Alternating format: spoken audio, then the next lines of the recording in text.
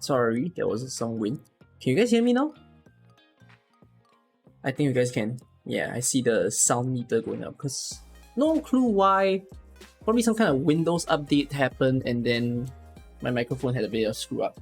Yep, hello.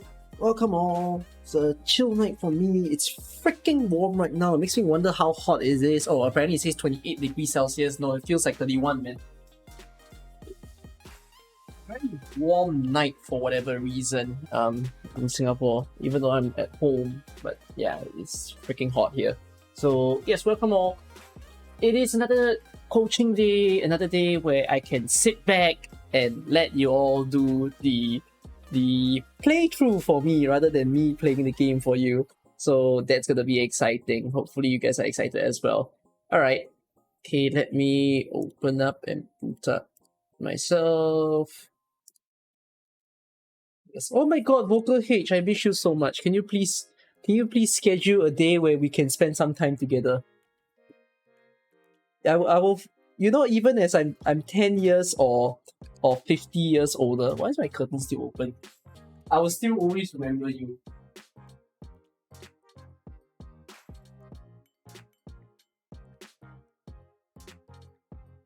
There you go.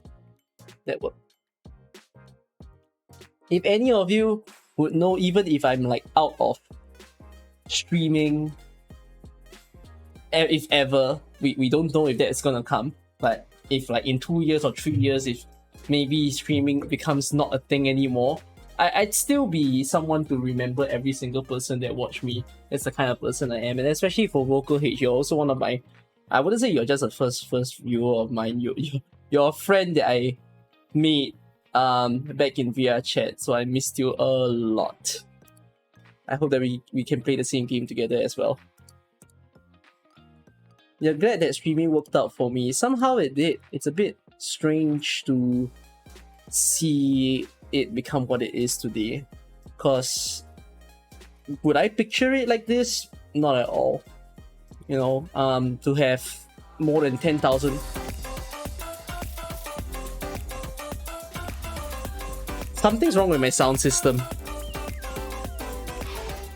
Why is it so loud?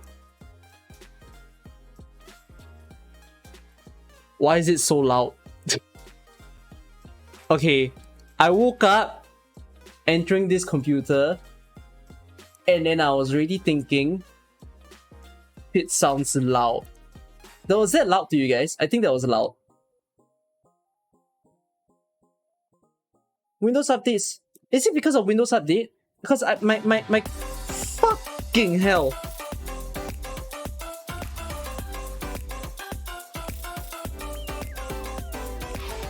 Cucky Thorns good, Cucky Thorns good. It is so loud. I had a Windows update yesterday. And then I wake up hearing this shit. Oh my god.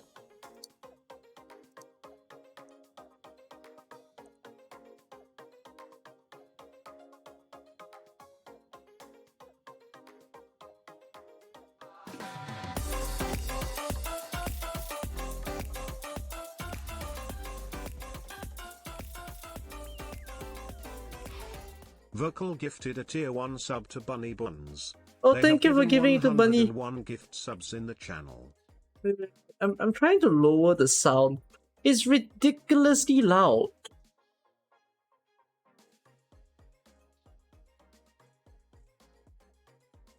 There wasn't any sound when those pop up. Oh my gosh.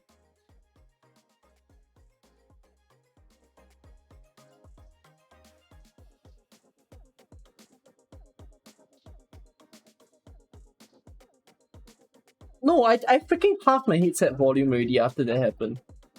Wait. Oh, that hurts.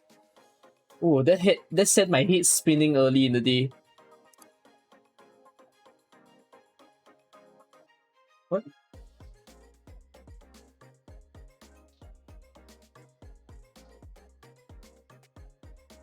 Give me a while, let me test the sound. Oh wait, no, that was a fake. Okay, no, I'm supposed to test the sound of a subscription. Okay, let's see if it works. Is it 9:30 there? 9:30 considered early to you guys?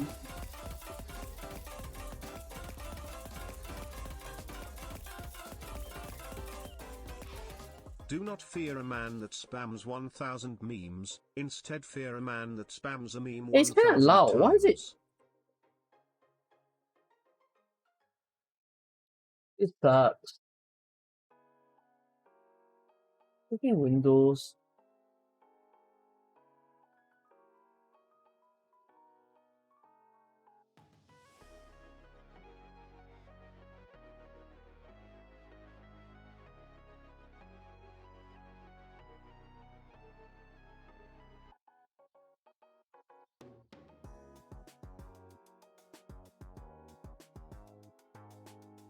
I think this might be better. Let's try.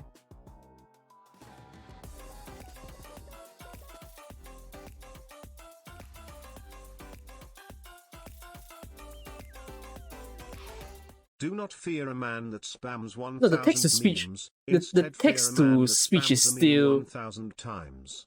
it's still quite painfully loud. Okay, this is just weird.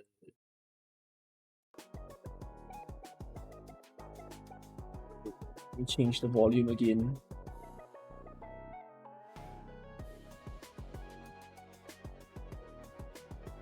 Why does Windows do this? If it's a bug, right, it will also mean that it's gonna become a bug that they will fix. And that's not a good thing, because that means I need to re-fix my volume after they fix the bug.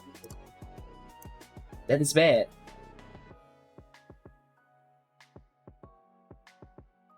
Man.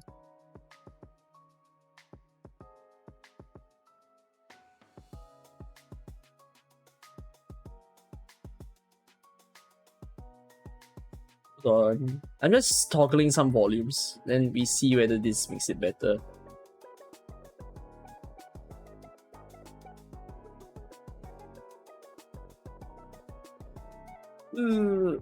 Okay, this should be better now. Testing one more time.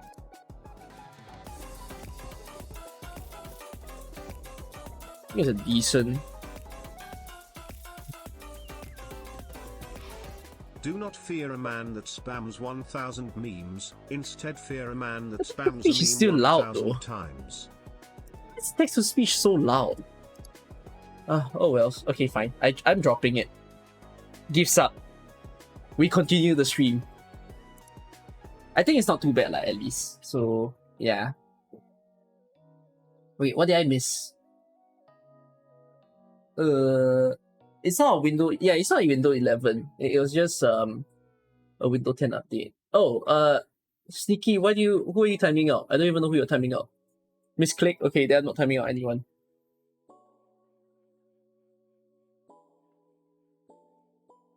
That's a bit quiet for now. I don't want it to be too loud as well. I mean,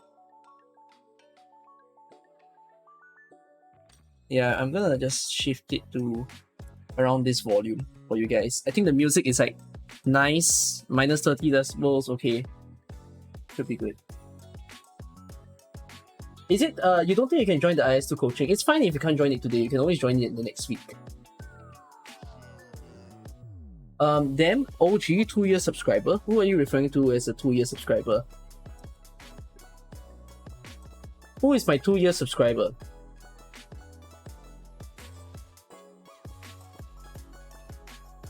Bunny says hi. Oh, hi Bunny, and hi Vocal as well. You're wondering, am I gonna upload more VODs to YouTube? You already finished watching all of them, and your internet is too shit to watch Twitch lately. There is one new IS2 VOD that will be uploaded tomorrow. I think that's the last IS2 VOD that I'll upload though, for a while. Like, the subsequent IS2 VODs will be thematic. Like, if let's say I do any strange IS2 runs and I'm filming it with like my music turned on, then I'll upload that as a VOD. Yeah, so the last VOD that I'm uploading tomorrow is for the August monthly squad. The one that had Palas and Kelsit. Then I managed to beat Phantom with that squad, so yeah, that will be the last VOD that I have in mind to put up. Your favorite part of Windows is when there's a new update and there's not enough space in the computer. You check what's taking the space and it's the damn update. That's this guy was the guy from Two Set Television. Who? How am I today? I have no idea. I ended the stream about early in the morning yesterday, right? And then afterwards I wanted to go to bed and all. So I have this sort of habit where before I go to bed, I would, do a quick IS2 run.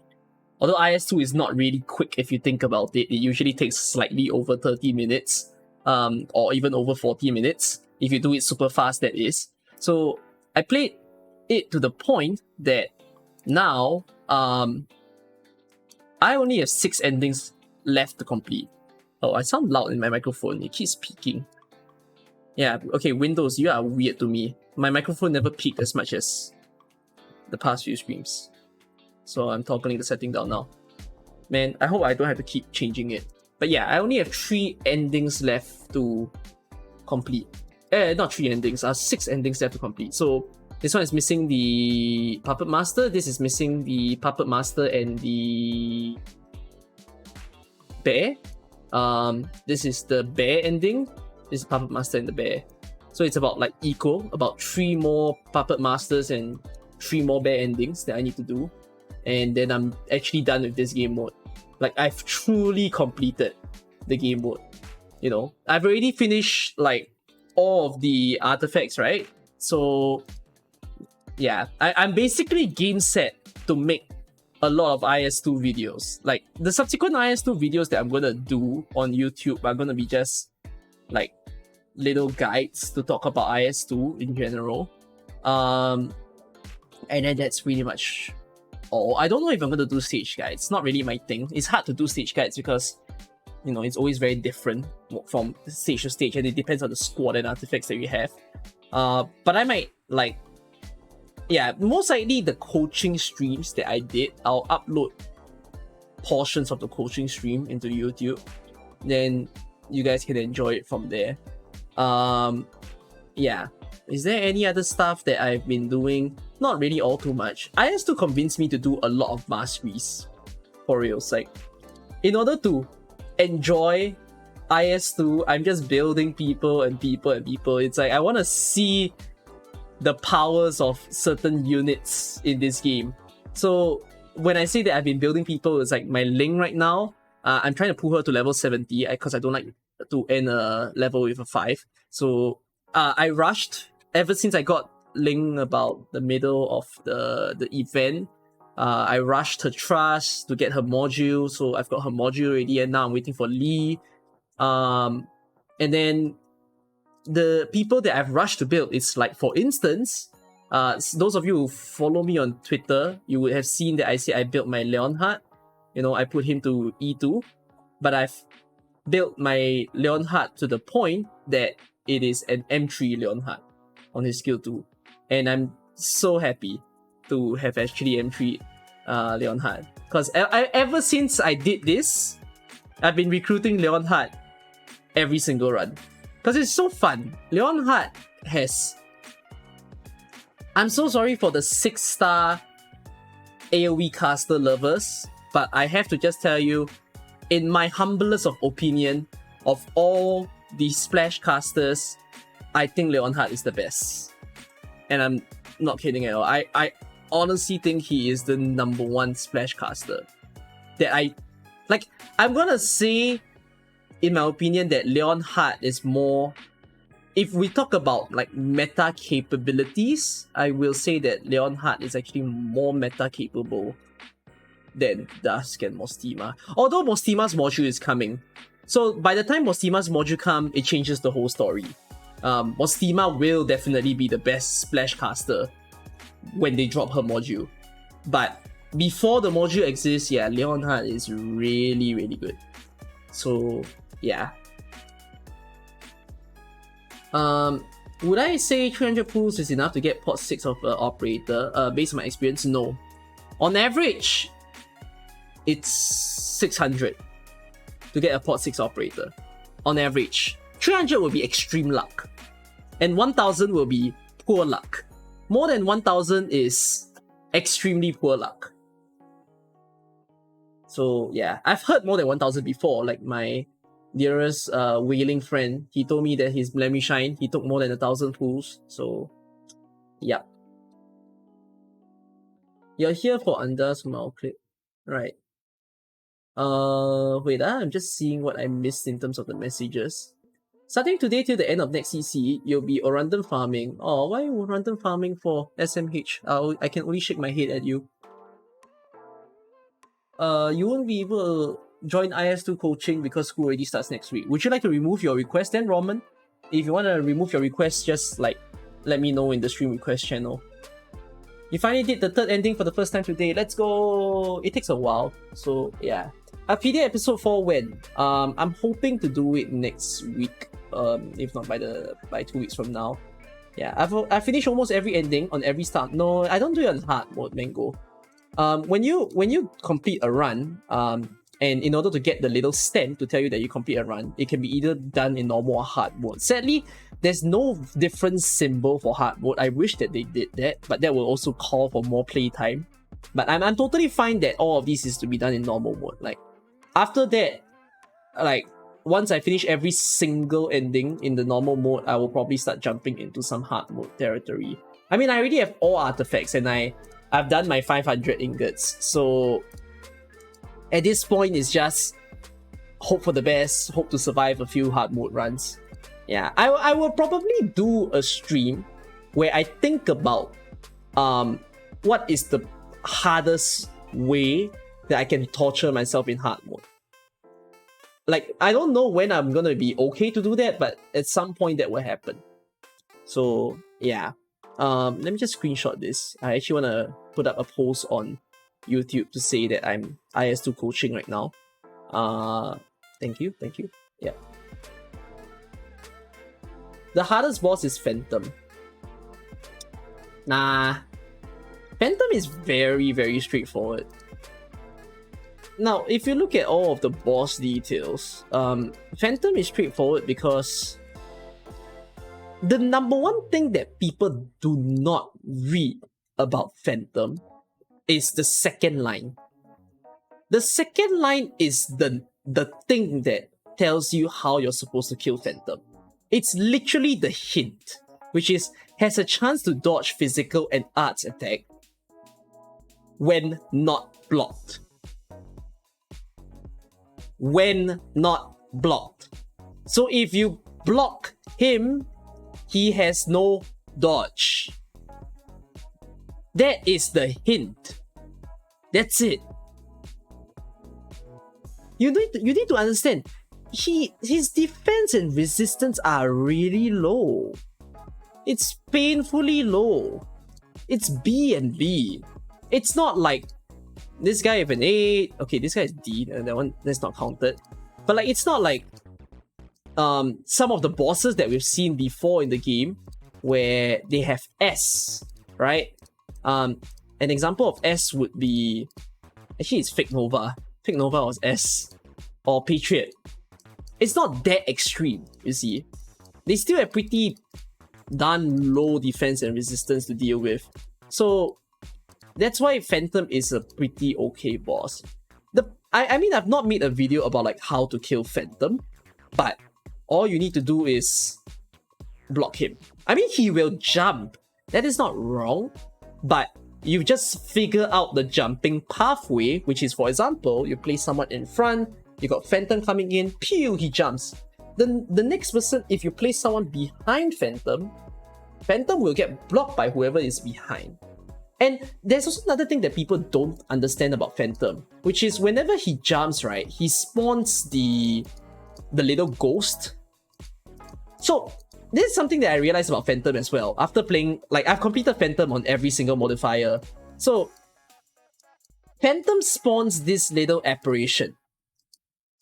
You need to understand, Phantom's attack is A+, but he doesn't kill people one shot. Unless you took HP down.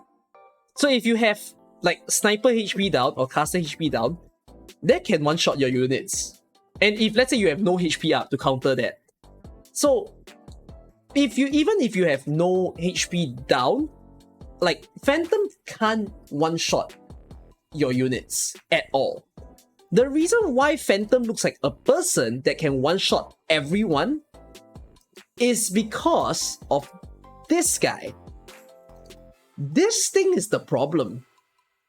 The more of the apparition he spawns, and the more you choose not to kill the apparition, you need to know that the freaking sanity damage bubble keeps repeating.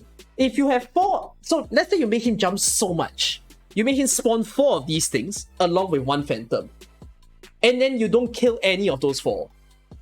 Phantom will activate the freaking AoE nervous damage, and then the other 4 will follow. This is the reason why everyone dies. Because you don't kill any of these things that spawn. But if you kill these things that spawn, your operators can actually survive the entire stage. So this is like, yeah, a revelation that I had where, oh, each time he jumps, like, take someone to actually kill this thing. Then you actually have an easier time. So, yeah, I don't think he's a difficult boss at all. This one is annoying. This is annoying because of the shield, because of how long it takes, and then all the other enemies that he spawns together with him is not fun, like the gargoyle and the 4-block guy. So this is a pretty tough boss. Well, this one, it depends, because I would say that if you have a lot of 6 stars in your account, this boss is definitely more straightforward than this. But most of the time, low-level accounts, which I mean players who are between, say, level 50 to level 80, where maybe you still don't have a lot of 6 stars, before you can even judge if this boss is easier than this boss, you probably haven't even passed this boss. You get my idea? Like, so what I'm trying to say here is a higher level player will probably find that this boss is easier, the Troop Mouthpiece. But I will say a low level player will probably die to this boss, in my opinion. Like, if this is done, a player level 70 person will probably say that this is harder than this. But a player level 100 player will probably say this is easier than this. From what I feel. Because the final boss needs a lot of units. You need a lot of operators who can destroy each of the bear. So if you don't have a lot of good units built, whether 5-star, 4-star, or 6-star, like, this is a freaking challenge. All these bears that spawn, like these... Oh no, they don't even have stats for the bears. Yeah, they don't have stats for it. But yeah, just those things are just very bad to kill. So yeah, not fun. You died in bear more than you died in mouthpiece. Yeah. So there's that. I don't agree with the idea that the bear is an artifact check, by the way. After I played this for a while, I mean, of course you have artifacts to make it easier and all. The only artifact check that I feel about this bear is that you would want, of course, the suicide mill. Without that mill, you'll struggle a lot. I mean, I've defeated the bear once without the mill, but he can be defeated without too strong of artifacts. At first, I thought ASVD would be king, but after a while, I also see that, hey, if you have some attack up, some defense down, resistance down, the bear actually starts to become quite simple. You know, the way to kill this bear without a lot of, say, 6 stars in your account is that... Wait, hold on.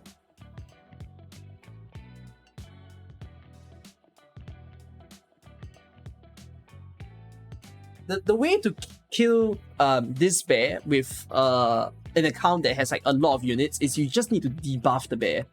So what I mean by debuff is that if you have people who can lower his defense, his resistance, or boost your operator's damage, right, then yeah, this bear would be a good one. So yeah, my opinion, let me just follow the chat because I've been talking without seeing what you are saying.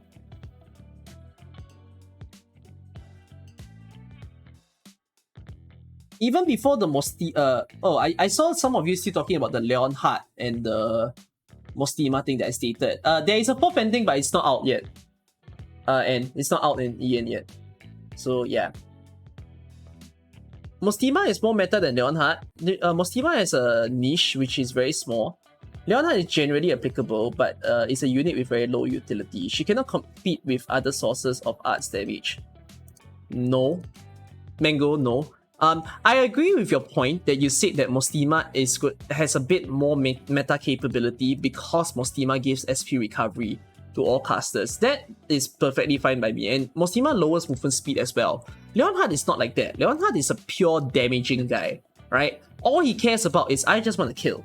That's it. I care about my attack going up super high and getting rid of whoever that's in front of me. But I would say that in terms of the damage, like the damage aspect of things, I will see that Leonhardt is actually someone who can exceed Mostima and Dusk in the damage category. But in the utility category, Mostima would be better. Because Mostima helps not just herself, but every other person. Like, imagine pairing Mostima and Leonhardt together. That would be crazy, you know, because you get better SP recovery. Leonhardt can burst up the second skill very big. Yeah. And then Dusk, on the other hand, Dusk is not meant to be... I mean, you can say Dusk is meant to be damage. I see her more in terms of range. So the fact that her first skill has this like increased splash area, that's where Dusk triumphs. And then Dusk is also the idea of stall, right? Because on her third skill, she's able to summon the free link, and that's going to hold back so many enemies to not be able to pass through. It's like she's always going to summon like gates, basically. So that's where Dusk will triumph. You absolutely agree. Leonhardt outdamages Mostima. She doesn't outdamage Surta and Aya. But I'm not comparing it to Surta and Aya when I said that, Mango. I was only comparing between splash casters when I was talking about it. I don't know why do you go there? Obviously, I can't compare Leonhardt with Surta and Aya, but like it's another topic altogether. It's another topic that shouldn't even be talked about. Famously, there's a Mostima Skyflare C4 clear, CC4 clear. Yeah, I'm aware. I've watched that before.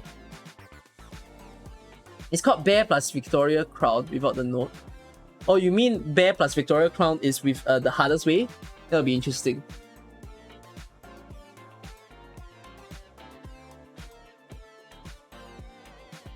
Big Set Lock is easier since he doesn't move. No dodge. No. Big Set Lock's problem, right, is not the boss himself, actually. It's the other enemies. I think the reason why Big Set Lock is so chaotic is because there's just too much going on. It looks simple, right? It's just there's a bear sitting in the middle of the stage. A bear that wants to keep damaging you. And then, for whatever reason, he spawns 100 enemies in your face. And that is the part that makes the bear ending hard. That I think it deserves to be the hardest ending of the three. Whereas the third ending, with the mouthpiece, is just you need to kill a bunch of smaller mobs, which are the sanity damaging ones, and then find a way to puzzle piece out, kill all of those puppets. That's about it. So, yeah.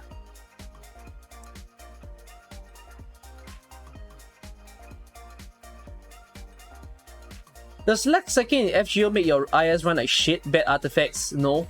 Please stop blaming the artifacts. The artifact is not the problem. If you're failing, yeah. Please stop blaming the artifacts. You understand what I mean when we start coaching people after this. Because I'm gonna start the coaching session in a bit.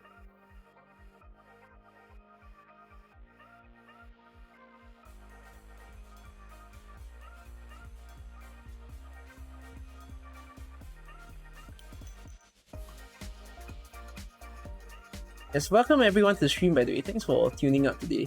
It's a chill day that we're about to have.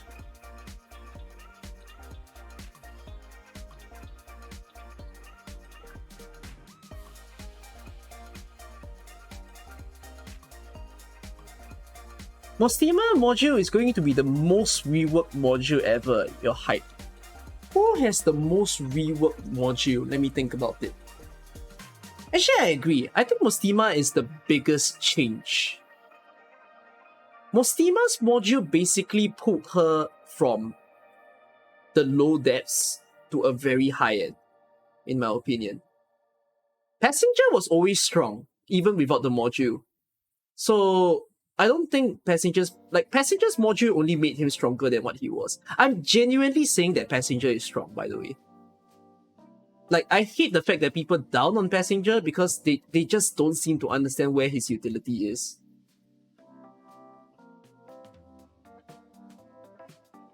Do I think Justice, the third stage, is in a fine place?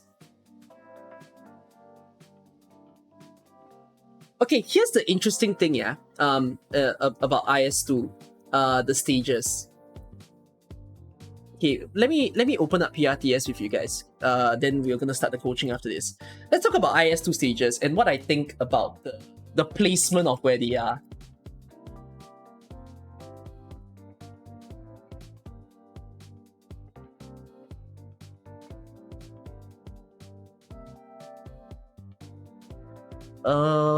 There you go. Okay, so these are all of our stuff, right? Now, Date with Slugs, good. Very good stage 1. Accident, I'm okay. Gun Salute, the one with the mortar gunner, I'm okay. Beast Taming, however, probably the hardest stage 1 that you would ask for. Yeah, is this the one with the claw guy? Beast Taming is the most painful stage 1. Yeah, I don't like this one at all because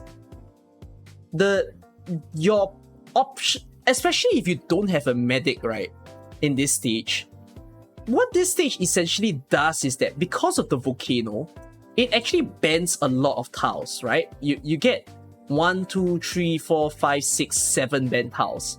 And then you have basically all the remaining like 13 tiles to use. To be fair, you don't need to use 13 tiles if you think about it, because you only start with 3 operators or 4 when you play this stage. But the part that I don't like it is that it's very challenging. I think this is a stage that scares people to play IS2. I would say for sure this has the highest failure rate for IS2 if you start on the first stage. I mean, I'm not upset at it. Like, I've never failed it unless I play on emergency and I have a very bad squad. But I've never like failed this stage ever, apart from what I just said. So I'm fine, but it has its difficulty. I don't think it's a bad stage 1 or stage 2. I think it's okay that it is where it is. What the hell is this? Oh, let's not tease this. Sorry guys, there's a new, whatever I just clicked on, that you just saw here, this is a new stage 1. Alright? We don't know what this is yet. This will appear in 5 months from now. They're gonna add this. Okay. Grand Finale is stage 2, I think. So all these are stage 1. Grand Finale, Patrol Squad, and Destitute Knights and Unequal Split are stage 2. So I'm okay with Destitute Knights. Destitute Knights is quite easy. I'm okay with Unequal Split. I think Unequal Split is very straightforward.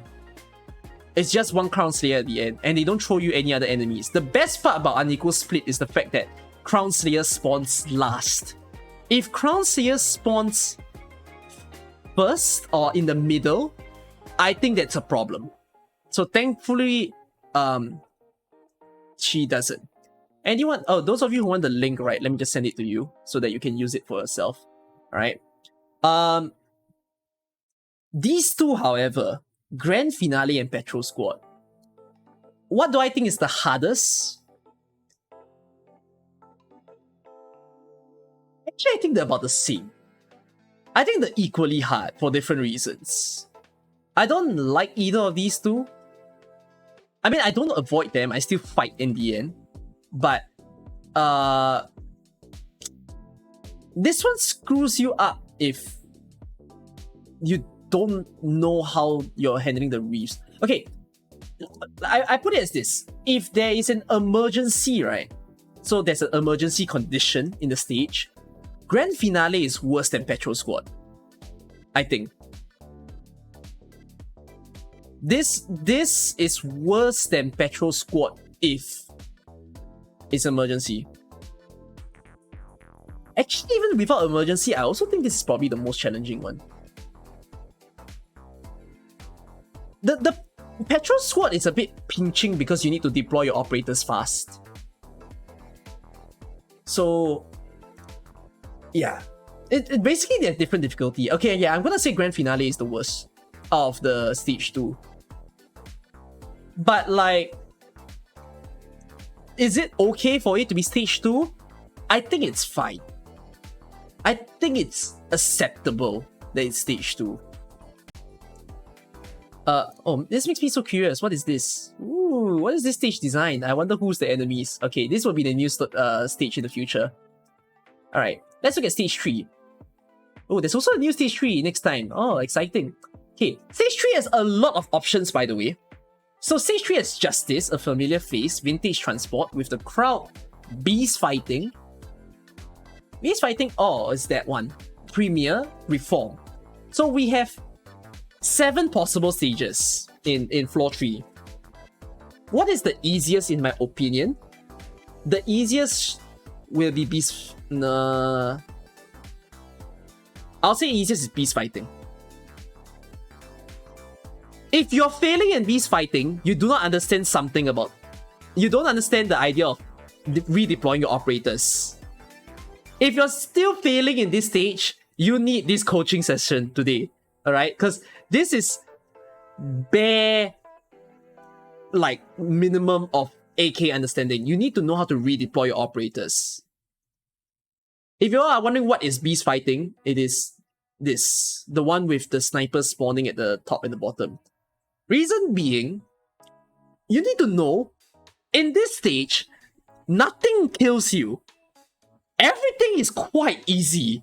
No one's gonna, like, throw your operators off. Especially if you have a defender or a guard and you start the map with that, you're done. Then you just need to quickly put a bunch of defenders and bodies to kill everyone in the corners. That's about it. No, you don't need fast redeploys. That's fucking dumb. I've shown countless of times how you do this without a fast redeploy. You can literally use a sniper and kill them. They won't instantly kill a sniper. That's it. You just need to, okay, DPS here, quickly kill out all the corners and then readjust. So what I mean by that is, you take an operator, you just assemble them to kill at the corners. Once they all kill at the corners, you remove them, because this is what you do at the start of the stage. And then you readjust them and just turn them back. That is the entire stage. You just face outwards, point inwards. It's nothing. So, yeah, emergency is pain, but I don't even think it's like even in the middle in terms of difficulty. It's still the easiest emergency that you can ask for.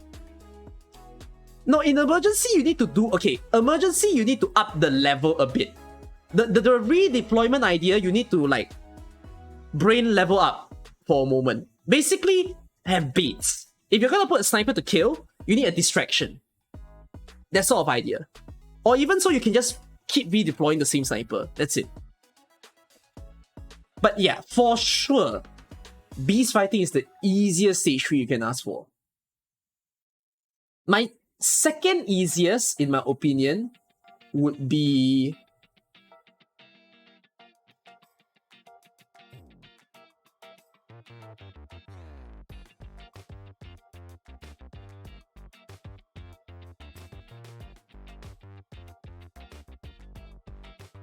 I actually think it's with the crowd.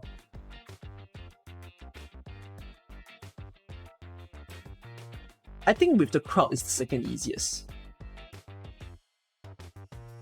Because with the crowd has the same... Okay, it's not the same concept as beast fighting, sorry. If there's a stage with the same concept as beast fighting, it's vintage transport. But with the crowd, in my opinion, it's the second easiest. Why? There is something people don't freaking understand about with the crowd. That, till now, right, I keep hearing people say, you will fail this stage if you have no AoE operators, which is bullshit. People don't seem to understand. If you place a defender here, like plonk defender, you're done. You finish the stage. People don't seem to understand that. They're like, no, you need AoE so that you can kill everything. Bro, I put 5 defenders, I'm done. Does my stage win? And then, oh no, I don't have enough melee operators, what do I do?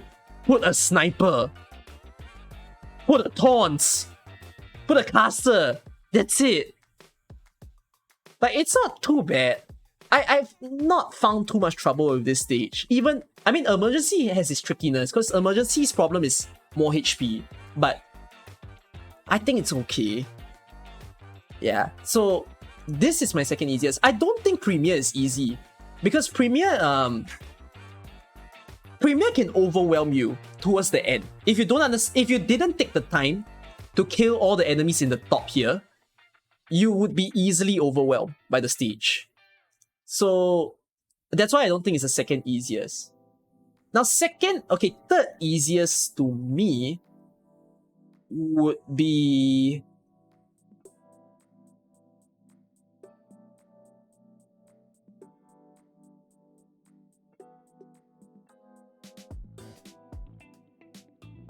Okay, wait, I reversed the question first, hold on.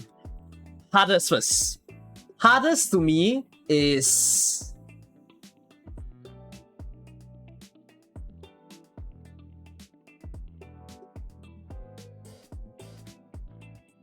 I think the hardest is Justice.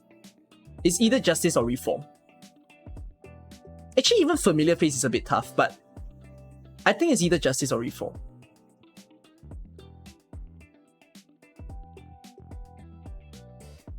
Justice is not because... Okay, there's always a saying where, oh, if you don't have enough DP, you're screwed. That kind of thing. I mean, I've cleared this stage before without DP generators. So if you don't have DP generators, this becomes like freaking tough. The other problem is if you don't have 2 blocks. And another thing is if you don't have anything to kill the metal crabs. There's 3 things that is checking. Justice is checking, can you control your DP? That's the first thing. The second thing is checking is, do you have enough block count? If you only have like 1 block operators throughout, it's a freaking painful stage. The third thing that is checking is, do you have anything to kill the metal crab? Because the metal crab screws up a lot of plans. If casters even take a damn long time to kill the metal crab. So, and then if you don't have medics in this stage, also very stressful. Basically, Justice is one of those stages, right, where I feel any class that you're missing, it is a freaking nightmare. So, the 4 classes that I'm talking about is have a Vanguard, have a Guard or Defender, have a Caster, have a Medic. Any class that goes down, difficulty goes up. That's my thought to Justice. Which is why I think this stage is pretty painful. Because even beast fighting, you can get away with not having certain classes. It's still freaking easy without certain classes. But this stage is a bit punishing. So, yeah, quite a horrifying stage. I think Justice is the hardest. Reform...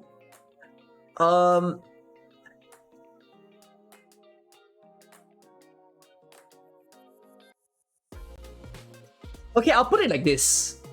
Second hardest, to me, is a Familiar Face. There's ways to cheese. Yes, you can kill W with a Mud Rock. You can kill W with a Solitaire. You can kill W with J. I know, you can do all that. I feel like Familiar Face being the second hardest is because it is freaking difficult to place down operators. The stage is very fast. The Lancers that comes down is the part that kills the stage. It is the freaking Swordsman that makes this stage very hard, that makes you want to lose some lives. So the middle and the back of the stage is not the challenge. The challenge is the first minute of the stage that makes this pain. So yeah, I would say this is second, this is first. What I think is the third hardest. Okay, I'm gonna say, my opinion, third hardest would be Reform. And then the one in the middle is Vintage Transport. I don't think... Okay, I know that people can find the spider stage hard, but the spider stage is just a test of eliminating all the spiders before they swarm you. That's it. That is my feel. It's the concept of Vintage Transport is the same as beast fighting. Redeploy your place down all your operators to kill the biggest problem. So in beast fighting, the problem is the snipers. In Vintage Transport, the problem is the spiders. That's it. So I don't think it's tough, but it is definitely a tougher version of beast fighting. So yeah. Again, I'm gonna rank it like this. The easiest stage is probably beast fighting, followed by With the Crowd, then Premier, Vintage Transport, Reform, Familiar Face, and Justice. Okay, here's the thing that I want to say about Justice here. I feel like Justice should be a stage 4, no, a floor 4 stage, and pressing ahead should be a floor 3 stage. It's a bit of a hot take. That is my opinion. I find pressing ahead easier than Justice. But it could be also because I have more operators by the time I reach pressing ahead. Why do I think pressing ahead is easier? All they do when they start the stage, right, is that they start the stage with 3 Arts Drone. So pressing ahead is the Justice looking variant. They start the stage with like Arts Drone on the left, Arts Drone on the right. So you just need to do something to, you know, get rid of them, like a sniper or a caster. And then all the other enemies in the stage, the swordsman, the arts guard are weak to physical damage, and then the shield guys and the big guy is weak to arts damage. Now, given pressing ahead, by the time you reach this stage, you have a lot more operators. You might even have a vanguard ready, a sniper ready, a caster ready. So there is the danger where if this was a floor 3 stage, maybe you wouldn't have enough operators. But I still think this stage is conceptually easier than the previous one. So, yeah. So that's that. Anyways, that's my ranking for like the third floor. Sorry, the fourth floor. Pressing ahead, shrouded in clouds, fireworks show, unending, traveler from afar, a dance together, Bob Spear. Okay, here's my hot take again. A dance together is the easiest of everything, for sure. This one. This is definitely the easiest. It does not... I'm so harsh to this stage that this is a freaking floor 3 stage. I don't understand why they put it as floor 4. They should swap this with Justice.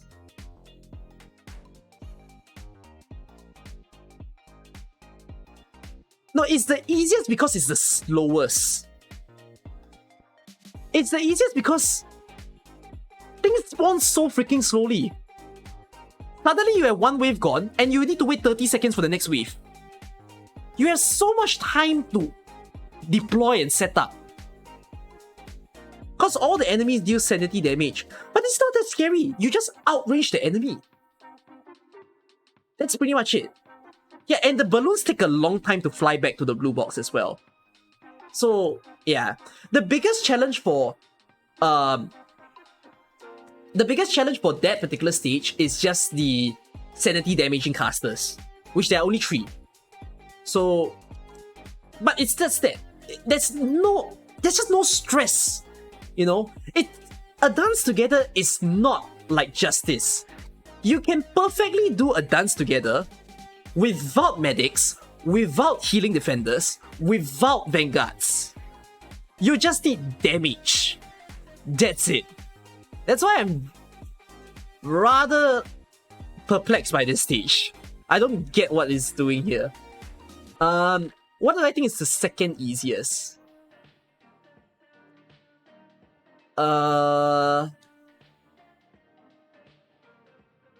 I don't think Fireworks Show is easy necessarily because of the spiders. So I'm not gonna put it as second easiest.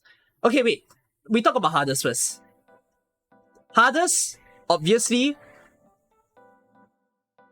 Traveler from Afar. Traveler from Afar should be a floor 5 stage. Traveler in no way should be floor 4. It's a fucking annoying stage. I very, very much hate seeing this thing in my face. Like, I still play it. I'm like, oh, the next fucking stage is Traveler. But like, this thing is just so frustrating.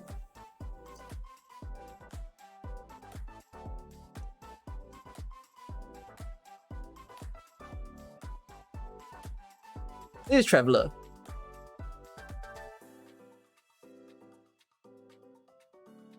It's the one with the drones guy. Oh, I had a revelation recently, by the way.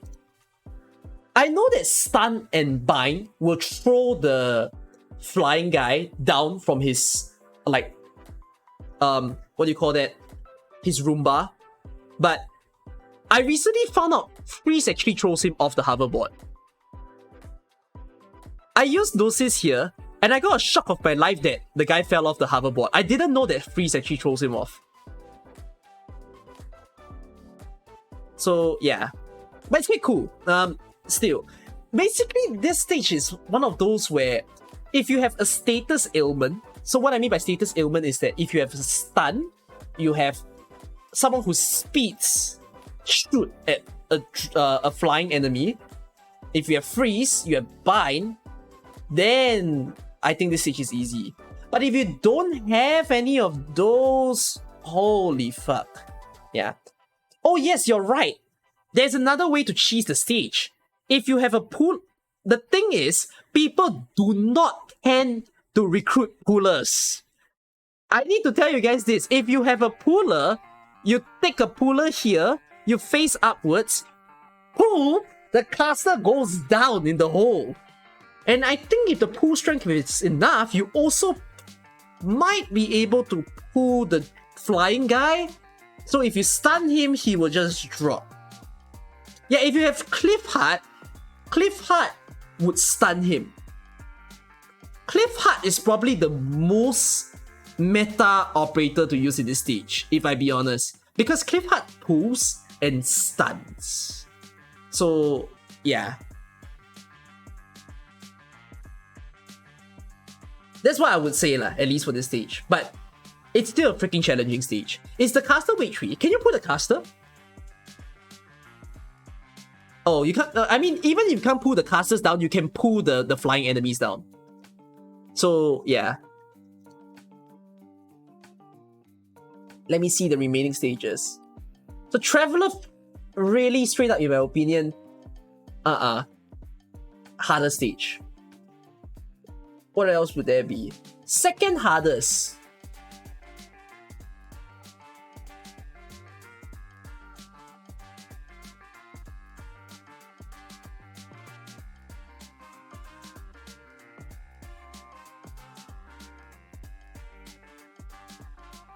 Wait, I go with second easiest. Second easiest is pressing a hit. Second easiest is pressing a hit. I think it's quite funny when we say Justice is the hardest in the third floor, but I think pressing a hit is on the easier end. Yeah, I think you all might not contest this that much. I would either say this is second or third easiest out of all the possible stages. Then, second hardest...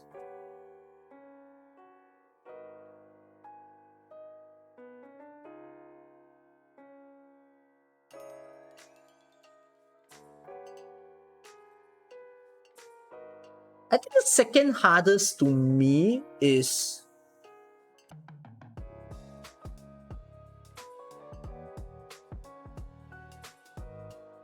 Oh, this is hard. I'm left with Shrouded in Clouds, Fireworks Show, Unending, and Box Beer.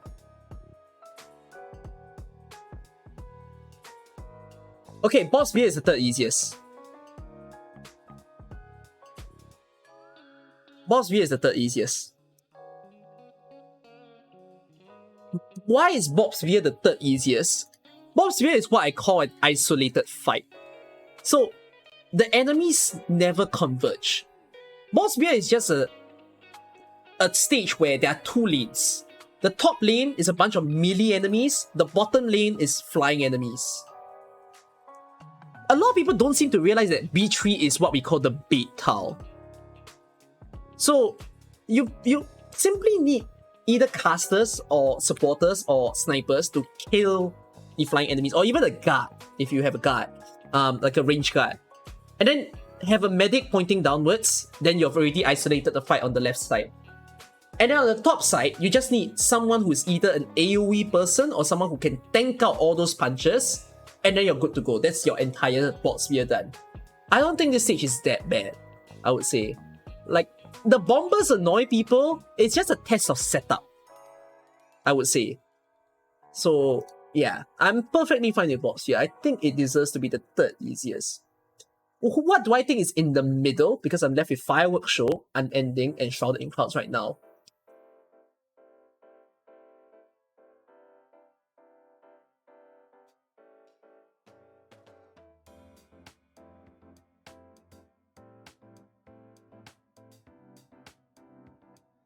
I think this is hot take, by the way. It's hot take in a sense where some people might not agree.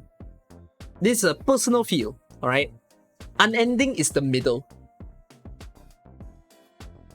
Unending is not a stage about do you have the operators. Unending is a stage of focus. That is my say.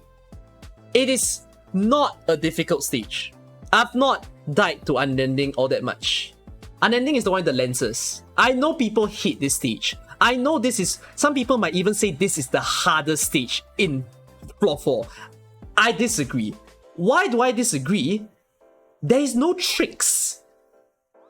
I call this stage the most boring stage in the entire... Like, I mean, Floor 1 and Floor 2 are boring as well. But I call this boring because there's no variation.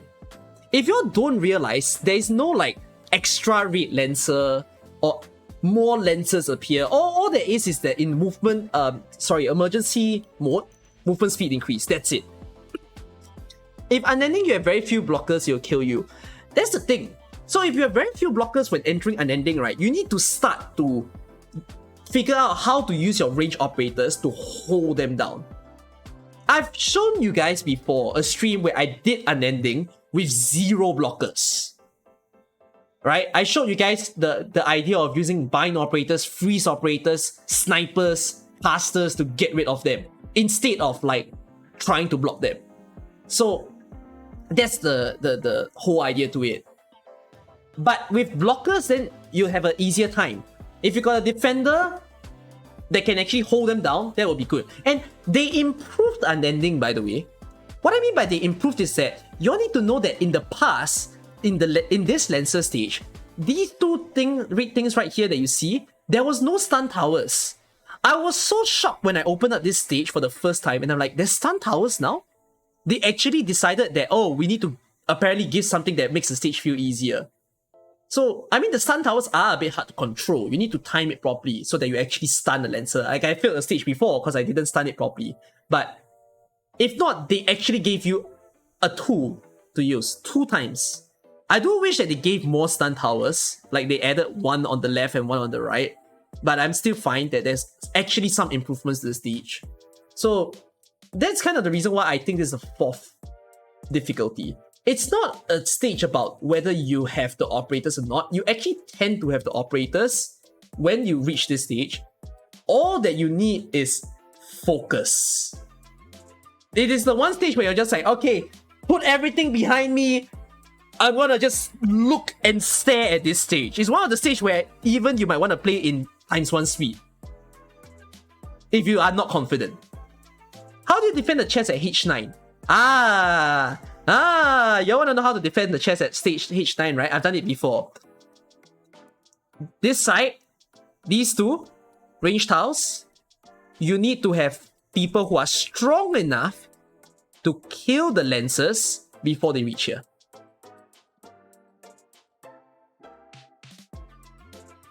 It can be saved, but it's not easy. It is not an impossible chess. Oh yeah! I wanted to do this. I had a IS2 plan idea. I will do a run where I cannot kill any chests. One day I'll do it. A run where if a chest is eaten by the enemy, I have to quit. Okay? That'll be fun.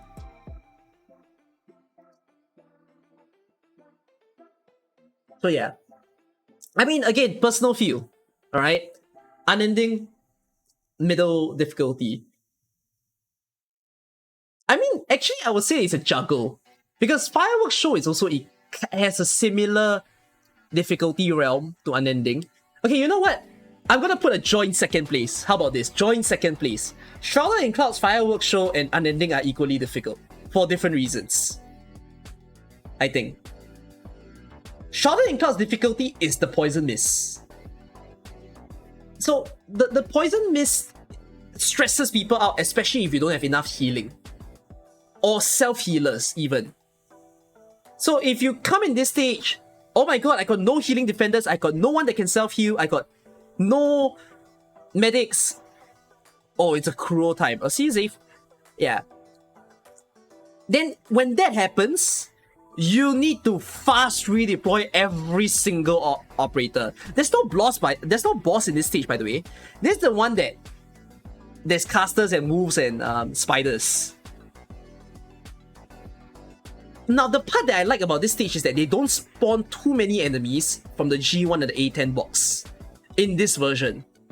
So, by the time you hit the middle of the stage, the top left and the bottom right lanes are closed. No more enemies will appear, which is great. You can focus in the middle. But it's not easy in the sense where, let's just put it that the less healing capabilities you have in this stage, the more annoying it gets. It is not impossible. I've cleared this stage without medics quite a few times already. It's just very freaking difficult to pull it off. So, yeah. That's why I think this stage has its own, like, equal difficulty to Unending. This is also one of the stage where, unless you have your operators that are good in this stage, if not, you need a lot of focus. So, yeah. The casters, towards the end of the stage, tends to end the run, I feel. Because they send, towards the finishing line of the stage, you have 4 casters. And wow, those 4 casters just destroy so many things. I watch as Kelsit's monster die and Mudrock die to 4 casters shooting at them. And Fireworks Show. Why do I think Fireworks Show is difficult? I don't know, man. This stage is just messy. This stage is more chaotic than Vintage Transport. I would say that maybe this is easier than Unending, but it's just, you need to bait. You need to keep baiting and baiting and baiting. Basically, this is the ultimate test of bait. Okay, yeah, I'm gonna agree. Unending is probably harder than Fireworks Show. I think Fireworks Show is easy. But it's not easy in the sense where it has no challenge. Rat King is annoying. If you have no one that instantly kills Rat King, this stage is stressful to do. You hit that one stage with the Hadoken guy. Oh, I've already stated about that. I said that that's the hardest one. So, yeah. But yeah, I'm gonna say Unending is fine. Fireworks Show is fine. So I rate my difficulty again, alright? I'm just sending the link. I rate my difficulties again.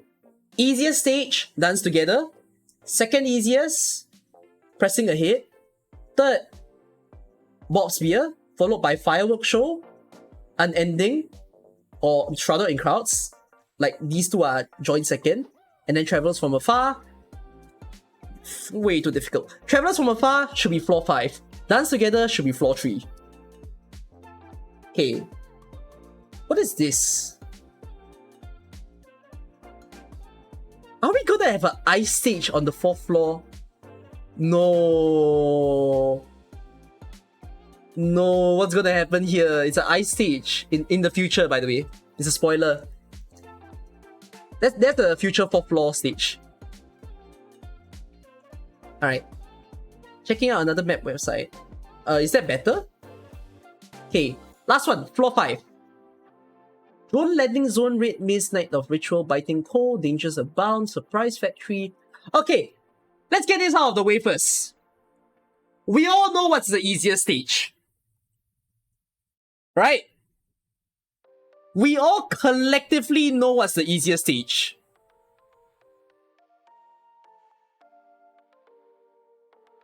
Yes, thank you very much. Yeah, Surprise Factory is a fucking cakewalk. It shouldn't even be floor 4! Surprise Factory is a floor 3 stage! That is how ridiculed I feel to this stage. This is Surprise Factory.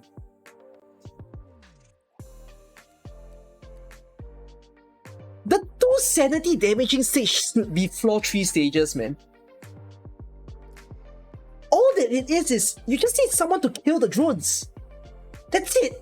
And you put a healing defender or just a defender on F3 and you're done. Just get a bunch of range dealers to deal with the freaking G lane and the B lane. And I don't get it. This stage has no difficulty. A Vanguard can. Yeah, even the Vanguard can. Even a simple guard can. It's so weird. This stage is the only map that you've never failed. Not wrong! I agree! I think this is the one stage I haven't failed yet. In the game. I simply can't fail this stage. It's such a weird stage. So, I don't get it. What if you have no range unit? Absolutely no range unit? Like what? No caster, no range guard, no sniper, no supporter? You entered this with nothing in your arsenal to kill? You know, even if you have a supporter, you can still cheese the stage.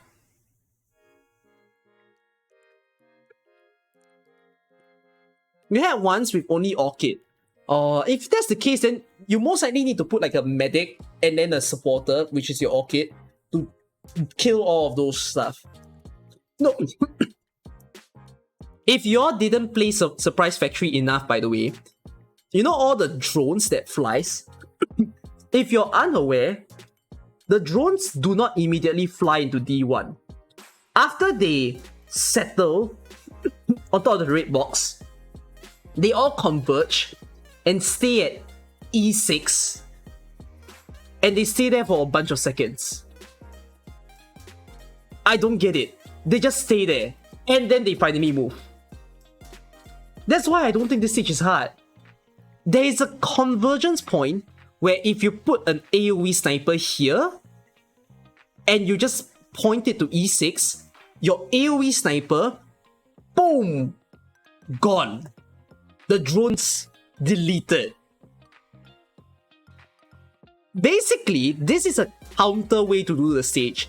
Usually, what you guys have seen in my runs or your own runs is you place 2 snipers, right? You place a sniper on the top right corner, you place a sniper on the bottom right. But here's the other trick. You put an AoE sniper here, point forward. Let's say you want to kill all those like guys with their eyes shut, right? You can actually put some guards within the 11 column. And then that's it. You can make sure that the 11 column, whatever guard that you want, doesn't attack the drones and they only concentrate on the guys walking in the G lane. I tend to not do this because I always have a sniper. But if your squad is so painful that you don't have options, then you could do that. Could Taunt solo this stage? Yes! Yes! You wanna know how? Put him on F3. F3 face right. That's it. Mic drop. Taunt solo. For sure. You need some artifacts though. I think Taunts cannot solo without artifacts. Because there might be too many of the sanity damaging guys. Yeah, you need him to... No, he can charge skill. You know why Taunts can charge skill? Every time someone walks out of F5, then he'll hit. No, you cannot put E3. If you put E3, then Taunts cannot charge. Taunts needs to hit the guys coming out from F5 in order to charge his skill. If you put him at E3, he's not going to do anything. Can he hit the bottom drones? I'm not very sure.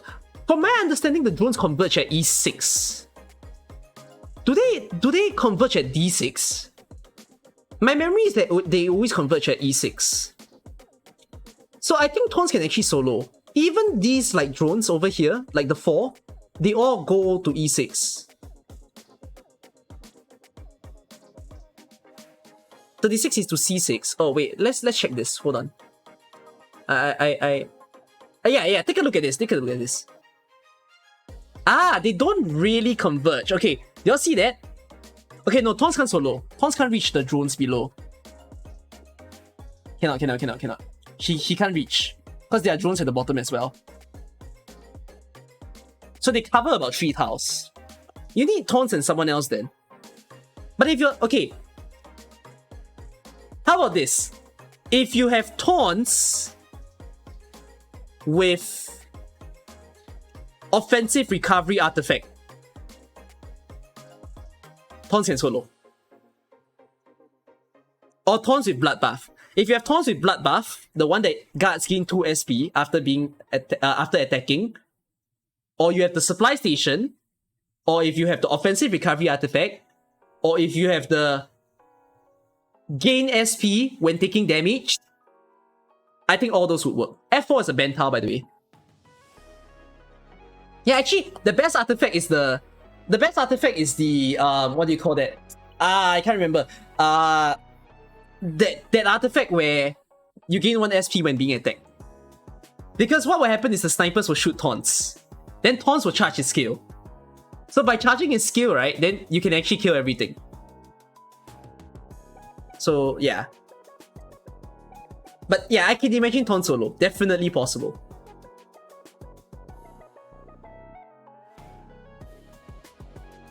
No, it's not about blade dance, by the way, Mango. The main problem is you need to charge the skill. If you don't charge Taun's skill, he cannot solo. Doesn't matter if he have high damage or not.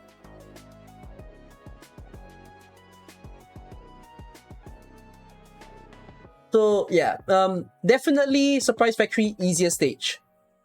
Harder stage. Harder stage.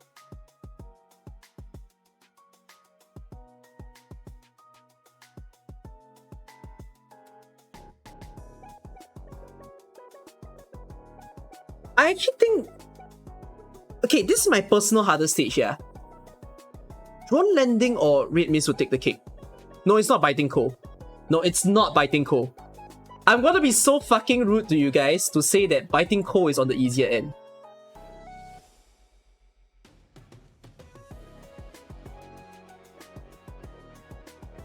I've not failed Biting Cold yet.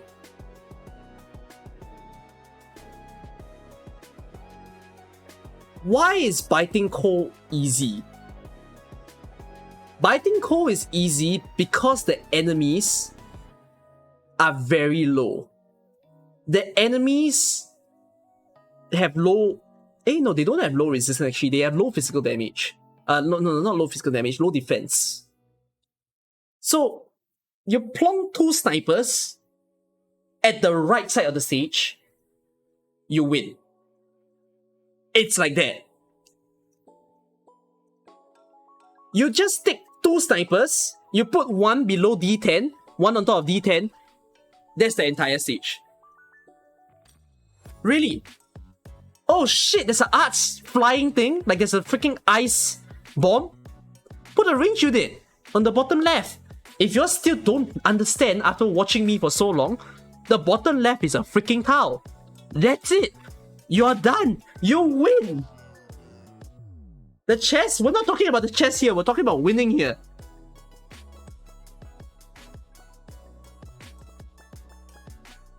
You can clear this map with Chowder alone. Oh, I don't disagree with you. I actually think Chowder can cheese the entire map. Yes. One single Chowder, if you have initial DP, some initial SP or SP charge, definitely. Yeah. I've not thought this stage was... I used to think this stage was hard back in IS1, in the Fungi Mist. Because back in IS1, we didn't have a lot of like options that we have today. You all need to remember, yeah, when we first played integrated strategies, right, there was no Surtur. The most OP 6-star that everyone kept talking about was Taunts back then. But you all need to know that IS2 has so much goodies for you now. There's Mudrock, there's Surtur, there is Chen Alter, there is Skadi Alter, there is a lot of 6-stars. There's Ash. Oh no, we had Ash back then. Did we? Can't remember. Did we have Ash back then? Did we have Ash? Oh yeah, there's Kelsit now. What else is there? Oh yeah, we have Ling. And then we have a lot more fun 5-stars to play also. So there's so many options in IS. IS1 was painful because it was quite sad. The artifacts options were a bit limited compared to today. Today, right, IS2, it's way too many fun artifacts for you to try. So, yeah. Oh yeah, Ner Alter is amazing for IS2 as well. Now that I think about it. Oh yes, IS1 was also a J Paradise. Still a J Paradise now. Palas is also in the game. Yeah, Passenger is also in the game. So, yeah. Like the ESPD up. Yeah, we didn't have the ESPD artifact in the past. So yeah, I will rudely say, I'm so sorry to hurt some of your feelings, but Biting Cold is easy. I'm gonna put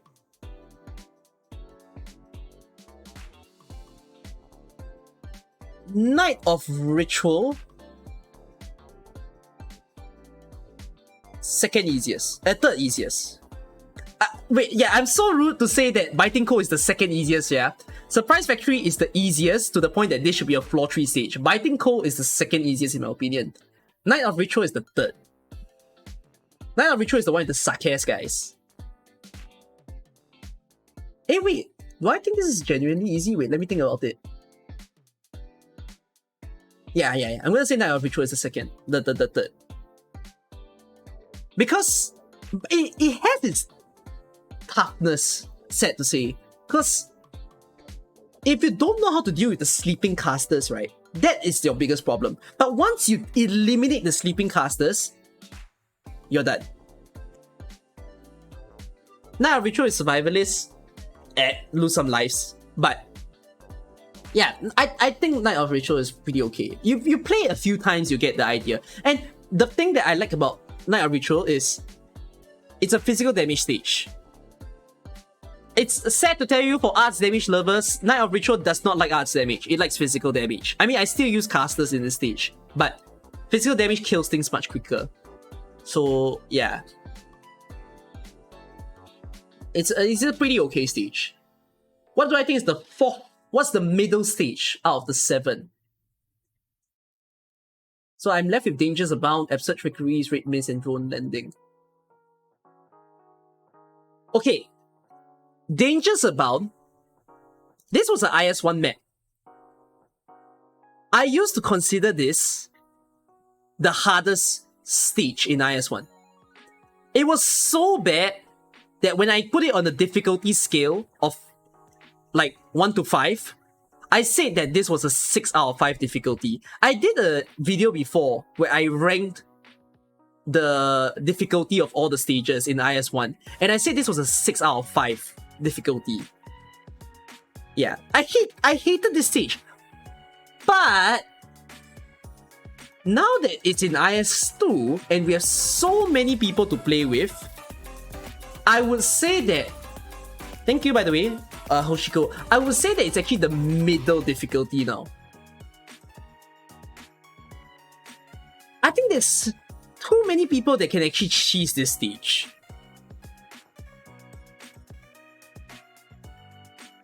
So, I think this is fine. No, you don't even need to block. So, the thing that I feel a bit amazed by this stage is that I've no longer resorted to blocking anyone.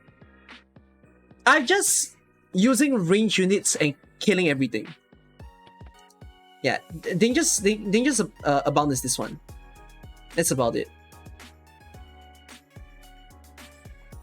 My advice to it is don't block. Or at least if you need to block, just block one person. Like have only one tree blocker in the stage. That's about it. Having slowers in the stage is also amazing. Destal Binders, yeah, Destal Binders love Dangers Abound. I will say that Dangers Abound and Absurd Trickeries are probably on an equal difficulty-ish. Absurd Trickeries is a little annoying because the lenses hit harder than Unending this time. And then there's also these guys. And then when you play Emergency for this, oh my god. Emergency is like... Yeah, this one is the hardest Emergency out of all the 7 stages in Floor 5. That's why I think this deserves a higher difficulty rating. Who's the person that thought that lenses should be invisible? No idea. Yeah, so Emergency turns all the lenses invisible and have increased movement speed. You're always confused when you play the 3-block stage. You always put a healer to heal someone that got hit by the arrow, when you can just let the healer take damage. Yeah. That's the idea of Zenria. You just need to put a healer to take the damage, or unless you want the healer to heal someone else to take the damage. That's about it. A medic counters the turret. That is how I find that Dangers Abound is a very easy stage. Or even if it's not a medic, a defender counters the turret as well. So, yeah.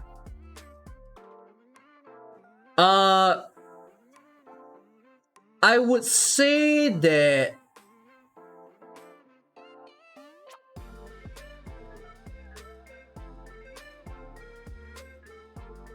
I don't think there's any stage that's genuinely difficult though. Now that I think about it. Drone Landing is killer if you have very little range attacks. I actually feel like Drone Landing, Red Mist, Night of Ritual, Biting Coal, and like they all feel pretty on par. There's not one stage that's like ridiculously difficult. It's not like Floor 5. No, it's not like Floor 4, where I say that Traveler from Afar is bullshit. This stage is just nonsense. But I think all of these are pretty okay. Especially after you play them a few times, you start to realize, oh, it's a pretty chill stage. So I guess that's pretty much the assessment. I can't really rank any of these. I think they're all pretty cozy. Yeah, the only difficult part is if you come into this and you didn't set up like a decent squad, because you have a lot of time to set up a decent squad, by the way, before you reach this floor. You already played through floor 4 worth of stages. You should already come into this a little prepared. So, yeah. No, stop fucking saying the artifact luck. It's not the artifact, it's you. So, yeah. I don't think there's a harder stage.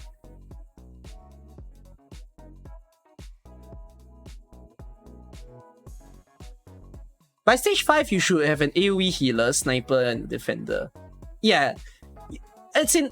Some of you play Crimson Solitaire without... Like, if you genuinely want to pass an ending, you should be playing this game mode with the perspective of, I need to set up to the end. But if you're wanting to have fun, then of course you just recruit whatever that you want and make it work. Which is pretty okay. Yeah. Now... let's... Okay, we don't talk about floor 6 first. Floor 3 bosses! We know what's the easiest, right?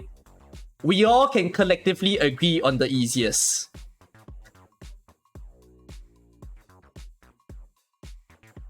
The jetpack. The jetpack one is the easiest, alright? The second easiest is Terrifying Legends. For sure. This one easiest, this one second easiest.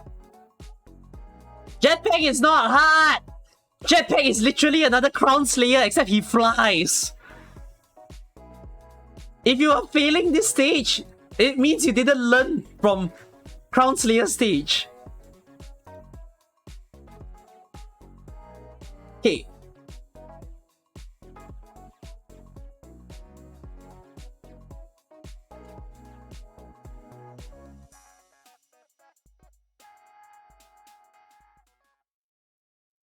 Oh, I find it quite hard to decide. All these three have different problems. Like, these two are easier bosses, but Mind the Doors, Fatal Melodies, and Cold Separation, they are testing different things when you reach that stage.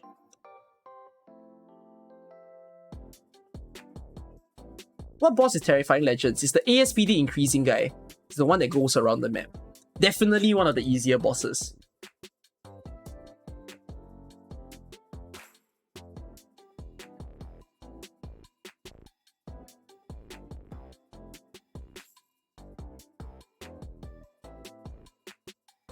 Okay, you know what I'm gonna say? Fatal Melodies is the third. This one is the third. I think. No, this is not the coaching. I'm just chatting first before I coach. This is the chill part of the stream. Yeah. I would say that Fatal Melodies is the third easiest because the concept of the stage is you just need to block the guy.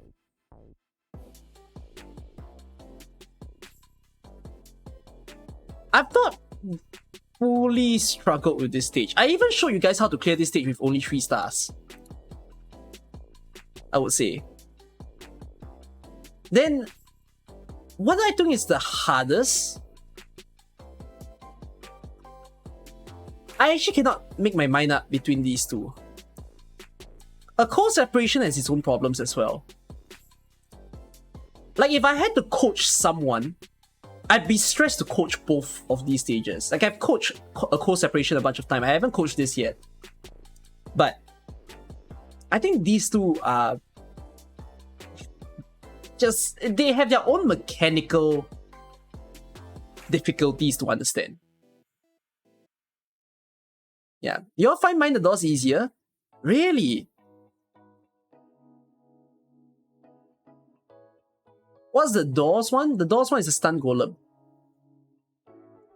The point of... Okay, the stun golem stage, right, is... The idea is deployment order. So, okay, if you are wondering what is every stage testing you, Theft from Above is just cover the range to kill the drones. That's it. That's all it's testing.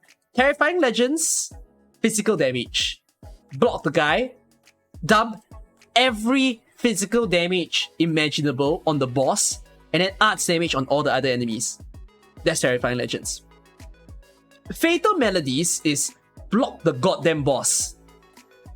Those of you who keep struggling in this stage, Your biggest problem is you're not blocking the boss. You keep forgetting that blocking the boss stops the haze. Once you stop the haze, it's easy. There's nothing to do anymore. Just get a medic, get a healing defender, let the medic heal. That's it. Stall the boss forever. Of course, there's a catch. There's a catch. But Cookie, I have no medics. What the fuck? Use your DPS unit and kill the guy. Aya the guy, Surtur the guy, Kelsit the guy, Monster the guy, Jay the guy, Silver Ash the guy. Use whatever strong 6-star you have and throw it in the guy's face. That's the whole idea of this siege. So, yeah. Depending on where it spawns. Oh yeah, where it spawns also changes it a bit. So, yeah. But mind the doors and cold separation are very interesting. Because cold separation, right, it's a 2-lane map. But this 2-lane map is, I don't know, it's a lot harder to think about than Bob's Beer. Bob's Beer looks straightforward because Bob's Beer is like, oh, it's a drone, okay, and then it's just some bunch of melee brawlers on the top. And then cold separation comes in with we've got smaller mobs, we've got ice spiders, we've got ice cleavers, but we have 2 bosses that if you don't kill fast enough, woo, they rotate their position. And then because they rotate their position, it changes your deployment. Like, it screws up your plans if you don't kill them fast. So, I think that's why cold separation is pretty tough. This is a test of kill the bosses ASAP. So, yeah. Yeah, it says, I take most welcome for the just Solitaire advice. Mind the Doors, right, is testing deployment order. The main point of this stage is deployment order. If you don't deploy in a proper manner, you'll get fucked by the stun golem. If you're like, oh fuck, I need to deploy this. Okay, let me deploy a defender now. Oh shit, the guy just stunned my defender. Okay, let me deploy another defender. Oh shit, that defender gets stunned. Like, if you didn't approach this stage with a plan, then you'll get pretty fucked. It's just, yeah, all this stage is testing you is positioning. Which I taught you guys before when I did the coaching for someone. Oh yeah, I did do a coaching. Thanks for reminding me. I did. I stated, if the golem is on the right side of the map, you can only think of it this way. If the golem is on the right side, you can only deploy your units from column 4 to the left. Nothing else. Do not deploy anyone to the right of column 4, because that is the stun range of the boss. If the boss spawns on the right side of the map, do not deploy anyone from 8 to the left. Only deploy on 9 and 10, and then the top range tiles. That's it. Basically, think of the boss as a band tile boss. Because he stuns so many people in his way, you want to stay away from him as far as possible. So if the boss spawns on the right, just deploy your units on the left. If the boss spawns on the left, you deploy your units to the right. And then you might say, okay, but now I need to kill the boss. And how do I do it? Then you need to outrange the boss. You deploy casters or snipers in a way that is not within the boss radius, and then fire away. That's it. So, yeah. But I think this stage is very challenging, for sure. I talked about these 3 already, where I said that the puppet, the bear is probably the hardest because of all the smaller mobs. The smaller mobs are more chaotic than the boss itself. I wouldn't say this is the easiest, by the way. Phantom is still the easiest because this one is very messy. You need to keep redeploying your operators. If you hate redeploying in this game, this boss stage will be your nightmare. But if you are patient, this boss will be quite a breeze. This one is also a bit painful, but it's still the more comfortable one. So, yeah. Final one to mention. Sarkhan's Desire and Ursa's Desire. Okay, I need you guys to tell me this. I do not know what is Ursa's Desire's emergency. Does anyone know? What is the emergency condition for Ursa's Desire?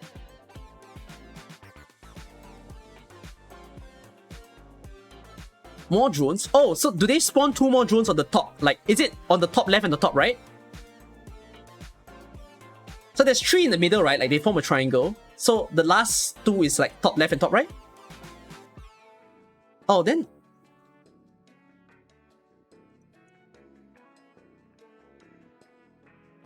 This is floor 6. We're talking about floor 6 right now. It's at the bottom? No, are you sure? The drone... I cannot believe that the drones will spawn at the bottom. That will be too chaotic. 2 more at G4 and G8. Okay. If that's the case...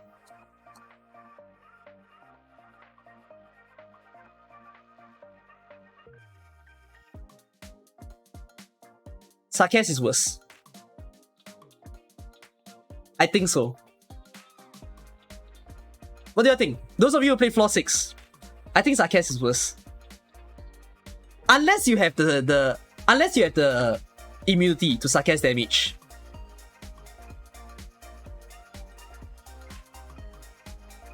Do you know what is Sarkaz emergency? Do you know? I didn't stream this, by the way. I played IS on my own because I was clearing like in my own free time. Holy fuck! I got a shock of my life when I played the emergency stage for this. It's not faster balloons.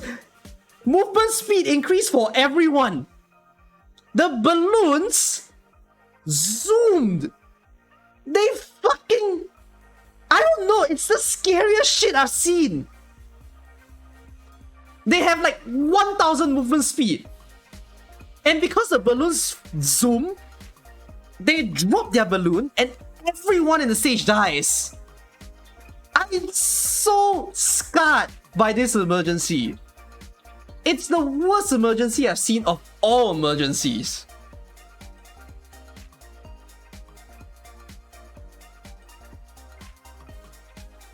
So I think this is the... I think emergency-wise, this is worse. But if I talk about normal probably Ursus is harder. I would say. Ursus is outranged.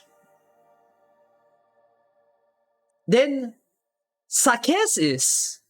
To be fair, Sarkaz is AoE. I feel. Thanks for convincing you not to play floor 6. Nah, floor 6 is fun. We call this the semi-final map. Which is funny because the semi-final map can actually be harder than the final boss itself. Funnily, some people might say Sarkaz Desire or Ursa's Desire is more boss-like than the final boss. Do any of you agree? I mean, of course the final boss has his own challenges, but yeah. Floor 6 is only for the third end boss, yes.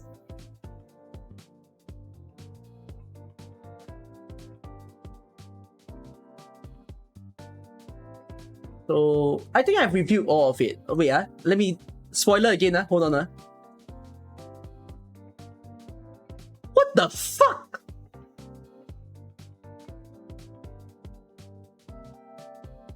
What? Bro, what are we gonna play next time? Sorry. A new floor 5 stage in the future. Interesting. I have no idea why are there all the holes. There's a freaking hole line in the middle.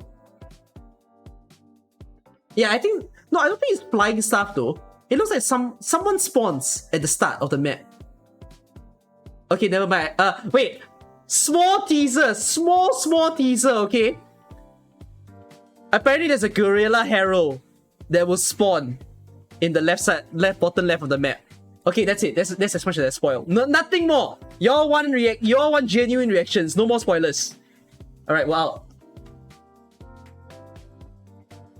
What is this? There's one more new stage, which is the final boss. What's this?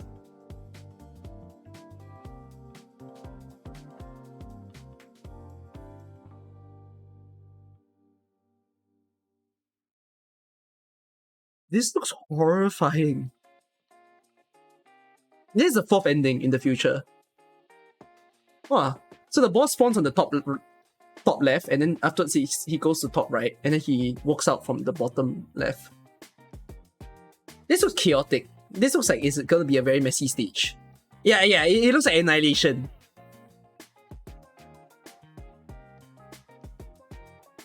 Wait, are there new encounters? It looks like there are new encounters. Oh, really? We're gonna see new encounters? That's so cool. Ooh, more artifacts for me? I'm now very curious what this is.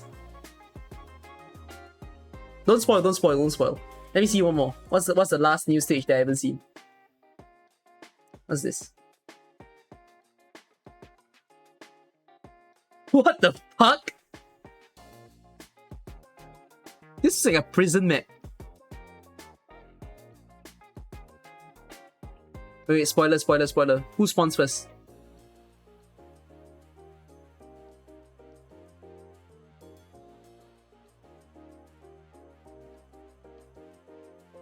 Oh, the stage starts with 2 golem in the middle. No, the stage immediately spawns 2 golem in the middle of the map.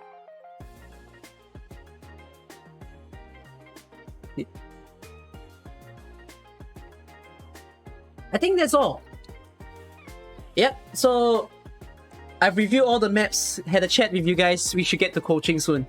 Will I review IS1 boss? I mean, I can do a short review before we start. But hey, anyone who's free for coaching already, can you just message me that you're here? Like Papa No, Sergio, Sleepy, Kyofu. Any of you who asked for it, like, yeah, message me that you're here and you liked it. You might even skip the queue if there's only one person here, for all I know.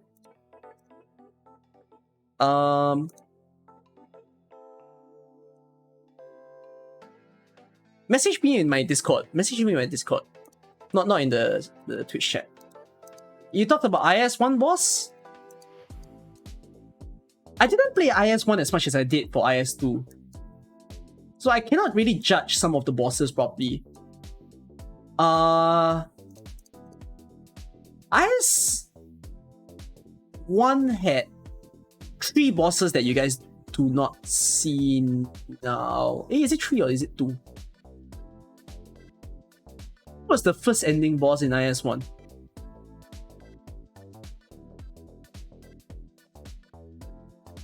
Oh, it's this guy. Oh, it's a Faust.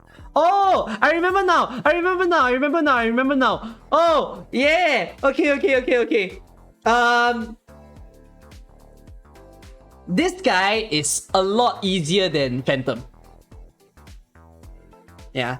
IS2's Phantom is more chaotic than Brasshammer Warrior. He was frightening in his own way. There was a lot of enemies, but it was still pretty okay. What do I think is the hardest one? Honestly, these 2 bosses had their own problems. I would say this guy... I think, yeah, Frost Nova, the fake Frost Nova, was the hardest boss. It is so hard, it might even be harder than the bear. I think. But there's more, we have more people now. We have Surtur, we have Chen Alter. So I actually think those meta operators that you guys know of is probably gonna do a better job today to make this look easier. Back then, right, the people who could really handle this boss were people like Schwartz, Taunts, Blaze, Silver Ash, Ayer. I think because of the number of 6 stars we have now, she's gonna look easier than in the past. So I cannot really tell you if it's truly easier than the bear, but back then this felt like the hardest shit ever in the game. It was so hard that I even think this, right, this boss could surpass Blood Knight, could surpass... No, I can't it's probably the same difficulty as Emperor's Blade. Yeah. Greystone's biggest issue was half natural DP and double redeployment time. He is Skull Shatterer upgraded. So he's pure chaos in the sense where he kept shooting rocket launchers. If anyone dies to him, they can only be redeployed after 120 seconds and not 60 because of his trait, which is horrendous. So he had his problems, yeah. Yeah, this boss had 2 phases. Yeah. It's funny that we say that the bear ending is the hardest one when this boss only has 1 phase. Typically, we only say that the boss is hard because they have more than 1 phase. So, yeah. Never meet him because of exams. I've only played this boss like 2 times back then.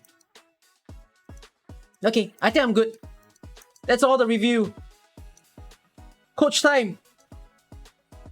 Okay, let me check in, yeah?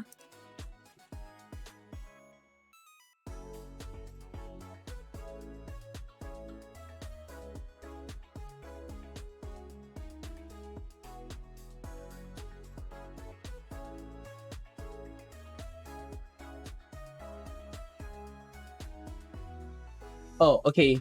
Seems like someone is... Okay, no, I just realized one person dropped out of the coaching.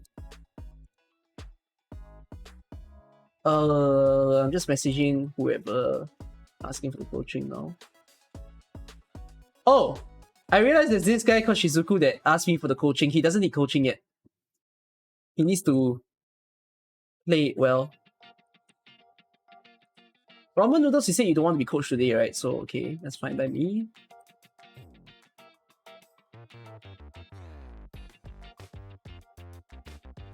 Okay.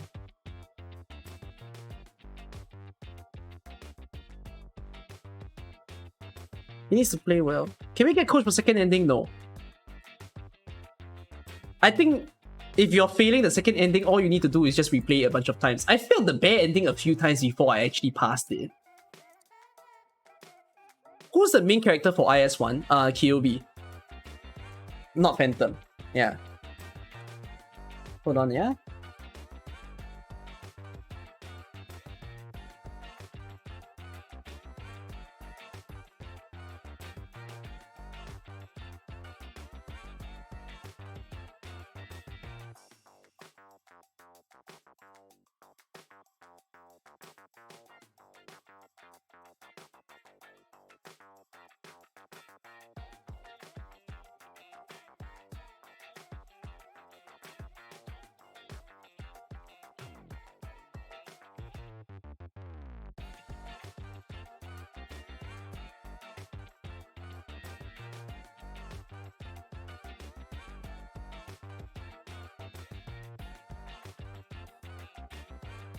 Yeah?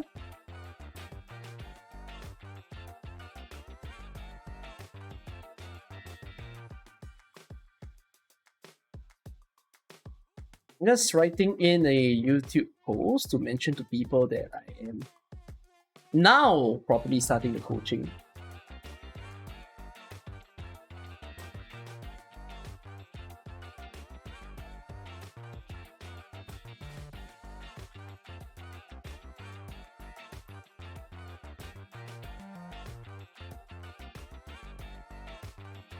Did they announce the next event? Oh yeah. Next event is on 18 August. They already announced the date. Golden Glow event will start on 18 August.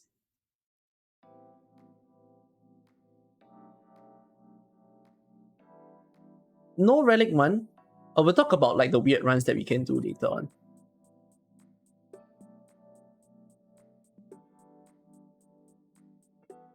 Alright, I think...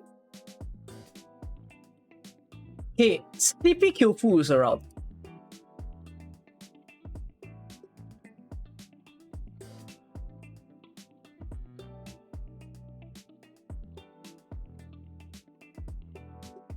Alright, gonna start the first person for the day. Alright. Honey Biscuits were the castle notes in the past. Yes, it was. You never even needed to clear IS1. You could grind all the rewards by failing. Yep. I mean, you can also grind all the rewards by failing in IS2. It just takes a bit longer. Why is the next update a mandatory update? And do we have a system update? It has to be a mandatory update. You know, they preloaded all the game content for Invitation to Wine, and whatever that came before it about 1 month ago. They haven't had a mandatory update in a long time. So I suspect the moment they update this, they are probably adding in the event, and then they're gonna add in CC as well. I don't know if there's gonna be Ian voice lines this time, unless they put it in the Golden Glow trailer. We'll see. Golden Glow is a small event. Play it once, chill, rest. Alright? Oh, wait, CP Killfu, don't call me first. Hold on. I noticed one of you asked me something about medals. Y'all asked me about IS2 medals. What is it? Ew! What is it called? Traveler from Afar medal? What? What? Where did they come up with this name? Why is it not called Crimson Solitaire? Why is it called Traveler from Afar? Fucking mentally scarring, you know.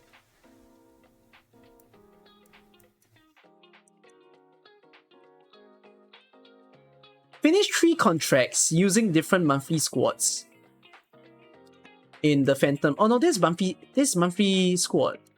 So next month then we can clear it. What did one of you ask me? Obtain 10 victories holding a Shalom. Level up to 65. Unlock 4 squads. Hold a total of 100 collectibles. 40 operators. Obtain 50 plays. Clear homeland renders 10 times. Reach 2 endings. Oh, it just says reach. You don't even need to clear. So you need to clear the first Phantom ending and you just need to reach the bear ending. Clear a total of 200 nodes. And the medals are not that bad. The medals are pretty easy. The only hard part is that you have to clear Phantom once. As in, those events I mentioned as in event currency can be farmed in every stage. Yeah. The Golden Glow event can be farmed in every stage, no matter what stage you play. So, yeah. Even if you can't clear Phantom, you have the whole year to do it. We need to... Oh, you need to clear the bear ending. Oh, so it's not just reach, you have to clear. Oh. Oh, that sucks. Okay, that's brutal. This will be the hardest medal then. Okay. I get that now. No trim medal. No like, clear third ending, get trim. Okay, I'm kidding. Let's not torture anyone. Alright. Okay, shall we start the first coaching? As the coaching happens, right, I'm gonna farm 1-7 in the background.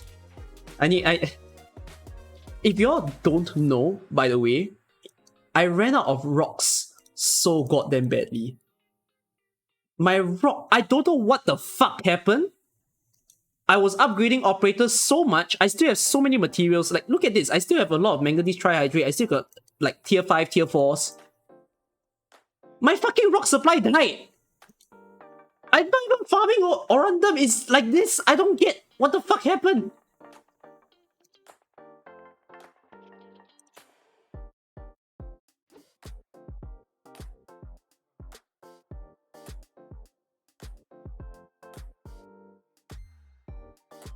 Yeah, so I'm gonna farm 1-7 now. while we do this coaching. Okay. Is it possible to reach the 6th floor with the bear ball? Ah! Okay, wait, yeah. I wanted to mention this. I saw this YouTube comment, and then let's start the coaching. Someone told me that you can actually do the 2nd ending and the 3rd ending in one run. I think it's fucking insane. And it's so masochistic, and it's rare. But it is probably the hardest way to enjoy IS2. You need to farm so much encounters that you must have both, like, you need to get the... I think the mental one, you know, the third ending encounter must happen first. Because when you get the third ending encounter, you don't trigger the ending change. So you get that first, then you get the second ending encounter. So third ending encounter comes first, you take the item, second ending then happens, you lose one hope, you will trigger both endings at the same time. So I think that's the most painful way to do it. If you skip the scissors, you can get the third ending encounter after. Oh yeah, that could be a way as well. Oh, you can still get the third ending after you get the bear? Oh, for reals, ah? Oh, okay. But yeah, what will happen? You just have to play. Just survive. That's it. I'm just saying you can play IS2 by playing both the bear and the puppet master in one go. That's it. I think it will count as clearing 2 endings in one run, by the way. Kind of like killing 2 birds with 1 stone. But don't do that. Yeah. If not, if you're doing the puppet master, usually you'll be playing Phantom and then you play puppet master. It ain't no, it's not like 1 stage 2 boss. It's 1 run 2 boss stages. Yeah. I don't know what you just said. That's so good. Will there be a stream for second and third ending in 1 run? I don't know. I don't know if I want to torture myself like that. How many more endings are we receiving in the future? Just 1 more. So in December, IS2 will update with 7 more new stages, 40 new artifacts, 1 new boss ending. Yeah. That way. But I mean, in 2 months from now, we're getting 12 new modifiers. So, yeah. No, you cannot. Pasta me. Ask someone in my Discord server, don't ask me. If I allow you to send me a screenshot of your operators as to which to E2, imagine the number of people who's gonna screenshot that to me and the number of people I need to reply. Yeah, about 40 more artifacts. I think it's 40, unless I'm wrong. Hold on. Let me count it properly.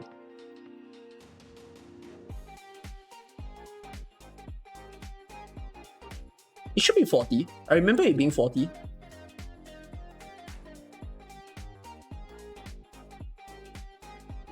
Hold on.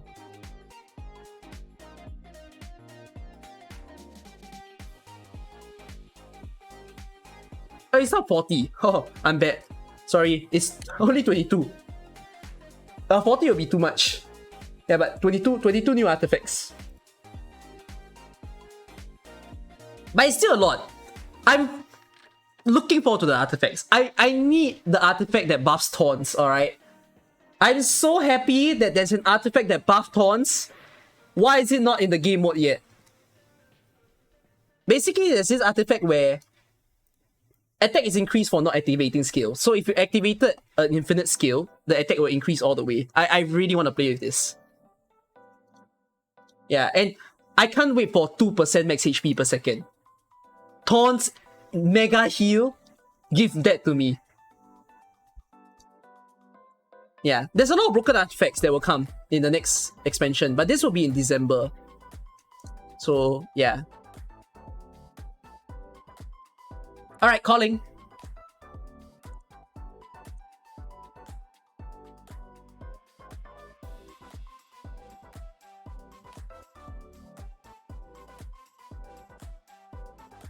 Waiting for Sleepy Kyofu, our first customer of today. I think I'll do this stream for about 4 to 5 hours, depending on how it goes. Most likely I can only do about 3 people.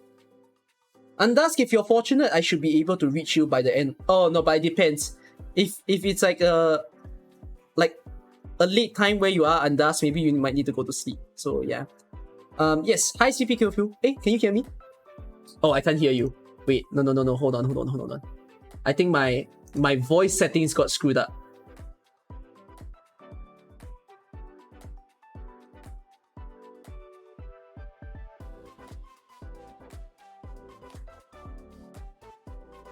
Hello. Yo, now I can hear you. Okay, let's do a volume check. Tell me where you're from and how old are you? I'm 16 and I am from Malaysia. Oh, hello, fellow Malaysian. Okay, wait, your microphone got is it toggleable? Can it be louder? Actually, no need to be too loud. Okay, never mind. I think it's not bad. You let me know. Oh, volume's a bit lower. Okay. I increase you instead. You don't have to increase. As a Malaysian, what's your favorite food? Okay. I am fine with any food, but roti canai, the best. Oh, roti canai is the best. Classic. Oh, roti canai is also the same. It's the same meaning as prata, right? Technically, it is the same. It's just that it's like potato. It's just the same thing. Yeah. Oh, you've got some people rejoicing by what you said. Yes. Okay. Good stuff. Stuff. When you stream to me, right, will I be able to hear the game music? I think you would. Wait, let me try. Are you streaming via a computer? Oh, yeah, I can perfectly hear it. Hey, wait, I'm not supposed to stream. Wait, You sound a bit muffled. Wait, give me a second. I sound muffled. Why? Are you using your... Oh, okay, no. Okay, I can hear you again. It's probably something happened. Never mind.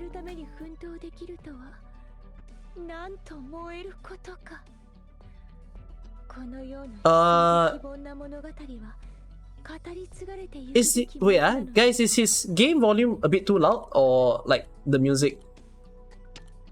I need to change someone that doesn't talk too much. No, it doesn't matter. When you play later, they're gonna talk a lot. No, I know it's the wrong scene. I'm just not changing it. If he needs to toggle the volume, then like I don't want him to show his email and all. Game volume is decent, Okay, can. Then okay, let me flip to the Discord.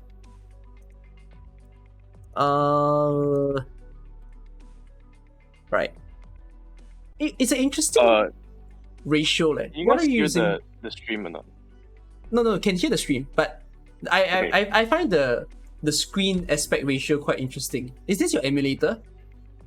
No, this is my iPad. I thought so. This was it looks like an iPad resolution. Okay, are you gonna charge your iPad or not while you play? Because your battery is going down. Yeah, but if this fails, I can change it to my phone. Oh, okay. So you're not gonna charge while playing, lah? I am charging playing. Oh, okay, can understand. All right. So tell me a bit about like your IS2 time. So why you need the coaching? You haven't cleared Phantom yet. Yeah, I have not cleared Phantom yet because I literally don't know how he works. I mean, I do, but like every time I got close. Yeah, every time I got close, he just phases through my operators, and then that's where everything falls apart. He just kills. Yeah. Not really. It's not really him that kills everyone. It's the elemental damage thing. Yeah. Right. No. Then okay. If that's the case, right? How many times have you reached the Phantom point? I actually don't know. About like 20 plus times, probably. And you have not won after 20 plus times. Oh, that's quite long, eh? No, but I think there's this one instance that like for some reason I logged out of the game, and then I came back at the Phantom stage, right? And then it just shows the credit, as in like I think it's the it ended credit. Your run, lah. I did not. Yeah, I didn't even start the run, so it's probably a glitch or something. But I've never properly cleared it. Yeah. Understand. Okay, that's interesting stuff. But 20 times is a lot, leh. So you didn't bother to like, okay, I've been failing the Phantom stage a lot. Let me try it in easy mode first. I did try the easy mode. I still suck at it. Oh.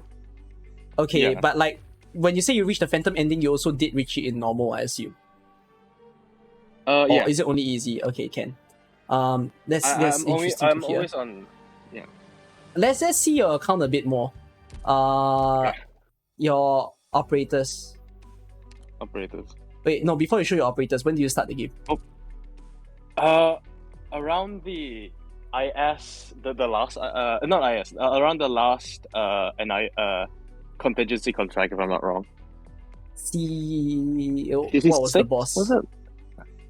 Oh, is it the Sandy one? The one with the crocodiles? Yeah, the Sandy one. Oh, Yeah, it is. that's a very painful time to join the game. You come in, you're like, whoa, Yeah. people are stressed out over some daily map, and I'm here like, how do I even I'm play like- daily? Yeah. Right. I Okay. asked one of my Mhm. the friend that introduced it to me. I'm like, can I clear I don't know, risk 18 with the stupid Elite Zero operators I have? Uh-huh. And then your friend just said, And nah. then yeah, my friend was like, you can try, but I Oh, don't think it's gonna work. What a Then I positive was like, friend. I mean, it's good. They tell you can try. That's the point of this game. Mhm. It doesn't hurt to try. There's no sanity involved in that anyway, so you might as well just give it a go. Do you Mhm. do you try any of the daily maps when you did that? I did. I have only. I actually never cleared any. I just realized. Yeah, I have not cleared any. I just. Oh, so keep you joined trying then, but you until- just okay. That's fair enough. Yeah.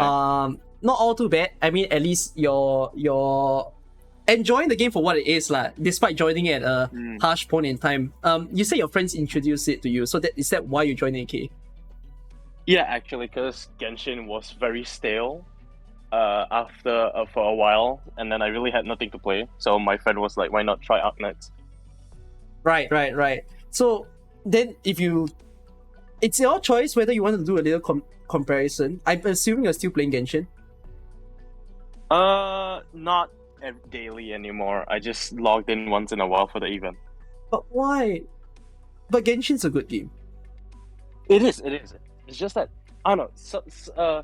I when I first started the game for a few months, I loved the story and stuff. But right now, I'm not really invested to like the side story. I'm not if like Zhongli's quest or like A's quest comes out, like the next one, I'll probably play through the story. But Uh-huh. other than that, I skipped through all the stories just to get the primo gems. So your attachment to Genshin now is just okay. If there's a bunch of pools, I'll just do that pools and then I'm out. Not Then- really pools. I just saved them for that. There's this one girl in Sumeru. I don't know what. I forgot her name. She's like kind of tanned with like cat ears. Yeah, that's really it. Anyone knows this girl? I forgot. I also don't This is remember. Sumeru. Yeah. Oh, it was shown in the. Wait, I I need think to. so. I need Yeah, to search Dea. her. I think yeah. Let me search the picture. Dea. Oh, Dea is such an interesting name. Oh, it's this girl. Oh, Mm-hmm, yeah. You're 16 and you're in some culture, yeah. Very weird culture, I would say. Okay, let's Also, not go anyone who there. says- Yeah. Oh, please don't. No, please don't. It is Yeah. a very dark place. Yeah. Oh, so dark that it's not good for this halal stream. Yeah. This is very halal. Anyone who is haram, please. Yeah. You know. Understand. Yeah. So does that mean AK is just your main game now? Are you playing other stuff? I do play Call of Duty Mobile, but like it's also become very stale. Uh-huh. Yeah. So I don't You- really play it anymore unless my friend calls me. Yeah. You've been playing this game for what would be almost your 6 months time already. Then do you get that stale feeling after No, 6 months? not really. I think IS actually made the game feel more interesting because when I started the game towards like 4 months, 5 months, I keep running out of sanity because Yeah. I keep building my operators. But then like integrated strategy made it more like how to say more 可以玩 like that like can keep playing play. that, yeah. High Yeah, yeah. replayability basically. So Yeah. It's a You good don't thing that really you need stayed. sanity. So you think it's because of this that you think, oh, this is actually something that might keep me in the game. Yeah, and also the storyline actually makes me want to keep playing it. Oh, so you are actually a more story-driven person. And also the goals, in this game. Okay, we don't go there again. Hello. Okay, very good. All right, understand. Yeah. So let's see your operators. Okay, so it's sorted by do I start it? level. I want to see those E2s actually. Can you click from no outer? No, I'll go. Scroll to the right. Scroll. Just scroll slowly at your own pace. How come doesn't seem like you have any entries. How come no entries? Oh, I do actually, Saga. Saga's yeah. your first entry. Yeah, Saga is my first entry. Okay, She was actually the reason I kind of not whaled. Dolphin? Oh, is it? Spent first time spending money in the game. Yeah, I spent on the the pack where you can choose whichever standard 6-star. So you chose her? Yeah, I chose her, and then during the joint operation banner, I fucking pulled three or two of hers, one Schwartz and one Phantom. I wanted to buy it's fine. It's fine. But like, I mean, 60 pools. I mean, 60 pools to get one Schwartz, one Phantom, and two Saga is actually pretty lucky though, if you think about it. It's a lot of 6-star. I mean, it's a cope, like, it's not the 6-star you want, but you got a lot of 6 stars. But it is still a lot of useful 6 stars, so. Yeah. Okay. Fair enough, M3. No, show me Amiya. Oh, Amiya skill 2 instead of 1. That's interesting. Scroll on. Because I only use her when I need, like, to kill bosses or something. Not wrong. Skill 2 is a boss killing skill. Okay, Kelsit, some more? Also, I want to say, the guy named Croc in your server bashed me because Kelsit was my first ever 6-star. And until, like, last week, I only had her on rank skill level 6. You're a Dumbo. I forgot about. Yeah, I mean, it's okay. Someone taught you to play better, so it's okay. It's fine. Scroll on. So can you explain to me why this is still level 1? Which one? What do you mean? Why is Mountain still level 1? Oh, I just what's the word? I just got him, and then I also just E2'd him 2 days ago. And then why is he still level 1? Don't have cut. Then why are you not farming? Okay, I'm sorry. No, you don't have to do it now. You don't have to do it now. What the fuck? You don't have to do it now. You could have done it later. You make yourself poor for nothing. What if? Because you're gonna make me ask the same question. You screw all your Saria also level 1. Okay. It's okay. Just farm as and when. It's fine. Resources is a bit scarce in AK, so yeah. Myrtle, okay. This is fine. Just eat Myrtle. So I'm trying to eat to him. Don't need E2 fan. Okay, I would suggest that rather than to focus on the E2s first, you might want to have some strong entries, because right now in your account, right, you don't really have what I call a cheese weapon. You have cheeses, but it depends if that's the way you want to play the game. I tend to advise a lot of you that if you did watch Arcadia, I suspect maybe not, you all should M3 a 6-star that is really, really strong. So at least by doing that, right, you can have an easier time when you play the game. So what I mean is, for example, you entry either your Taunts, your Ling, Mountain is also a good entry, Kelsit also. No, depending can also be a good entry to start. I mean, your Saga entry already, so that's one thing done. Yeah, but if like your Taunts is halfway there, right? Your Taunts is M2, so M3 him, you're getting the full power. You might as well do that to see how he pretty much handles all the stages for you. So yeah, but I don't expect you to like entry every single person as well. Just entry like just a call. Two or three more people, and then whatever after that is anything in the world that you want to build already. Because you have basically the strongest operators in the game. Anyone you build is not gonna be a loss because you can have fun with whatever that you like, whatever girls that you like. I assume that's the reason you play the game. Alright. Well, yeah, sure. So yeah, scroll around. Okay. Before we leave and actually start your IS2, can you click on Vanguard? Vanguard. Do you pay for monthly card?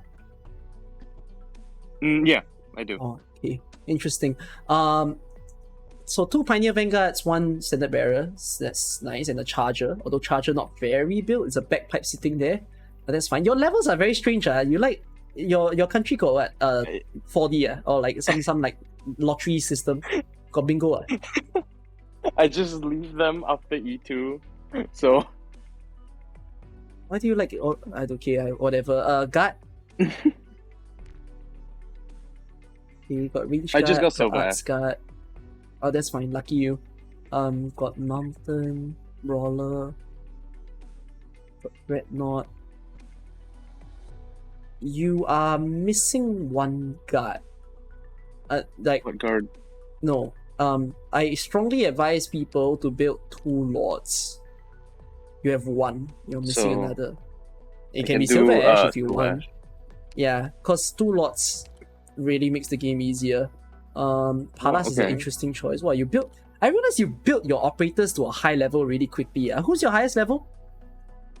I think it's Neural and Palace and Ling. A bit faster because you just started the game.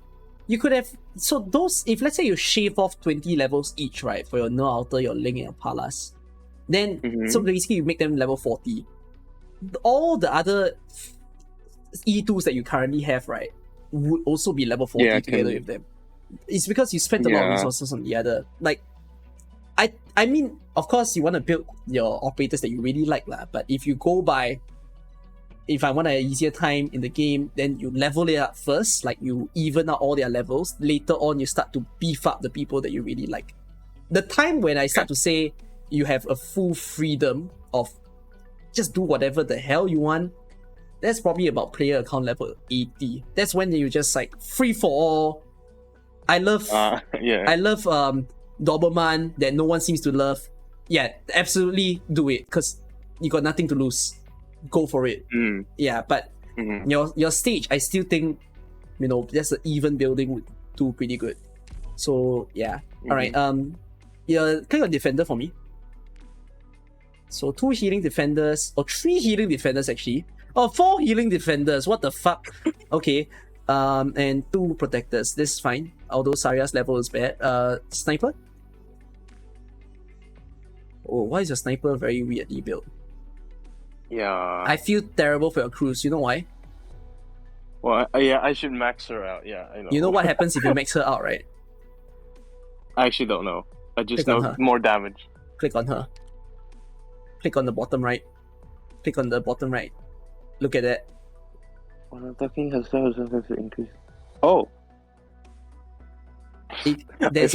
Oh my gosh, she's not ranked 7! Oh, no. Ridiculous. Oh, never mind. I can do that. Good. Okay, get out. Yes, please. 2 marksman sniper, 1 flinger. No, 3 marksman sniper, 1 flinger. Who's your AoE sniper? What the fuck? You have no AoE sniper. No, I'm not counting. Isn't Rosmontis A? I mean, you're not wrong. She is AoE, but she's not air AoE, by the way. Okay. You know she doesn't hit air, right? Yeah, I know. I did try to hit her, use her for air, and I kind of feel stupid afterwards. Pinecone, yeah. By the way, the chat is saying Pinecone is AoE. Yeah, I don't disagree. Pinecone is AoE, but Pinecone is AoE. I fucking depressed at your Pinecone, rank 5. Oh my god. I just left her because whenever I need AoE, you love her, but you put rank 5. we can use the most broken girl in the entire game. So from you can just use Chalter. So I mean, Pinecone can be as good as Chalter if you make her to be. Pinecone is a legitimately strong operator. So yeah, but whatever. Get out. Caster. Oh, this looks disgusting. What are you thinking? I really need a caster. I was so desperate. And why are you not building any cast? Like, it looks built, but I can tell you it's very underbuilt. Yeah, it is. I tried for Golden Globe, but then I kind of won Ling, so yeah. I just deposited all of my Orundum into Ling's banner. There's your AoE caster is Mostima. You click on Mostima. Can I not? Click on Mostima. Oh my fucking god! You are ridiculous. I just started needing her. Okay, and then I got desperate, and then I used Mostima, So I don't have her leveled Get up. out, Okay. get out, get out, get out. Next one, next one. No, please. A medic. Oh, it's a bit bad, but it's not. It's not I bad. really need What- an AoE. Why here, do so. you build so many medics, Okay, you- okay. why they eat- Mulberry and Whispering was for elemental damage and status resistance. You But wanted then I Surtur, realized you it wanted wouldn't. Surtur so badly, is it? You expect all 8 medics that you built to heal Surtur, is it? No. I actually don't know why I built. Okay, Breeze was because I need an AoE healer. Yeah. really Breeze makes badly. sense. I'm fine, but I don't get why there's so many people behind. Okay. Hibiscus and Ansel was the first ones. So I kind of stopped using them after I got Gavial and Silence. And then Whisperian and Mulberry was for status resistance, and then Caustic is just Caustic. Oh, this one is like the I dedicate to one girl. Hey shit, got a better girl. I neglect this girl. I do the other one. No, Horrible, yeah. It's 5-star. Higher rarity means higher healing. Maybe, I don't know. Actually, I don't think it is. But you know, Bro, you come from Genshin, is it? You do, right? Sorry, this one Arknights, sorry boss. Maaf Okay. saya, please. Rarity don't matter. 4-star also very strong. Is a supporter? Where the fuck you're slower? No, sis is not a slower, bro. I don't have a slower, actually. Now I just realized that. Oh god. I guess Orchid is. Orchid is my slower. Yeah, she's terrible right now. She's EU1 level 9. Oh my god. I know. Specialist. Someone said that Angelina Rebel. got left behind. It was the reason Angelina was left behind because my friend said she was bad. She was bad. That's the only reason. Tell your friend that he gets a private. Like, does your friend know me? He does. You were the first one that he introduced me to. Oh, then you tell him that he gets a personal heartfelt message where I tell him he sucks for saying Angelina is shit. Yeah, I'll show him this clip. Yeah, all right. Your friend just plays terribly. Just tell him that.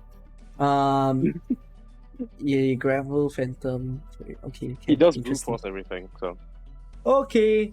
Looks like an interesting one to play. All right, let's get out. I mean, you can clear Phantom, but the way that you build your operators is a bit strange. So honestly, your biggest struggle right now is the fact that you're fighting Phantom with like half-ass things. It's not impossible lah. It's just pain lah. That's all I can say. So yeah, we'll live with it. All right. Let's go to IS2. Show us your run. Okay, wait. By the way, do you watch other coaching sessions, or you're just here for the not first time? really. I have watched other coaching sessions. The one that I watched was last week Friday. Actually, was my first one. So I just run through with you a bit of the how I do this again. Yeah, you just play your run. I will mute myself as and when I want. If let's say I just want to talk like within the stream and all, don't worry. I won't say anything too bad. If I judge your run, I will give you my comments after you finish the run. If you see me making some faces, it's just like you deserve it lah. So like I will don't worry. I will advise you. My goal here is to coach you. If at any point you do your run and you're like, okay, I don't know what the hell is going on in between the run or before the run, then you just shout help. Then I will like say, what do you need? Okay, that's the way that I do the coaching. So yeah, so go ahead lah and play. Holy shit, I didn't know playing on the iPad looks this bad. Really? Is it that bad? Why the fuck is there a huge ass castle that's in the background? I've never seen the castle in the background before.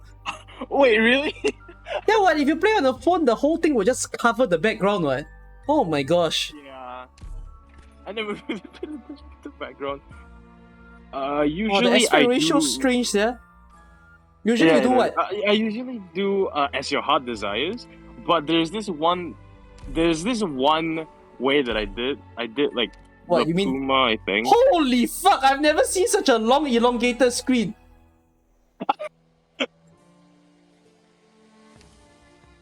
This is Oh, it feels like the whole gameplay is gonna look strange. Yeah, just do whatever you want. I like play IS2 your own style. There's no formula to IS2. I don't care whoever you are to recruit. Yeah, I care about how you all very place the random. people.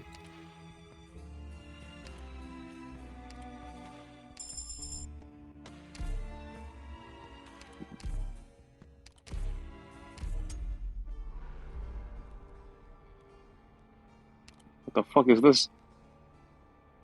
What do you mean? I have never got this survivalist. You've never? You said you... No way you've never. You told me you reached Phantom 20 times.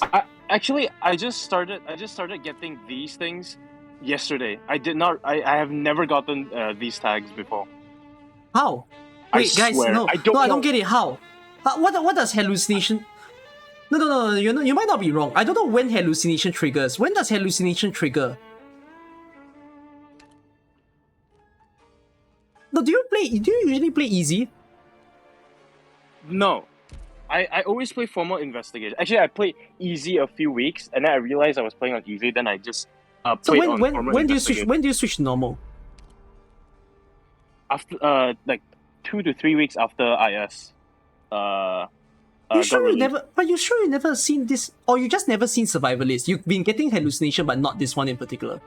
Oh yeah, no. Survivalist and Solitaire I've never gotten. But in all honesty, right?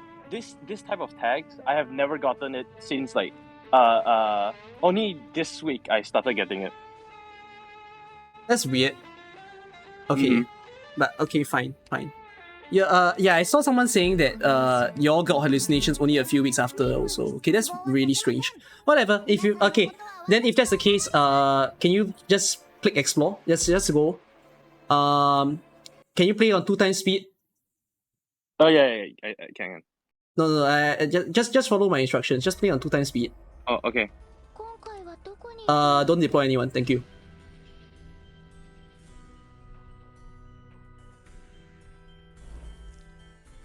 Oh.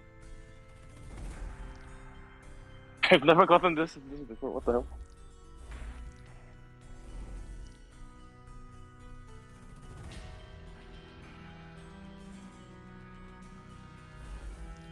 I like your strategy. This is peak gameplay. I have never gotten this thing before. Oh my god. Survivalist is good if you get in the first floor or even the second. It's not good when you get in the third floor onwards. It can be very stressful. Because the Survivalist also damage the my operators too, yes, right? that's why I say don't deploy anyone. You can try. You deploy for fun. You just deploy Skadi Outer on the top right. No, on the top right most. Right. So you see that like she's just continuously taking damage. Yeah, but she can self-heal which is a good thing. Oh my god, Skadi Outer dealing damage on the whole battlefield? Oh my god. Nice. That's why I get confused when I had a comment where someone told me he got survivalist on first floor and he died, and I'm like, but you don't even have to kill anything. Yeah. Why? It's actually a blessing hallucination. I don't get why they're complaining.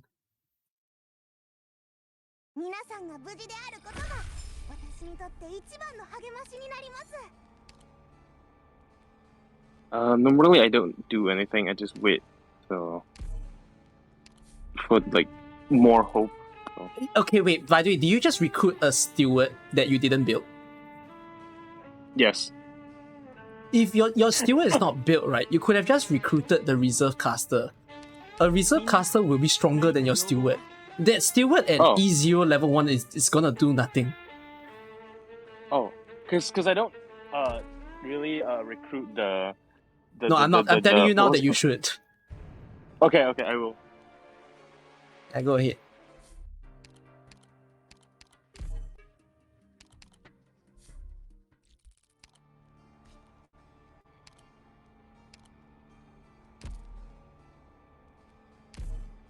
Okay, I warn you, survivalist is not as free when you play on emergency. Because on emergency, people have more HP. Okay.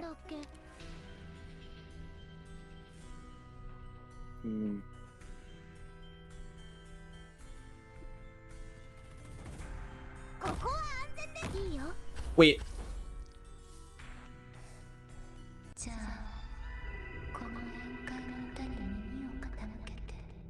Oh god.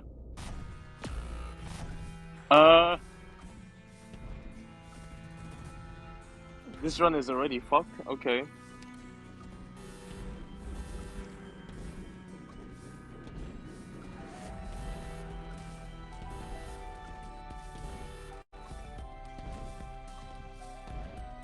Can I ask you a question? Yeah. What was going through your mind when you did this? Okay, because I know that bards can heal like amnesty guts or like La Pluma. So I put hibiscus on like the top so that at least she can heal what's her name, Skadi Alter, while she gets attacked by the Mota basically. But then I did not I forgot that they do more damage because they're red ones. So Wait, yeah. So your goal is you wanted hibiscus to heal Skadi Alter. Yeah, so Skadi could tank the mortars. And then when you said that the survivalist will won't really work that much because it's on like emergency ones. So I put La Pluma down before I put Skadi.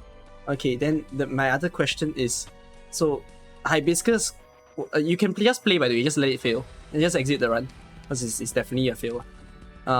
Just exit. Oh. Okay, then my next question is, okay, so hibiscus was going to heal Skadi Alter. Was hibiscus going to heal La Pluma? No. I know that hibiscus cannot heal La Pluma. Right. Okay, I'm thankful that you said that. Watch my screen. Okay.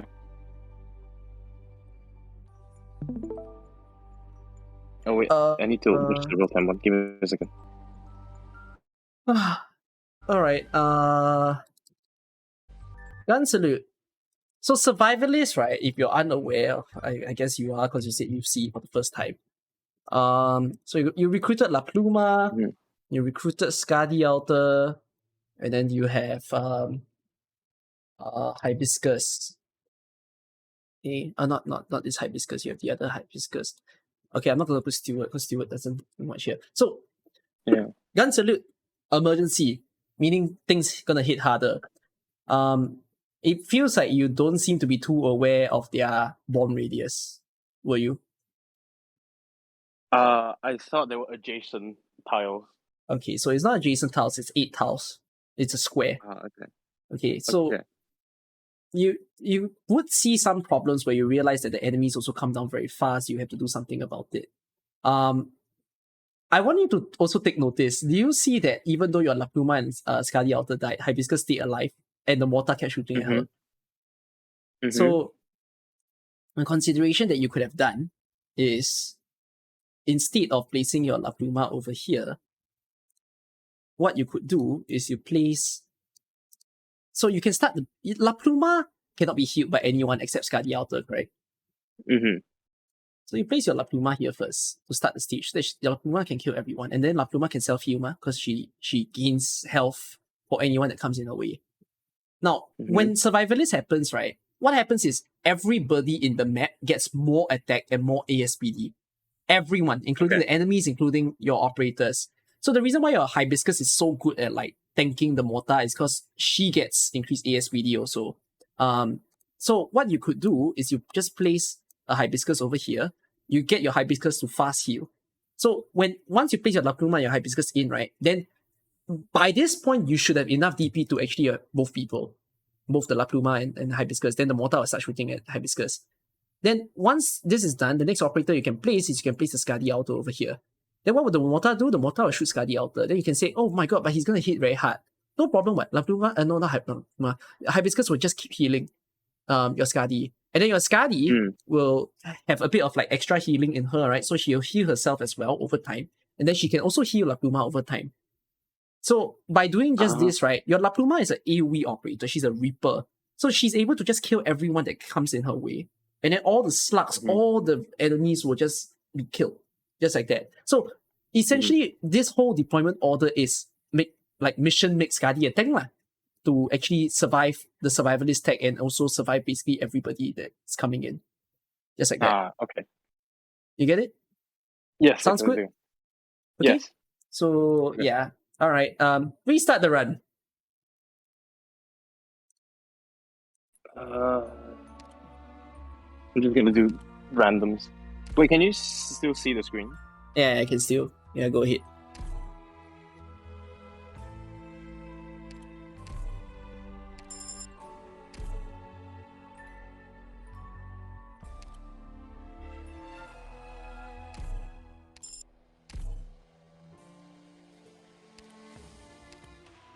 Ooh, Indigo. Interesting. Oh, are you borrowing? Okay. You borrow a click. Saga Metahorn click. Interesting. Oh, only one stage to play. It's actually my first time using Metahorn. Give me a second. If you have questions, you can ask me. I'm here for a reason. Is Metahorn just basically a something like Cardigan? Not really. So Cardigan is Cardigan has a skill that says restores 40% of her HP. Metahorn is not the same. Metahorn says max HP plus 40%. So what this means is that yes, the max HP goes up, but let's say Metahorn has 1000 HP at the moment. Do you see that his HP is 2900? Like on the top? Yeah. So let's say Metahorn's HP goes down all the way to 1000. When you turn on the skill, right, it's not like he's going to replenish all his HP. They're just going to take 1000 multiplied by the 40%. So it's going to be just 1400. So it will just blow up his HP for a moment. But it will return back to normal after you end the skill. But he does restore HP, like as you see on the first skill. Like 50. Yeah, okay. Yeah, the second one is max HP goes up, defense goes up, and resistance goes up. So he becomes a better tank. It doesn't heal him, same idea. It blows up the HP for a while, and then that's it. So, the good thing about Metahorn is that he is what we call an arts tank. So anyone that is a arts damage dealer will probably have a harder time to kill Metahorn. Because, high resistance and plus resistance. Okay. Yes.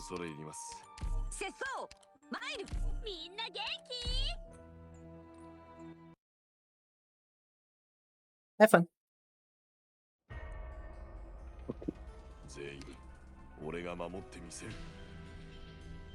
We can borrow operators. Yeah, we can borrow operators.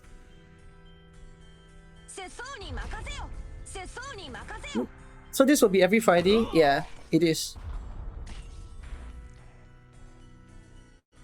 It's just a new plan. I thought it's just a cool idea.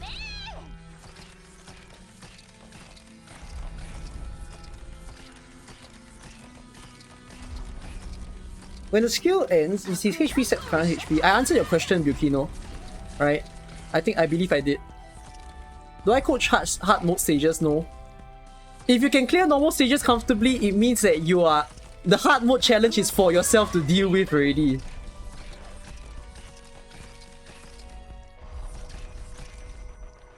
No. I will not assist ending 3.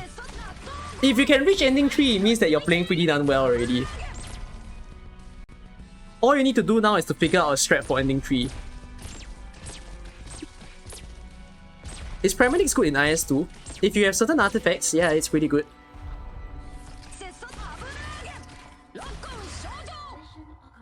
I like the idea.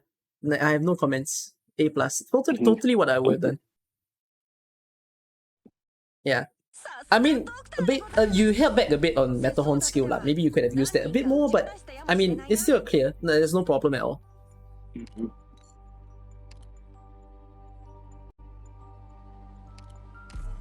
How about giving advices after finish a combat orc? What combat orc?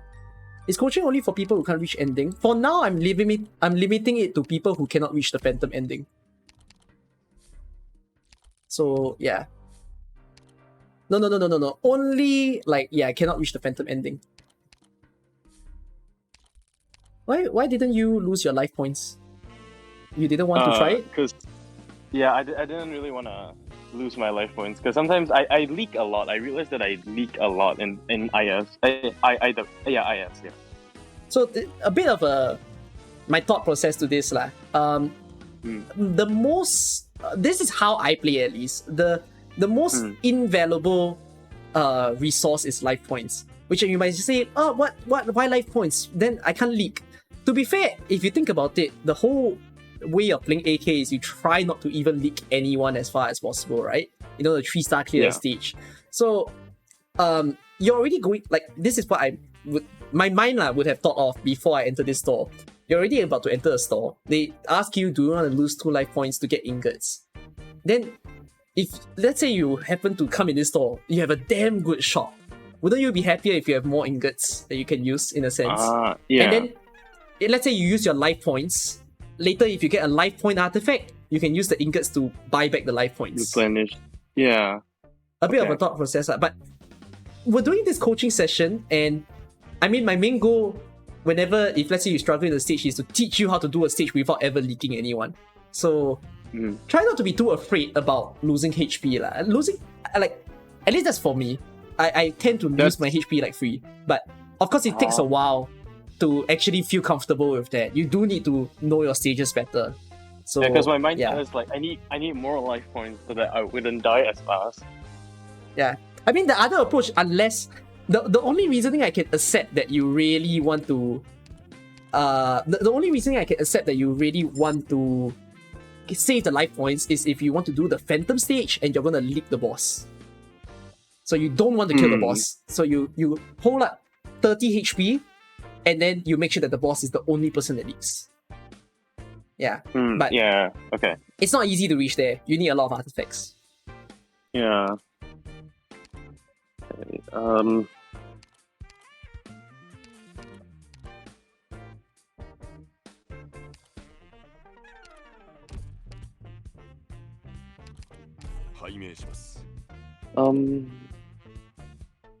I don't really think these are really that good, I guess. So yeah, maybe this is. If your thought process, okay, so this one has more defense and HP, so your defenders can tank like more physical attacking people better. If you think about it, it scales well, but it depends if you want. What are the rest? The rest are like less DP and more HP, right? Yeah, and then more attack and stuff. I mean, this one really depends on your personal preference. So, when an operator has less DP, it means you can deploy them faster. And by having more HP, it also means number one, you deploy them faster, and number two, they survive longer. So, having more HP counters problems like if you don't have enough medic. Then at least your operators survive longer without a medic throughout. But it really depends on like what you think you're going to do later on. So yeah, I'm not one to decide for you like what artifacts you want. Although I will mention, how come you don't want to take the item, the support replenishment station? Oh yeah, I was about to buy it after. I think you should. It's a very, very good item. But of course, try to figure who's the best to put it for lah.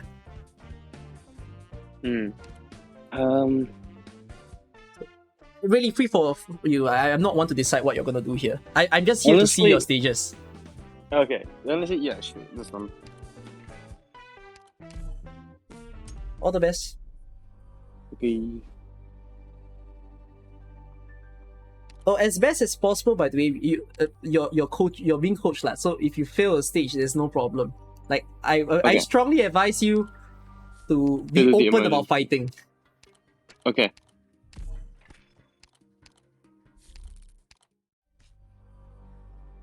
Hey, wait, no, show me your squad. Show me your squad. I think I can do it. How many life points you have? 6. Plus one extra, I think. You show me your squad again? Maybe for this one. Oh yeah, I have a question. You know when the Brave attacks someone, right? There's like this like red like circular thing like, that's on the operator. What is that? Your answer is literally on when you click him. Oh. Look at the bottom right. Oh. So the biggest problem with him is that when someone blocks him, like for example a defender, and you have all other people shooting at him, he's not going to take any damage from anyone shooting at him. The only person that's going to deal damage to him is the defender. Is the person. Oh, okay. So it puts Saga there and then Gummy like next to her. But you have to her. know this is emergency. So if you want to put Saga to deal with him, right, you are trusting that Saga will kill him and also not die. Tank. Yeah. But you read the challenge condition. Yeah, the enemies have additionally. The certain enemies have additionally increased attack. You can pretty much guess who they're gonna give the attack to. Yeah. I mean, you could defeat the stage, but the way that I would advise you to defeat the stage is, I probably suggest you don't kill the Avenger and the Tiakao Brave, and you actually waste your life points. If you want to. It's a sacrifice, but it could be a sacrifice that helps you. Because you get an artifact. I mean, we're here to learn, so I'll try. I'll see what I can do with this one. Okay, so again, then let me make the mission objective clear.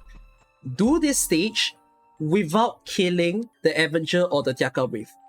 In no way at all should any of your operators die because of the two of them. That's your objective right now. Okay. What? Okay. Basically, I'm telling you, my bigger hint is I'm telling you don't deploy anyone in their lane. Okay.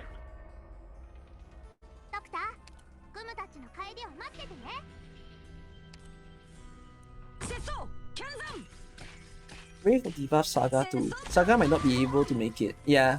I don't think Saga can make it also, because his damage is not very high.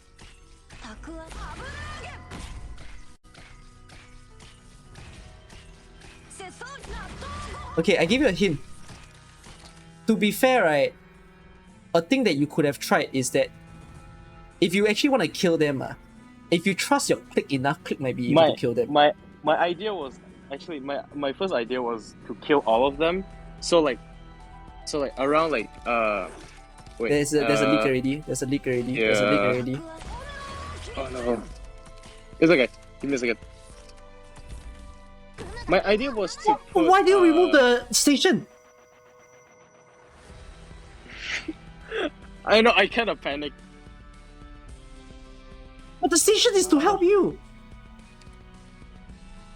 Okay, you need to remember something. Your Saga's range, right, is a plus sign.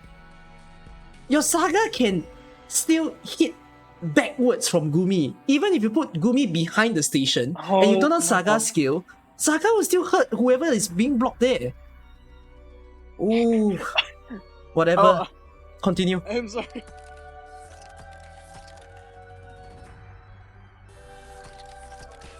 You can still beat the stage anyways.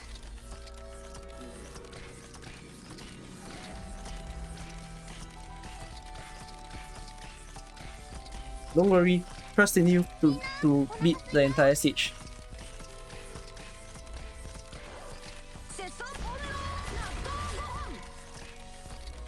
The fascinating thing about doing a coaching stream is that I get to learn from you guys. I learn how you guys play. Because I've been playing on my own when I stream. I don't know how people are playing the game. I don't understand why people struggle when they follow my guides at times. I could try to kill the Avenger and Taken Brave. Well, if I put this one here, Matterhorn here, and then kind of try to damage them with. How about do this? Put a Matterhorn on top of Saga. Now, you know the Avengers is not the same as the Tiakao Brave, right? The Avengers, How about turn on click scale?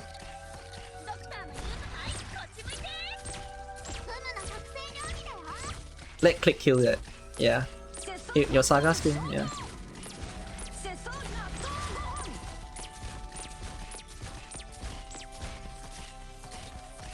Help your Metal Horn.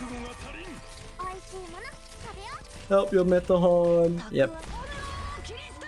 Okay, so let's review this stage that you just did. Watch my screen again. Yeah. So don't panic too much. Sometimes, take a chill, think about it in the stage again, and decide before you actually deploy anyone. So, yeah. Let's see. You have Saga. And then you have Gumi. And you've got Click, Metahorn, and who's the last one? Hibiscus. Oh, Hibiscus. Okay. Your Hibiscus is also not E1. You need to know that when you're not E1, your Hibiscus is not max level. You're also not allowing Hibiscus to have a talent because of not max leveling her. And Metahorn. Alright. So it is possible for you to do this stage with no leak or even just one leak. I would say you probably need to bear with one. So it was a good choice. It's pretty decent that you choose to put Saga here. But your Saga is like how do I put it? Your Saga is a spammy machine. So I don't really care how you play Saga, B3, B4, 5, 6, 7, or 8, whatever that you want, to be fair. So because you have the supply station, right, you're not going to block people in the C lane all that much. Rather than to place the supply station behind Saga, it might have been better that you either place it beside her or in front of her. You need to know that supply station cannot be damaged by any enemies. I think that might be something you thought about when you place the station. You're like, oh, could it break? But no, the enemies don't target that thing at all. So considering that you're not going to place anyone in front of Saga, right? Because Saga is your damaging operator, it will be pretty dumb to place a Gumi here and then a Saga behind. This is weird because you need someone to kill the wolf. So considering that your front tower is free, the best place to put the supply station is probably in front of Saga, right? So I can live with the placement that you choose, which was, I think you place Saga B5 or something? I don't know. B5 maybe. B5, around B5, yeah. Yeah, then after you put a supply station, don't hesitate to spam, alright? You already got a supply station on Saga, just keep clicking her skill non-stop and kill everything. Instead of letting like things to overflow. Don't say, oh, but it looks like there's only 2 enemies and then Saga's chilling to kill. No, just make it fast. You already have something to help her. Then you notice like there might be someone that leaks, so you need some control. So maybe just have a healing defender behind her and just put it like that. Now, Click is especially powerful of a caster. So rather than to have Click to help, I mean, that's one choice, but if you do that, then Click cannot really prioritize the C lane. So instead, right, what you could try is you put a Click over here, and because Click can stun, so Click will actually hold people in her range. So, for example, when the Tiakao Brave appears, then maybe you can just turn on Click skill and then just kill her. Now, I think this squad cannot handle the first Tiakao Brave, the first crocodile that appeared. You need some time to deploy everyone. So most likely that guy you need to leak. But you have temporary HP, right? Are you level 65 in the game mode already? Yeah, 65. Yeah, so you have the temporary HP talent, correct? So yeah, you could have just put the temporary HP to use. Just leak the first guy. Leak the first big guy, and then that's it. The temporary HP thing is freaking powerful, by the way. It gives you the option to leak someone that you want. So might as well just, okay, bye-bye this one. I set up for later on. I put Click here, I face down. So when you put Click like that, right, you're telling her I can only attack whoever is on C2. I cannot attack whoever on B2, 3, or 4. Then you might say, hey, what is Saga 2 weak? Which you might not be wrong, because there's an enemy that comes in, which is the shield guy, like this light armor soldier. So this guy has a high defense, but no resistance. So Ars damage is better. Yeah, so you need elements. Yeah. But you can say, okay, shit, what if Saga don't kill all of them, even if as much as he spam? Then if you want a safety net, you could put Metal Horn here. Although I don't think you need to, because there's probably enough block count. It's 2 and 3. It's not like they send you 10 enemies in one go. So I think this is a pretty okay setup like this. Then what do you do with the remaining people? You just have Hibiscus to heal. I mean, Hibiscus doesn't heal Click what? There's no range enemies. And then Matterhorn becomes your emergency button, no? Maybe, oh, there's an Avenger, then click doesn't kill, then just put like what you did at the end. So I think optimally, you could have probably done this stage with one leak. Without, as many leaks as you did. But a bit of panic here and there. Please trust your Saga. Yeah. Saga plus supply station is very strong. Oh, okay. Because you said like you recommended me to leak, right? So I had a different mindset. Originally, I was going to make the same setup as Gummy and Saga, but then I'll put Matterhorn at C6. So I recommended you to leak. Actually, I didn't think of this until I look at you play there. I'm like, oh wait, you could have just done this. But when I said just leak everything, what you could have possibly done is you just play Saga here. You put a supply station in front of her. You put Gumi here, and then you put Click here, and then that's it. Oh, okay. Then you leak, ma. The C lane is completely free. No one will attack the C lane. You might say, hey, but won't Click attack the C lane? Actually, Click would, because the crocodile is considered nearer to the blue box than the red box. You need to count by distance. Operators will always prioritize whoever is closer to the blue box. So if the crocodile is standing on C2, he actually has a shorter path compared to anyone on B2. So Click might actually just focus here. So you allow Click to basically double her damage lah. But this might not guarantee a kill because you're not maximizing Click's range. By placing Click here, facing like that, you actually maximize her range. Because let's say, oh shit, not enough damage in the C lane, right? And then the guy goes up, but Click can still attack, ma? Even if the guy goes up. So this would have been like a more optimal way. So this was what I thought lah when I said you can leak, but now that I think about it, you can also not leak. So yeah. Understand? Okay. So that's it lah. I mean, it's fine. You learn from this. All right. Let's get back to your game.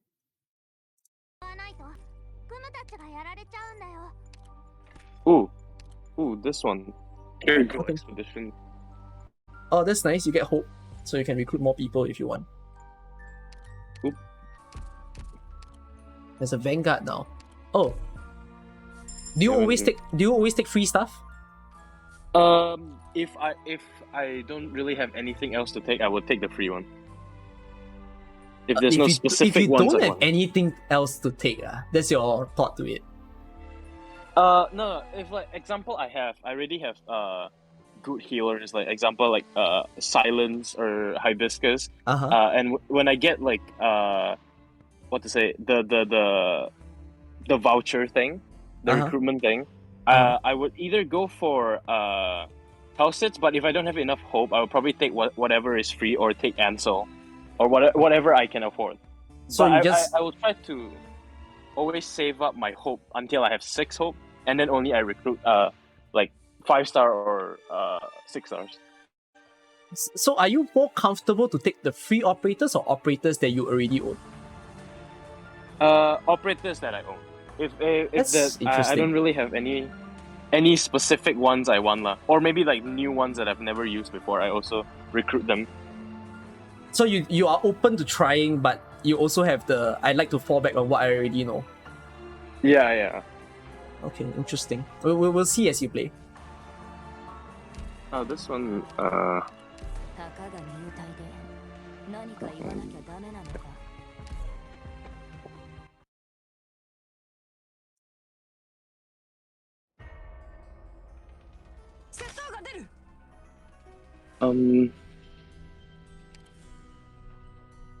Honestly, I trust them to kill them, so I'm probably gonna put Click here.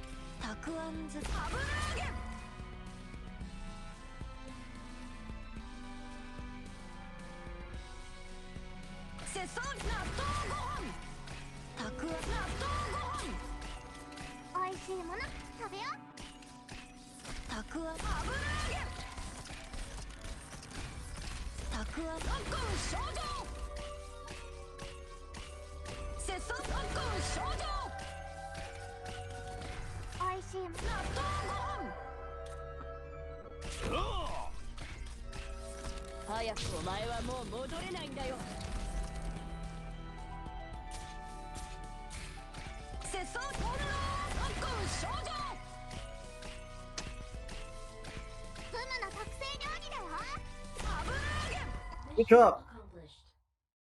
Yeah, it was pretty well done. Although I was a bit surprised by one of the moves that you made, which was you place Hibiscus. So you may or may not be aware, Hibiscus is in range of the caster. So to be fair, right? Okay, if you get a bit of a concept of this game, range units are very weak if you think about it. Weak, I don't mean in terms of damage. I mean it in terms of they get killed very easily.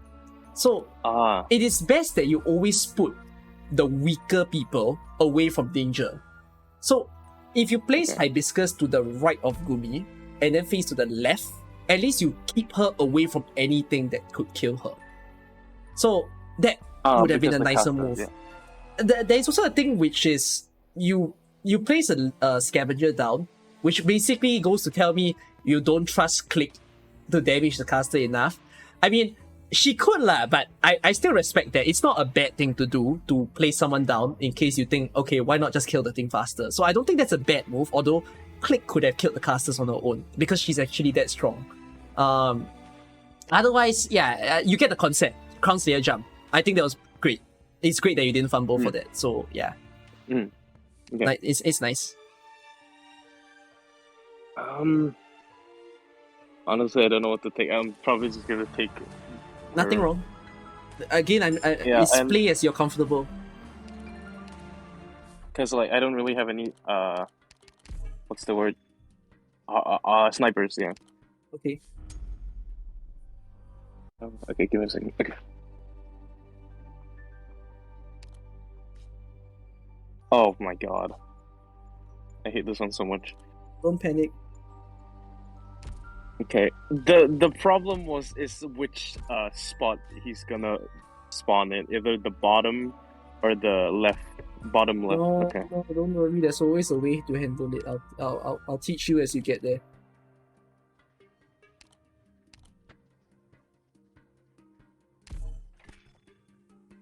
Ooh. Okay.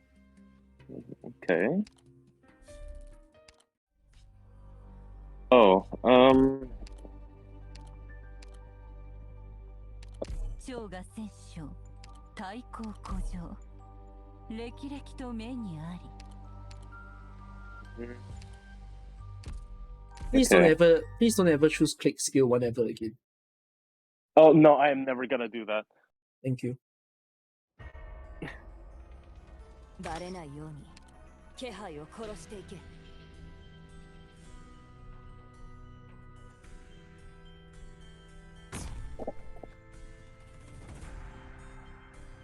接走、剣山。接走、納豆ご飯。早く飛ぶでもがいてろ。 Your saga has E2, right? Just you haven't E2 her yet. Yeah, not yet. Yeah. Hopefully you can get that soon.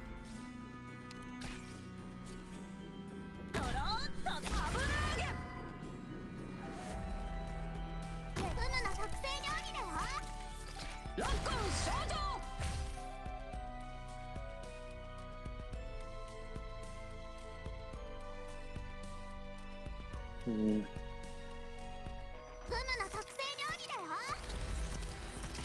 やるのか。戦のための。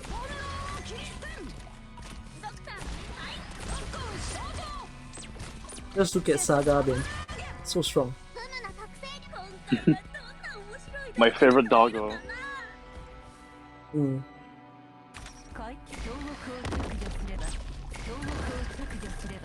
干潮倫理たり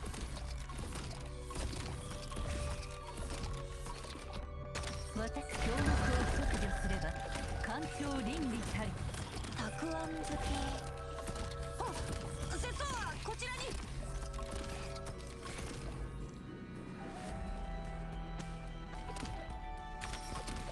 海中万物を一元に寄せ砂に沈めて相思未だ報いる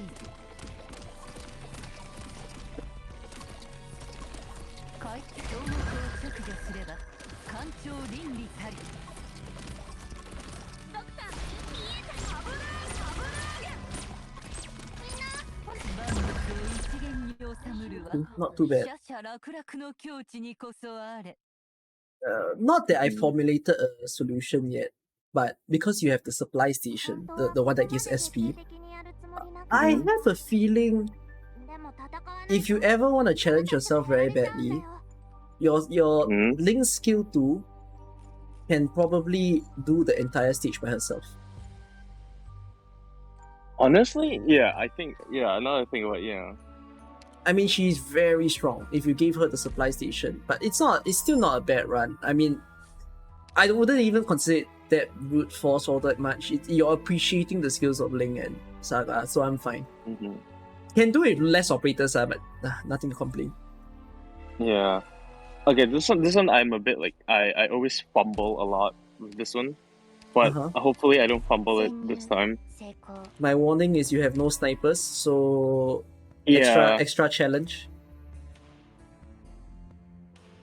It's not impossible. It's just extra challenge. No worry.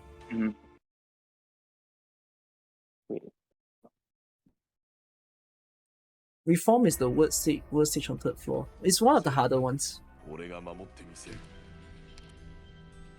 I don't think it's the worst. I forgot what I said was the worst. Oh, I said pressing ahead. No, not pressing ahead. I said what's that stage called? I can't remember. It's the DP one. I said justice is the worst.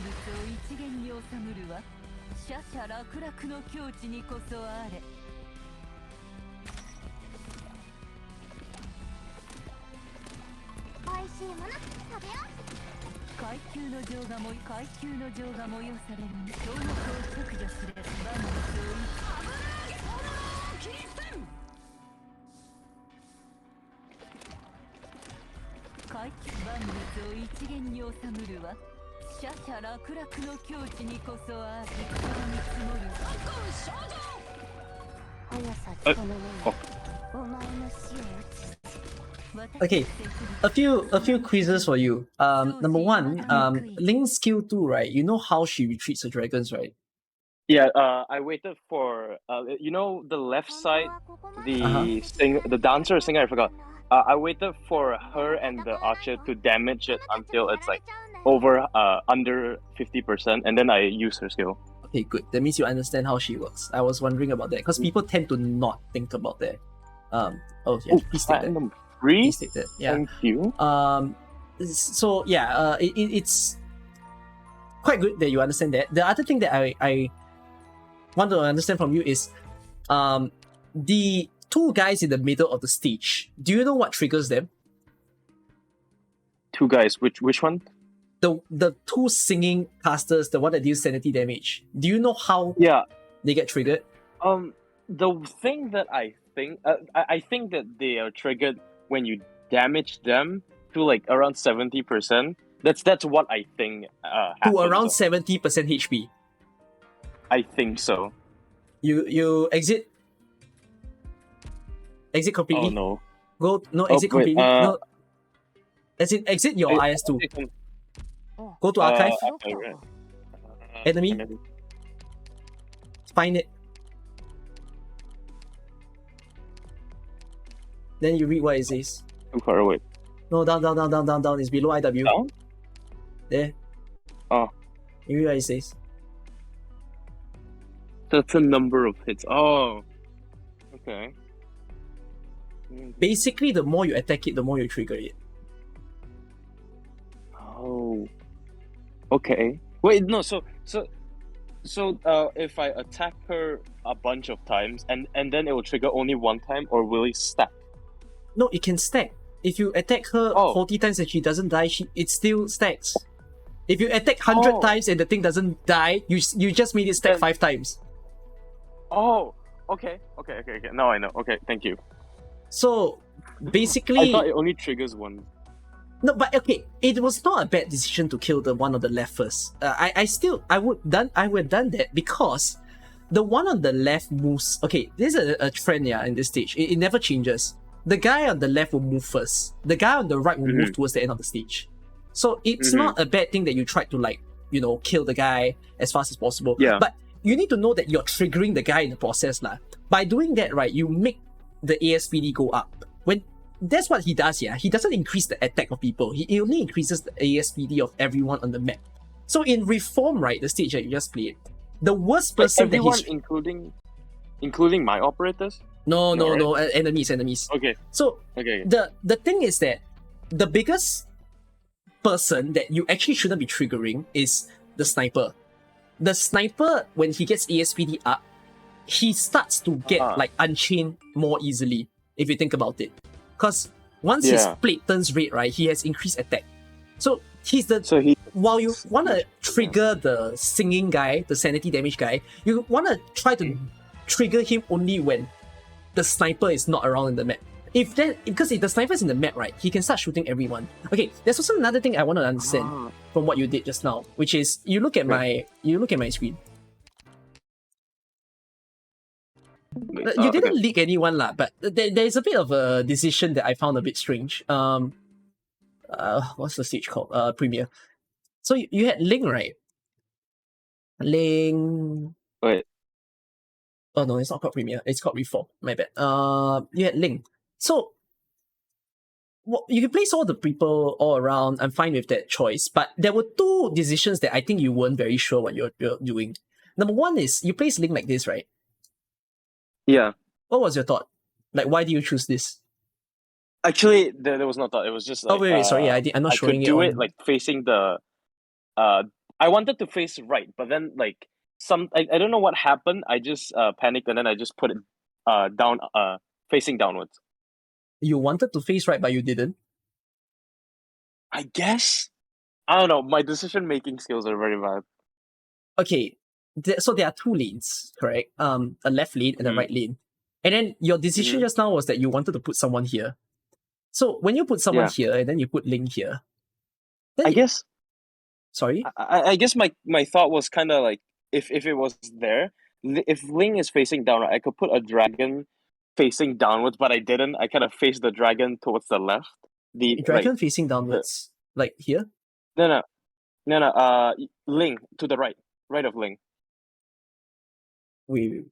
Let me get a proper Ling. Because my Ling is wrong. Ling. I have Ling.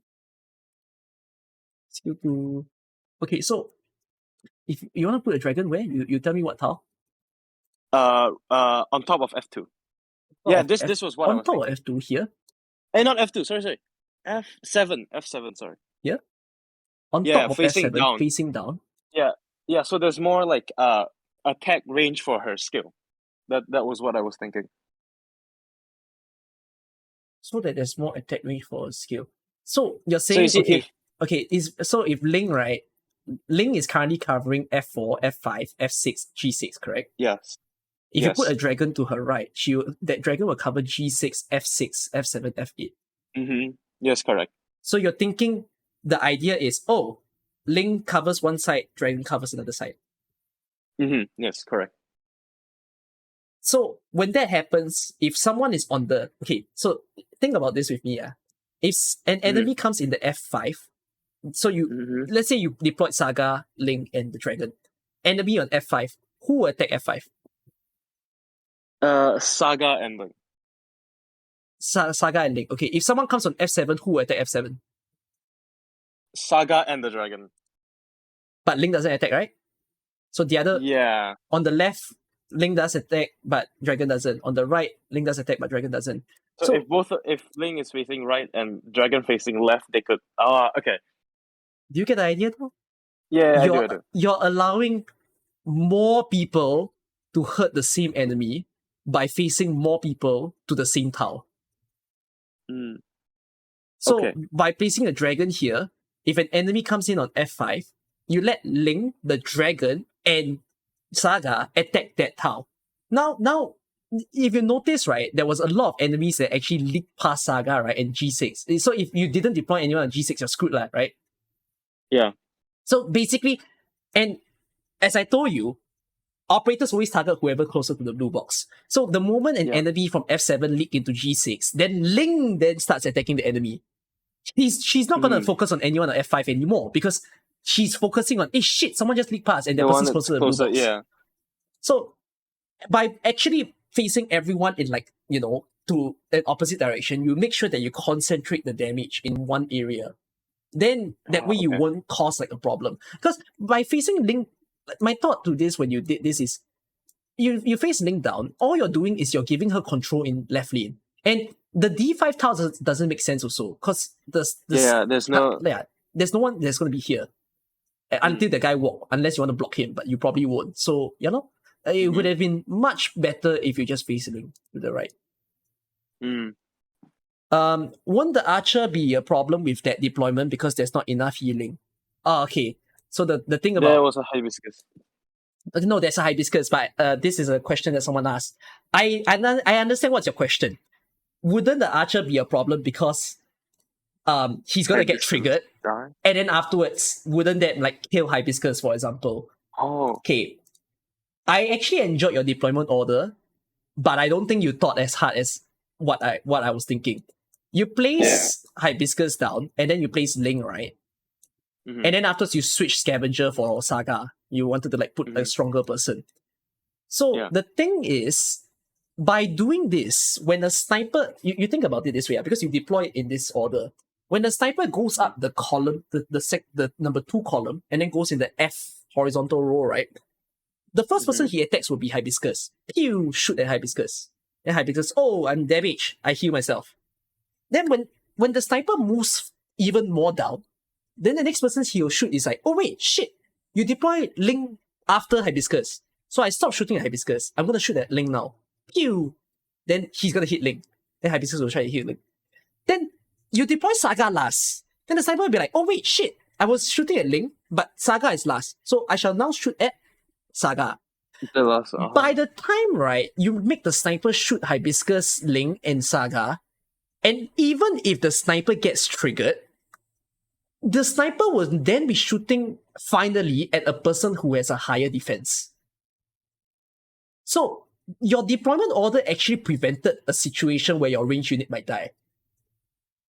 You get the idea? To whoever who asked me, wouldn't people die?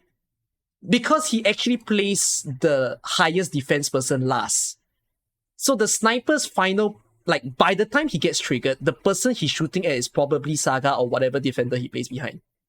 Yummy, yeah. Yeah. Sniper does arts damage when triggered.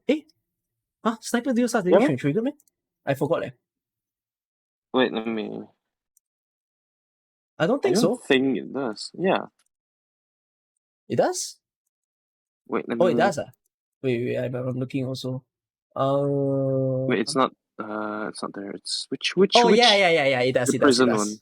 After being Oh, freed, it deals arts damage. I thought it was just more damage, not arts damage. Oh, No, but it's still not a bad thing. Then if that's the case, right, then the most logical thing for you to do would have been to place Metal last, because Metal is the best last, at yeah. resisting the arts damage. But Oh, okay, I did not know that. but here's the thing. This sniper enemy that you are worried about, right? That honestly shouldn't be anything that you worry about. You all need to understand, his attack is freaking low. It's 220. It doesn't do much. The only worry is the moment you trigger him. That's it. So, by right, the best thing to do is that those singing sanity damage dealers, you try not to disturb them.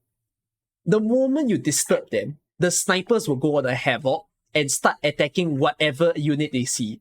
And let's say you trigger the singer, and then there's a sniper on F2. When that happens, right, I can tell you for sure, Hibiscus is dead. Because the sniper attacks so fast that it's only going to attack Hibiscus. And your Hibiscus might not be able to heal herself in time. So you were quite fortunate that you did not trigger the singer when there was a danger zone. So yeah. So yeah, I mean, you still cleared the stage. It's just a matter of positioning a bit nicer. I like that you put a dragon here and then you try to balance the HP and then use raid to kill. I think that was perfectly fine. Yeah. Okay, there is only one last problem left, which is the drone. You did place Ling in an interesting position, and then you use the dragons to kill the drone. I think that was perfectly fine. Yeah, I think that was a great idea to use the dragons to kill the drone. Yeah, so quite good. If let's say you don't have a dragon to place, right, then you're basically relying on your like Ling and your click to kill the drone when the drone is in the area. But that's dangerous, lah. You know why? The drone fall. Everyone can take 70 to everyone, damage, yeah. So that's why using your dragon was a good idea. So yeah. Very good. Alright. Yeah, let's play a run. Let's continue. Yeah. You can share your screen. I'm not seeing anymore. Am I not sharing my screen? Oops, sorry.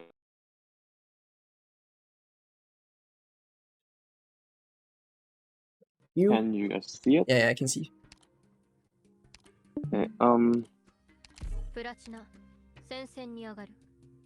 me think.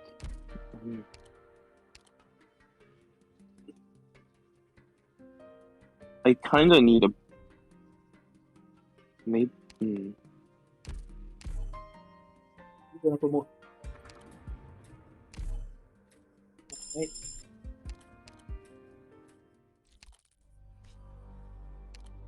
Oh, it's the same stage. This one is not the.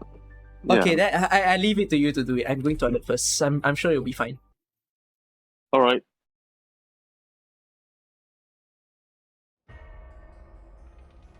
血で血を洗う争いに計りごと古来より変わらないね。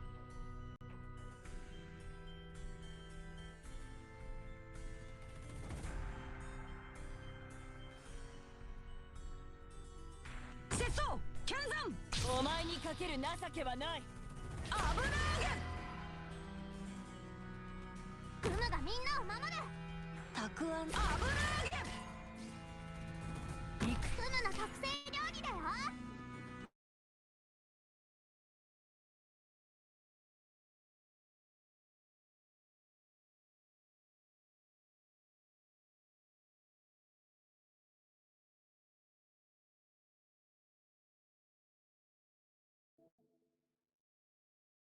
Do you guys know what this is? This is something you won't get.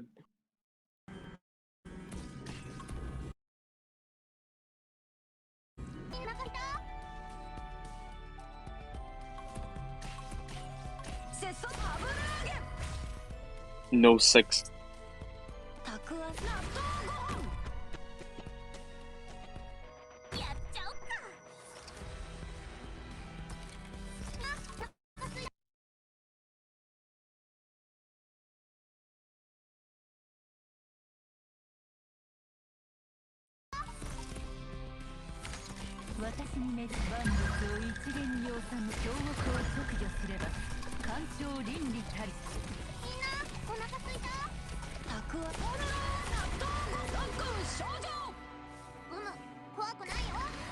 What?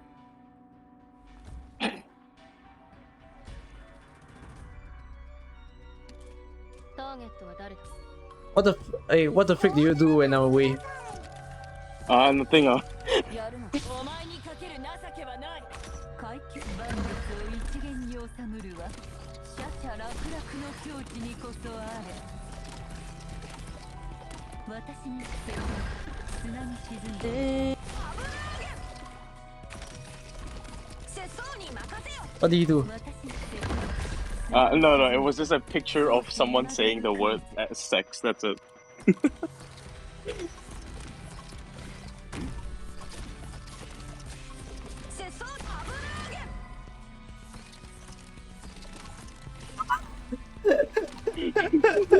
Okay, I see the picture now. Okay, not bad. Okay, like family. It's still family friendly enough. You trying to get me banned on Twitch, is it? No. Sorry, boss. That is not what I was trying to do. Hey, there's someone. Oh. Duck. You wait. Pause. Pause, apa? You don't need a medic anymore if you think about it. You have dragons that you can use. Your dragons can bind.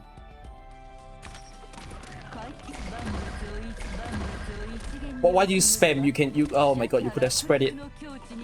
Oh no. Wait. Give me a second. Okay, you win lah. You win already.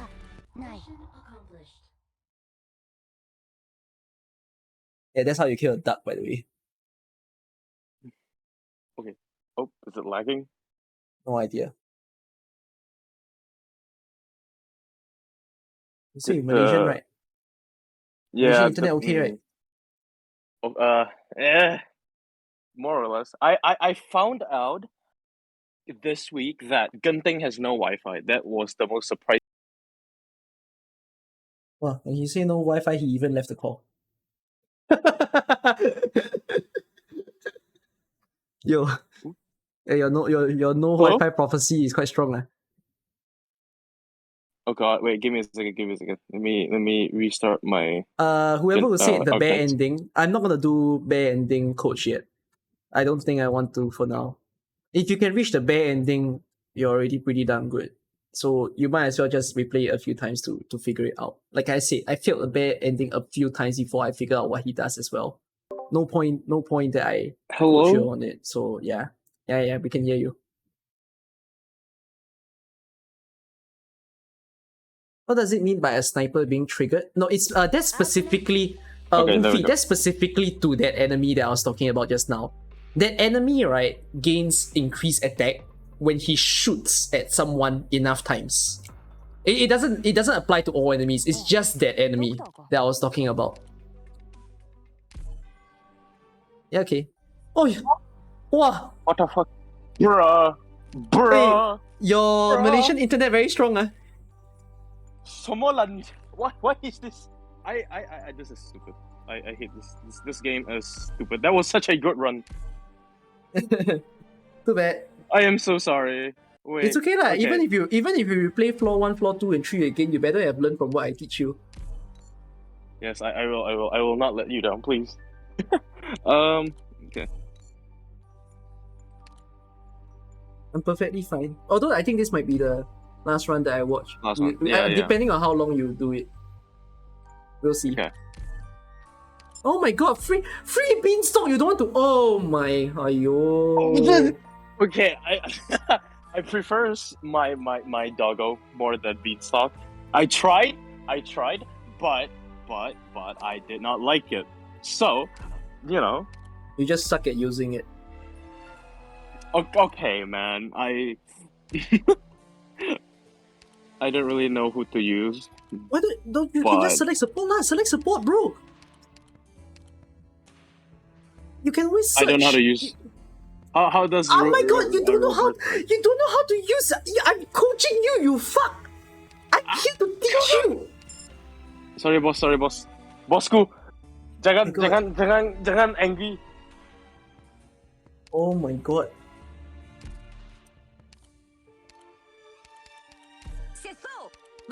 Okay,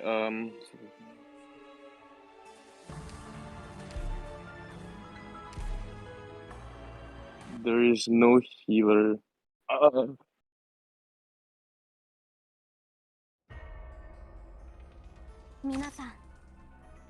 Fuck, why is it at the front? I bet he's probably going to fail, but I'll just watch. It's not impossible. I bet he will fail, You know what? but it's not Fuck it. impossible. I'm not gonna go for the thing. No, he doesn't need to restart. He can definitely do this with no leaks.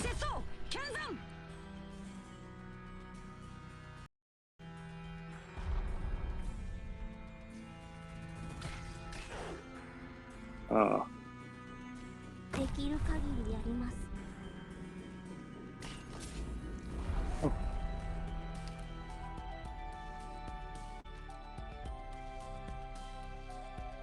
顔をもうちょっとこっちに持ってきて。ありがとう。力加減には気をつけるよ。 wait, let's.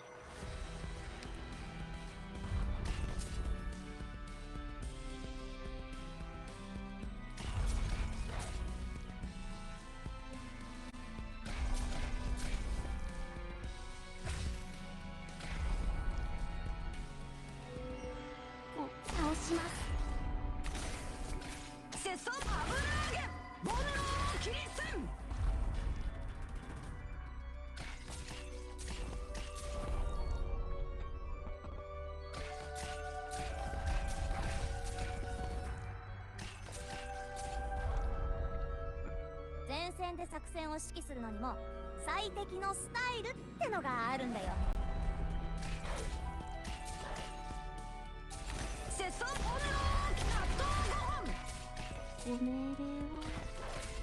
前線で作戦を指揮するのにも最適の次は老年筋電位追跡オートフィニッシュ Fuck. You know what? Sure. Never mind.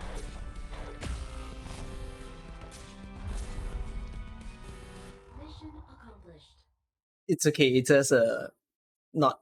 I mean, you actually use Roberta's skill correctly in the start. Yeah. Do you know what she does after you use it for once? No. Also, I swear to God, if this does not work, I'm gonna kill myself. Change your internet. Ask your parents. Wi-Fi tak guna punya ni. Ya. Allah. I can. Oh my God. Okay. Roberta. Oh. Oh, your internet. Oh, what the fuck, yeah? Now I I know can why people try- are failing wait. IS2.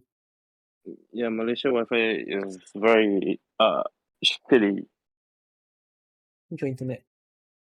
Wait, can I? Wait, let me try something. Give me a second.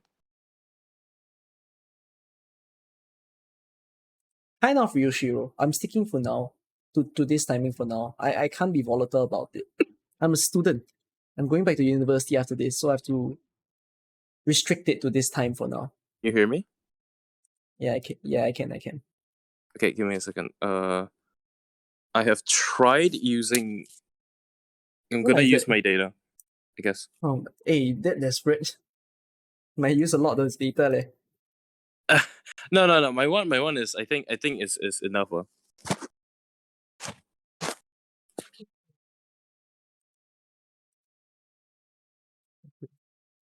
If well, you fix the error. You try and listen to me. I think you know what you did at the end, lah. When you use Roberta, right?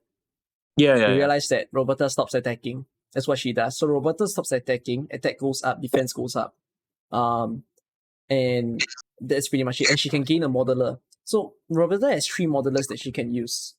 Now the first thing for you to note is that you are like saying, "Oh my god, why is this thing not in the back, right? Like what? No, why is this not in the front, correct?" Mhm. I'm actually happier that it's in the front than it's in the back. I think you have even more problems if it was not. So why do I say that? Is because you play Saga. Are you able to see my screen? Oh wait, wait, give me a second. Okay. Yeah, I'm watching now. Okay. You put Saga here, correct? Mm-hmm. But do you know what the volcano does? It damages you, but it can also like boost one of the purple claw guys. Okay, so it damages me and it kills one of the purple claw guys. Anything else? No, it buffs the purple one. It kills you and the dogs and the white axe guys. Right. So if you knew that it can kill the dogs, to be fair, you could have just done this. It can help damage. Yeah. If you place it like this, then by doing it like this, you're allowing for the dogs to get trapped onto Saga, and then afterwards, instead of Saga being the only person to deal damage, then you're allowing the volcano to also deal damage for you. Mm-hmm. That's it. Now, the other point that I wanted to get to is, okay, you realize there were two Sakes, or at least you only know there's one. You don't know who's the second one that they're going to spawn. So the first one that comes out, right? Actually, I do quite like the idea where I guess your decision as to why you put Saga here or even behind was because of Malanta on C4. Like you wanted Malanta to do more damage. Instead, right, now Malanta has a lot of health. So one thing that I would possibly have done over here, I'm burping a lot. One thing I would have done over here is that when the caster comes down into B5 tile, now I've don't hesitate on Saga skill. At the moment this caster is in range, right, just spam Saga skill because this guy is weak to physical damage. Now, when the caster is really getting into the B5 tile, then I place Malanta down. So this is what we call split box. You only place down someone when they are within the tile. So when he's walking into B5 tile already, right? So who will damage him? Malanta and Saga. Then you might say, hey, but there might be wolves coming in, which is also still okay, even if wolves come in, because when wolves come in, they will get damaged by the volcano. Saga only needs to deal a small amount of damage. Then Saga can refocus on the caster. So you do it like this to the point that Malanta dies. But to be fair, you probably have enough skill activations to the point where Saga is able to, add the needed damage to deal with all of these. Yeah. Then there's a second enemy, right? So the second enemy comes down, then after he walks this way, then you just put Roberta to block. Now Roberta has her modeler. So what does her modeler do? The modeler gives her a shield. So one thing that you can have done is that because of the shield, once you place Roberta down, you quickly give her a shield so that she can block one of the damage. Then that's one of the ways that you can do that part. The other thing that I suppose you realize is a bit of a struggle is the fact that there are so many people that's like coming down and leaking, right? So this is another arrangement that I could have considered, which is you place Saga first, then you place Malanta over here. Then by doing this, right, all the wolves will get blocked by Saga. Saga is 2 block. And actually the wolves were getting damaged by the volcano when they're blocked by Malanta. So you put the more block person to focus on the wolves, which are way more than the number of casters. When the casters come into the range, right, you let Malanta, you use Malanta's skill and Saga's skill. Malanta has, again, a lot of HP. This way, you should be able to kill the caster to the point where maybe Malanta has very little health. If Malanta dies, then okay, too bad. But if Malanta dies, right, I would have just said, just leak the second caster. You have temporary HP. Then, what happens about the second caster? Because if you realize the second caster just now, you didn't have time to activate Malanta's skill. When the second caster comes down, when he gets into the tower of B4, then you put Roberta. And then you put a shield for her. You're letting 3 people damage 1 caster. I think this this solution might have been nicer for you to actually cost absolutely 0 leaks. So a bit of a rotation of where Saga and Malanta is. That's about it. Get the idea? Right. Yeah. So yeah, but valiant effort. Yeah. What did you say? Sorry. No, it's a valiant effort that you did it. I was thinking you might have fumbled and lose the run, to be fair. Yeah. Oh, same thing happened again. The Wi-Fi sucked and it died. Yeah. I if you want, there's it's okay. There's no sound this time. Oh wait. I think I need to. Can you hear it? Oh, I can. Yes, the silent Okay, mode. if you're okay, this can be the last run, or if you want Yeah, I'm fine. Okay. By the way, could I best advise you when you're playing IS2, just keep borrowing temporary recruitment. If not, you're Okay. never going to learn what they do. Okay. Honestly, in this one, I think Phantom will be better. You can always refresh and get someone else. It's your choice. Frost doesn't. Hey, you don't have a lot of friends added. I do. I don't think they have much people on specialists. Okay. I think I'm gonna go Phantom. You know what?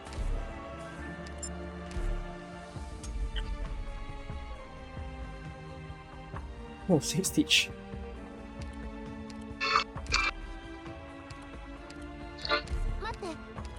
Is it time for me to take the stage? インディゴいつでも行けます。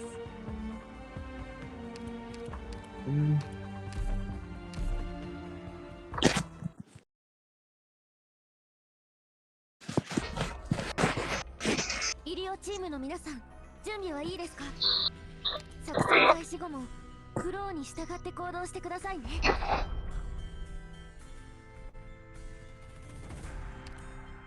Do you see your own face in the mirror? 他人はいない。 Fuck. I could have. Yeah. So, let us sink into the night. 杖が温まってきました。 You know what? Sure. Just leak it. Do you see your own face in the mirror?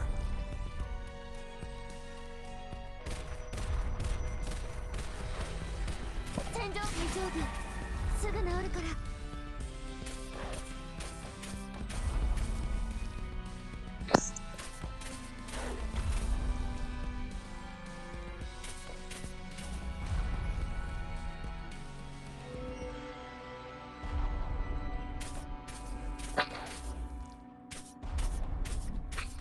準備できました。この敵たちはどれも何の危険さには及びません。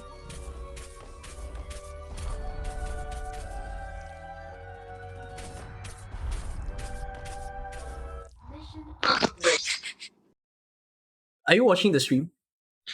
Kind of. I can see you kind of. Yes. I'm hopping around because of you. さすがはドクターの指揮。 You have your own phantom, don't you? I do. Do you know how to use phantom? Okay. I know that the second skill that I always use is that there's 8 stacks. So every attack takes away a stack. But then I realized that where the puppet was, I could put Phantom there. At least Sasuro could have healed Phantom, because Sasuro cannot heal the puppet, right?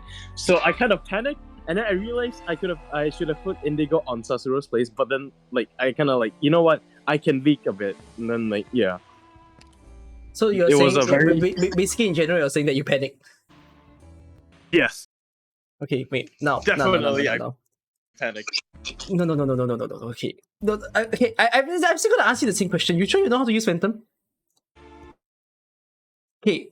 I want you to explain just this part about the clone. So Phantom is a fast redeploy, you know that, right? Hello? Hello? Hi? Yeah. Hello? Phantom is a fast redeploy, you know that, right? Yeah. So his role is technically to always exit the map and come back. Correct? Uh-huh. But you have a problem. Because if I you have a problem. Because if I know what you mean. I know what you mean. You have a problem because you have no one else who can block the wolf, correct? yeah. Okay, issue. Need to block wolf, but Phantom is fast to deploy, so you're forced to use Phantom as the only blocker. Mm-hmm. While Phantom is a fast redeploy, you know that his clone is also a fast redeploy. Okay. I the first time I've used him was with like a shit not recruitment. I borrowed it from someone else, the supporter unit, basically. But there was this one time where I saw the puppet redeploy time was 30 seconds, so I kind of forgot about it, and I just realized that I'm just going to use Phantom with the puppet. So if I'm not gonna retreat the puppet, I'm only going to retrieve Phantom when I need him to like redo his stack. Yeah. Okay, that means there is something about Phantom that you're unaware. The clone's redeployment time starts when you deploy it. Oh, okay. You have most likely left the clone there long enough till the point that you could actually have changed it. You can retreat that clone. You probably reach the deployment time and then just put it back. And then you can get the extra attack stack. Okay. Okay, I get what you are trying to say when you said you place Phantom here, and then after he has a clone, and then you're like, oh shit, but Susuro don't heal. But if you place this clone early enough, like I think you did it at the start of the run. Yeah, it was perfectly okay for your clone to die, and then you just replace with a new clone. Oh, because the time, yeah. There will be enough time for it to get redeployed. Again, my explanation is this. The Phantom's clone has a 30-second redeployment, but the 30-second redeployment starts the moment you put the clone. It doesn't start when you retreat the clone. Oh, okay. So, Phantom is powerful because of that. You place the clone somewhere, if the clone already sat there for enough time, you can already exchange the clone. So, I don't disagree with you that, okay, you were thinking like, oh, Phantom doesn't get healed. But yeah, this was one of the ways that you could have countered that problem. But then, when you place Phantom like this, and then you wanted like Susuro to heal, you also realize, oh fuck, where does Indigo go? Because if I place Indigo to the right of Susuro, she's going to be in the volcano. Then Susuro need to take the time to heal, correct? So, one of the things that I would have done in this particular run is I would have placed Phantom over here. This time, I don't think you need to use the volcano. Because if you want to use the volcano, it's a bit challenging. You have to place your operators probably within the volcano's range. So you place Phantom here. Instead, I'll place Susuro here to heal Phantom. Okay. All right. Then you're like, oh shit, hey, Cookie, there's a clone. So what am I supposed to do about this clone thing, right? If you want to, you can place the clone right at the start of your run. Immediately at the start of your run, just put it down so that you let it exhaust the redeployment time, right? Doesn't matter that the clone can't be healed. When in every first stage, right, a lot of enemies cannot kill you. The wolves barely kills you unless you're playing emergency, which you wouldn't. So you could have just placed it like this, and then you have Indigo there. Indigo's in the same spot, right? Indigo doesn't kill anyone. So you just put it like that. Now, you're gonna have one of the Sarkaz caster walk down, and then starts attacking the clone. Shit! Clone under attack! Bam, bam, bam! Okay, clone dies. Then the Sarkaz walks closer, right? Then you put another clone. Okay. Then you put another clone, the clone have attack stack. Then, boom, boom, boom, caster's dead. Done! Then, afterwards, you see that apparently your second guy that spawned is the hammer guy. So hammer guy walks down, gets closer, bam, bam, bam, hits this clone. Clone's dead. Shit. What to do? Then retreat and put new clone. Okay. This is the power of Phantom. Phantom's clone is very, very useful because of the fact that you can leave Phantom on the map while using the clone as a fast redeploy. Okay. Oh, okay. Someone asked me, why don't you just place Indigo to the right? Like that. Now, the Sarkaz caster is in the E5. Any wolves that go by e5, what's the next tile they land on? E6, correct? And anybody who's on e6 will get focused by Indigo. At this point, when you do it like this, right, then Indigo's gonna have a problem because Indigo's not actually dealing damage to that guy all that much. And there is a better way to actually aim Indigo to the right, which is like this. Like that. Then Indigo can focus on the caster. But there's a problem. The big problem is, if you face Indigo to the right, what are you doing?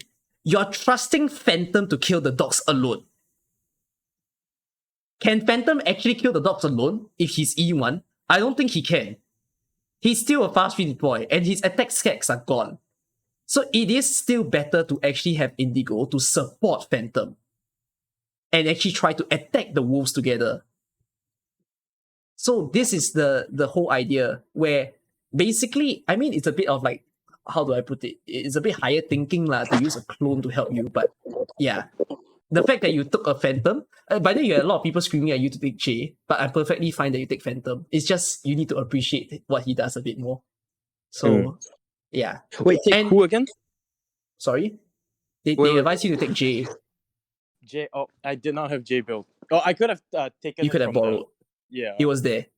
I actually don't know how J is used. I know I can learn, but then like because merchant kind of merchant. You're in IS2. operator. You're in IS2. You don't need DP.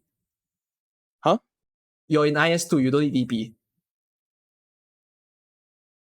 You're playing this game mode where for probably 5 floors and 70% of the stages you don't need DP. You just put J. You put J kills. GG. Everything's gone.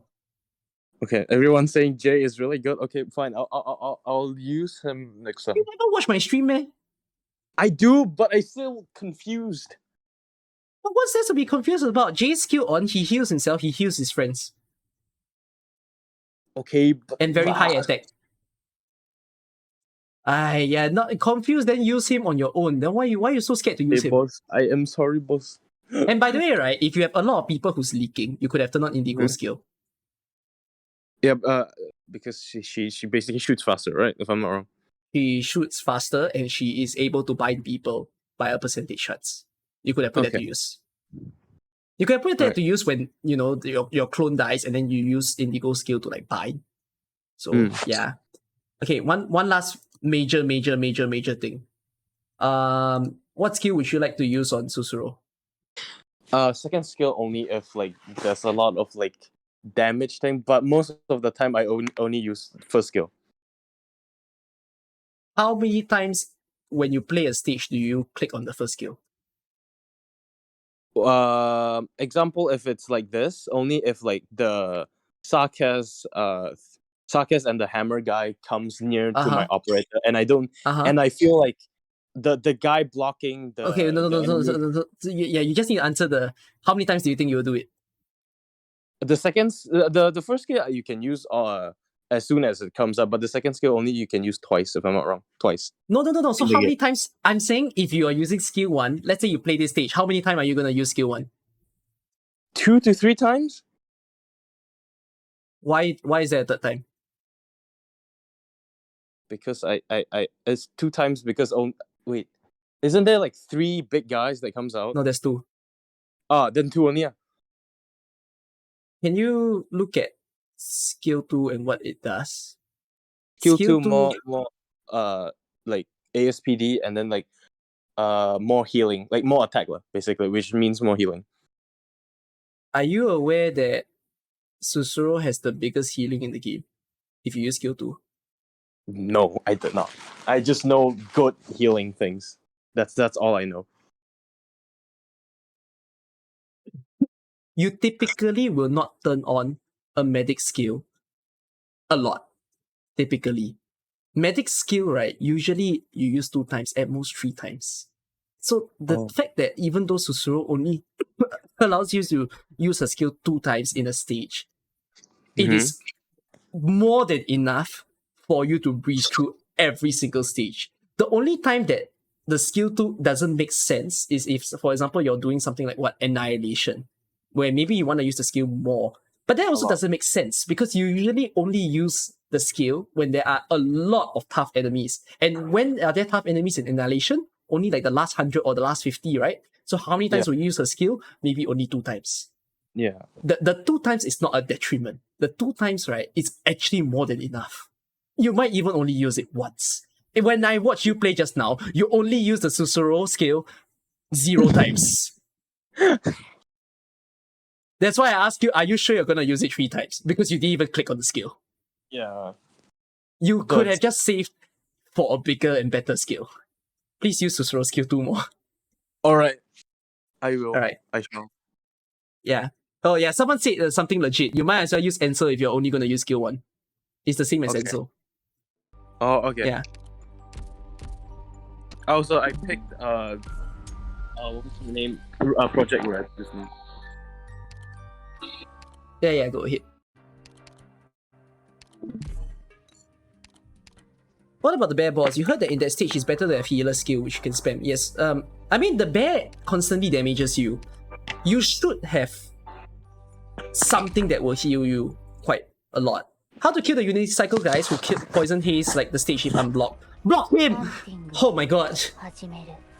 I'll teach you if we reach there. I've already shown that guy a bunch of times. Your question literally says, how do you kill the guy who causes Poison Haze if unblocked? Block! That's it! So, let us sink into the night. Block him with a healer! Of course I don't mean block him with no one! Heal! Give him a healer!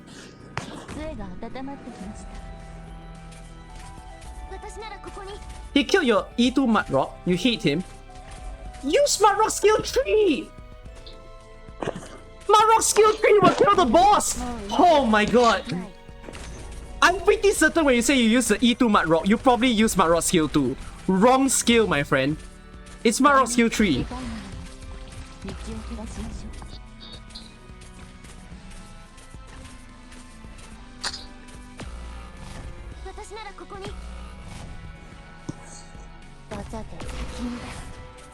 Is this emergency? Yeah. Were you forced to pick this? Because I chose the one at the bottom. So you were forced to enter this, is it? Yeah. Oh, never mind. GG. No. I don't think it's possible also. Yeah. Fast redeploys to do this is, I don't know, a fever dream. Too much brain cells. Word of advice, try not to pick 2 fast redeploys back to back. Okay. Well, I don't think that makes sense. Having 1 is fine, but having 2 back to back when you don't have other people who are blocking is a bit strange. Like, yeah, this setup is odd. If it was me, right, like, you have Phantom, you have Indigo, right, and then you got the choice to take a specialist. Rather than to take a fast redeploy, I would have rather you take a pusher or a puller. Why a pusher or a puller? If you're unaware, number 1, they have block 2. Number 2, they have decent defense. They can actually attack people pretty darn well. So you could have just picked that. And if you take a pusher, for example, if you're unaware, a pusher is like an AoE guard. They can damage multiple people at a time. So that is gonna be pretty helpful. No, Ethan wouldn't have it. Ethan is not good. Hello, he only has Phantom. He only has 1 block. Why you wanna give him a disadvantage by giving him less block? Hello? Yeah, I would have picked a Shaw lah, most likely, in your run. Yeah, you're wrong. Hey, your internet dying, huh? I think it might be the time that I'm calling you. That your internet's like maintenance or something. Yeah, his stream is dead. Oh, well, Yeah. no, my phone just crashed, so I'm good. Oh, you have a lot of crashing. You have a lot of crashing things, eh? Yeah. I think I've taken enough of your time, so yeah.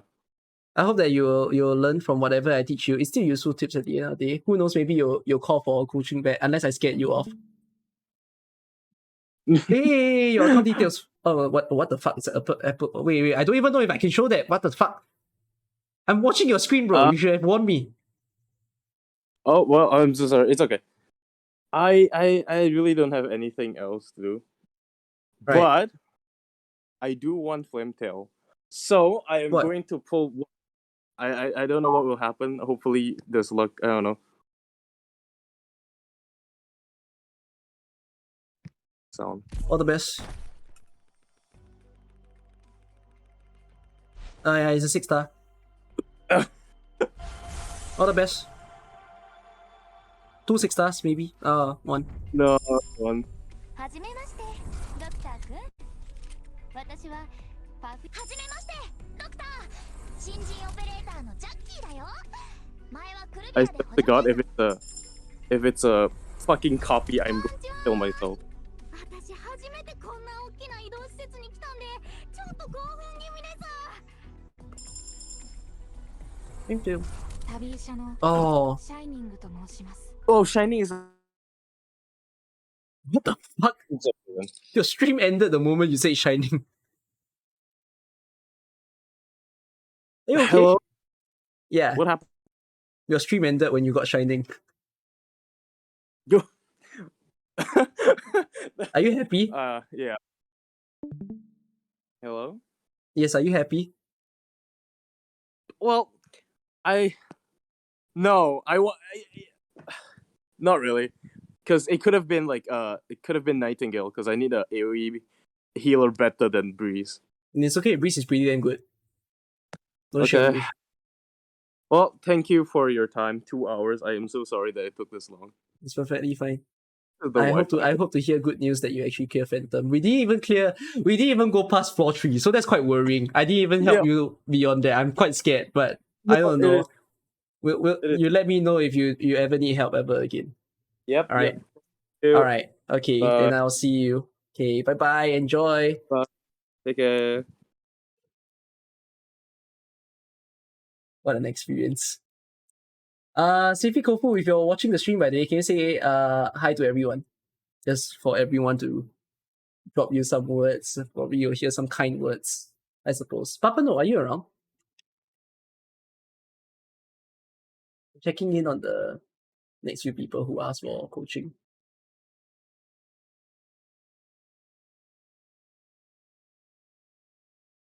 But hey, those of you who are watching this, are you all enjoying how it is? I know something about Shining. What? With this kind of YouTube series, I might upload the good.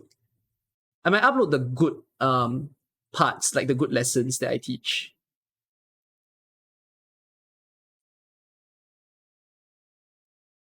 I think I'll start uploading maybe from this week onwards.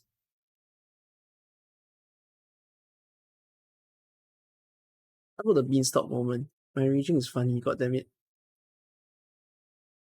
Yeah. I'm still continuing, by the way. Next we're moving to the next person. Okay, Papa No. Papa No. I think I pronounced your name wrongly. Alright. Let me know how to pronounce your name. I'm calling you now. It hurt you at the same time. Quite a nice experience. Yes, I agree as well. Yeah, okay, let's test volume. Can kind of hear you, although your room sounds a bit hollow. Where are you from? How are you? I'm from Malaysia, and I'm 16 Yes, years another old. Malaysian. 16 years old. Hey, same as just now. Wow, same profile. So am I going to get the same results? Were you watching the stream? Yeah, I was watching the stream. Okay, do you think you're going to be worse or better? I'm gonna be worse because I'm I'm a low level. Oh, wait, how low level are we speaking? Like Player level account level, is it? 27? Account level 27 ah? Yeah. To be fair, you shouldn't be playing IS2 yet though. I mean, I can still bring you through it lah, but like 27 is a very tricky one because you don't have a lot of people built. But Yeah. it's still not impossible. It's still possible for me to just teach you a bunch of strats in a sense. So yeah, I don't know. I'm perfectly fine to look at your account. Okay. Let me test your volume. Okay, I think you're fine. How do I pronounce your name? Just Papa notes. Just Okay, Papu just no. like that. What's the inspiration? This is the I don't know. Been calling my father Papa for quite a while, so I just put in my name as Papa note. I see. There's really no inspiration. Okay. Can you share your screen? Yeah, I'm opening my emulator. Okay, hold Do you know on. how far you've went with your account? Like what floor? I've been to Phantom like in As I've a been to player Phantom. level 27, you reach Phantom. Yeah, but not in the hardest difficulty. Just sound like in the medium. No, it's perfectly fine that it's in the medium. Of course, I'm not expecting you to do hard. Uh, uh, my game is loading, so hold on. Yeah, take your time. I think the biggest challenge is the fact that your account is low level though. So that is going to be the biggest struggle to actually kill Phantom. Because like, you don't have a quick Unlocks it, weapon. okay. You don't have a quick weapon that gets rid of Phantom for you. I see. What you probably really like, the only way that I see, right, as to how a very low level account can clear a Phantom run is that you either get the ASPD artifacts, which was basically what I did in my 3-star run. The ASP artifacts are there to help. Or the second way is you get so much life points that you leak Phantom. But that's also not an easy thing to do. Basically, it's all not an easy thing to do. But I'm curious about your account, so please feel free to show it to us. Yeah. Sneaky, it's I almost had to restart my emulator for on now. a regular stream basis It already that you're crashed. doing this. I'm Very freaking weak PC I grateful, have right now. So but I'm still always wondering, like, what do I do to deserve this? And I'm grateful for you. Thank you so much, Sneaky Plater. You look like you're trying to exceed the top ranks at this point. It's so sweet of you. You're back. Yes, you are back. So yeah, thank you so much to the people who receive. I hope you guys are liking it. Alright, I'm streaming.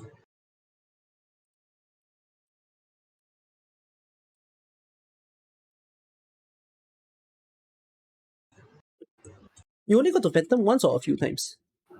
Like 2 or 3 times. I don't know hard.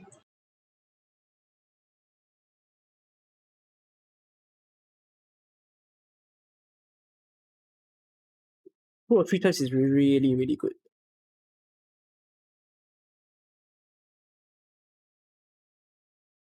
Okay,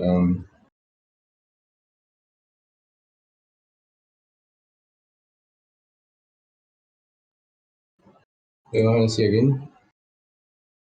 Sorry? Wait, what you wanted to see again? No, I didn't really see anything in particular. Oh yeah. Now to look at your account. Okay, no. I need to My understand account. something. What is with the sanity?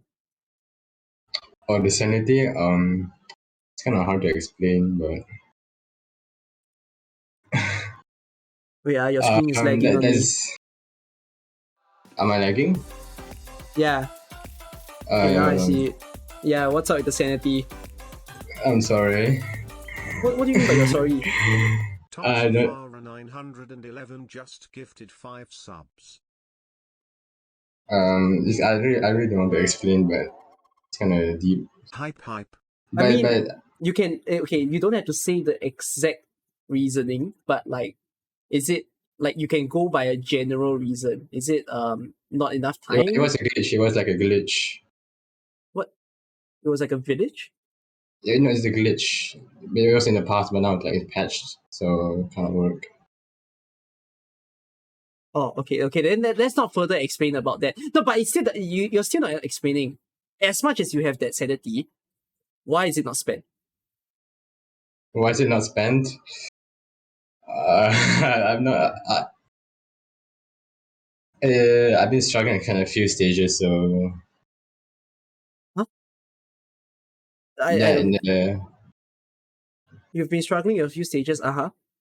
yeah, the story mode and then the chapters. By the way, Taxi Farah, thanks for the Previously I 5 had gifts like straight up quite a high also. amount, so Well, you're giving a lot, and thank you so much. No, wait. when did you join the game? This is a very old account, so like it was my first account by the way, but I left it like a long time ago. When did you join? Last 2 years. Are we able to see when you joined? Yeah, sure. You joined early in the game. Yeah, I joined like when it was released, but then I quickly lost interest. Then what brought you back? Like, when do you come back? Like this around this year. What, this month? Like August? February or February you came yeah. back.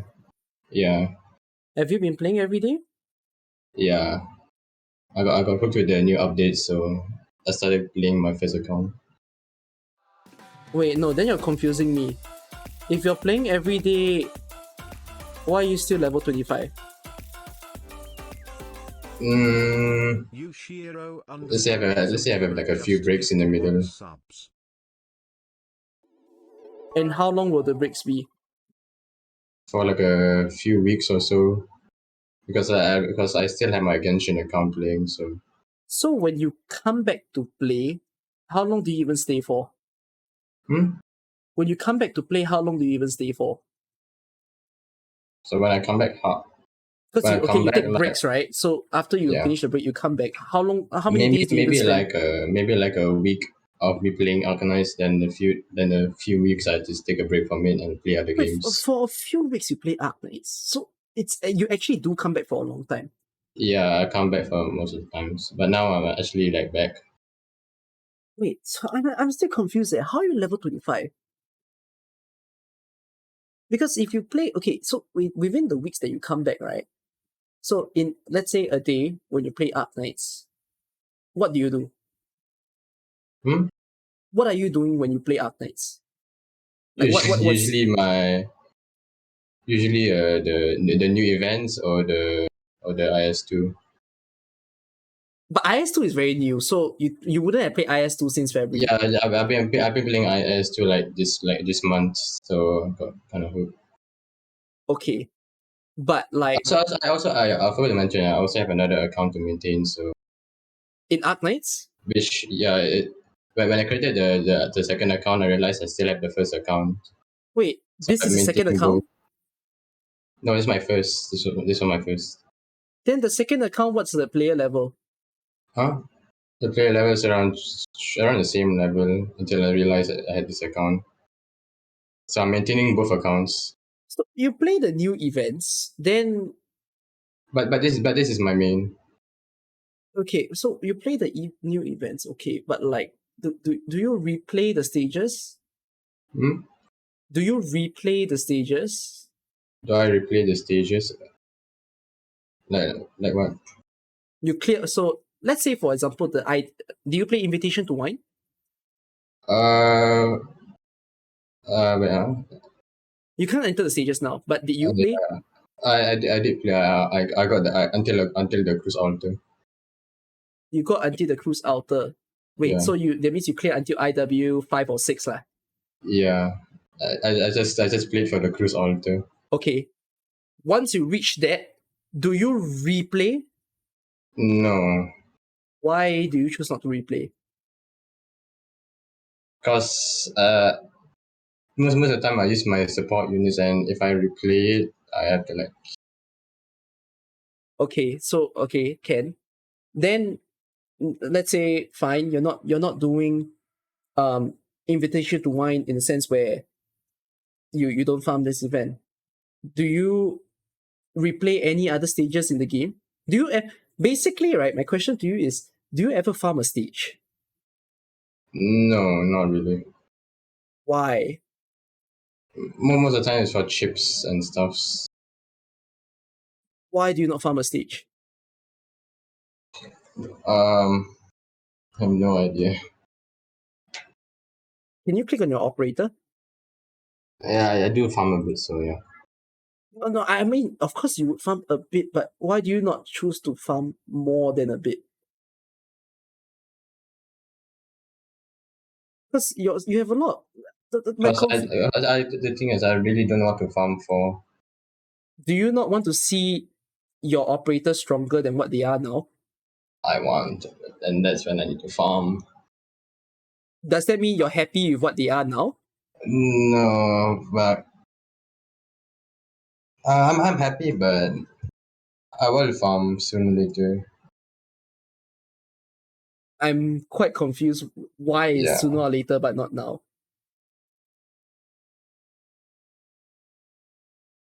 Also, I have no idea why am I not farming. I'm not asking myself that. It's like, I mean, my mind is very confused by what you're saying. If you want your people to be stronger, shouldn't you farm? But the thing is, I don't know who to level up for. I mean, I have Blaze to level Okay, up, so but I don't know who okay. the So others. even if you don't know who to level up for, by farming, and then you farm even more, right? Then can't you have more in your depot, your bank, like your inventory, so that when you actually want to build someone, you can immediately do that? Wait, can you repeat it? If you farm, even though you don't know who to build, if you farm, then afterwards you can immediately have what you need to build the people you want. Mm. You click on your depot right now. So you scroll to the right. Okay, so let's put this sort of like example where like your devices, you don't have enough devices, right? You have only two. Then you suddenly see an operator where, hey shit, I want to build this operator, but this operator needs 5 devices. If you bothered to farm IW, for example, or even any other storage stages, you spend the current sanity you have to get more device.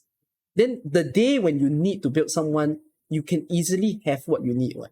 You get what I mean? Mm. It's like you farm so that you prepare for what you want next time. But if you don't farm, then you're going to act immediately on the day itself and say, shit, I need to waste my time now to quickly farm for what I need. All right. You get the idea? Yeah. So, I don't know, like you play Genshin. Genshin doesn't need farming, right? Yeah, I do farm in Genshin, but I think I quit the Genshin maybe. Then, but you don't choose to do that in AK. I have no idea, but Genshin is a bit more fun. And I have some people that want to level up. And Arknights is like a bit of my like side game. Right. I mean, it's a bit. If you're struck, okay. Do you wish to clear more stages in Arknights? I wish, and yeah, So, in order to clear more stages in Arknights, wouldn't the most sensible thing is to build more people? yes, of course. So you get But where I'm trying to go, right? yeah, So what do you think is the biggest thing that's stopping you from building people or like farming in general? the my operators now, because like most of the time I use my support unit, so auto redeploy is not really used. I don't know, like I don't know how to say. Oh, I so really depend on the support units here. so you're saying that you depend on the support unit, possibly because maybe you even watch some guides. So you depend on support units so much to the point that you don't really have a lot of auto deploy. Yeah, Okay, fair enough. But um, so all this while you haven't been farming because you don't have a lot of auto deploys to use. yeah. Also, I feel I like the new few banners are coming up, so I wanted to like farm new, get more original primes and originium. Right. So have you done Annihilation? Annihilation. So wait, which one's Annihilation? I forgot. The one on the top right. The one on the top right. Top, that's not right. That's right. Yes. No, I've been struggling with this a lot. That doesn't matter if you're struggling with this, but like, how about the easiest one? Like The the easiest one. lowest one. I mean, I only completed Chernobog, but the Langman, no, Wait, then why don't you just replay the Chernobyl? that works. Wait, get out, Wait, go to Chernobyl. Yeah, why don't you just Oh, replay this? wait, it works if I replay this? Yeah, you get randoms if you replay this. Oh, I didn't know that. Oh wow, I'm really so bad in this game that I really don't know it existed. Have you watched any YouTube videos? No, not really. How do you know me? Huh? How do you know me? I only knew you through your Twitch. And you saw me through your my okay, so I popped up as a Twitch recommendation. Yeah, Then you watch me. yeah. Then I mean, I knew you had a YouTube channel, but I don't really watch yours. So sorry about that. I mean I don't give a damn. You all do whatever you all want, but like you don't watch me, sure, but it feels like there's a lot that you're unsure about in the game though. Yeah, So why didn't you just choose to watch a video? the thing is, I don't really do annihilation, so I don't really knew this kind of Yeah, but if method. Like, I know, but if you watch a video, wouldn't you get your answer? mm, I don't know. Oh wait, wait, what are you saying? If you watch a video, won't you get your Yeah, answer? I think it would. But you choose not to. Yeah, I choose like to watch guides and stuff, but I Yeah, didn't yeah, really yeah. know. Only so you only choose to watch Stitch Clear guides. Yeah, Don't you hit a point where you struggle to follow the guide because you don't have what a guide says? yeah. So And then what do you do when you hit that point? when I hit that point, then I'll try my own methods. Right. Okay, so are you wanting to play this game better?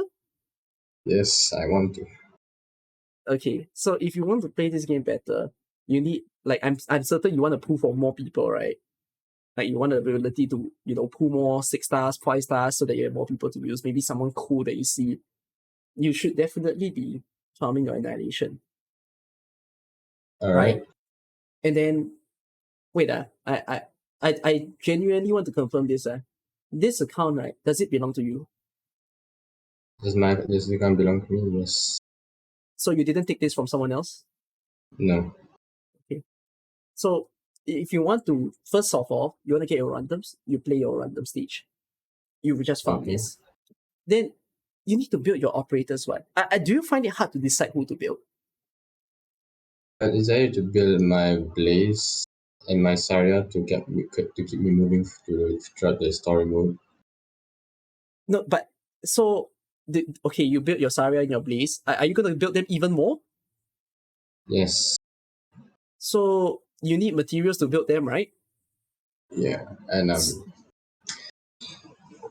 So can you spend the time to play the stages that gets you those materials?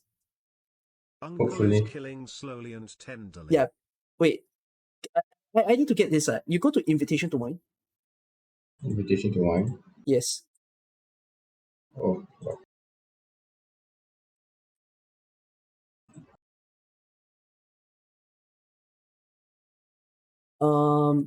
Click on sing you in. You never buy? Wait, why do you choose not to buy anything on the left? On the night. Oh, sorry. Why do you choose not to buy anything?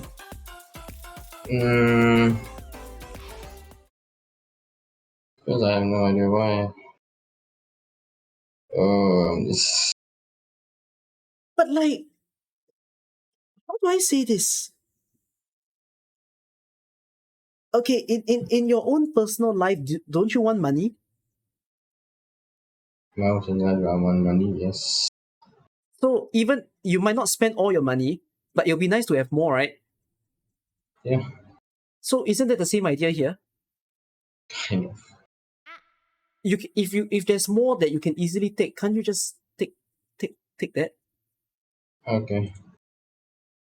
That's that sort of idea where you can just buy, like just get more of what you need, and then you can have the ability to build more things that you want.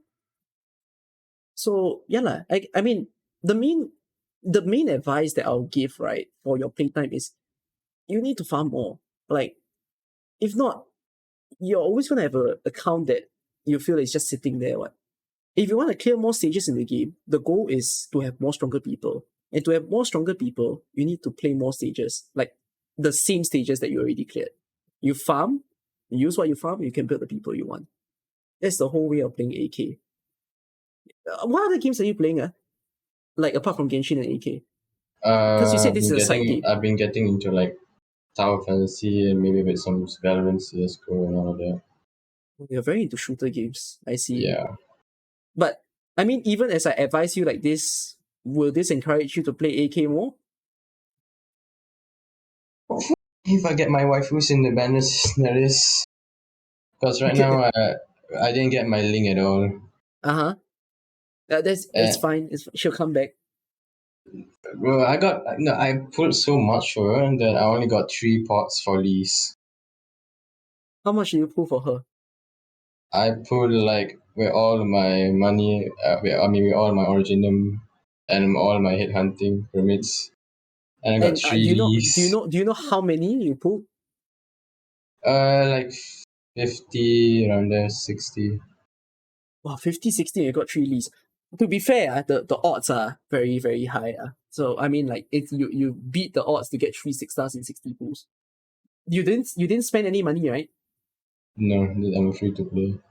Okay, good. So, but you seem to have never knew where you can find randoms. You thought the pools are just limited to what you Yeah, do. I didn't know about that. I never touched Annihilation for quite a long time already, so I really didn't know about that. Can I advise you some videos to watch? Sure. Okay, I'll send you some of my videos. You can watch those to help you out. Like, yeah, you definitely need to get some like route. Yeah, I need to get my Direction. mind back.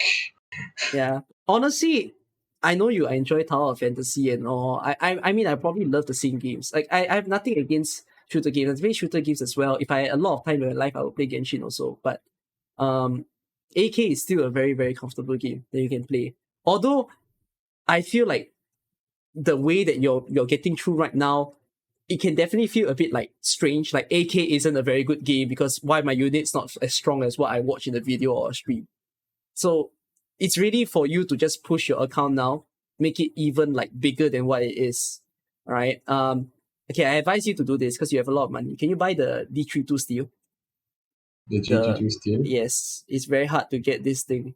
You'll have a Okay. hell of a time if you want to farm more of these. All right. It's not gonna take your 1,800 sanity. It's probably gonna take more than that. And then yes, 10. You think 10 is enough? 10 is not enough, bro.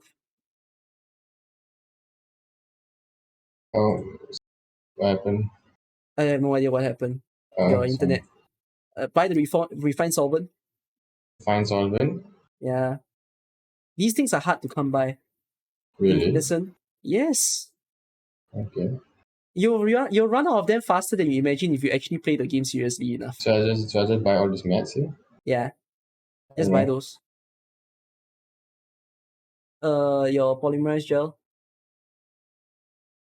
Okay, wait, you stop here. Because I do not know. Yeah, let me think. Can you click on your strategic battle record? How many do you have? Click on that. I need to see how many you have. Okay, just buy. Just use all of it.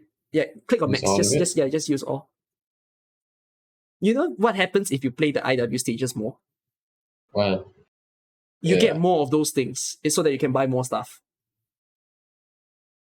You know the thing on the top right? What you just used to spend to buy the materials. If you Okay. replayed the same IW stage, I don't care what stage you play. IW1, even if you did wait, your IW1, did you borrow support unit? IW1, The very first stage. no, I never played IW1. Huh? So I You don't never really played know. IW1? No, what? You would have played IW1. If not, how you get currency? The currency? Oh, the IW. Oh, sorry. The first Yeah. stage in this event. Yeah. What Yeah. was the question? So, did you borrow any support unit? Yes. You did, but why you choose to? Because I don't know. I Wait, don't really. okay, wait. Okay, okay. I think there's a fundamental you did not seem to understand. Do you know? Okay. Get out from here. Yeah. Go to, How? yeah. Go to chapter 17. Chapter 17. Here. Now, do you know where? Oh, Like, sorry. figure your way. Bring yourself to chapter 1. Wait. Stop. Hold on. Go back. Can you click on 01? Okay. Get out. Go to chapter episode 1. Yeah. Can you click on 17? But you didn't borrow a support unit, what? Wait, when do you start borrowing support units? When I reached like harder stage, like 2, I think. Okay, then Then you I go to chapter started 2. borrowing. You go to chapter 2. You try to find when do you think was the first time that you. Okay, Okay. I've been borrowing waves since Wait, starting somewhere here. I have a suspicion of this. Do you know what stages are good to farm? No, I don't know. Why didn't you watch a YouTube video? So yeah, I think this was my first stage. I started to use auto deploys a lot. You could have asked around in the Discord server or watch a YouTube video, but I don't know why your choice is to live in the unknown. Okay. I will send you a video, all right, that is going to be very helpful for you. You go Okay. to 17. What? 17. 17? So, actually, no. I tell you what. No, you don't go to 17. You go to episode 2. So 2? There's a stage that you could farm. So scroll to left, all the way. Can you which was the stage that you say you don't have auto deploy? S21 or S21. okay. Wait. So Uncle, you are doing tremendous emotional and you're sanity damage both to him aware and us. you're aware that you can choose not to borrow support units, right? Yeah, I was aware that. And you know was it? so if you don't borrow support units, you can actually unlock the auto deploy. Do you know that? Yeah, I realized that. And actually, yeah, I realized that about that. So if you need to farm a stage, you can go back to that stage and then you can do it again without a support unit. Then you can auto deploy for all you want. Okay. You get my idea? Yeah, I got the idea. Okay, fair enough. I suppose a bit of a mission that I want to give to you is, as far as possible, can you try to play the game a little more? Because you have 1,800 sanity. I don't expect you to spend it all in one day, like just as and when you want to. Yeah. But like, you gotta spend it because it's sitting there very weirdly. You can use that to farm a lot of stages. I'll send you the videos that are helpful for you. Then, Okay. Build whoever you want. I'm sure you want to see your Blaze and Saria strong, right? Yeah. And by In strong, show. yeah. So if you want them to be strong, you want to E2 them, correct? Okay. So set that as a mission for yourself. Go ahead and try to E2 them by farming the materials that you need. You get my idea? And in order to farm the materials that you need, again, you need to unlock the auto deploy. So try to clear the stage with what you have instead of borrowing a support unit. Okay. Understand? Alright. Honestly, I am curious to see how you choose to play with your units. So we can do an IS2 run before I leave. So why not? Okay. Because you stated that you've reached Phantom before, right? Yeah. Go ahead. Only a few times. A few times is impressive.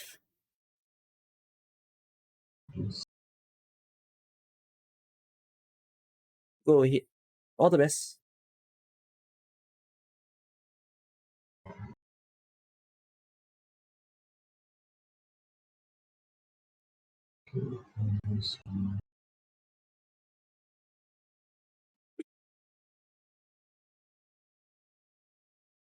I'm a patient person. I'm not one to say that, oh, because a person isn't playing well, therefore you should abandon them. So yeah, give them time.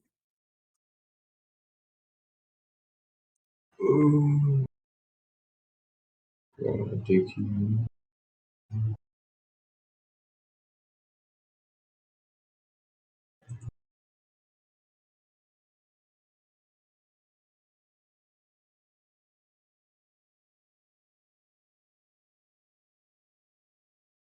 Yeah. I mean, if your mindset to people who don't do very well is to just drop them behind, then the world will never be a better place, lah. So yeah, I'm one to just be willing to listen to how people are.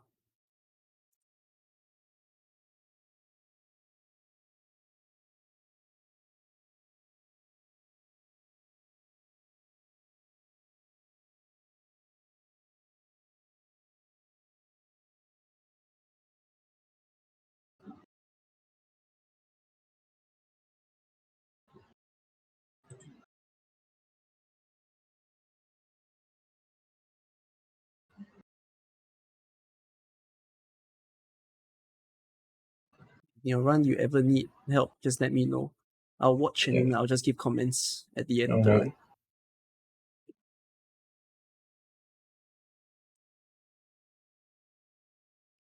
Yeah, sure. The show is pretty good for this stage.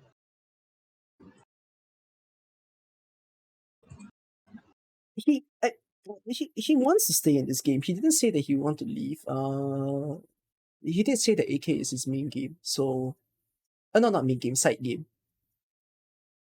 But yeah.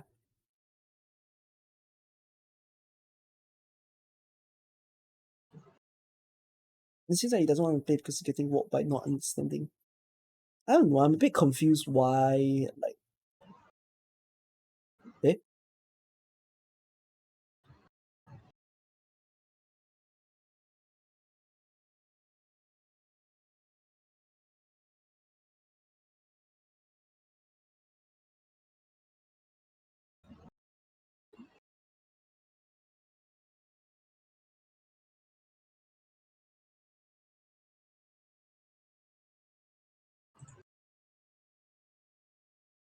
Yes.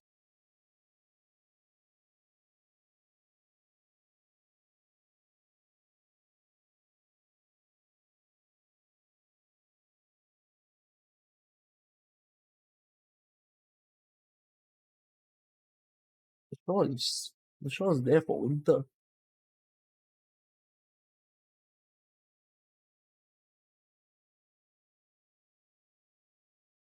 I don't think he would fail the stage though. I actually think he can still pass it like this. Although it's not the most optimal. Very interesting. It works. It's just not the most optimal.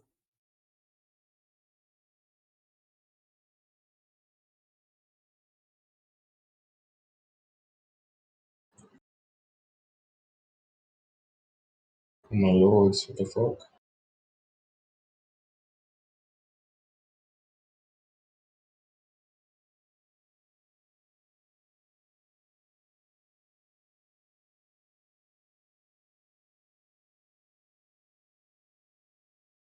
Okay, well done. You didn't even know this. But got a bit of a question for you with regards to what occurred. So you're able to see my screen? Are you streaming? Yeah, I just did. You try to see my screen from Discord. Yeah. What is this stage called? Accident. Okay.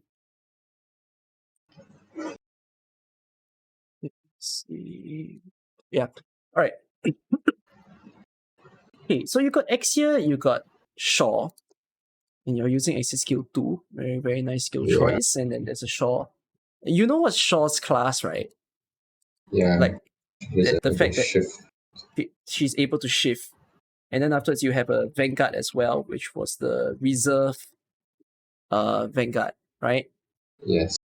So the choice was to put here, and then you put Exia here, right? Yes. So what were you thinking when you did this? Like, why do you choose to put it like this? It's like the battle crabs, like it has a lot of HP and Yep. quite a high defense, so I need Axial to like deal with it like, if I have a skill on. Okay. Yeah, that's a good choice. So not all too bad of a decision that you realize that Axial would be good to kill the metal crabs. But you kind of realize also that your Shaw doesn't really do much, right? You have 3 operators, but then your Shaw is like used as an emergency body, correct?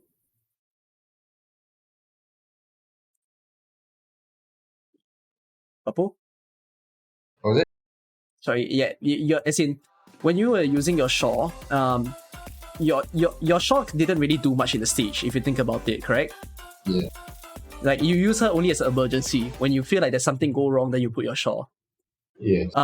But you did say that Shaw is a pusher, correct? So, to be fair, would you be aware that you know that you can push people into holes? Yeah, but like when they pass, like when enemies pass, I was like in the state of panic, so I Oh, couldn't really think I that mean, fast. no, but as in, you're aware that there are these holes, right? Yeah. So, if you place a Shaw like over here down, are you aware that Hmm. this will push the enemies in to the hole? I didn't think of that. Okay. I think this is wait. You said you watched guides before. Have you ever seen a guide where you have Shaw pushing someone into a hole? Yeah, but I never really shot in IS2, so I but mean, it's fine, but I rarely use holes. I usually like kill all the enemies. I mean now you see Shaw in. You've seen Shaw in some video guides, I assume. Did you? Yeah. So you could have just placed Exia like it's. I do understand that you want to try to kill the metal crabs, but there's also no problems that you put like Exia to the back. Then by doing this, then Exia can kill whatever that comes in the way. And then if you put Shaw here, then because she's pushing someone in, you don't even need to bother to kill the person anymore. Your Shaw will just, shift anyone into the hole, and then they just die. You get the idea? Okay. Yeah. Like this probably would have been a more efficient way for you to actually get through this stage. Because Okay. if you're, to be fair, if your Vanguard died, then you will have a bunch of people leaking, right? So it's not gonna be as easy. Like you can say Exia will catch them, but maybe Exia won't also. You get my point? Okay. Yeah. Yeah. But otherwise, I mean, you did it without leaks, so good stuff. All right, let's watch your next stage.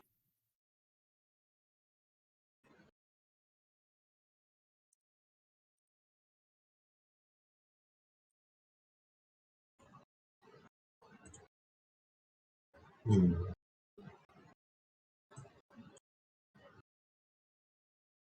I wouldn't put Shaw on east. I wouldn't put Shaw on high ground. I'd rather put the Shaw on the floor so that she has a block.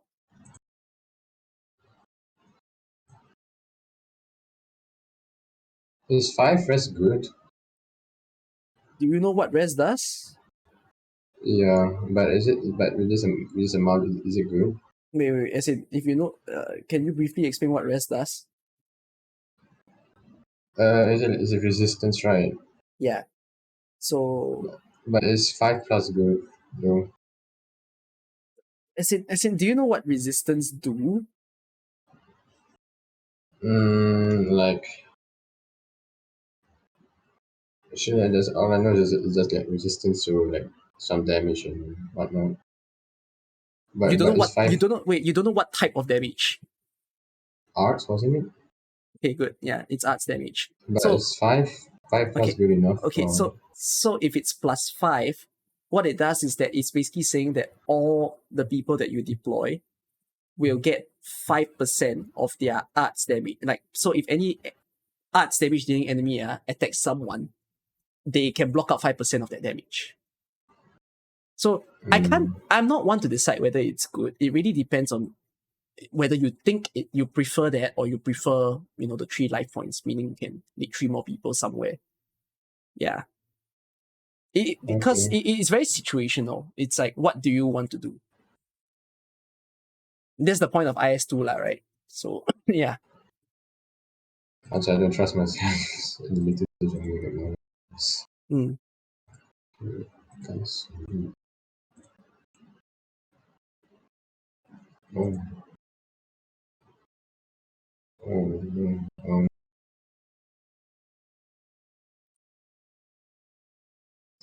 Rest is always percentage. Rest is not flat. Rest is a percentage. Oh no.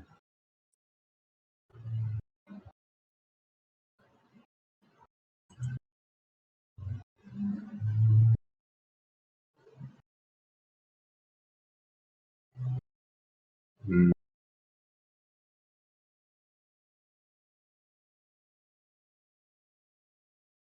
Oh no. Okay, well, fine. Let's do this. Okay, All the best. oh my god, the mortars, bro. They just have to come. But I think I know. Wait, how you said that you reached the Phantom stage quite a few times, right? Yeah, but I never really went to emergency ops. Then when you hit emergency, what do you usually do? I usually think like very very deep, like what to do. Oh, But this is very early, and I have no like specialist or quick fast redeploy. I see. So I'm struggling a bit here. Hold on, do you mind if you do something? Can you Well, exit your run? Do you mind if you do something? Can you exit your run? sure. Exit. Exit again. No, not exit like that. Come on, get out. Yeah, go. Main menu. Main menu, sorry. Main menu. Can you click on archive? Archive. Yes. Can you click on enemy? Can you scroll down? All the way. All the way. All the way. All the way. Just go faster. Oh, wait. But you haven't seen every type of boss. Yeah. Okay, fair enough. Yeah, go ahead and play the stage. Does that give you guys enough info?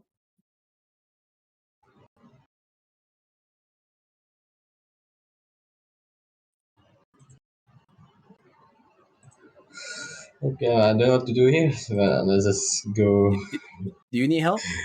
Yes, I do. I have no special suppers. I don't know how to deal with it. I mean, I've seen, but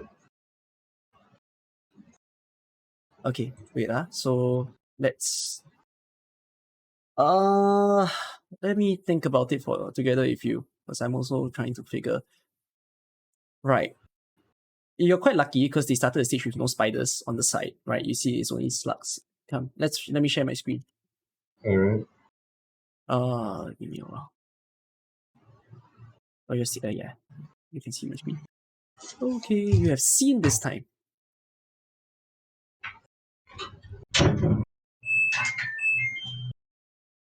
What's that? Are you beside a washing machine?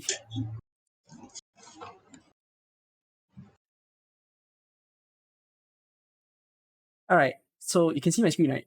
Yes. So now all the smaller enemies that you see in the stage, a lot of them can be easily killed by like a simple sniper. So your X here is probably going to be a darn good person to just like kill everything, to be fair. Whether it's the top lane, the middle lane, or the bottom lane, whatever there is. But now the biggest problem is that you need to kill the mortar. Like the mortar is like your biggest threat, right?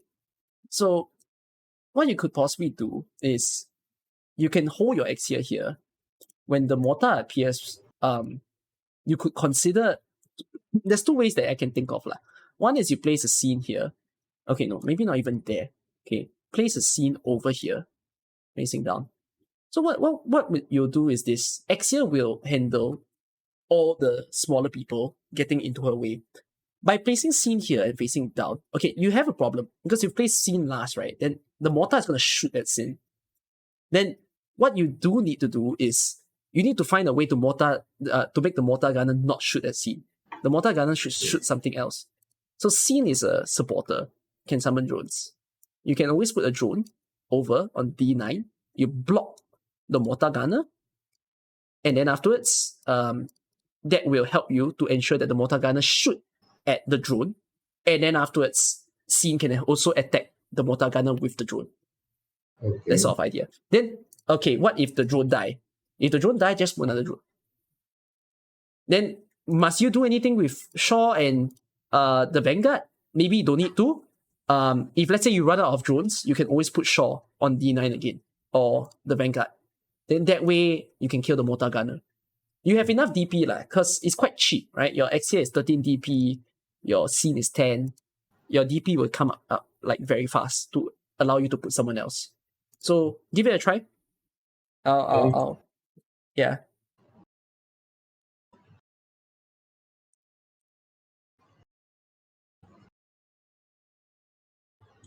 Okay, so I play Scene here, yes? Yeah, you play Scene there.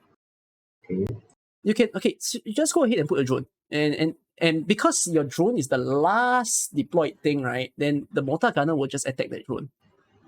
So you see the power of the Exia that you recruited. Yeah, it's very strong. You can turn on Scene skill. Give it a try. So it will increase the attack of the drone. And then you can see how it kills the Mortar Gunner. Very impressive stuff. Okay, you might want to put a blocker. Yeah. Go ahead. Wait, okay. No need. Your drone is still there, so just wait. Just chill. Okay.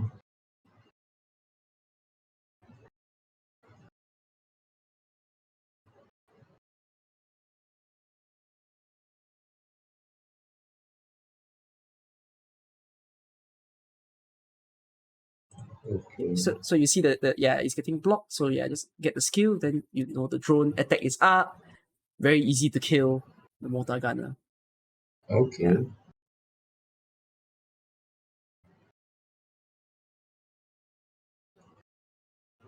You understand why the Mortar Gunner added your attack your Vanguard, right? What was it? You understand why the Mortar Gunner attack your Vanguard, right? The guy. Yeah. Oh no. Oh. No, don't block him. Don't block him too much. I'd rather you block him near Exia. So what you can do is that, okay, Exia skill, you try to use it to explode at the bear. See if it'll hurt him. Yeah. Oh, I don't think it's gonna hurt him that bad. Are you busy at the moment? You try to use whatever that you have, like whatever drone, anything that you have, just keep blocking him. You block him until Exia skill come up again. Because your Exia skill can kill him.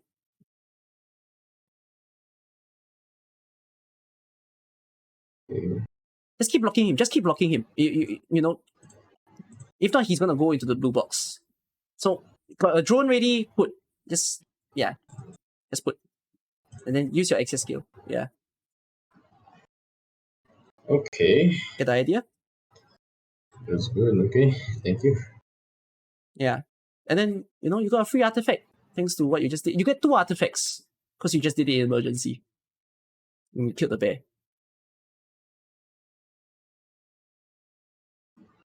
Ooh. Good job. Oh. It's fine. Too bad.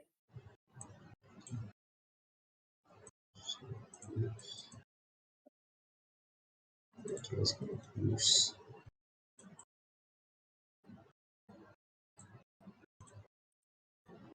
Yukino, I'm not gonna go into that advance of attack. We take it slow. Getting back from emergency grants you 2 artifacts. Because clearing emergency gives you 1 artifact. Killing a duck or a bear gives you another artifact. Outlaw.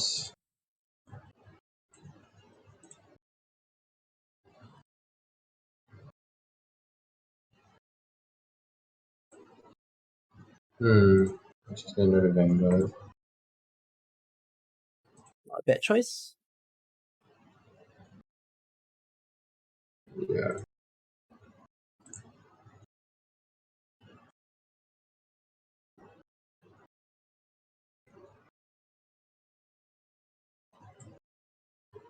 Oh, okay.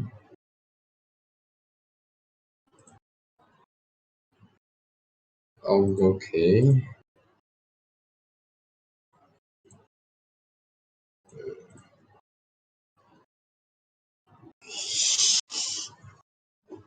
You can do it. Yeah.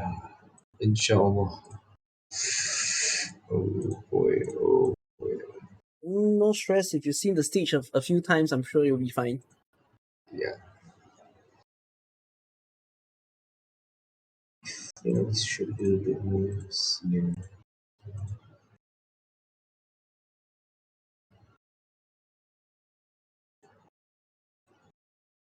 I checked it already. He did reach Phantom. He legitimately did reach Phantom. Is the bear or duck guaranteed to get artifacts? No, it's guaranteed, Outlaw. It's guaranteed. As long as you kill the bear or duck. You must kill the bear or duck to get it. It all ends well.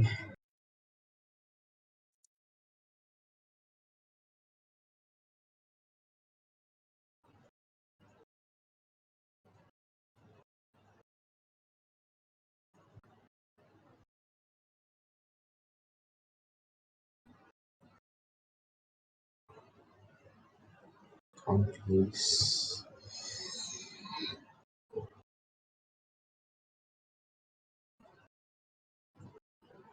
How far will you go? Oh shit, you go from that far.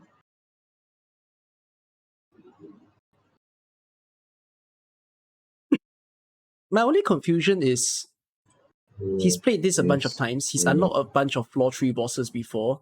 Yeah. But why is he still confused about the stage that he's playing?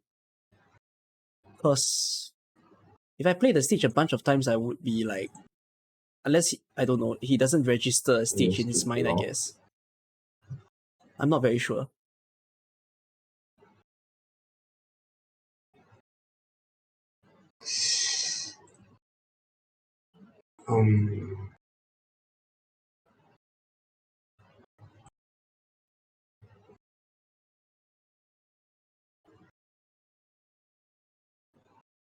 Am I gonna keep coaching after this? I think I have time for one more. I think I'm not very certain. I don't know if Undusk is still around. Undusk, are you still around? Do you still want? Is it late where you are? Because I think you're next.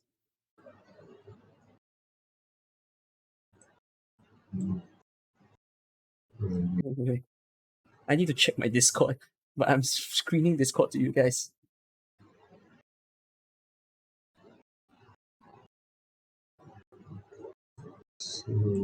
Yeah, Undusk, are you here? Oh It's not wow, late that's here. fast. Okay. Okay, then if you want the coaching, I'll give it to you later. I think I have time.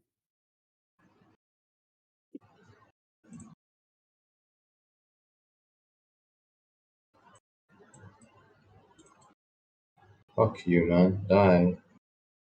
Okay.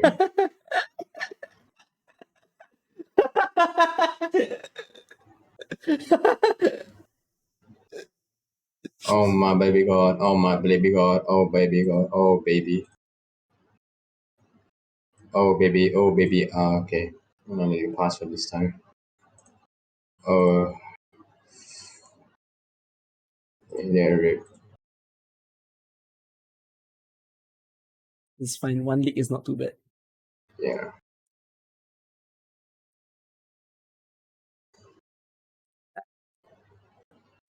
I think the way that you did it was pretty okay. There is a. Let me take a Was look. that a way? Was that a way? But are you curious if there's like a way to just do this without any leaks? Yeah, Okay. I was curious. It was that guy, the big guy in the middle. I don't know how to deal with him. Can I check who's the last person in your squad? That I forgot. Got Exia, got Shaw, Vanguard, Scene, and who? At Shaw. Wait, let me just show you. Oh, and Cruz. Okay. So how can you do this without leaking anyone? Right? Okay. So you notice that your snipers can kill everything. I think it was fine. Then you put your sniper here, you put another sniper here. Oh yeah, you had Myrtle also. Okay, so let's just I don't think you need to put your Myrtle all that much, right? You put your snipers, your Exia, your Cruise. I don't know if you're aware, if you saw the enemy details, but the guy in the middle, his resistance is smaller than his defense. So he's actually weaker to arts damage. So that means the only person that is dealing arts damage in your squad, right, is Scene. So it's best that you use Scene to try to kill the guy, actually. But if you want to use Scene to kill the guy, you kind of realize you have a problem, right? You put Scene anywhere that's a caster, correct? Yes. So what you can do, you put Scene here. She got drone, right? You put the drone on the caster. Then the caster cannot attack Scene. The caster will attack the drone. So, like the caster is on B7, if you see my screen. So you put a drone there, maybe you activate Scene skill, then Scene will attack the guy in the middle, and then the drone will attack the caster. Like you use the drone to attack the caster just now, right? Yes. So you can do the same thing, just that you put the Scene to kill the guy. Because you realize the guy doesn't move. The guy just stays there for a while. Yes. So you just use your Scene to, slowly kill him. Then you would have no lead. Interesting. Right? Interesting. So yeah, it was pretty good. No worries. One league is not that bad.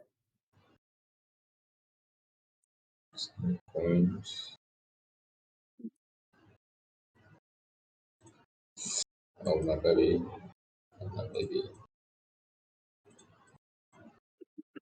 I feel like he actually comprehends the gameplay basics, but he doesn't comprehend. I don't really get why, but he doesn't comprehend the idea of having stronger people so that you have a better time to play. I don't know. Yeah. Oh, this is like this. It's the same thing. Oh, it's the same thing. Yeah.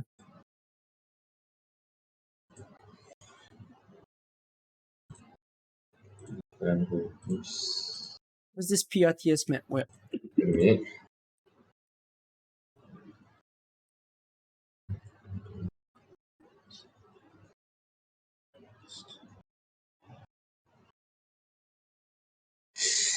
I feel I'm positive going here. Alright. He does really consider what he's doing. Yeah.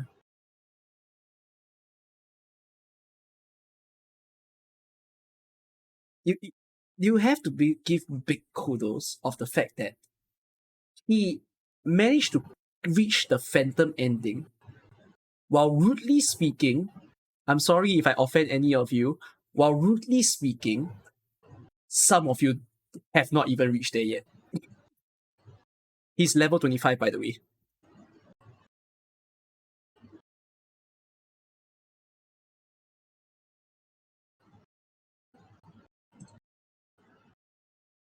I have level 120 players. I'm serious, yeah. I had a fucking level 120 player in my YouTube comments complaining they cannot get past floor 3. And they are level 120. And this guy is level 25. Yeah.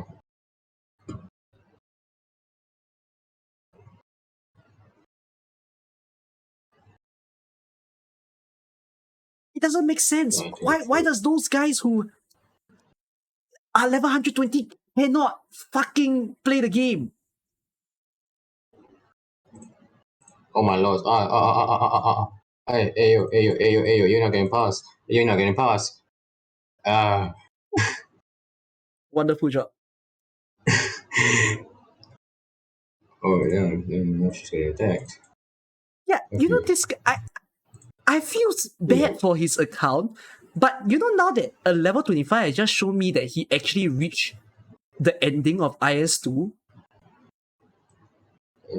I'm now glad to say anyone can do IS2.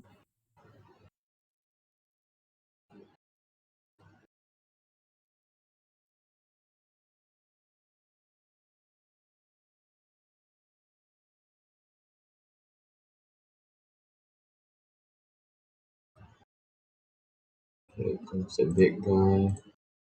He gets it. He gets it. He knows how to play the game. Just die, man. Just die.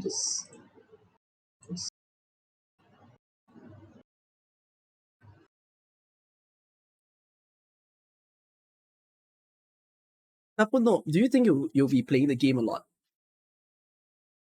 I mean, I've seen like a few CN trailers, and I really want some characters in the future. So I mean, the fact that I gave you the random farming tip should be a blessing to you, I right? didn't know about that. I actually didn't know about it, so thank you about that. Now I'm gonna grind. Yes. And like, but don't over grind. You saw that there's a limit, right? Yeah. It's only every week. So yeah.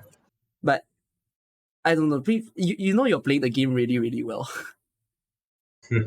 You are level 25. Let me just tell you that your player account is level 25. You reach the Phantom Yes. ending. I have people who are having accounts at player level 120 and they can't even get plus 4-3, which is the floor you're about to go to. They can't even. I think I got really lucky in my runs because I really got some good buffs. Well, it doesn't matter if you got lucky because you clearly understand deployment better than certain people. So you honestly, I'm pretty certain that you can play pretty darn well, but like you really need to get the understanding of just building your operators even more. Okay. So yeah.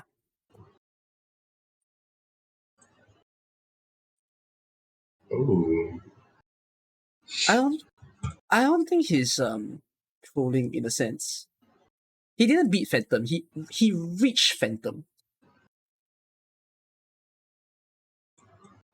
I feel like he's a little. His mind doesn't catch info as fast. Oh wait, is this the... Oh no. Oh no. Do you think level 120 players rely on the same few people? I think the level 120 players, right, who are angry at this game mode, because I have genuine people who are like super who are super angry at this game mode. I feel like I had one that said, why can't I play this game mode playing all the operators that I've built? Why is the game limiting me to only take 3 operators? These are the sort of people that just cannot freaking understand it. It's so sad. Like yes, you might have fewer people to play, but the idea is to have a randomized time so that you can actually, just be able to enjoy just very different game styles.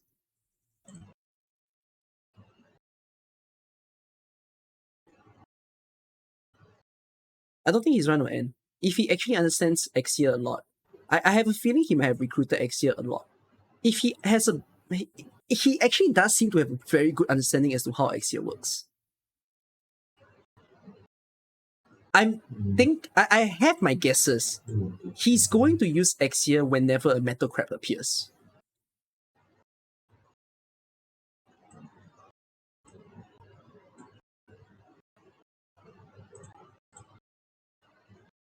Oh, that's great.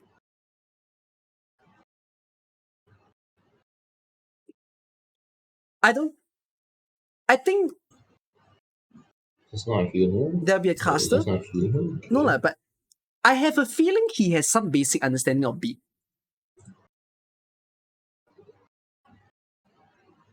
Oh.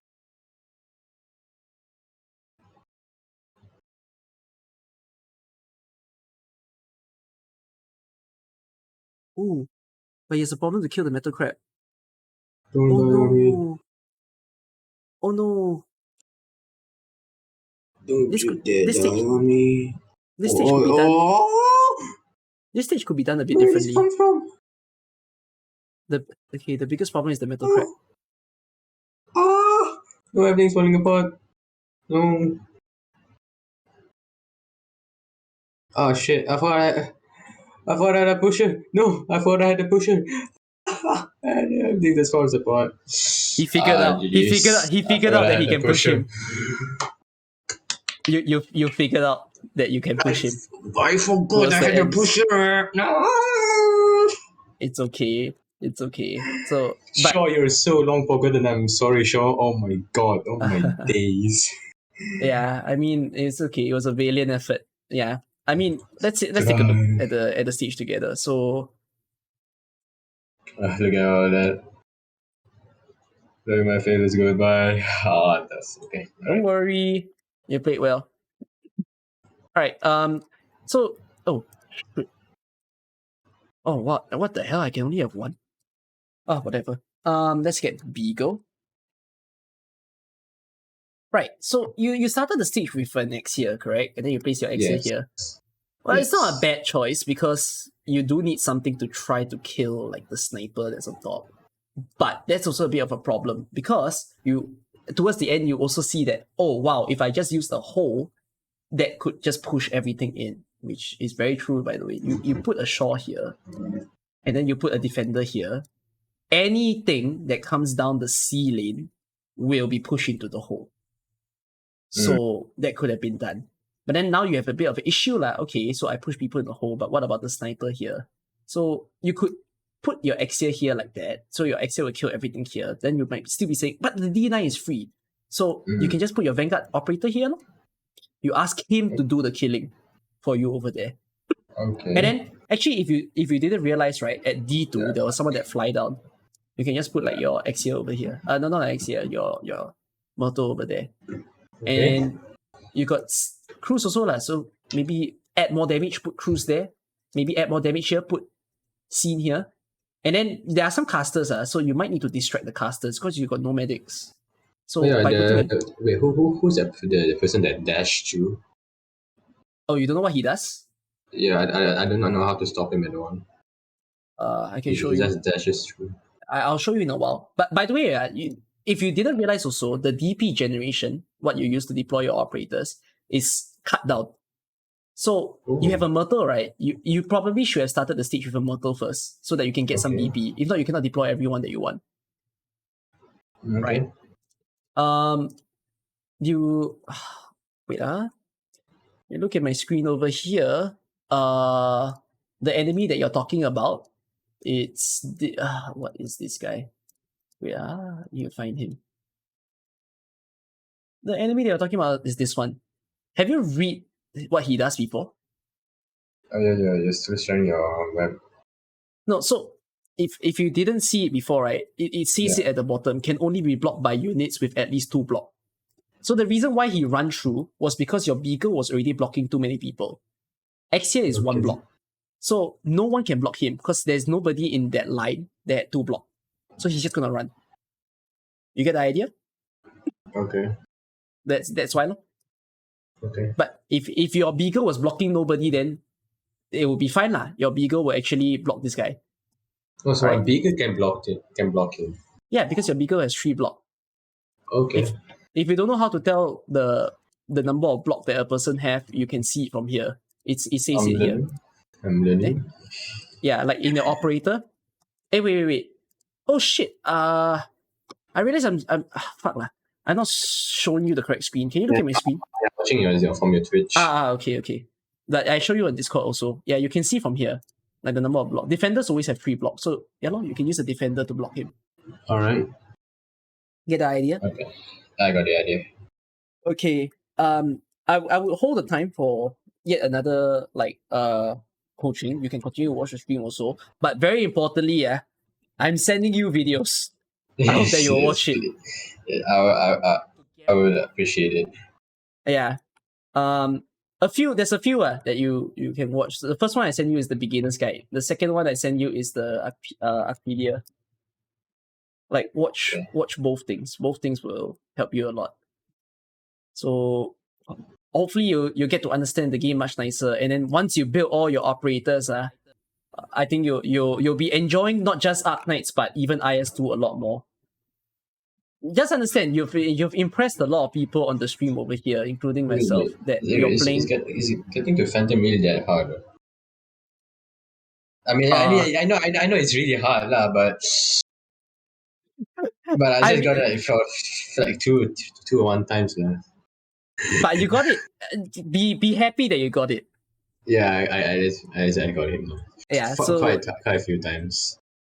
It's an achievement. I mean, you'll be a testament to tell people that even a low level account, which is against all odds, is able to get through IS2. So you're playing extremely well. That's fine. Okay. I hope you stay in the game somehow. For all I know, you tell me that AK become your main game instead of side game. Right? Okay. Okay. I hope you're happy with the coaching session, yeah? Okay, thank you. Hey, could you say hi to everyone on the Twitch chat also? Like, not you don't have to say it here. Like, you can just type in. You can just say hi to all because everyone's aware. Yeah.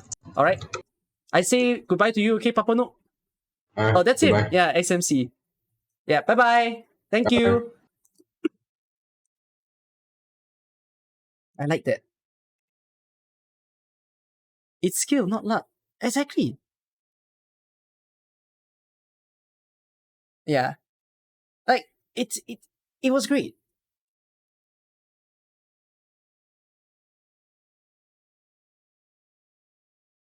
Oh my gosh, that's a very nice gifted sub.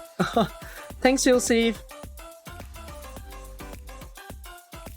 Yeah, so really it's just a matter of knowing your game basics. It's nothing about artifact luck or anything. Artifact luck only makes your run easier. It doesn't mean that without artifacts your run is impossible. You just need to deploy shit properly. That's it. So yeah, it's damn good. Alright. I hope you all enjoyed that, alright? You like that I need to do a sword psychology analysis? Yeah. I mean, I do that with everybody. When I get to know someone new, I like to know more about who they are, how they are as a person. And then from there, I at least understand, the background of how to speak to you, how am I to understand you better. So, yeah. I thoroughly enjoyed that. That was great. Anyways, Undusk. It is your turn. Can we call? AK is hella confusing to new players. You just returned to IS2 when IS2 started, and the whole catalog of stages now confused the hell out of me first. But do you somewhat understand it the more you just get through it, El Hero?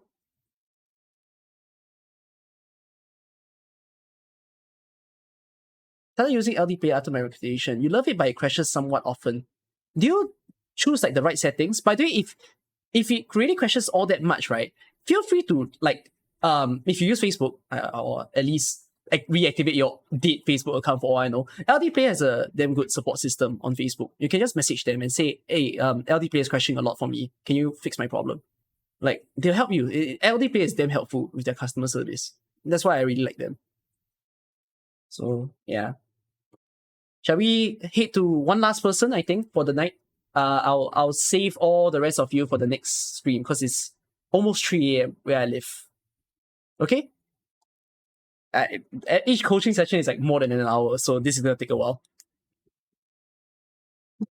When it first started, the enemy just stats, no description. Now enemies kind of interacting with each other and it's kind of confusing. I mean, it takes some time. Just read what the enemies do, try to piece it all together in your mind. Still super salty about it. Use LD player. Long 1, 2, 3. Use LD player. Is it worth upgrading to LD player 9? I'm not very sure actually. I'm using LD player 9 right now. But I think it's quite normal of a emulator. It's still new though. So I'm actually giving them time to refine themselves until they actually are solid and good to go. Because their current version of LD player 9 is still considered what do you call that? It's still considered beta. But soon they will do it full official. Stability wise, 4 is better, right? I'm not sure actually. I mean, I've been using 9 ever since it was launched. Even right now as I stream, even right now as I farm in the game. So I don't really see a problem with 9. I'm just stuck with 9 right now. Compare Code of Brawl to Invitation to Wine. No, I had and that's before I call you, yeah. I had a thing where I mentioned before. As far as every new event keeps giving us new mechanics to play with, and it's there are so many things to do, newbies have to read, but newbies always had to read Gimme Legend. It was never a not their thing. Reading was a prerequisite of AK from the very start. If you're someone who watches during the Tectone era where he only just plants a bunch of operators and doesn't even know why he puts it there, obviously you're gonna think AK doesn't need that. But then if you actually then realize, wait, AK is more sophisticated than that, when you actually look at the enemy stats and appreciate, whoa, there is actually a lot that I need to think about, then you finally realize there's more depth to this game. From the very beginning, ever since the first event of AK, there was already so much mechanical stuff to understand.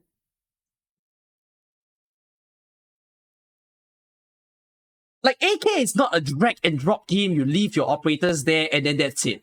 AK is a freaking dynamic-ass tower defense game. You need to always be active. That's why your early game is so horrible, I guess. No, but reading is not a difficult thing. It's so simple. The only thing you need to do in AK, like, it's bare minimum. Look at enemy stats. Enemy has low HP, can kill this guy fast. Look at defense, look at resistance. Oh, okay, physical damage is better. Oh, arts damage is better. This guy attacks super hard. Okay, maybe I use a defender against him. It's not rocket science. There's literally only 4 letters sitting there. And then you just use the 4 letters to help you. I mean, there are some abilities, yes, but the abilities is the part that makes it, a bit more interesting each time you see a new enemy. That's about it. So, yeah. Okay, anyways, I'm gonna call on Dusk. We're moving on to possibly the last customer of the day. Undusk, hope you're excited. Let's call.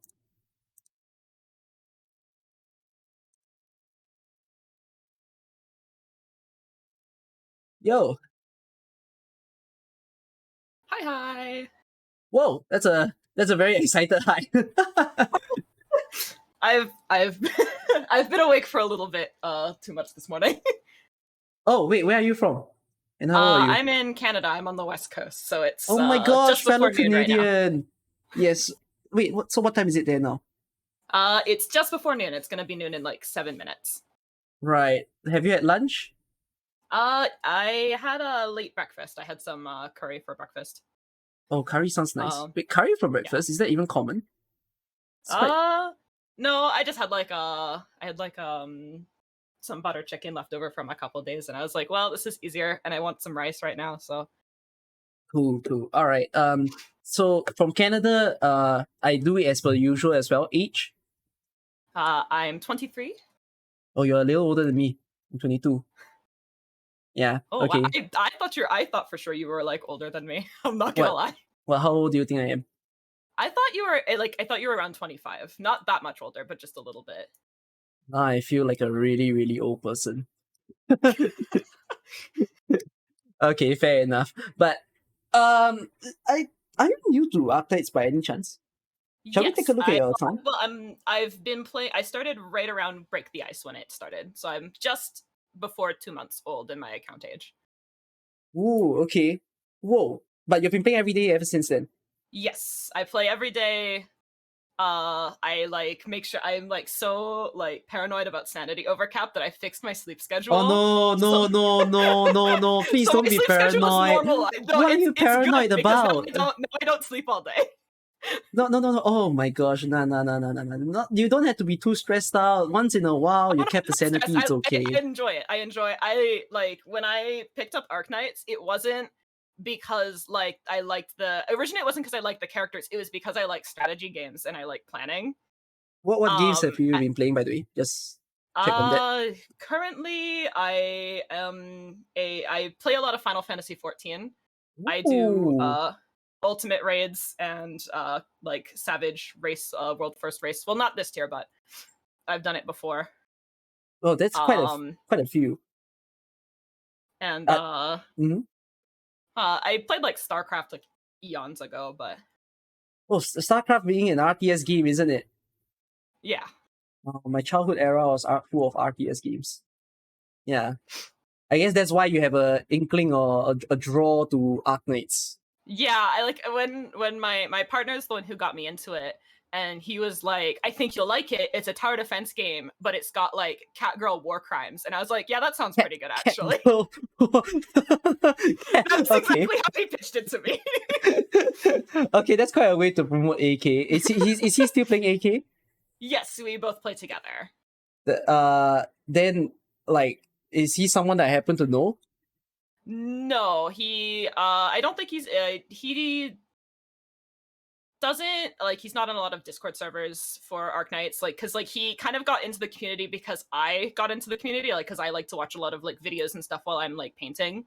Yep. So he kind of like got into a bunch of other like YouTubers and Twitch streamers because I was like, oh, I'm watching this guy. Oh, this guy has really good guides. Oh, if you watch, like, I ended up showing him your videos for EW, the trim metal one and stuff like that, because he was struggling and he wanted someone who actually explained the mechanics. So so he dragged you in and you dragged him into watching more stuff. Yeah, it's a mutual downfall. Now wait, then how like how long ago did he started like playing AK? When he started? His account's like 2 years old, but he stopped playing. So he's actually a lower account level than me because I can afford his job. He works a lot more, so he can't play as like frequently as I can. Wait. Oh, he's in the chat. Hi. Oh, hi, Nausicaa. No, wait. So you played 2 years, and like you played 2 years, but you have a lower player account level than he Undusk stopped playing he like literally stopped playing until like right around when I joined, and then he was like, I just started playing this again. I think you might like it. Oh, so because he started playing again, so he's just like, hey, this is a cool game. He dragged me into it. Okay, that explains. All right, so welcome back for yourself, Nausicaa, and then at the same time, like, welcome to the game, Undusk. I hope that you have been liking it. How's your experience with AK? I've loved it so far. I've been having a lot of fun. I love IS2 so much. Like I was so glad that they came out with a game mode that didn't take sanity, because like I was running out of sanity so much because I'm like trying to farm and make sure that I have operators and like make sure that I can level them up. And like IS2 was a really nice break for me because I got to continue playing the game, but it didn't take like resources away from me. That is the main point of the game mode, and it allows you to replay the game so much. My life is enjoyable. Scary ever since I started IS2. I'm afraid, everywhere that I go, I could conveniently do some work on the train ride to school or the train ride back, or actually catch some good sleep. But I play IS2 before I sleep, and I think I'm concerned at this point for my own mental health. I've ended up the same way, where it's like, oh, I have nothing else I'm doing. Well, I can go play IS2 now. I've never, because I always recruit different operators, at least in my account. Like, I've never wanted to pick like the same faces over and over again. So each time I play, I'm just like, oh my god, there's a different placement, a different idea, a different like thing going on. It's an insane game mode. So yeah, I like to do the same, but I sometimes at the start I kind of try and like pick a couple operators because I don't have a lot of built 6 stars in my account. So sometimes like if I have like a guard like at the initial recruitment, I usually like pick up a Thorns or like someone else's guard so that I can have like a couple like units that are going to be more built than like my own operators. Right. By the way, have you played? I do like to experience new ups. Let me. Do share your screen, and I can put that up as well. And then, do you happen to, do you know what is this thing called contingency contract? The contingency contract? Yeah. Have you? Yes, you've seen it, really, right? really excited for it to be coming up soon. I specifically haven't looked at the mechanics because I really want to try and experience it for myself, kind of blind, because I've been so excited for it. But like when I joined, originally it was the end of Pine Slit. And my partner was like, hey, you should go do this. I think it'll be really fun and I think you'll like it. And I got absolutely shredded by it. You have no operator super team. What are you going to do? I didn't have a single E2. I barely had any E1s. Yeah. You like destroyed. I had against it like 6 different times. I was like, I could do this. And he's like, you can't do this. But you're good for trying. Yeah, I mean, now you've seen Pine Suit, and then you're in a stronger account, and you'll be in a good space to actually try the next contingency contract. So hopefully you'll enjoy it. You saw that it's like a daily really experience. Excited. I've been looking forward to it. Right. Okay. I'm happy to hear that. All right. So shall we take a look around your account? We see when you joined the game. Yeah. Let me. 15th of June. All right. Nice support units as well, and it's a full medal set. Wow, is that your first full medal set? I I got the rerun for Who Oh, the Is one Real, before but this. this is the first current event that I have gotten, and I got the trim. I didn't get the trim and I didn't even finish Break the Ice, but I didn't even get the trim either. Right. Okay. Sounds good. Let's take a look at your operators. Okay. There's a couple in here that are like skill rank 6.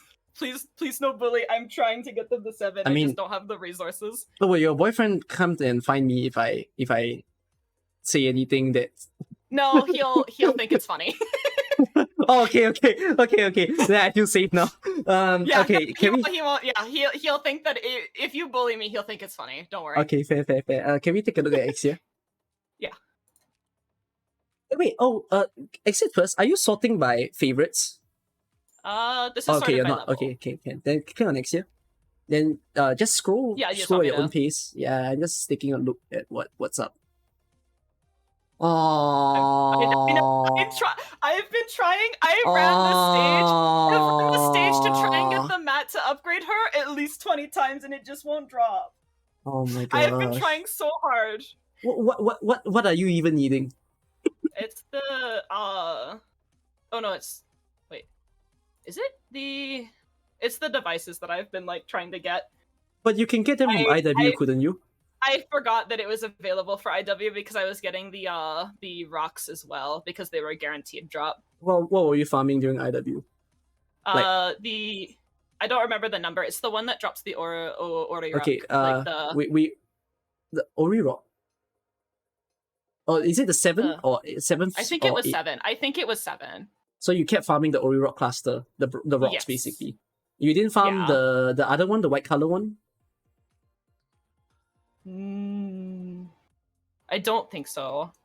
Okay, so I guess that's why you're short of this material. Yeah, That's fine. I'm still fair. I only midway through Invitational Wine understood that I was meant to like farm out materials as well, not just like the currency. So I like kind of like at the back end of the event had to kind of try and capitalize on it. Invitation to Wine is your event of revelation. Yeah, it didn't beat me up as bad as Break the Ice did, but like it's where I kind of learned like how to better kind of handle what's happening in events and like that they're also meant to be as like a map farm as much as they are just like a shop. Can I understand why your boyfriend is saying you all argued like a divorced couple over getting rocks? Oh, because I wanted to eat to a Mia really early in maybe when I started playing. Oh, you and I found didn't rocks just to realize- eat to Amiya. No. This was like back in Break the Ice. I wanted to farm rocks to eat to her because someone told me that I had to eat to her to progress story anyways. So in my brain, I was like, oh well, if I do this, it gets 2 birds with 1 stone. And eventually, he had to take me aside and explain it. No, if you level up the 5-star operator, it takes so much more materials. Go level up your other operators, please, for the love of God. When he said other, did he mean a 4-star or 5-star? Oh, or 4-star. 6-star. He Okay, went thank 4-star goodness. and like 3-star. He means like he went my lower rarity operators. So he was explaining to you that lower rarities are lower investment. So Yeah. just focus on them first. Okay. Which I do appreciate in the long run, but in the moment I was really mad because I just wanted to upgrade Amiya. I mean, I don't think it would have been a bad choice to just upgrade whoever you want. This is you're in AK. You know, it's a game where you just do whatever you want. Nothing hurts. Yeah. Just do what makes you happy. So I wouldn't. I mean, I'm not one to tell people you have to build all 3 stars or 4 stars. I just want to just tell people build whatever you want. You live with the consequences of your action. That's it. Yeah, that's kind of how I've been playing anyway. So Yeah. I put a little bit of research into who I'm like putting resources into because I try to like make sure that I'm building operators that I feel like I'm going to actually utilize, and I'll stop building them if I feel like I'm actually not going to use them. Like I made the mistake early on where I put some resources into operators where I was like, wait, hold on, I don't think I'm actually going to use this operator right now. I'm just going to put them on the back burner and go like put it into someone else that I might get some more use out of. Right. Understand. All right. Okay, Shall we we're take back a to- more scrolling? Yes. Right. Okay. It's good.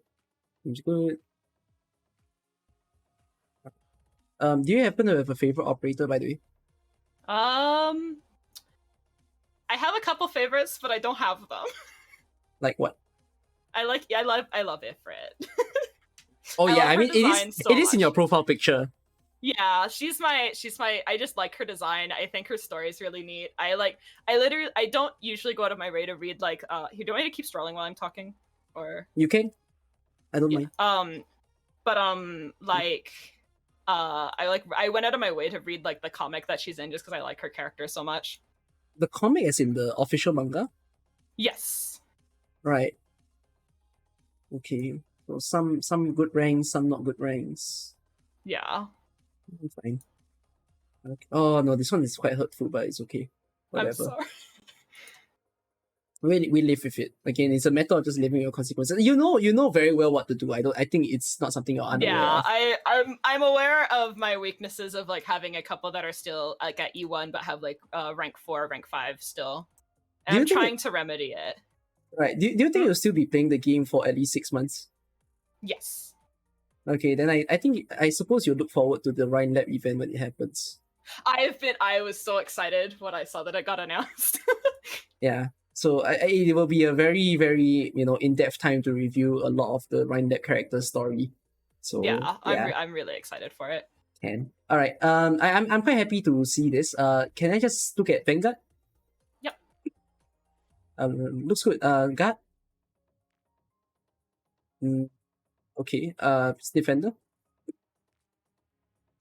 That's great. Sniper. Okay. Yeah. Caster. Okay. The medic. Okay. Supporter. Use another slower, I guess. Yeah, I wanted Podenko is like one of the ones that I was looking into upgrading. It's just that I'm really tight on but you battle favorited records. But you favorited Angelina, didn't you? Yeah, I was thinking about doing Podenko first just because it's less resources, so I can have something like sooner More because like yeah, more to be able to like get like it's like if I put resources into her, there's a better chance that I can clear more things and get more resources in the long run, and it'll just like kind of benefit me more to do that, and then I'll just end up being able to upgrade Angelina all on the way. Understand. Specialists?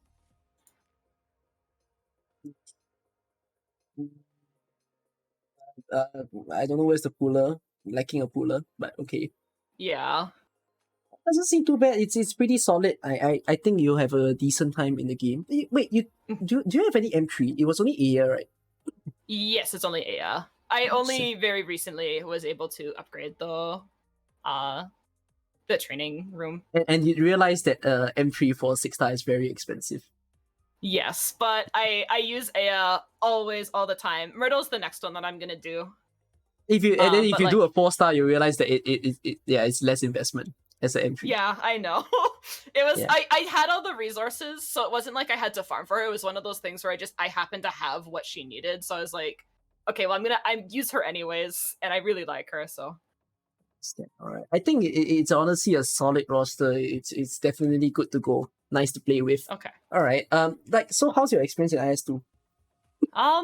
In terms of like how far I'm getting, or yeah, have you reached the Phantom? Yes, I actually reached Phantom twice on normal while I was like waiting when watching the other people play.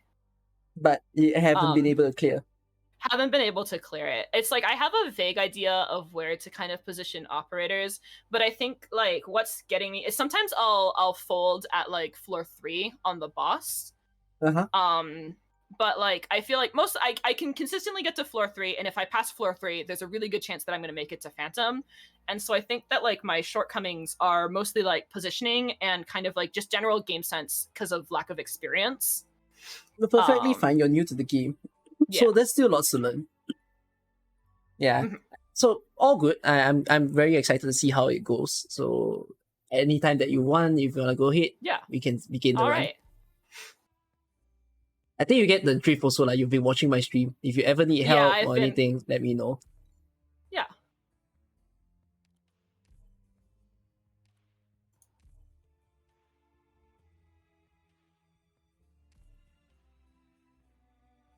It's a nice one. Yeah.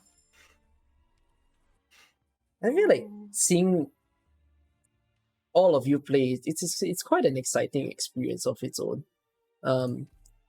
To see how it is. She's not beaten Phantom yet. No, wait, did she? You already clear Phantom? Alright. Hmm? You No, haven't I cleared cleared on Phantom, easy. right? I've cleared on easy. Ah, okay. I haven't cleared on normal. Fair enough. Yep.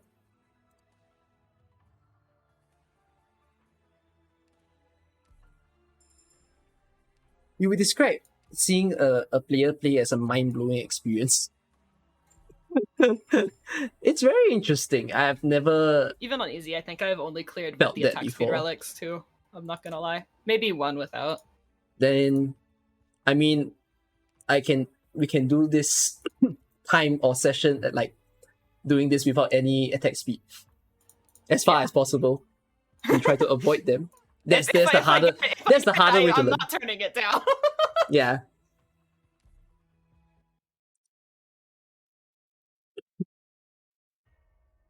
You just borrow other people's units because they're probably better. Yeah. Seeing these accounts was mind blowing.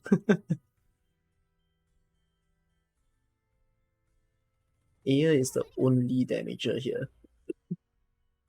It's quite scary. Oh, my cough sucks. Ooh, this Aya will get hit. It's not that bad. It's not emergency.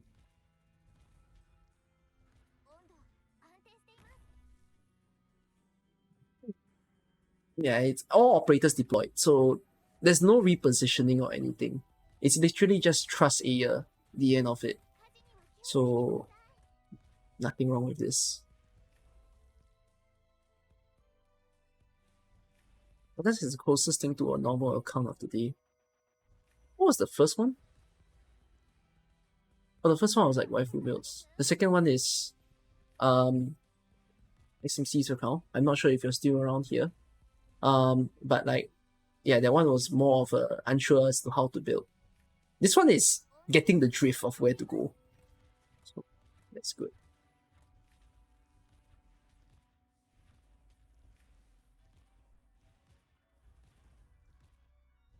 I don't think anything can go wrong here at all. It's literally just trusting. I'm just watching to see if I need to activate skill to block 4. Oh, that's a very good thinking to that. Yeah, that's the use of Quora. Yeah, it's why I picked her, because I saw I didn't have any like really like good physical options, so I took Quora just in case I couldn't clear out the enemies. Nice stuff. Oh, hard dodge to start. A bit iffy, but sure. I have a question. Early in, it's better just to grab more operators in general rather than upgrade, right? No, it kind of depends on your thinking to it. Yeah. I'm always juggling between the two. I wouldn't say one is better than the other, because sometimes like, if you upgrade, you get someone that's super strong. Yeah, it's like I think in the case of like Aya though, because she's pretty expensive, I think it might be nice just to have like a slightly lower cost caster. It's not a bad choice at all. So yeah, it depends on what you feel comfortable with. Yeah, just having something, just because like if I want to like deploy them in an order that yep, is good, then I.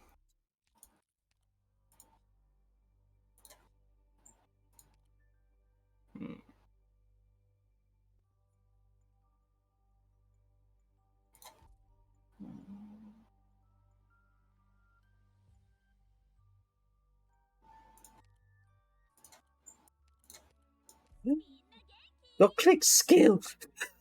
I'm sorry. Oh my gosh. Oh, what a heart attack. Please forgive. Please forgive. I promise I'm working on that. Okay.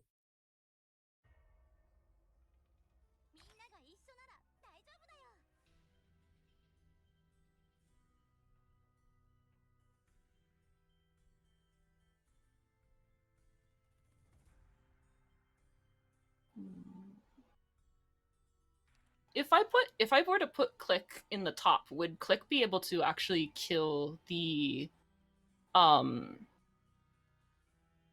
the guy with the grenade launcher, or so where are you intending to put Click? Like, are you I'm not sure.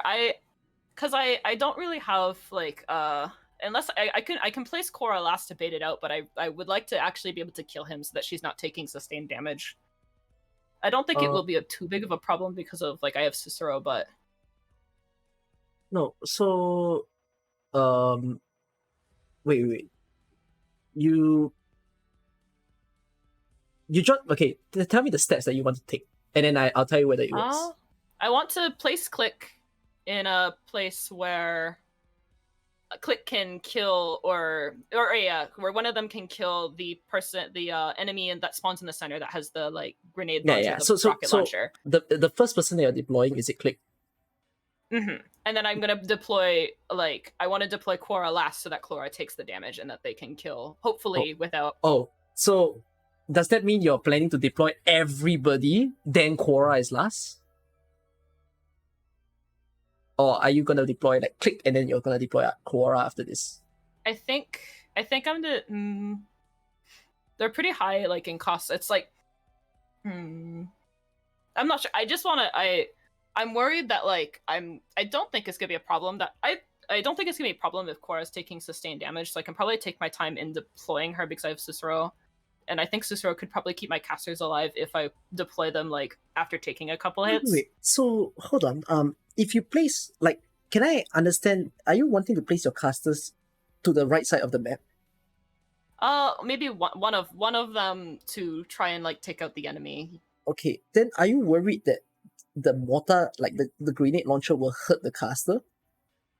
I was just worried that I don't have any melee units, because usually when I'm taking the stage, I'll have like a melee unit that I can deploy just to take out. Oh, in the middle is the it? mortar. Yeah. Okay, so but because it's going to be back there the whole time. Okay, so there's a few ways you could approach this. The first one is that you can place a caster down to actually kill the mortar gunner, because the mortar gunner stays there on the middle of the map for quite a long time. So if you deploy a caster first, then you deploy Korra after that, then he's gonna grenade launch Korra instead of the caster. Yeah, that's what I want to do. I don't know if it's like I don't want to. I guess I don't want to deploy one of the casters in a place where they're gonna kind of be useless for the rest of the map. Well, to be fair, if you place a caster to the right, so for instance, like you see the flaming torch on the top right of the corner, like if I place it left to. Yeah, so if you place a Click there, and then let's say you face her to the left. Okay, you need to understand this. Yeah, Click will not attack the mortar gunner first because Click's gonna attack the one that's closer to the. Yeah, but when there are no enemies in the range, then Click will start to attack the mortar gunner. So once she does that, and then like whenever an enemy spawns on the top lane, then Click will switch to the top lane and then she'll attack the mortar. But it's fine. She's eventually gonna kill the mortar gunner. That's what I was thinking, is that the chip damage will eventually. Yeah. So there's actually quite a few ways you can go through this. That's one of it. Another way is that you can maybe say, because your Aya is super strong. So I could even place Aya in the middle of the map, like the middle tile, and then maybe I face her. Yeah, then I face her downwards, like towards the blue box. Then whenever Aya's skill comes out, right, she's always gonna kill whatever that comes in her way. Then you might be saying, okay, but there's a mortar gunner. Now, we can deal with him later. If I understand correctly, Korra can kill the mortar gunner. I Korra's forgot a melee unit. I forgot that tanks actually do like a decent, and the mortar gunner has. I think they have more resist than they do defense. Yes. Yeah. So Korra would be smart. Oh. Okay. Yeah. Yeah. You said you rely on melee unit, right? So you could have just placed Korra there. Yeah. I don't know why I forgot that tanks would do damage. Yeah, I appreciate your defenders more. Defenders are still decent people. So if I were to place Aya like this. Sure.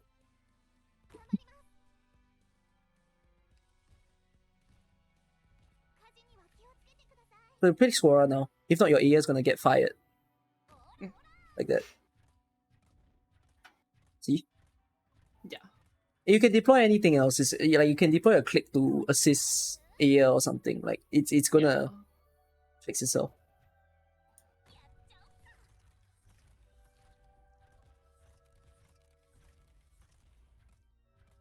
Yep, there you go.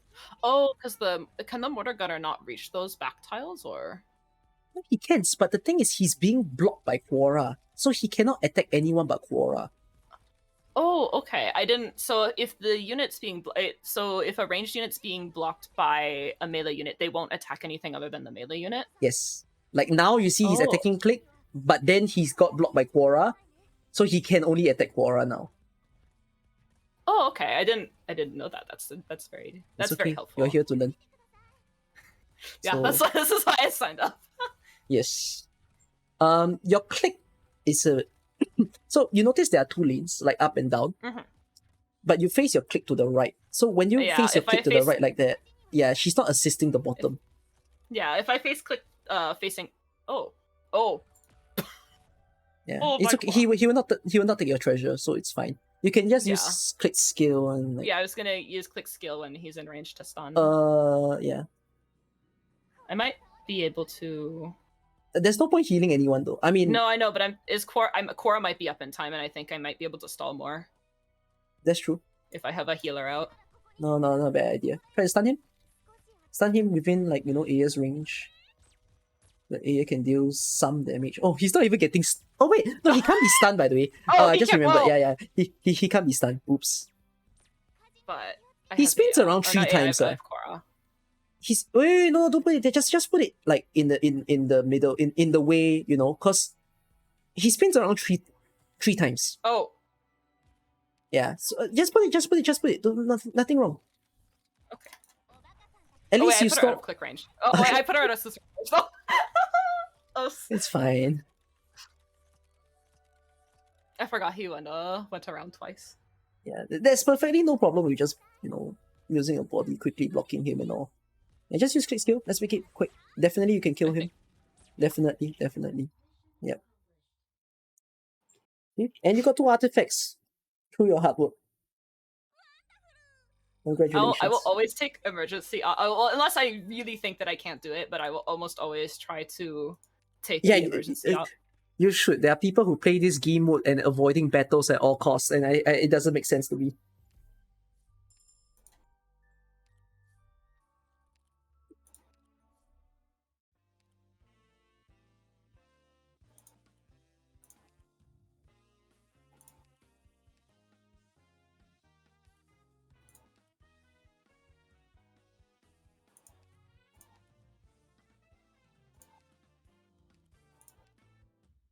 Ooh! That's... Oh, what a drop! That's a big I drop. was like, oh, I'd love a stand bearer, and the game was like, oh, here you have 6-star for free. That's a big standard bearer.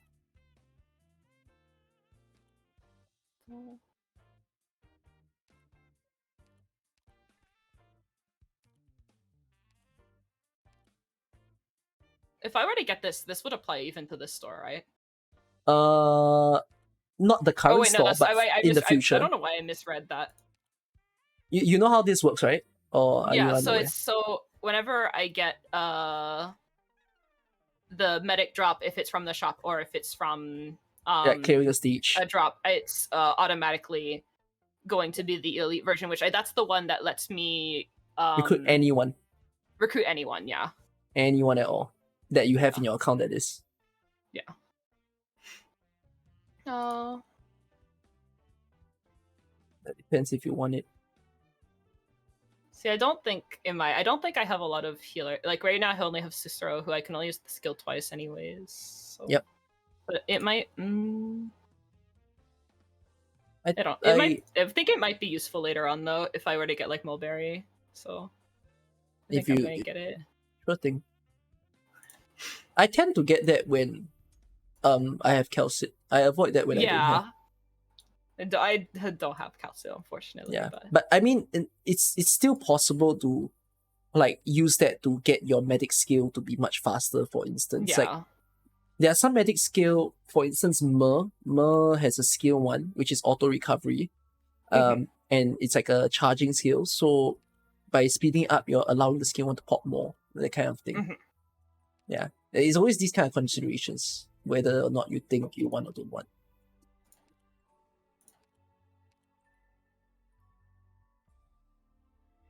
I've never used Celiac before, so You can just think of her as I mean, her first skill is basically your usual mortal. okay. Second skill is it's a healing skill. So yeah, you can see what it says. Throws the banner to the location of the allied unit with the lowest HP. So it's just a healing banner that she throws. But the third one is a debuff skill. Actually, at the point of your game, I wouldn't teach you a debuff skill yet. I think it's Okay. yeah. I don't tend to use Silac in Yeah. the runs anyways. But she's not bad. We'll see whether there's an opportunity for you to learn her skill tree. But yeah. I mean, you wanted a Myrtle probably when you took Vanguard. So I was definitely thinking Myrtle was the first one I was thinking of. So I'm gonna just take the Silac is exactly the same as Myrtle. So okay. Yeah. So I can just take the first skill unless I have a situation where I would like the second or third. Yeah, definitely. It seems like it's almost like similar to like Saria skill 3 where it like has an area effect where it Okay, so her third skill is that she will throw a flag in front of her, like to whatever enemy that is closer to the blue box. So she'll throw the flag, it will stop the enemy, so it will freeze them in place, and whoever that is within the flag range will take more damage, and they will also be slowed. Okay, that's what I mean by that sounds like it probably has good uses on certain. It seems situational. It will have. I wouldn't say it's situational. It's like it's a time when, if let's say you feel that your operators are pretty weak, that's when you start to bring debuffers and buffers. So Silac is a debuffer and buffer. So for example, like you're thinking to yourself, oh wow, my AA is N3, and then my AA can't kill this guy. So you throw in Silac skill 3 so that the guy take more damage. That sort of idea. Okay. Yeah. But I mean, the most simpler way to use Silac is just skill 1, the trusty skill. DP. Because I think I only have 2 melee units, so yep. I might try to see if I can just kill the.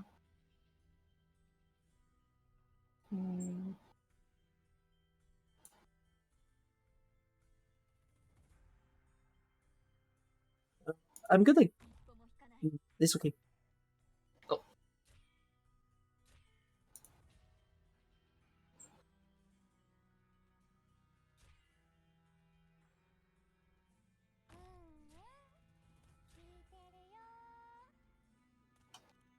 Are you player level 65 already? In the game mode? Are you player level 65 in the game mode? Like the this game mode, like IS2, your castle modes. I have like the I have that maxed out. Also, you have the temporary HP, is it? Yeah, which is why I was thinking I think the first one I'm gonna let go, but then once I have my casters, I can probably kill. Sure. Yeah, not a bad idea. I don't know if I can.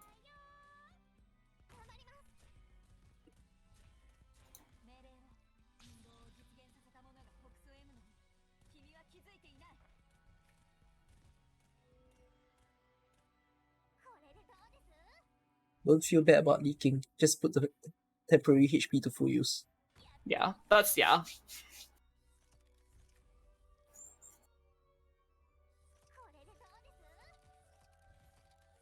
You have a stun mine also, yeah. So try to see if there's a time to use that.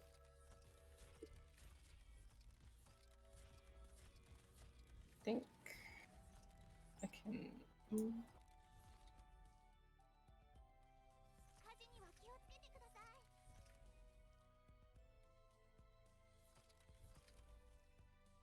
Actually, this stage would have been good for a skill too. Why do you say that?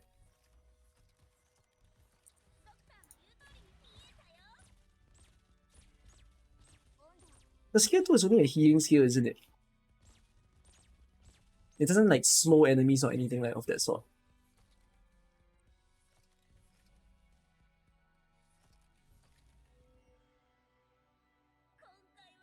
Yeah, I think you've beaten the stage. Maybe you want to put a stun mine? Or someone? Yeah. Oh, actually, no, he's gonna die. Anyways, I was like looking at it. Someone trying to beat the guy like a few. Yeah.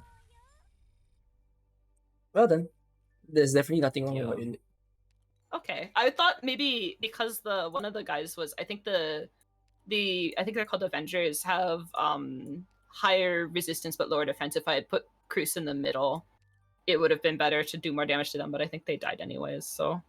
The little change that I would make is just you held back on your Quora. I would have just placed Quora in front of Silek so there's enough block count. I was like, I was just keeping her just in case, like, in something, case, right? like, I couldn't Yeah. kill something, and just, like, to stop a leak while it was still in range of...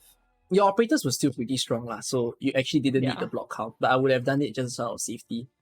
Nothing wrong with keeping extra bodies on hand.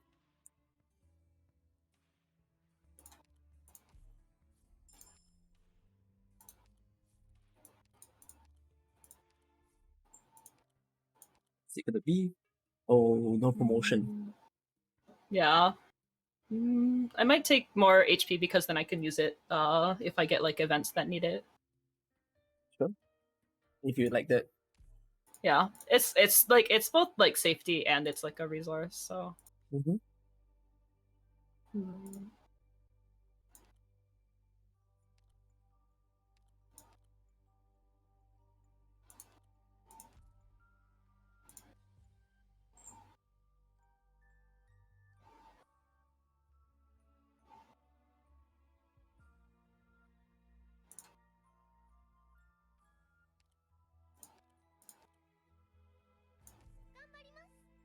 This will be a little bit tricky, but still not too bad.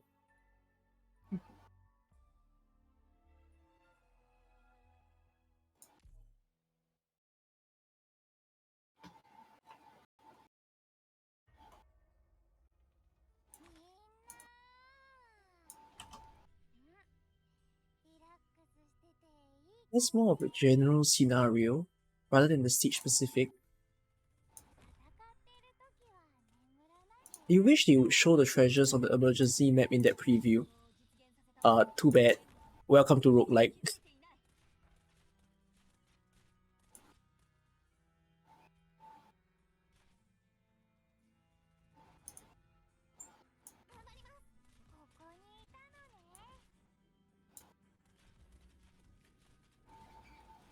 Kind of refreshing to see someone plan the stage before going in.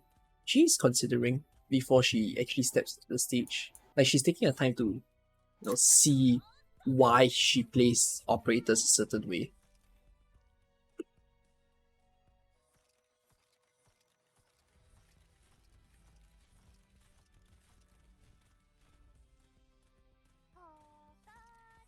I don't know if I don't know if Beagle can handle all this damage, especially when Crown Slayer comes in.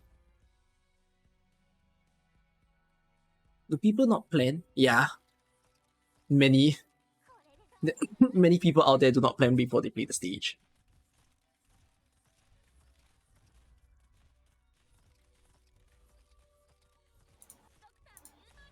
Nausicaa, who plays better between the two of you? You can say that now while I'm muted. She wouldn't know.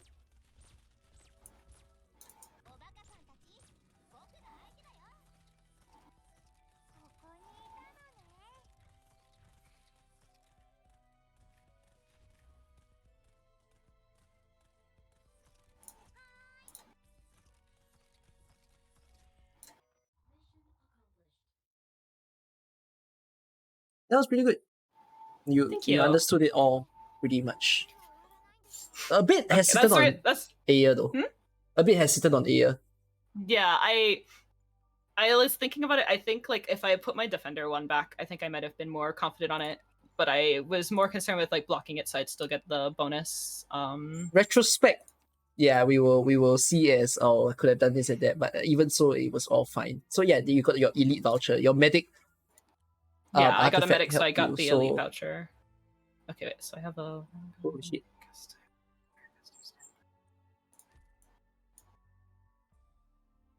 I think a guard would probably be good, but I don't have a lot of good guards. Do you go for comfort picks? Like, how do you decide on your operator? I think about what I have in combination with, like, what I think I'll know how to use and what I think will, like, kind of be useful coming up. Right. Okay. It's like, I kind of, like, if I have the ability to pick stuff like that I don't usually have the like availabilities, like when I get like temporary recruitment like Celiac and stuff like that, it's like I want to pick it because I want to try and experience new operators. It is really like different play the styles. joy of IS2 to experience new Yeah, things. it's why I got into it so fast, is because like it let me kind of enjoy playing with operators that like I didn't have in my account, and it let me kind of enjoy like a lot of 6-stars that I otherwise wouldn't have been able to play with. You'd have a whale of a time in 2 months when they let you have that mode where you can recruit anyone you want. Oh, is that a? What do you mean? I didn't know about that. That's cool. Oh, you mean like what I just said? Yeah, what you said. I haven't seen these hallucinations, but I know what they do, but I haven't seen these two in specific. Okay. Combat ops. Squad limit. Deployment limit is reduced by squad. Oh, that's not. Oh. I guess -1 and +1. So yeah. Oh, it's just -1 +1. Okay. I is think there it should a be way to check -1. like Like- deployment in? It's my frustration in this game mode. Yeah, they don't really show. At least it's combat ops. That seems pretty nice, actually. This one's the. You can golem. see what you get though. So if you are unaware, those of you on stream as well, you click on your top right, click on command level. Oh, this one. You can tell what you get when you level up. Oh, okay. Just info. It's just good things to tell you. The only like important info that they don't really show in this screen is deployment limit. I don't know why. Then I get confused. that's Like, really I have to weird. second guess myself. Yeah. Okay, wait. So if I get one. I think I get the same amount either way. But I think I'm gonna go towards the downtime recreation just so that if it's a emergency ops that I don't know if I can clear, I can bail out. Sure. Not that I want to bail out, but like. Ingots.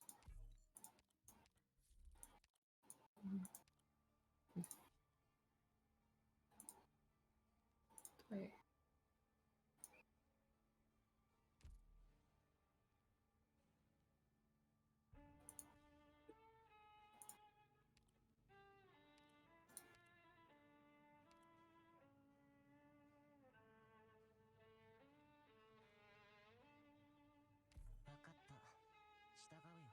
Low-key wish you E2 Shalom to make your IS2 run more lore accurate. Low-key wish he was a healing defender instead, but his skill 2 sounds metal AF.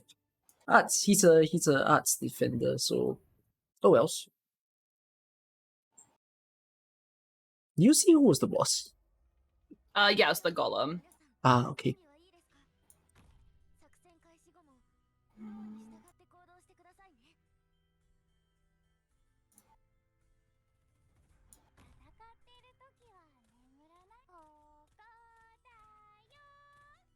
I'm fine with that.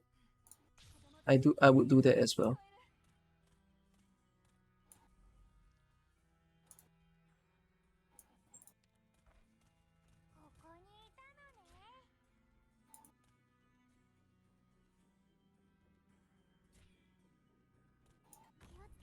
You just use him in 10 combats in one run. Yeah.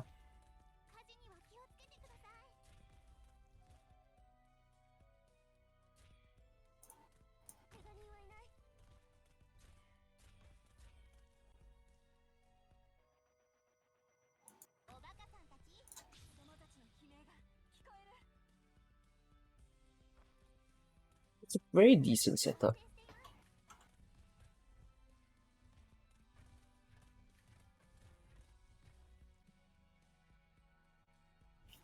I'm pretty happy with the way that she deployed.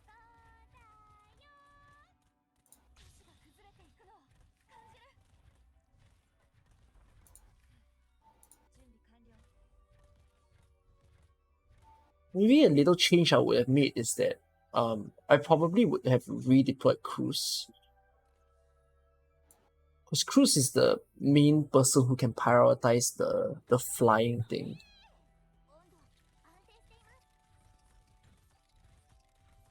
Guys are weak to arts damage.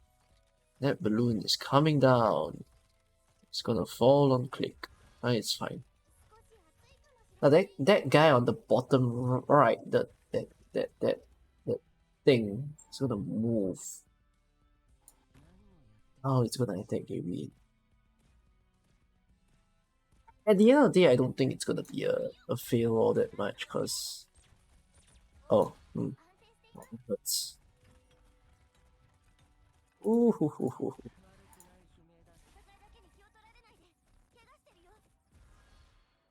It's fine.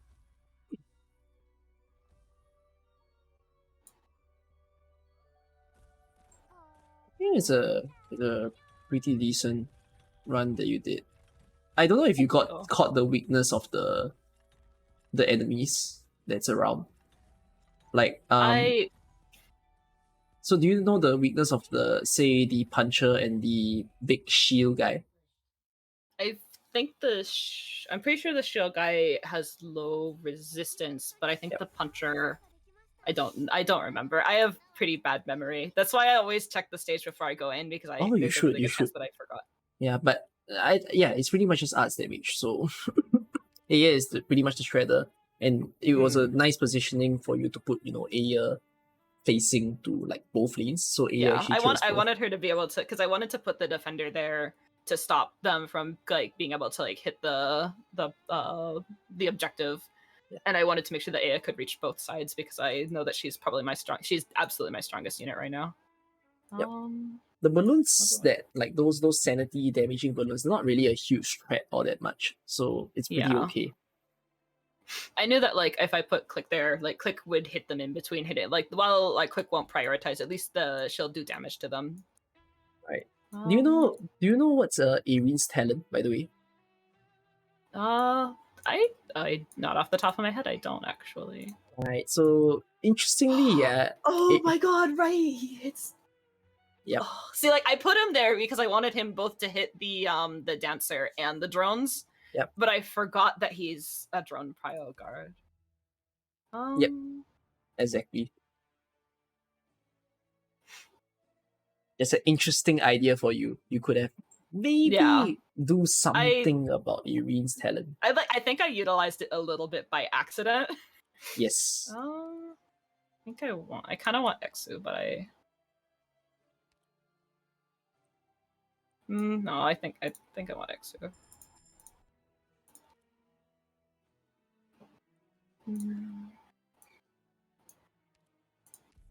Okay. Okay, I wanted to stay on the bottom. Okay. Actually, wait. This deployment limit is down. So I don't know if that's gonna hurt this one's gonna be. I still think it'll be fine. Yeah, I think Aya's damage, if I have her positioned in the middle, will be enough to cover like a little bit past her lane also because of the AoE. Mm-hmm.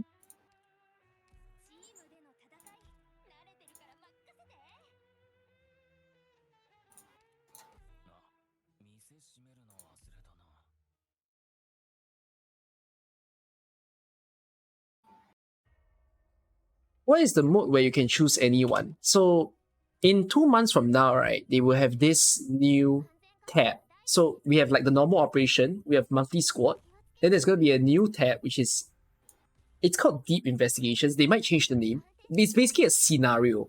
So there are 12 scenarios that you have to complete. And some of the scenarios are really fun. Some of them are chaotic. So there is one of the scenarios, which is you will get Shadow at the start of the run. At the start. Which is great. And then, what am I thinking? You will have the ability to get more guards and defenders during that run.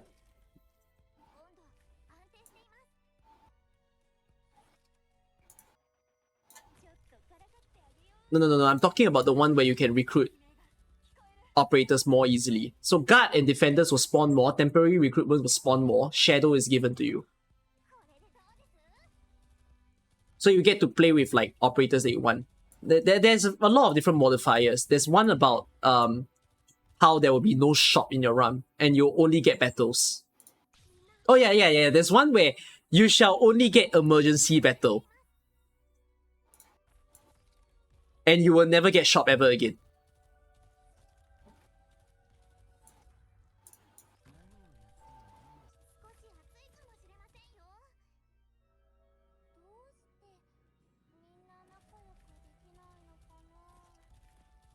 Yeah.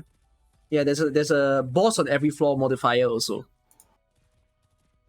There's one which is you will get bewildered on every floor. No, it's J.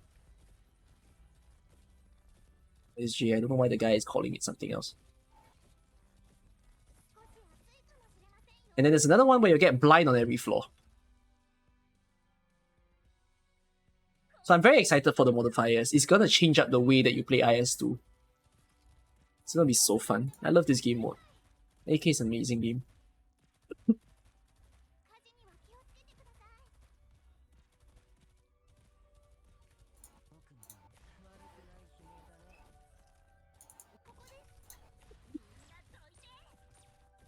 It's a beautiful clear, to be honest. I'm not really catching anything about like the way that you play that's very wrong. That means a lot. I was so nervous before I was like so nervous all morning that I was gonna realize that I was like playing really badly all this time. You should be confident of yourself. It's been, I don't know, it's been a joy to just look at you play. So yeah.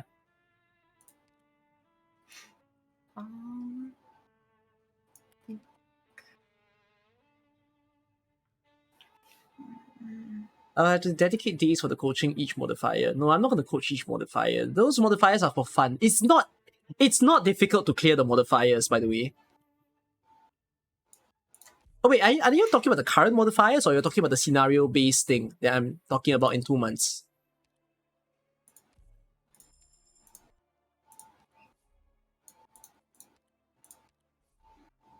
Oh, no. The scenarios are damn easy to clear. Like there's one of it which is you get Masquerade Mask. I think you get like all the ingots spawning artifact right at the start. And then the goal is to get 100 ingots. There's another one where you get downtime recreation permanently. Like there are very few battle stages and there are no shops. You just get downtime recreation. Does this and one the just mission have like a rare chance to drop something like really good, or it's a probability, but I don't know what's the probability. I want to do it a couple more times. You can get collectibles. Okay. See, I've never gotten a collectible from it. I've only ever gotten the 1 ingot as the reward. So I'm gonna do it a couple more times just to see maybe if I get it. Okay. I hope you get at least one. I mean, I didn't. Yeah. Oh, That's okay. You didn't want to gamble all the way. It's the same. Do you want a harder version or not? Love the decisions I get to make here.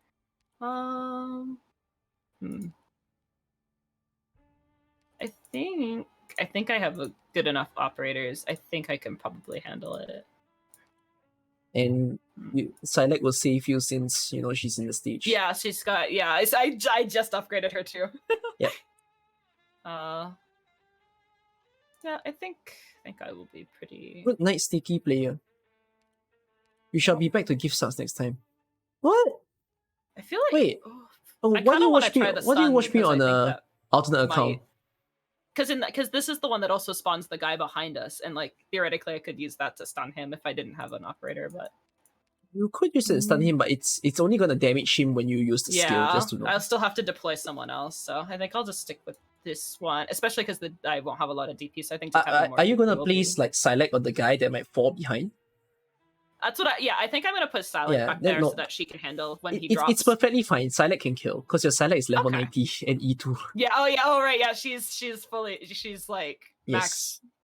Yeah, she'll be fine. She can handle it. Any operator that's fully maxed by floor 3 will, breeze the stage for you. But try to try to put Silek on the guy. Then you're on the one up front? No. So no. That's not what I meant.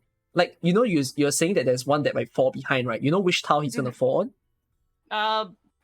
He falls on the left one. Yeah, so if you place Silek like to the right and face him, you cause a problem because if the civilian runs by, the guy's still gonna attack the civilian. Because he's not being blocked, but if he's being blocked, the ranged will right, because you said yeah. Okay. So just place Silek there. Yes. It's not a bad choice to put Irene. This is a deranged placement, but I think it works. No, it works, but yeah, there's another guy you have to figure.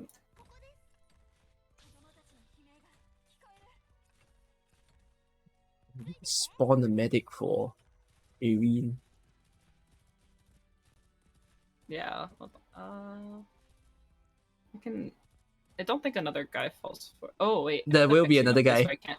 Yeah, there will be right now. Oh, I can just move my sniper. I have another. Actually, it'll be fine. I think if I. You should try to then put someone in front of Susuro. Yeah, I if need not. to. Yeah, I don't want to put Jay because Jay's gonna eat more, but I'm gonna put Korra.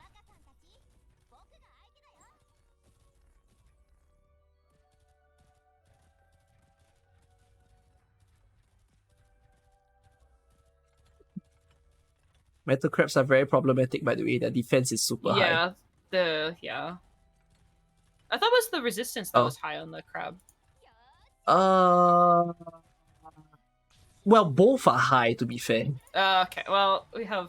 I was saving skill for crab anyways.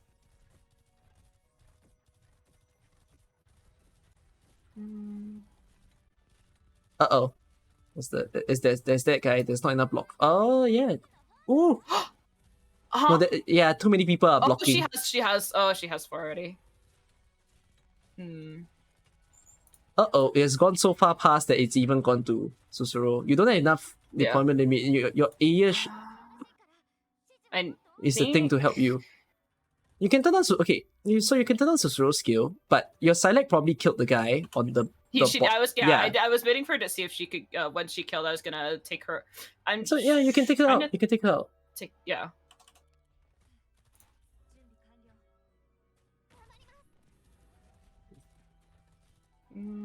I don't think I can stop that. That's fine.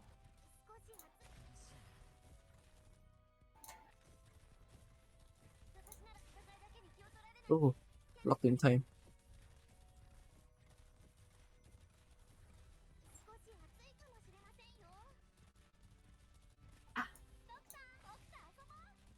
See, we didn't die. It's fine.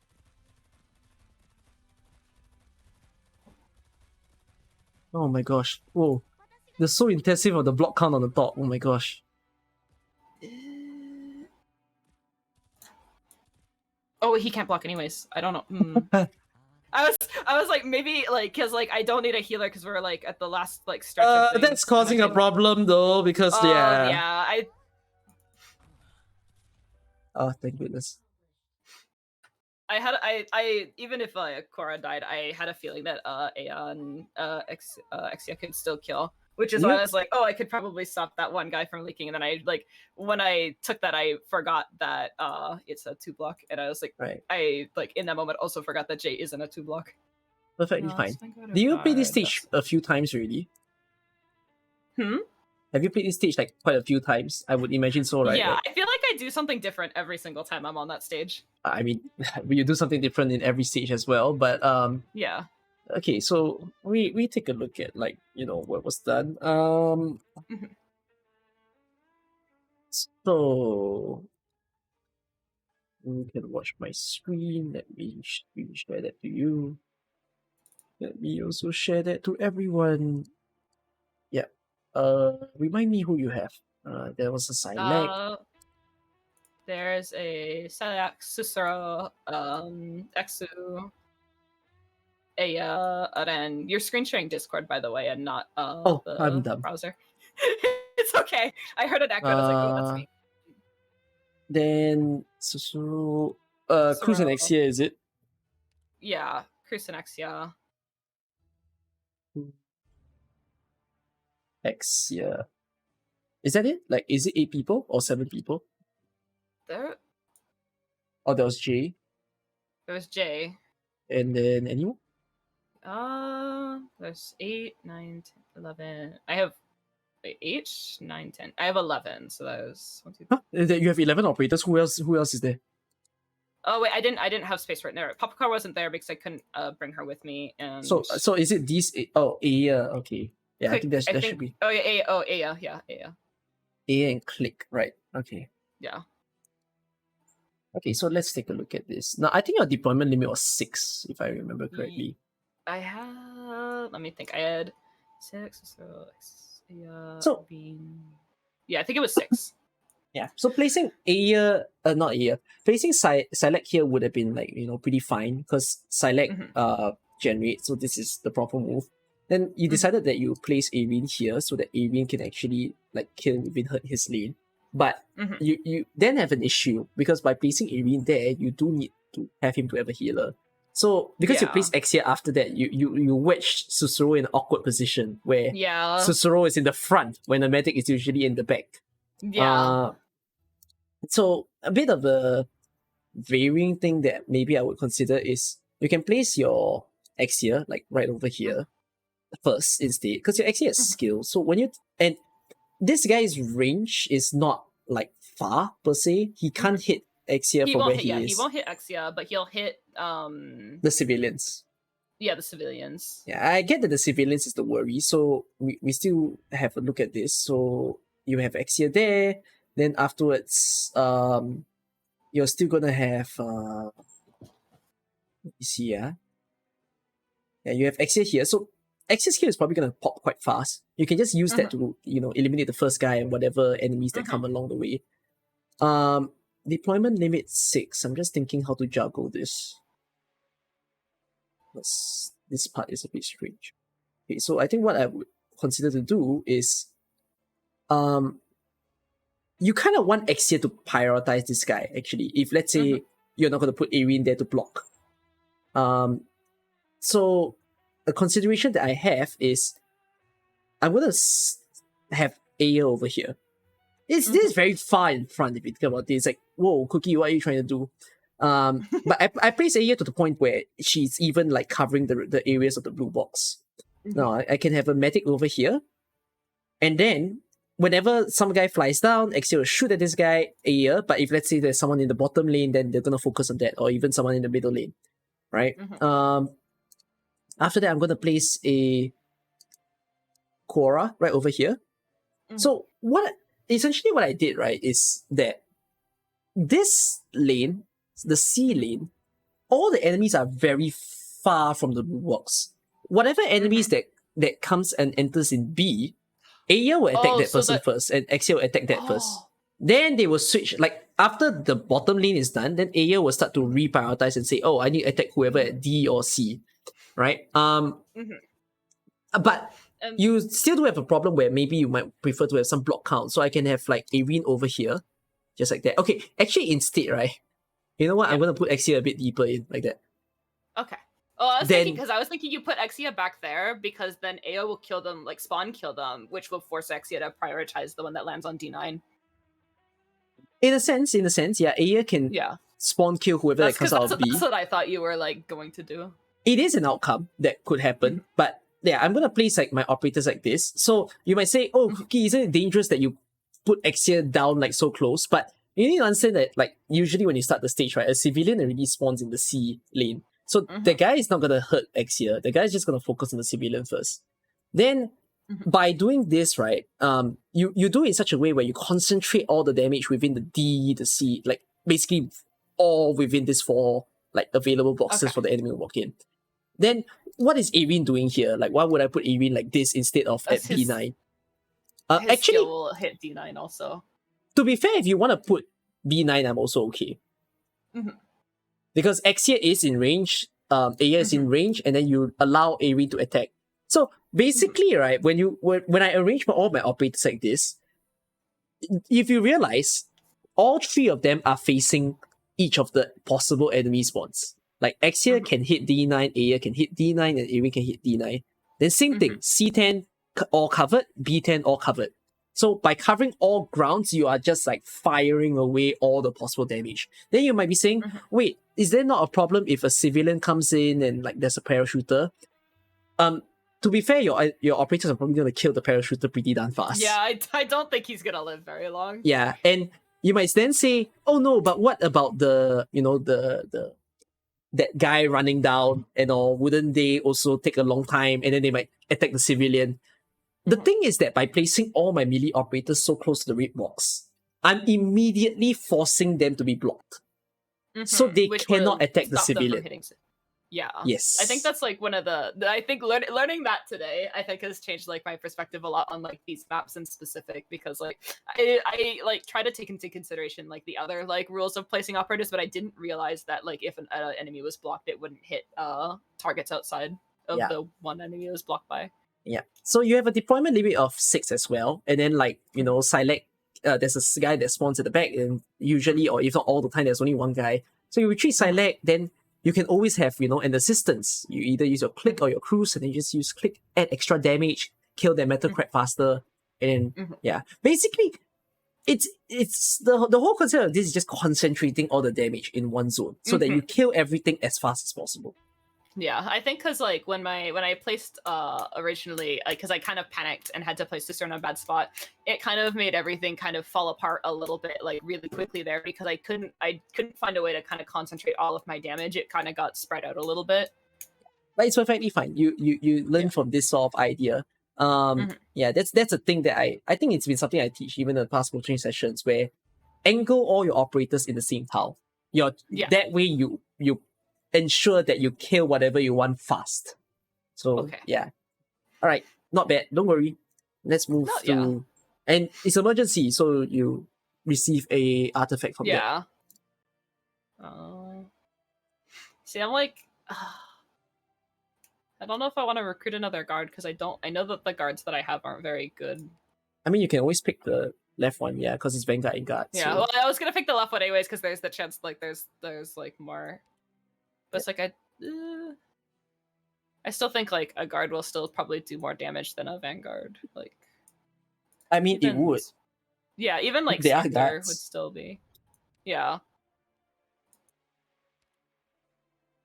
I think. Yeah, I mean, I picked up Popikar, but like that was more because like I didn't have a lot of hope at the time. So I think maybe.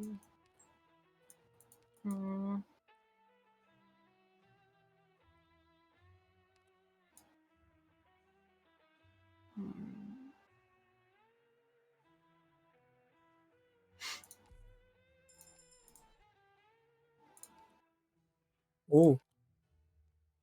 Anyone in mind? I think I'm gonna start upgrading my operators because I would like. Cool. I think having Exu, like, as much as like I want to put more like power into my AI, I think having Exu skill 3 will be useful for. Do you know the weakness of the golem? Like, how are you gonna attack the golem? I know the golem is weak to arts damage, but I don't really know what I'm gonna do until I can see where it starts also. Because like I think there's more tiles for ranged operators if he spawns. Like if I were to try and kill him, there's more ranged tiles to like attack him on the like right side of the map. So I could maybe set something up if he spawned on the left side, but So do you plan to kill him or do you not plan to kill him?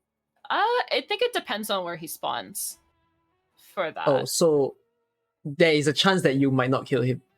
Yeah. Okay, so if you want to kill him, who are you gonna use to kill him? I feel like it has to be Aya and like Click, but Click's skill is very sad, so it's probably gonna be mostly Aya. And like a rain skill activation, because that does arts damage. Alright. So but I mean, so if you don't have your Aya E2, will that ruin your chances to kill him entirely? I don't know. I don't know if like because what's the stats?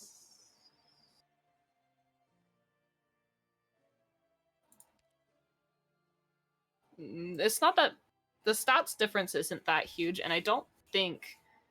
I mean, Michael, would skill 3 be better for killing bosses or? Oh, you don't use skill 3 a lot. No. So skill 3 is considered a boss killing skill, yes. Okay, I will. Okay, if that's the case, yeah, then I will upgrade Aya so that I can kill the boss.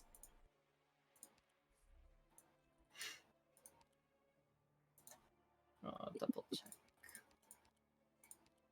Everyone is weak to arts damage in this stage. Yeah, everyone's weak to arts damage on this stage. Okay. This is why I asked what's your preference. Yeah. Are you gonna use Spectre skill 1 or 2? There's an advantage and disadvantage. I'm not saying that there's a right option. I'm trying to think because like I might also use her and Jay as like pseudo bait just to keep the boss from stunning my heavier damage dealers. So I might not take the one that stuns her anyways, because I think she might just be getting stunned. Because I would rather have my tanks up to be able to like block more enemies. And Naya, she's not as well. Why are you talking about best operator of this stage? Because there's definitely a lot of operators that are good at this stage. Right. Just to like make sure I can continually do damage to her with, or to the golem with Aya if I. It's not gonna be, well, I'm also okay if you use like Aya skill 2, because right now, if you consider the fact that a lot of people are weak to arts damage, right, then you know, Aya skill 3 is just a one-time use skill, whereas Aya skill 2 is going to be a constant thing to kill people. So yeah, I mean, don't underestimate your snipers as well. Like, your snipers can still kill the small mobs. I feel like Exia and like Cruz, if I place her, I think they could handle most of the other mobs, even though they're not like as weak to arts damage. Right. So I think I'm gonna try. I don't think I've used skill 3 on this boss before with Aya, so I think I want to also try it just to see if it makes a difference and if it's something I want to take into consideration. Because like, I think that if I were to try it, I think I'll learn more about how I want to use it in the future than if I don't try it. No, I would say that there's no right or wrong with the operators that you choose in terms of like their skills right now. So there are 3 operators that I would ask of you to gamble a bit with like what you want. Again, there's no right or wrong because it just changes to how you approach. Your Aya, you could either use skill 2 or 3. Your Silek, you could either use skill 1 or 3, and your Spectre, you can either use skill 1 or 2. But like the combo is you to decide, because it's okay. I think this. I want to try it because I don't have sailing. I kind of want to just see how it works also. Sure. Let's try. What's the worst that happens? I die. No big deal. I just play again. Okay. Okay, pause. Pause. Okay. Yep. Let me show you just something quick. So your boss spawned at the back. I know he walks around. He does. So I would consider this in my opinion, the easier version for your squad specifically. Yeah, I've never actually seen him spawn at the back half before. Oh, welcome to the back half then. So if the boss spawn on the front, right? Basically, I have a rule about this stage. That I tell myself. I've mentioned this on stream and you probably heard. So if the boss spawns in the closer to the blue box, consider everything from column 5 to 10 as tiles that you shouldn't use. Yeah. Provided you want to the opposite. So so column 2 to 4 are free basically for you to deploy anyone in order to kill the smaller mobs. But of course, this is also with the condition you're leaking the boss. Yeah. Typically, people try to leak the boss. I mean, if they are afraid to try, so they'll just try to leak the boss. I think I can kill it. I think. Now, but if the boss spawns at the front, or closer to the red box, then you actually have more banned tiles this time. Column 2 to 8 are danger zones where the boss will actually throw the stone. So column 9 and 10 are considered okay, and there's a few range tiles also that's considered okay on the you see row F, right? F. Yes. So there's an imaginary F E. will be is considered free. Yeah. That would be So that's the range tiles on top. No, E. Hey, sorry. Oh, I just realized it goes upwards. E's already used, and I was like, sorry. That's I made a mistake. B, C, D, E, F, G. Row G. The range tiles on G. What way the alphabet went for 2 seconds, and I said D like Delta, and I'm like, that doesn't work either. Yeah, so row G, column 9 and column 10 are safe tiles, basically. Because what I was thinking is I was gonna put Aya on the what would be D9. Because that way she has because then that way when I use her skill I just dropped the pen, sorry. That way when I use her skill 3, not only will she be hitting the golem, she'll be also clearing out the enemies that will also kind of be appearing at that point, because when he moves forward there's also like a wave that comes in at the same time, if I'm remembering correctly. By the way, Tau F8 is also safe. Mhm. Yeah, so these are like the safe zones. Yeah. I gave a tiny little hint of what I think you could do, which is number one, you can have an Aya here. Yeah. Then you can have a click here. Okay. You need a medic, I suppose, to Cicero, heal people. Cicero there was what I was. This is like the layout that I was thinking also. Yeah, and then you can put a bunch of like your defenders and all. But now you have a bit of a tiny issue, which is okay. You probably need to use Aya skill twice. Yeah. That's I'm probably gonna have to use it to clear and to kill the golem. And I think that the golem moves up pretty late, so I can probably use it early and it come up in time again. Okay, and because I only have if you're wondering how the golem works, right? Like is he on C4 now? I think he's on C4 now. Yes, he's on C4. He'll go to C4, then he'll go to B6, then he'll go to C6, then he'll go to D6, and then once he's at D6, he starts walking in. Okay. So one of the issues is that he does take a little bit of time to get there, though. He starts walking to the blue box when the last enemy appears. Okay. Yeah, so one of the issues that I find is that your Aya, because you place Aya here, right, she's actually only going to pop her skill when the boss is on the last possible tile that he will stop. Which can be a bit of an issue. So there's a few things you could try. Number one, there's a big brain technique-ish. When the boss is on C6, you try to place like push him into D6. Yeah, you push him.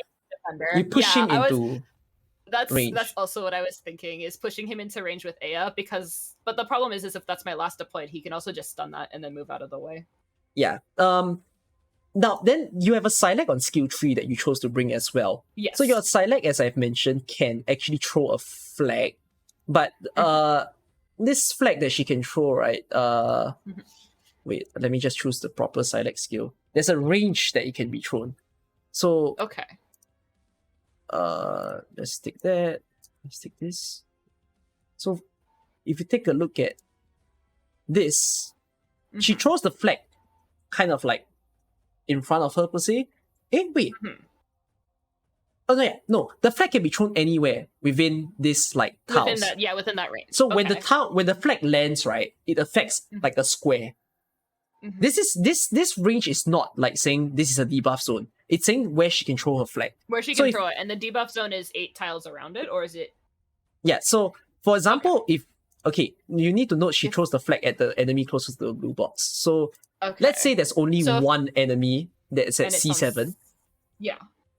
Then she'll throw the flag at C7, and then it might conveniently be in like range, for example. But putting Silac here is a problem because Silac's not really good at blocking per se. Yeah, I was thinking about putting her either further back or on the top side. You could consider putting Irene here, by the way. Irene could do some arts damage against the boss first when the boss is at C6. So a lot of considerations. He will reach. Yeah. Yeah. Silac is going to help you to hold the boss in place for a while. So that's an idea that you can consider. Yep. All the best. Have fun. Okay. I believe in you. Yep. Well, actually, before I go in here and potentially die, because usually you want to place defenders last, but I'm worried that my defenders are going to get stunned and it's going to end up in a leak. Well, as long as you place your defenders in the safe zone that I stated, you'll be fine. Yeah, that's. Oh wait, yeah. If I put it there, click can still reach. Okay. Let's see what happens. Start with Silac first. Just start with Silac to get some DP.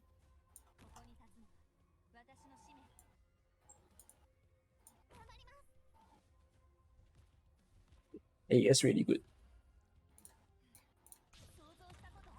It's a very cool skill.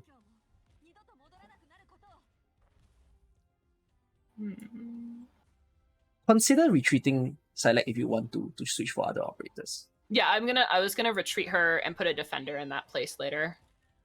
You set up Irene.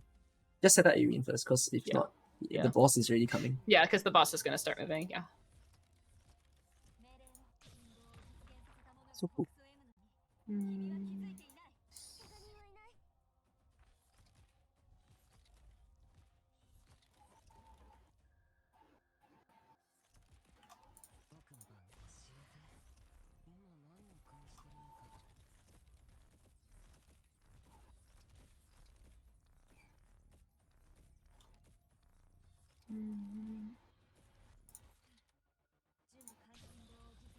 A lot of DP already.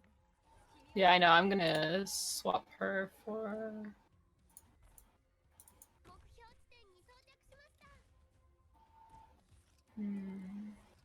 Alright, here comes the boss kill zone that you can use. Like, he's gonna move and then just turn on your click skill, your ear skill, and I don't know, watch some magic. Mm-hmm.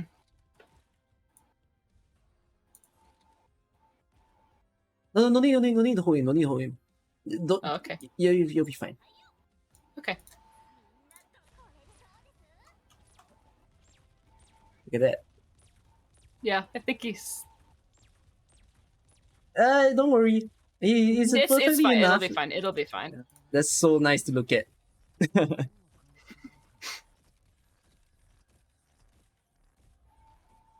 Felt that. Wow. See? Just to help with clearing out the enemies. Why do you choose Cruise instead of Exia? I don't know. I was thinking about that when I was putting her down. I mean, it's not really a wrong decision. It's just Exia would have been a little bit stronger. Yeah. It's fine. See, well done. Yeah. You get the idea. Yeah. You know, learn these sort of safe tiles concept to get through the stage. I tend to check the collectibles first. Ooh.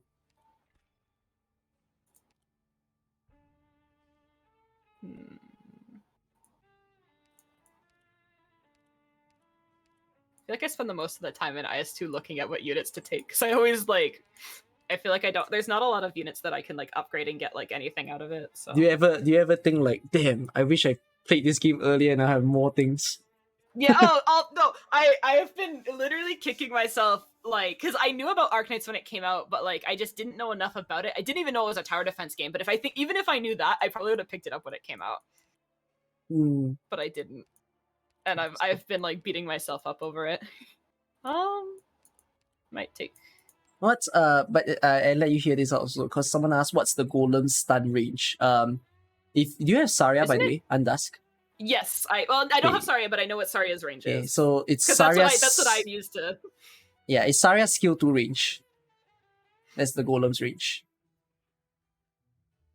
I don't think I need another tank, so that's the wrong one. I take. So you can imagine the golem like a walking Saria skill 2 range. That's how you know how to position your operators. That's why I said there's the safe columns and the safe rows. As much as I want to do. Wait, how many? Okay, wait, hold on. I need to. It's not a bad thing to go for encounters as well, because encounters might give you emergency. Yeah. So I have what? Oh, the shop is below. Yeah, it's two combat encounters either way. Top one has an emergency ops, but I'm also kind of scared at emergent. Once I get to floor 4, that's when I start to when I'm setting up to think about doing an emergency ops. I usually try and pick a node before it that has the option to avoid it if it's a map that I struggle with, or if it's or if I feel like I don't have the operators for it. Emergencies in the later floors can be scary, depending on what it is. Yeah, because this is also where there's this is the floor where unending is, right? Yeah, it is. That's emergency ops unending is my worst nightmare. I'm scared of it. It keeps me up at night. I don't want to see it ever. I saw it once. I was traumatized. I hate it. Right. I think I want to go to the shop, so I'm gonna go down. Heading down. I mean, you can always hope for an emergency to appear to give you an artifact. Wait, this one. Can emergencies just randomly appear? Oh wait, this is considered emergency. Yeah. Oh, I just thought these were regular encounters. I mean, they do give you an artifact if you beat the dark. Yeah. I believe they consider it as an emergency, by the way. You can take a look. Oh, this is the bear one. Okay, so that has. You have your own idea as to how you're gonna do this? I don't think so. These are enemies that I'm not very familiar with because I just hit the story where these ones start to show up. So you don't have to be too terrified about the enemies. That one, as you see, it says increased attack and defense. Whether you want to kill it fast is really your choice. Yeah. I tend to not. Then yeah, I don't think it's gonna make. I don't think the heralds are gonna make it too big of a difference. I'm also thinking about like because usually Gopnik runs around like once, maybe twice. Yeah, so I'm trying to think. Gopnik circles around the map. Yeah. So I'm trying to think what the most optimal setup would be if I want to like have like all of them facing one way and just kind of like. I think if I can't stun him with click stun and I don't have a bind because I didn't take Ling. Can I check something? Yeah. You've got a medic, don't you? Yes, I have Susuro. I can with Susuro's skill 2, I can probably put an operator on the Originium zone and they won't die. Yeah, so that was what I was gonna hint to you. You could try. So you I think I was thinking already that I was gonna put like maybe Exia there because I think Exia will be able to reach, or maybe will it affect the skill? What skill? Like if I have the buff from the Originium zone, it affects like skill damage also, right? Attack up and ASPD up. It's attack up, so it affects. Okay. So I could take Aya. I could put Aya there, and I don't know if her skill 3 would reach unless he was like right, like on top or above or below. You know Aya's range, like you know what's her usual range, her usual direction. Yes. So imagine this: you place Aya facing to the right, and then you spin her 360. That's her range. That's actually a really good way to put it. That's how I think of Aya when I think of our skill 3. So I think if I put Aya in the middle and take skill 3, I think she might be able to just do enough just to flat burst it down. It would be fine. Yeah. Okay. Okay, just a little problem is that when you use Susuro to heal her, you only have one medic. So I don't think you have anyone to heal anyone who's at the blue box, which could be a concern. I have you have Silex skill 2, by the way. I have Silex skill 2, I have like tanks, and I think they'll be okay. Yeah. So I have go J, ahead. So trust in your Aya. Your Aya is a way to kill the boss. Yeah, I'm gonna take Spectre skill 2 also because at the same time, right? A little quick thing is that there are safe tiles also, by the way, because you know the bear punches, right? Yes. There are only 2 safe melee tiles that you will never get punched. And those are the ones near right next to the blue box, right? Yeah. So the one right in front of it and the one. Okay, so I could put. Actually, there is another. There technically is another 2 safe tiles. It's the one above and right original. In front of the other red box. No.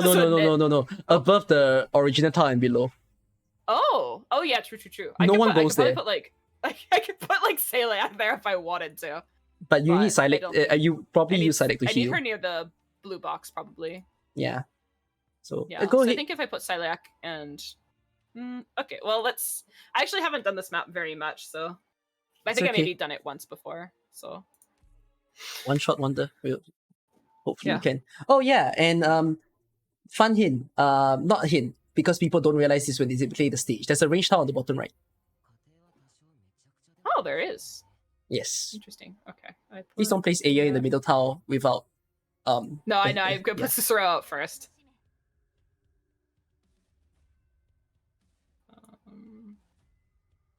I think I'm gonna. Susuro is gonna just prio anyways, so.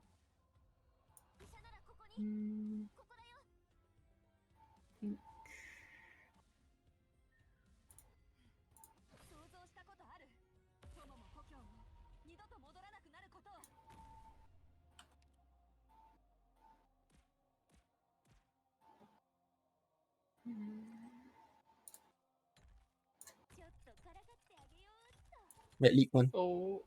Your League 1 is fine. One is fine. One is fine. Okay. Might want to put a soon. Yeah.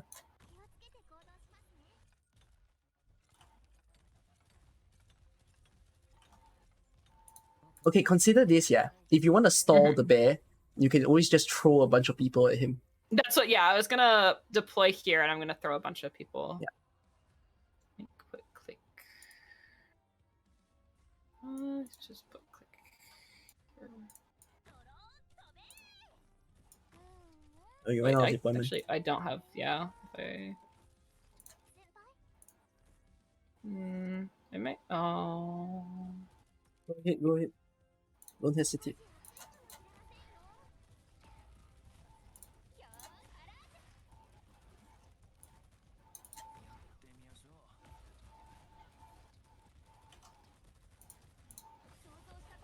Yep, you can clearly see that if you use Aya's skill once more, that would do it.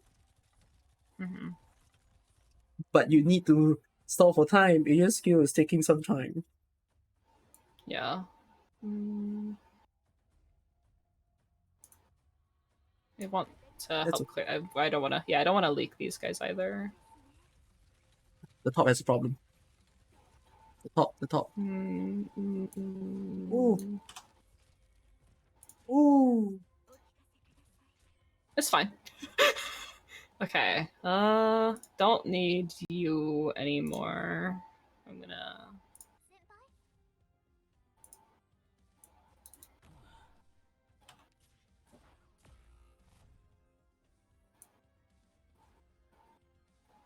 I'm gonna start stalling him more in the range of. Turn on Spectre skill.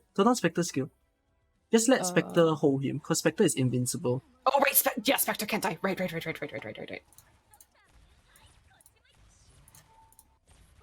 No, it's not in Aya's range. Oh. Now it is. It's fine. Yeah. I forgot that I put Spectre before, so it wouldn't be in the range. Sweet. Well done. Thank you. There you go, free artifact. Ooh, more HP.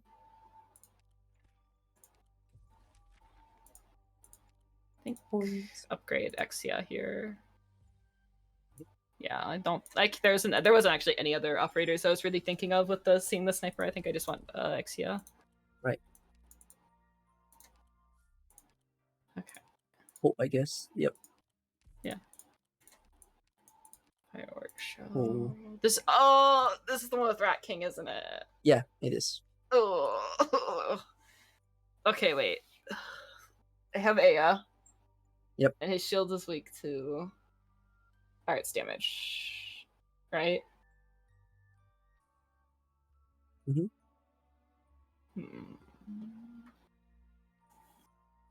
So there's two concepts to this stage. One is you kill the Rat King the moment he appears. The second one is you leave him last. I tend to not do the second one, but I think if he's on bottom side. I don't think Aya won't reach him when he's standing on that tile if I place her in the center, but she could if I place her down here. Which is also a problematic place because the spiders. Yeah, because the spiders are gonna hit her. Yep. And he hits the what does he hit again? It's the I've lowest never... max HP and the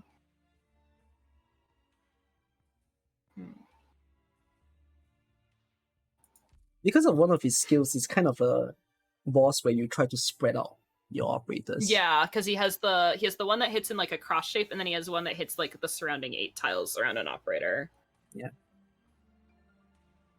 So yeah, I've done this without healers a bunch of times. I feel like I want to set up. I think that killing him faster would probably be the smarter play.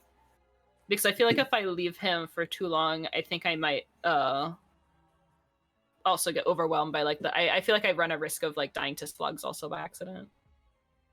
I'm thinking about it because let's take a look at your squad.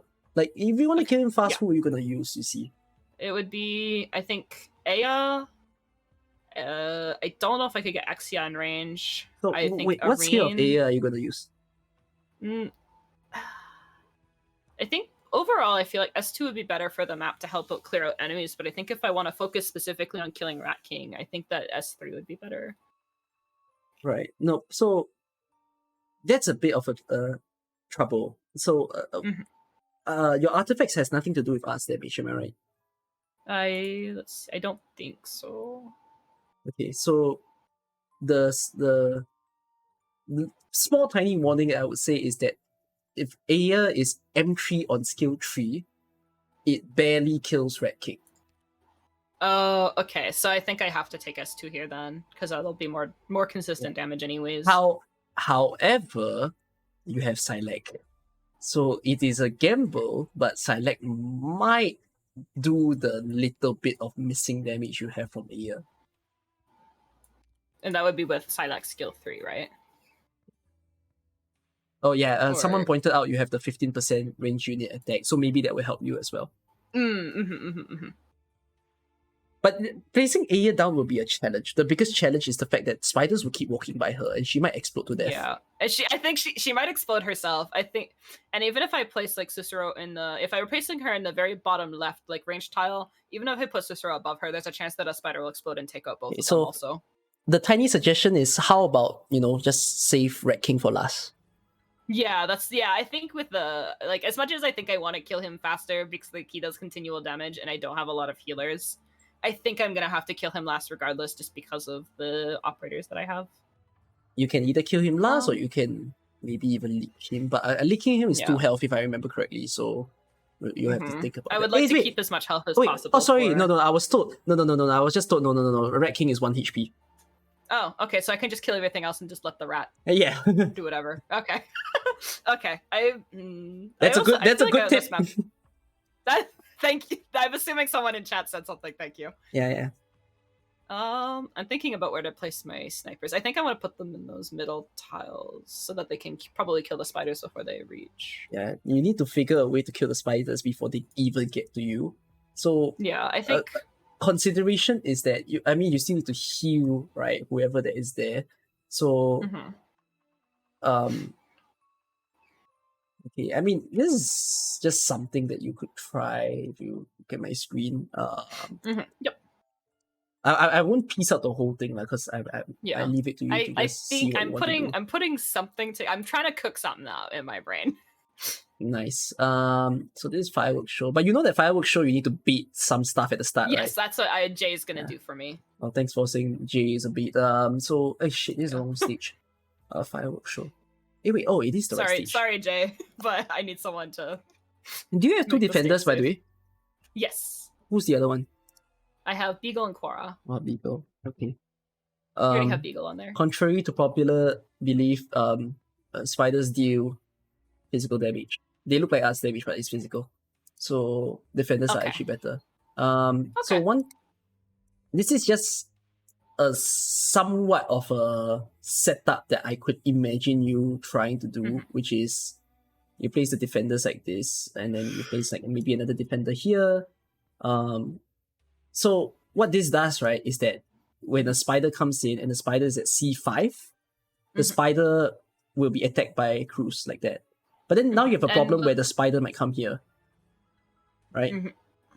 So maybe a consideration you can make is, I guess, put an Aya here, and then put a defender here, or you put, say, Quora here, and then you put an Aya here. So why am I saying to arrange it like this? You're making sure that even as the spiders explode, your range units are never hurting. So if I did it like this, where I have crews here, Quora and Beagle like this, and I put an Aya here, the biggest problem is Aya is still in the spider's range for the E6. Yeah, and she can still get blown up. Okay. Yeah, so you, as far as possible, we're trying to keep our operators within Susuro's range, right? So that Susuro can heal.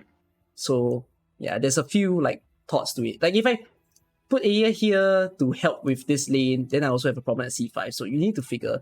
I would say that this is like the, Susuro becomes the holy range of who she can heal. Then Cicero is I want to play around Cicero's range because I'm going to be taking a bit of sustained damage from Rat King existing. Yes. And then remember that at the end of the stage, there are 5 bombs that appear. You want to quickly place someone to distract them. Yeah. What will Rat King do, if you're wondering? So Rat King will summon all his attacks and all, but he's gonna stay still at B2 for a while. He stays there for a while, and then he just kind of strolls down. Yeah, he stays there even as he's the last 5 enemy bombs. that walks towards the box, right? Yes. So he will get snapped onto Beagle, provided Beagle survives. So yeah, he will just be snapped on here, and I guess you can use your Aya, maybe you throw in a Silac. The plan is going to be survive, and if I can kill Rat King, that's a bonus. Pretty much. So all the best. Yep. Just a bit of an idea. Okay. Don't think I'm gonna. Why am I still awake? Maybe I will take Bagpipe to kill Spider. Because I don't know. I'm coaching. As much as I love Click, her skill isn't rank 7 like Bagpipes is, and I think I could use Bagpipe to clean stuff out. Bagpipe can clean stuff. Like, she can kill all the smaller enemies. Yeah. And then if you retreat Bagpipe as well, you get your DP back. I get DP back, yeah, that's what I was also thinking. Okay, well... If I were to place Jay on one of the middle bomb guys, he would bait and still be able to attack them, right? Or... Actually, you could test a theory that I have. Pause. You can test a theory I have. I think if you put Jay on the... Actually, I'm not very sure. I never did this before. What, if, like, looking at the I tend to beat the right and the left side. But I actually don't know. Does anyone know if you place J on the red color guy in the middle, does it beat all 6 of them? I actually don't know if it does. I'll do it. I'll just do it. I'll sacrifice J for the science. No, it only beats 4 of them. Okay, no. They're saying no. Okay. They have a 3 tile range. Okay, 3 tiles range. Okay, so 1, 2... So, yeah, so I tend to bait one side and then I beat the other. If I place it in the middle, he's not even going to bait the one on the right. No, he will. Yeah. It's diagonal. Diagonal counts. Diagonal counts. Yeah, but I want him to kill also. I wanted him to hit them, maybe. He's not going to hit them in the first. You just need to bait for them first. Yeah, so I'm going to bait the ones in the... I think I'm going to bait the ones in the right, and this I can set up. Okay. Yeah. I think this will get all 4 of them, right, Jay? Yes. Yeah, bye. Okay.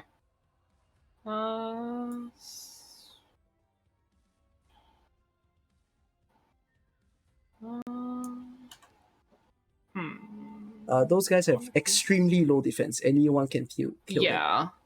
I think, I'm just thinking because I want to place a tank here. Actually, I place Sayla here, so like kill that guy at least. Actually, now that I think about it, everyone has low defense except Red King.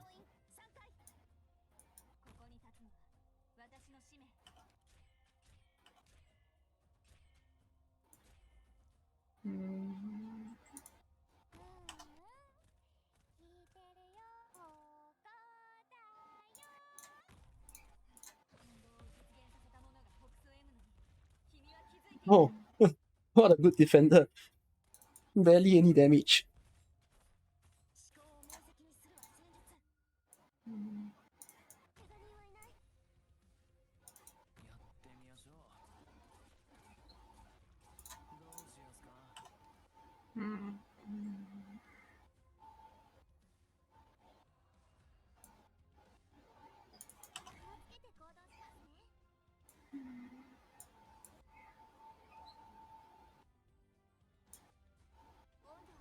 There's a bomb.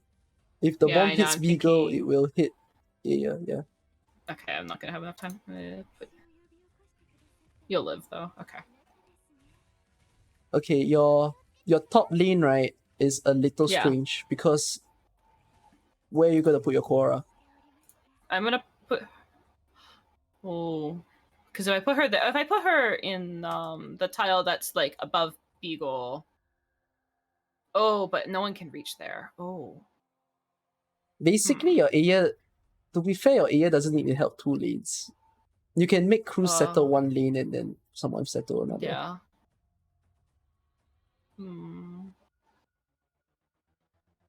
I have 2 deployment left. I could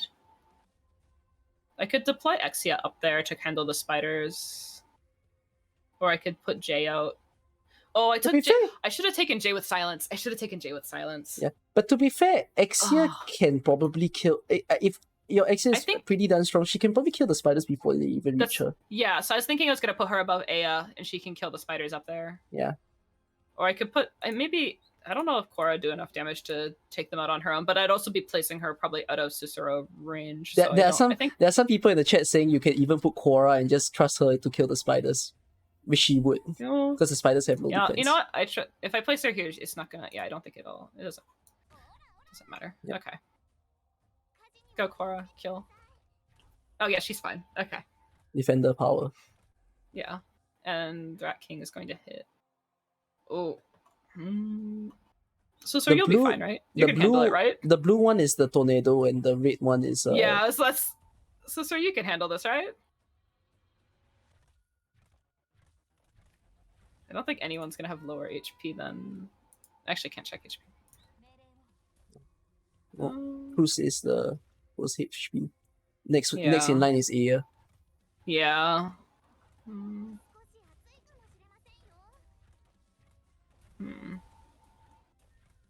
It doesn't hurt all that much. No, it doesn't hurt all Yeah, that much. I'm gonna say if Susura starts Hey, struggling, so I'm they're gonna coming, pop they're coming, skill. they're coming, they're coming, they're Yep, coming. Yep.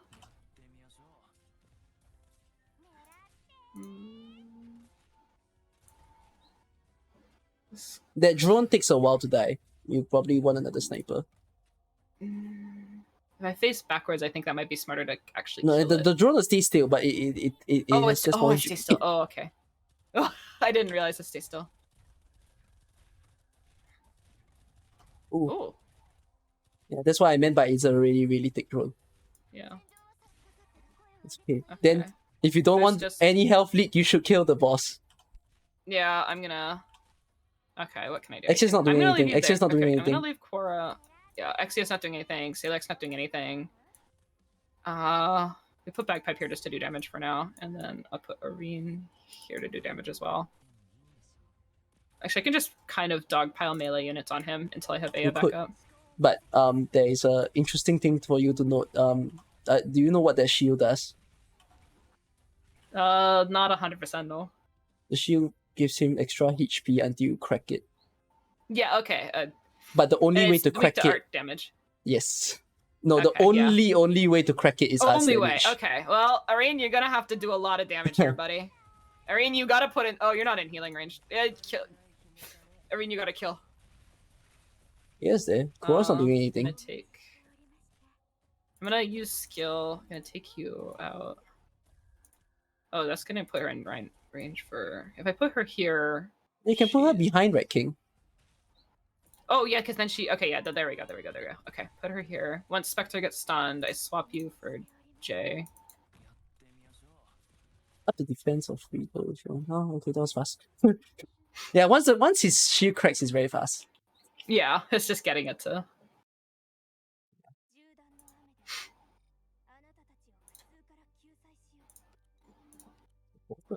Oh, not enough for Ling. I don't actually know. I don't have a lot of good support units. I don't know if I could take Pram. Hello of maybe. Tails tends to appear from floor 4 and above. But Yoshiro. I'm gonna take a 0 cost just in case there's a chance that I get like a better recruitment later because there's a couple Cool. more stages still. And I have a. You said you want the shop, 4. right? Yes, I wanted the shop. Okay, specialists. That's Life hope. points. Vanguards. Do CP. That's pretty good actually. Snipe. Okay, yes, please, thank you. I don't have like a defender or a specialist in mind, and it's not like I can upgrade them either because I don't have them E2'd, so I think I can probably safely spend most of my money on like if I wanted more life points. Yep. Yeah, I think that would be good. And I'm gonna take this. Your squad size is really big. Oh yeah, Yeah. my squad size is already huge. Yeah, I was thinking, well. maybe the hope. I mean, yeah, it's not a bad thing to get a hold. Yeah, if you because want like it. I don't know if I'm gonna get a shop anyways in the last floor, so I might as well spend ingots. Squad size being big is never a problem. It just lets you Yeah. use more people. Yeah, I don't really have. I guess there is a chance that I could get like a temporary recruitment, but I don't think I really need or want another defender. It'll be your choice. I mean, it's always a gamble. It's just Yeah. I don't know. If you don't want it, you can hold your ingots. There might be a store. yeah, I'm one more gonna time. wait. I'm gonna wait just to see. I'm gonna save my hope and my ingots for see if something else pops up. Shrouded Oh Ingot. wow, Oh. a bit Oh. challenging when you only have one medic. Oh, that would have been nice to pick up a medic defender, huh? That might have been that. This is punishment for that, huh? Okay. Water gunner. He's gonna spawn. He only spawns in the top like lane. You can like use a bagpipe to kill him. Yeah, I was gonna use either bagpipe or J. I think bagpipe would be better because she'll get DP also. Wait, this is 'cause quite he spawns, interesting. Like, right away. Hold on. Wait, I'm a bit confused. Evan just spawns in this stage. Anyone knows why? I've never seen him spawn in the stage before. He spawns in the Emergency, top lane. is it? No, he doesn't. I swear I've seen him in the top lane. Maybe it was an emergency, but like I I have never. swear. Have anyone seen this guy in Shrouded in Clouds? I've never seen him in Shrouded in Clouds. Is he an emergency guy? It might be because I've never played emergency. Maybe we'll. It's so weird. Why haven't I ever seen him before?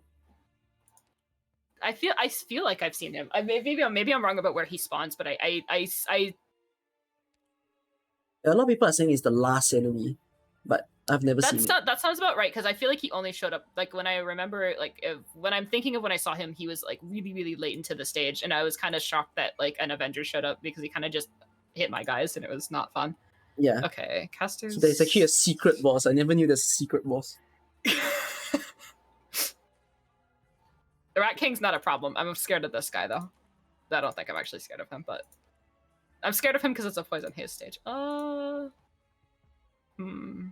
think I would place Cicero so that she could... I think I can handle it. I think... Hey, wait, to be fair, right, if you think about it, the main enemy are snipers. Not snipers, spiders. Spiders, yeah. So a bit of a check-in with you. Where are you going to place your operators? We're going to place... I'm thinking I'm going to put my Cicero on, like, on the far right. So not right next to the blue box, but in the middle. You're going with a more put them to the back approach. Yeah, I think. Just... Have you ever tried to put them to the front approach? No, I haven't considered it, because I think what I was, like, trying to avoid is maybe, like, having the spiders hit. If I put them too far up, I feel like I'm gonna get hit by the spiders. Okay, so a thing that you learned from the previous stage, do you notice that the spiders don't really hurt a defender? Yeah, I could put the defenders really far up and have Cicero in, like, that middle 3 tiles. I could have her back there. So... I could also just use Jay to silence them. You could. And it's another idea to try. So... if you take a look at, like, what I'm showing you, because it's just an interesting idea that I think you could try, but you need to figure how you want to reach this setup. Like, maybe you want to use the select skill 1 this time so that you have a faster deployment. Usually the stage starts on top with either a mortar gunner or a caster. So I think however that it begins, I think having Bagpipe deal with that one would be good to get more DP right out the gate. So I would rush this stage by placing as early as possible somehow, or maybe, like, even place a Silek to start. Maybe not this close, maybe like here or something. To just kill whatever wolves that comes first. So the setup that I'm saying that I'm thinking of is you place a Cicero here, and then you place 2 defenders. Defender number 1, defender number 2. But of course, this is putting a lot of faith in Cicero to heal everyone. I can also, once I have DP, I can remove Celia. Yeah, you can remove her. You can even use Silent Skill 2 if you want the healing. To heal. Yeah, I can either take, depending on if I want to rush, if I want to rush, I could take skill 1, but what I'm thinking is, because whatever spawns on top, I'm going to use Bagpipe anyways, I get full refund from Bagpipe, plus the DP from the kill. Yeah. So I think if I take skill 2 and have that extra safety healing, because I only have a single target medic, I think that might be nice. So the thing about this also is that everyone in the stage, every freaking person is weak to physical damage. So you can kind of like smack 2 snipers here, face them to the right, and they just kill everything. Why did I say to try a face them to the front approach is because a lot of the enemies that spawn, right, like the casters, they actually stay there. Yeah, they stay there. Then they will stay there and wait for another caster to be joining them, or and then they spider. Yeah, like there's the one wave that like it's like a caster and 2 spiders, and it's like really late, and it drives me insane. Yeah, I never thought, if I just kill it up there. Yes, the usual biggest problem with this stage is the final 10-ish enemy, because the worst spawn is that they send 2 red spiders and they send you 4 casters. Then so you might want to do like a face it forward approach, and then one enemy will spawn on the top, another one will spawn on the top, and then another one spawn below. And then the interesting about Shrouded in Clouds, the interesting thing about Shrouded in Clouds is that this stage they stop spawning enemies on the sides by the time you reach the middle of the stage. Then all you have to do is just, that middle portion. So yeah. So just an idea of a setup. Then if you ever realize that, oh shit, Susuro had too much of heal, she can't handle that, just turn on her skill. Yeah, so there's that. Okay. Yeah. Do you mind if I go get I refill my water bottle really fast? Of course, it's hot perfectly over fine. Here. Okay. Yeah. Thank you. Go ahead. Where is the website? That's not the website that I'm using.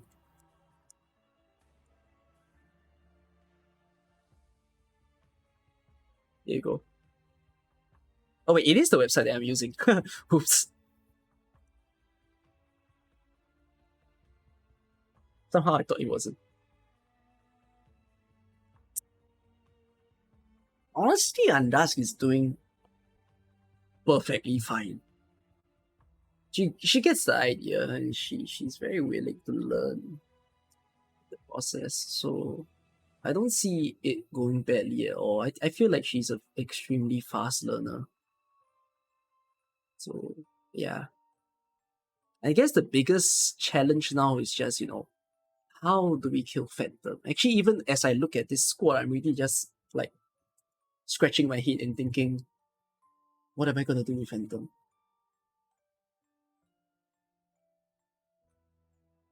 This coaching sanity break that I deserve. No, I'm still coaching quite a bit.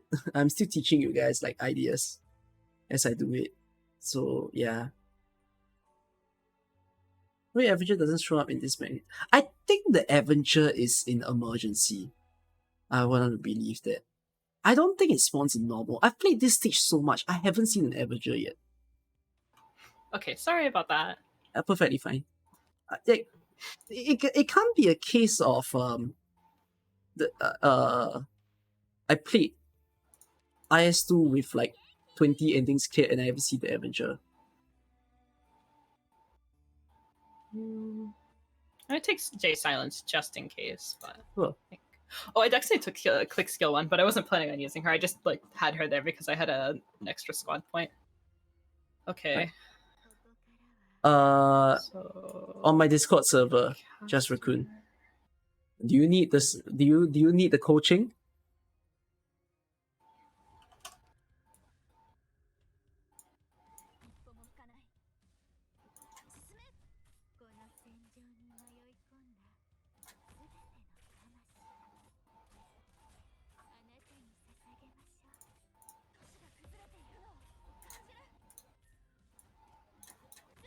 The leg has a really cool skill. Oh, the Susuro choice is quite interesting. But no, it works. It's not wrong. It's not wrong. A little bit. Yeah, it still reaches. I was thinking about it earlier, and I actively was thinking about where you had her, and then I autopiloted. No. This is also okay. There's nothing wrong. Yeah. It's just a different angle. That's all. Yeah. I still have one, and I'm just gonna. Okay, those should be. You have enough deployment. You only need to deploy one more extra person. So yeah. I'm pretty certain you won the stage. Yeah, I can't unless I just fumble really bad.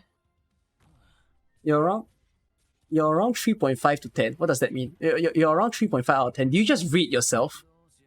Was that what you just did? What does that mean?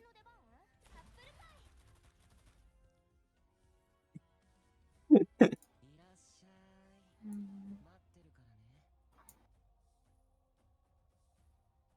hit the caster yet, so I'm gonna wait a couple seconds.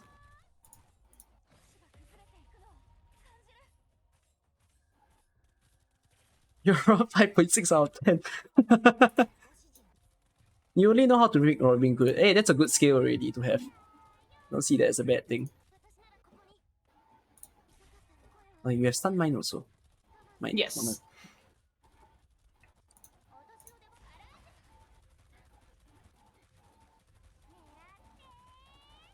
She's doing amazing.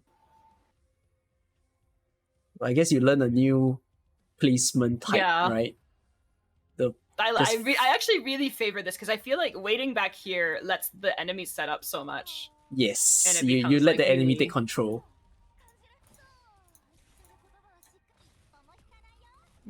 Lock. Yep. It'll be fine.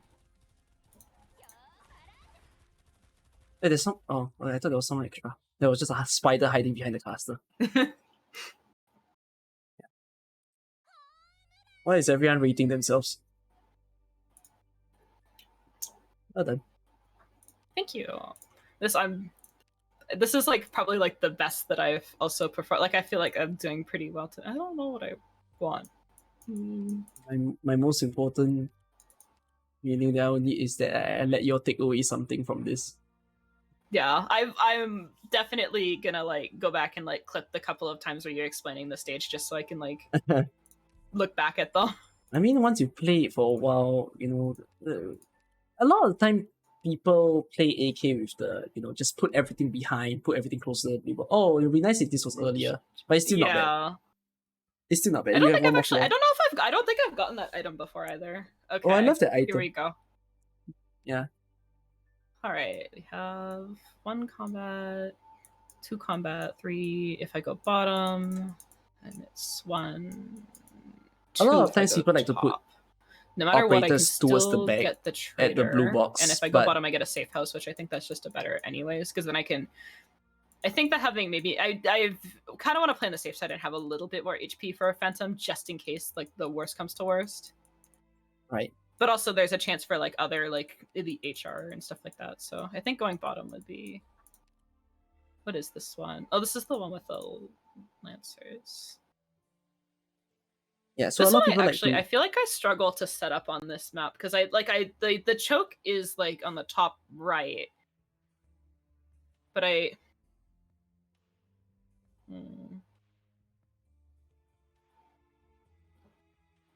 could probably place the defender a bit back, and then I could have a sniper farther back, and they could hit still. But that's also risky because they get more damage. There's a rule that I follow when I do this stage. Defenders can survive 1 Lancer, but will never survive 2. Okay. That's the same rule that I put in Unending. That's what I've kind of passively noticed also, is like they can take 1, but if they're not full health by the second they die. I think Do you take Ethan? I thought of Oh, Wait, okay, no. No, I You thought didn't, about it and I okay. took gravel. If you took Ethan, kinda, yeah, I was really close to picking Ethan. It's perfectly fine that you didn't. Yeah, I like Ethan. So, but I thought actually in hindsight, I think Ethan would be better because I've been using Jay as like a fast redeploy along with Bagpipe. So you have a lot of fast redeploys. So you've got gravel, you've got Jay, so they can be the ones. Yeah, to block I feel the like Lancers. I should have just grabbed Ethan. I have a slow with. I think with. But she only can reach not very far, so I'd have to put her like behind a defender if I wanted to utilize. It doesn't slow them, by the way. The first time it hits them, it stuns them. You look at the skill description. It says slow. No. Throws the banner. Look up. Throw the banner to the location of the ground enemies, dealing damage and stunning enemies them. within the tile of the banner are inflicted with... You're missing the line. Dealing 300 physical damage and stunning them for 3.5 seconds. It stuns them the first impact. Oh, that's a stop. That's better than a slow. Yes, it will stop the Lancers from, speeding up. They will reset their speed. Yeah, but I'd have to place her like pretty far up with a defender.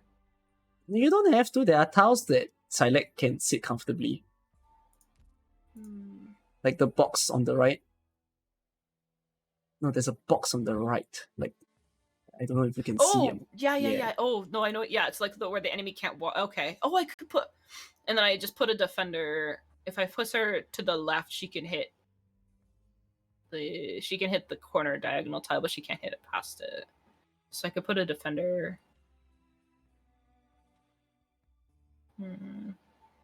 You do need to give some leeway because she takes some time to throw the banner. Yeah, so I'll have if I put the defender further back, I at least have the reaction to be able to stun it. But that is also implying that I have the stun ready for every single one.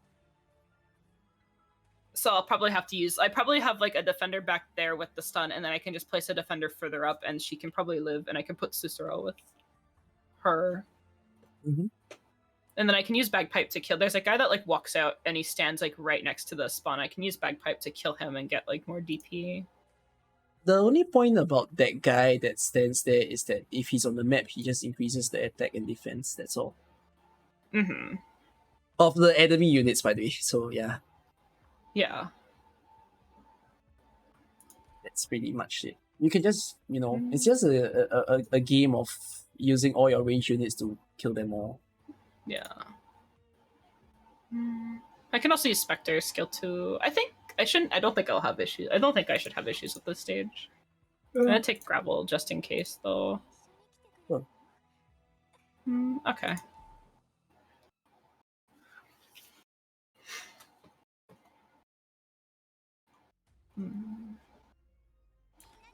Zeratin, do you think she sounds like you?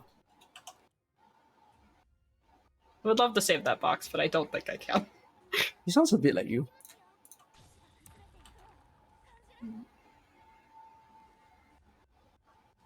Oh, first one rolling down already. Yeah, if I have. Like if you have a defender, then Silac wouldn't help though. No, I know. I'm thinking having a defender because like I feel like I don't want to rely solely on Silac's skill activation. So I think having one up there and then having a couple like operators facing that choke and then having the second defender in case anything gets past. Well, Yeah. That's what I was thinking, but we'll try near Celiac first. But I don't think.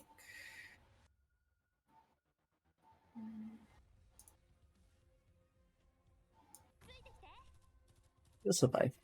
Again, my rule of they can only survive one. Of course, please heal. If you don't heal sorry, them, then they will not survive any. If you don't heal them. You can try the stun. You can test the timing. You see? Yeah. That's gonna hit Bagpipe though. Oh wait, that one goes down. Sorry, Bagpipe.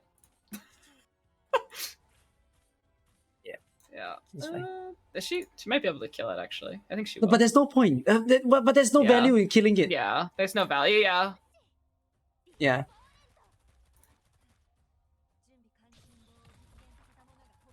Like Sun is very cool. A little bit underappreciated.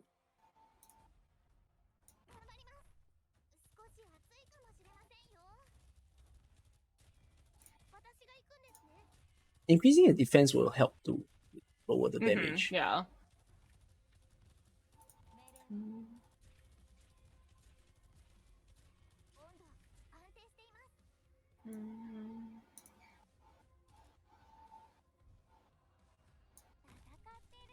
And I'll just keep. Sanity damage is getting to legal. Oh my gosh. Very low now.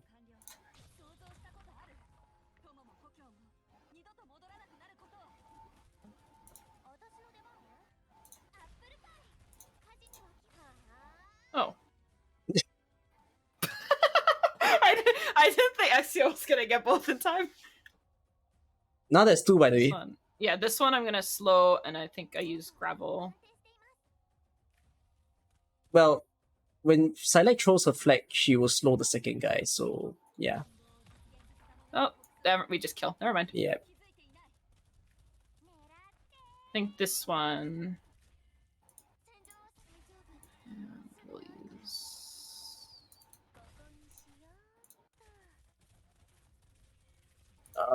That's gonna use on the kill. Damage is a bit small. Oh, I think he gets one of them. Let's see. He's gonna get stunned, and I'll swap him for.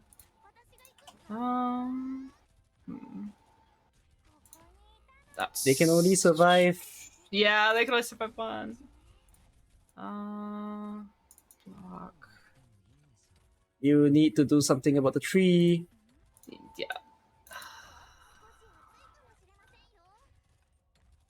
You can leak one. Don't fear leaking one. I prefer not to. I think we can do it without. We're just gonna end up playing like relay though down here. Despite you having 1 temporary HP, you're saying, no, I'm gonna kill this guy. Oh, it's pride at this point. Oh my gosh. Whatever. There's some... Oh no, the Lancer's not there! Oh, I thought he died. He like blended in with the floor.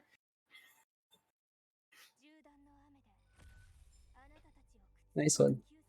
It's whatever. It's whatever. Pride doesn't matter. If I kill Phantom, it's fine. Ooh.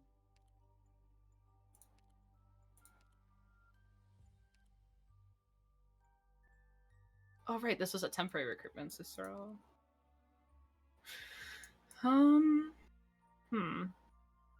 have to think about what I would want. Yeah, do you think towards Phantom already? Yeah.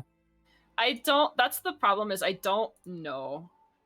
I don't feel like I have a good enough grasp on the level to know if I think like. I know like I probably want a sniper to clear out the right side, and I know that I probably want like a lot of like burst to kind of trap Phantom like. He stops in like the top left, and that's kind of where like I've like bursted him down before, but I don't know if that's like an optimal spot or not.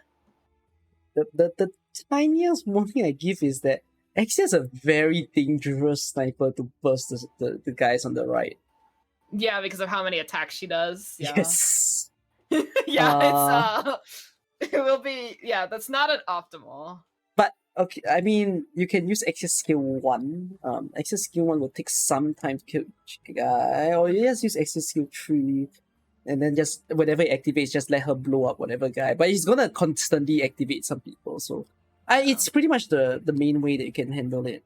Yeah, I'm thinking about like, because I think I'll be taking Celia, Cicero, probably Exu, definitely Aya. I need to probably take a tank. I'll get you to. I'll teach you through it when you get there. But okay. Let's see if you get there. I'm not sure what I would want to pick up here. I mean, like I have 2 recruitment vouchers, so theoretically I could E2 Ling if I get like a support on the second one. Who are your other E2 6 stars? Not many. Oh, so it's just Ling and it's only Ling, is it? That's left? Ling. Yeah, that's it. That Ling's the only other E2 6-star actually. I mean, at this point, if you're holding a hope, like what are you holding a hope for, right? I'm not holding it for anything. It's like I'm trying to think about what's gonna. Doesn't really hurt to take whatever that you have left in a sense. Yeah, that's what I see. Although Susuro upgrade is also not a bad choice. You still have another recruitment voucher. Yeah, I have another recruitment voucher. I think. I actually don't know what I want. Whatever decision doesn't hurt. Doesn't matter. I guess I could take Ling here, and if I can't upgrade Ling in the next one, I feel like it's a 50-50 on if I'll be able to upgrade either Cicero or Ling. But I think having the option to be able to use Ling might be useful, because even if she's not E2, I feel like having the bind might also be... Oh wait, can Phantom be bound? Yes. Okay, so I think maybe having the bind might be helpful anyways, even if I can't E2 her. Right. So I'm gonna pick her up. Specialist and Fang. Those two, both are... Or is there like, okay, even if you say those two are a little strange, like you can always bet on, okay, maybe I have no operators, but if there's a temporary recruitment, which one will I be happier? Yeah, I'm thinking, what would I rather see a temporary recruitment for? But I don't know.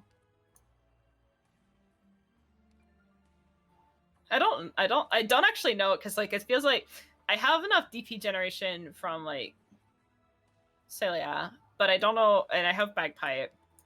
So if you're feeling towards your squad is that you already have everyone, and then there's like nothing, then you're eyeing on temporary recruitment. So I mean, instead of thinking of temporary recruitment as, oh, what can fill up my space, you can also just see it as, oh, what operator do I wish they give me right now? Yeah, that's what I'm thinking. I'm thinking like, what specialist operators are there that would be like a joy to suddenly get right now? Yeah. I feel like it would be. I feel like specialist might give me something that I've never used before because I don't have a lot of like specialists built. So let's see what. No, It's fine. we take. You can just take I don't- some. Do you want to spend your whole? I have a couple nodes before, so I think I'll hold on to the hope just in the case that I can E2 Ling. Exactly. Yeah. Perfect. Yeah, because I have a safe house, which that's a chance to E2 The safe Ling house there. might, yeah. The safe house, I think at this point banking on it giving me the E2 for Ling. I have 2 combats, and then I can choose between buying or having an encounter, which depending on how much money I think I'll probably go with buying. I'm gonna think this is an emergency, by the way. I think this will be an emergency. I was right. It's the riskiest emergency to try. I did it on easy mode, but I don't know if I want to poke the bear, so to speak. Riskiest one because of the slut spawning nonsense. Yeah, I feel like as much as I would like to do it and get another artifact, I think like at this point, what I really want to do is get like a lot of good advice and go into Phantom with like a strong team and a lot of like HP. So I think I'm gonna just leave him be. To be fair, I think you'll be fine, but yeah. I think, but it's a risk that I don't like. I'm all for taking risks, but it's like I'm not too familiar with the stage on normal mode, and I don't know how much damage it's gonna do. All right. Okay. Oh, there's a E2 Ling. There we go. Points would have been also an interesting choice, but it's okay. Okay. Dangerous. This one I don't think is gonna. I have 2 tanks, so I don't think this one's gonna be a huge problem. Tanks is one thing. There's also the Reese running by. Damage. Yeah. Huh? There's also these guys running by. Yeah. I can take Ling S2 and bind them. Yeah, Ling S2 will kill them all. Yeah. It feels like cheating almost, but. What did the only question I have is who are you going to use to block the turrets? I could take Celia and like just take her S2 and she could I don't think she'll heal herself enough though to live. Oh, she wouldn't. I don't want to put Susro in front of it because Susro has pretty low defense. Actually, okay, so there's a little trick to this stage that I don't know why people don't really figure out. If you put a medic to tank, right, you're basically asking the medic, you shall heal no one but yourself. Yeah. But it actually works pretty okay. I don't think there's not a lot of damage in this stage, so I feel like having Susuro just heal themselves, I don't think that's too much of a downside, and I think like if I'm taking Ling, I think I'll definitely have enough damage to kill before I take a lot of damage, so... Yeah. You don't have other medics, right? These are all you have, right? This is all I have, yeah. Then, if you ever feel like, oh my gosh, my Susuro might be taking too much damage and she doesn't heal herself enough, you can always like, slap a gravel in front of the turret. Yeah, that's what I was thinking. I have gravel, I have Jay. If I really, really wanted to, I could throw Spectre down there. You assemble your squad. More damage, the more you win. Yeah, because it's just a damaging level. And like I'm pretty sure because there's the bullies, I will want to put the lower block in front so that they block. That's not a bad idea. That's a great idea. Yeah, and then like because then they won't be because like for example, if Beagle's already blocking one and a bully comes in, Beagle won't block it. So if I put like Bagpipe in front of Beagle, then at least like it guarantees that the bully gets stopped. It's interesting that you think of that. That's the concept I used for when I did like a very majorly guard squad. I placed a 2-block guard in front and I placed an AoE guard behind. So like I put Taunts in front and then I put Blaze behind Taunts. So actually, I think I'm going to replace Spectre with Ling in this case. Tiny advice is I don't know what Cruz will do here. Pardon? Very sad. The tiny advice is I don't know what Cruz will do here. Oh wait, you have Link E2. Yep. Oh, it's up to you to decide whether you want skill 2 or 3. Both are fine, but it's really your choice here.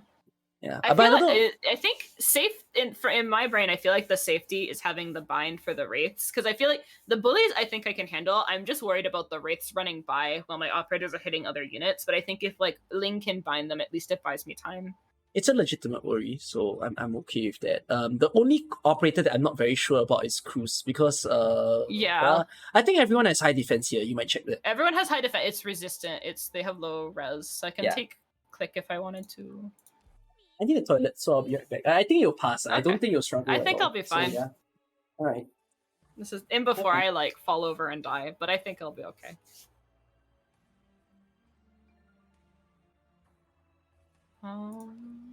Yeah, there's something. Okay.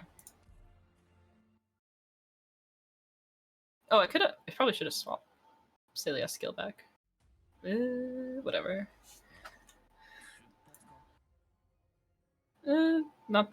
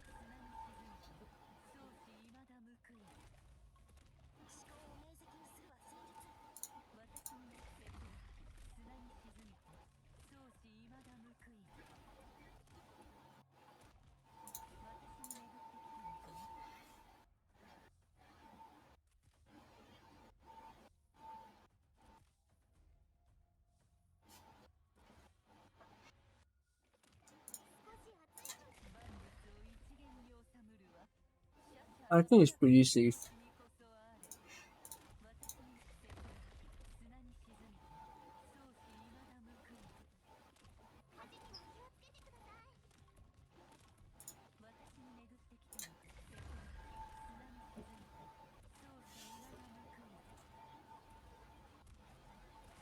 Any issue? There are two bullies. Yeah, I'm gonna see if I can kill the one, and if I can, I have a stun. Oh.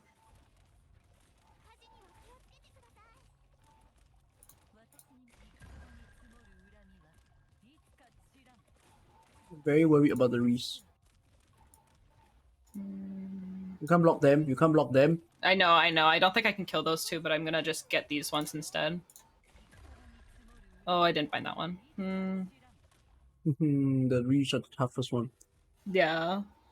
Precious life points. It's okay. No, a bit of a. Not the end idea. of the world, but it's. It's not. It's fine. I don't think there was. Okay, so idea for you to attempt.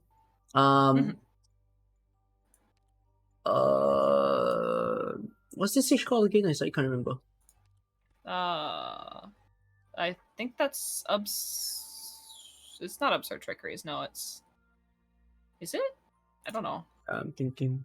Oh, dangerous amount. Okay. Danger. Okay. Okay. This is a thing that I do when I play this stage. So there's Ling. I like the placement of your Susuro. So I think you place Susuro here, then you place like Aya here. How do you place Ling, by the way? I had Ling at face backwards, is it? C5. She was facing forwards, and then the dragon that was to her left was facing backwards. Okay. So you notice and that was so there was a dragon here backwards and then a dragon forward. Yeah. So and my plan was to kind of stun them or bind them in range of both Ling and Aya. So you place like Quora here. Now, to be fair, the Quora biggest... was one back. Oh, okay, but Quora... Yeah. Okay, sorry, the biggest danger in this stage, right, is the reefs, actually. The reefs are actually more problematic. Yeah, that's what I was worried about the most.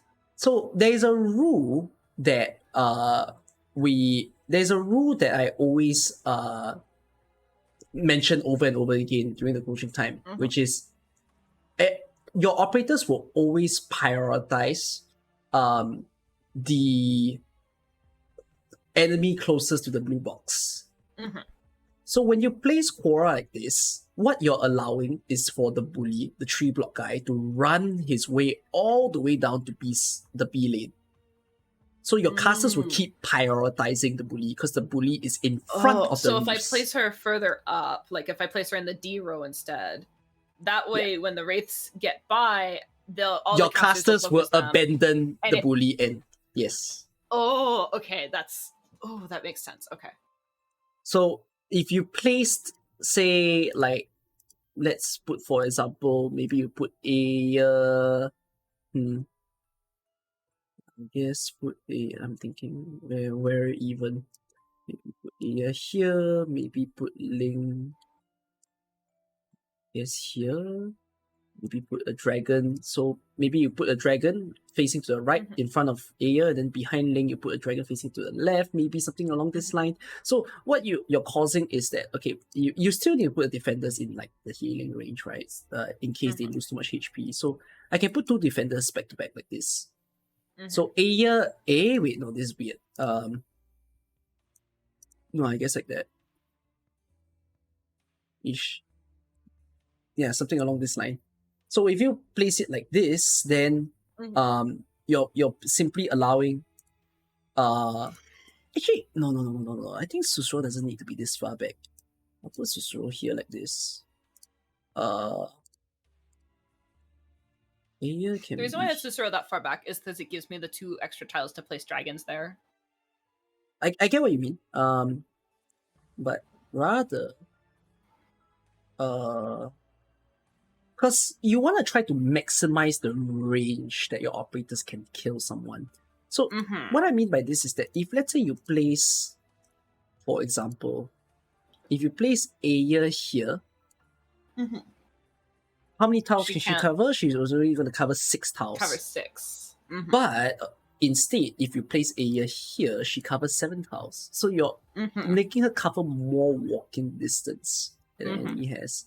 So an approach that I may have tried, right, is that I might put the dragons on top of Ling and then in front of Ling, and then I'm gonna make them concentrate on the tree column, the third column tree, and then I'll just have. This sounds like kind of like what I was thinking about doing, but I think this is just like a more refined way, because like I did want the casters to focus the wraiths, but I kind of like as much as I was like kind of aware that they would hit what was closer to the blue box, I kind of like forgot that like I could just place a defender further up. I'm also a little bit surprised that you didn't ask me, okay, so if I put a defender here, then you're like, oh no, but what about the B lane? Because there's a red box here. To be fair, there's like maybe 1 or 2 enemies that come from there, and I think Ling and Aya will kill them. Yes. And also I have bagpipe right. if I want to. That's right.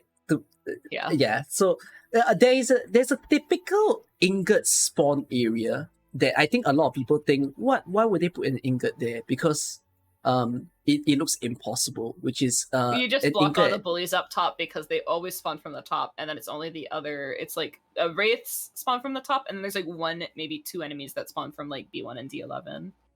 Yes. So yeah. So it's I had mine spawned on D9, which is why I was like, that's Yeah. So there's ingot spawns within F9, E9, and D9. Yeah. There's also ingot spawns at the back, which are free, but yeah, there's like a 9-column ingot spawn, which looks weird, but it's actually hinting to you that you can place operators straight up in the front row. Yeah, because what I actually did when the first time I did this map, I actually placed them all up the top side.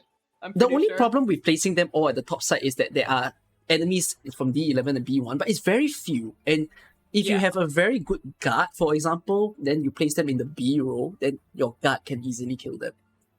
So they're very like simple enemies. The only tough enemies are the ones on the top row, which is why the top row becomes like either the top row is a damage zone or the middle row is the damage zone. Bottom row being the damage zone is very risky because, like I said, the problem is the reef. So your Ling and your Aya, for instance, they ended up prioritizing the bully that's still blocked by your defender, and then they don't care about the reefs that are running by. So you might want to try like this sort of arrangement. I mean, I wouldn't say you have to follow this closely. It's more like, you know, the whole concept. Yeah, it's just like loose ideas and like the concept of it. Yeah. I care more about like the just taking away the idea of placing the defender higher up so that it forces my casters to take out the raids. Yes, basically. Yeah. So yeah, that's like my main takeaway. Okay. Yep. Okay. There we go. Let's continue. I think I'm gonna keep this because I don't have a lot of ingots and I'm hitting a shop anyways. I think so. Yep. Yeah, keeping that. And I'm still streaming because I'm not done. I started this coaching at... I don't know what time I started this coaching at. I started it 2 hours ago. It's still ongoing. I guess we could see if we get... She's doing well, which is great. No temper. I thought this was going to be 1 hour. I'm wrong. I think I just save hope again. There's no snipers that I was thinking of. Yes, so...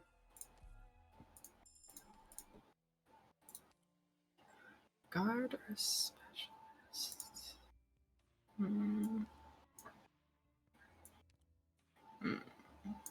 My school starts this Monday. That's the horrifying thing. But thank God my Monday class is the afternoon class, so I can sleep in. Woohoo!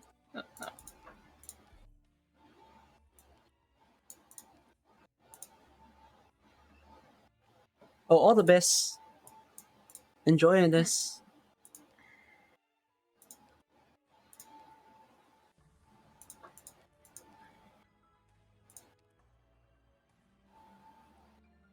I realize that you're checking the enemy intelligence, but I don't know why they keep saying new.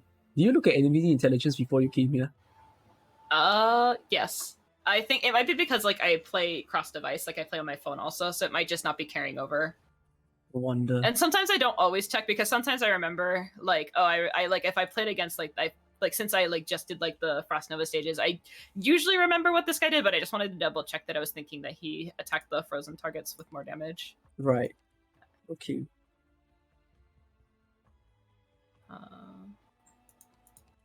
Do I know what the streaming schedule is like once my university starts?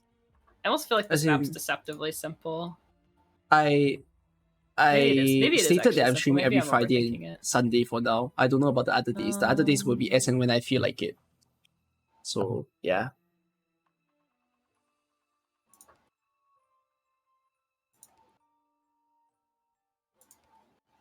Your cruise is rank 7, is it? Yes. Whoa, okay, hold on. This is quite wild. I was just shown that someone just did a medic only run in IS2. That's quite wild. Okay, anyways, cool. yeah, I'm assuming they probably like had Calcit. Actually, I don't even know why I say assuming. They have to have Calcit. When you said this map is yeah, of course there's Calcit. When you said this map is deceptively simple, you're not wrong. It is very like weirdly simple.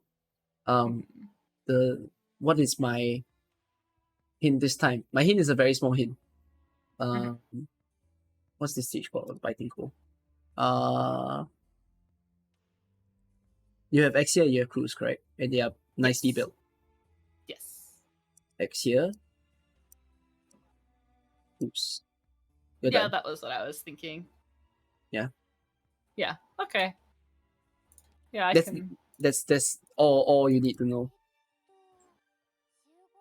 I think I know there are people who genuinely struggle at this stage, but it's actually think I'll be okay. a I don't think weirdly straightforward solution. it seems like I don't know. You, I feel like consider. I think too hard wait, about wait, it. I think I'm gonna psych never mind. myself out. I was about to consider. I was about to say consider Axios skill 1 or 3. Oh, 2 is a bit odd for this one, but I mean 2 gives you more control. That's about it. yeah.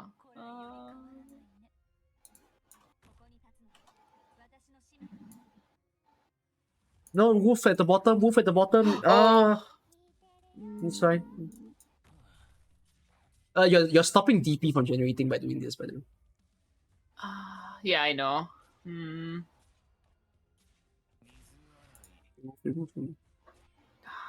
Remove so that you can. Can I hit? No, Cruz will I kill. don't think- Cruz will kill. Yeah, I'm gonna. Oh, it's not gonna hit in time. Okay, I need to do that. I'd have to do that earlier.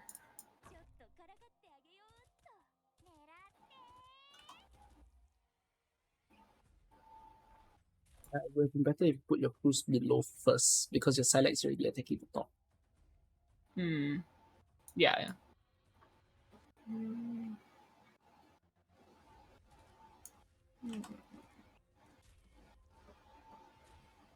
You can, from this point, you can just react to the stage. So you can even that's what remove I'm- Silex, yeah. Because this is all you need to do this entire stage.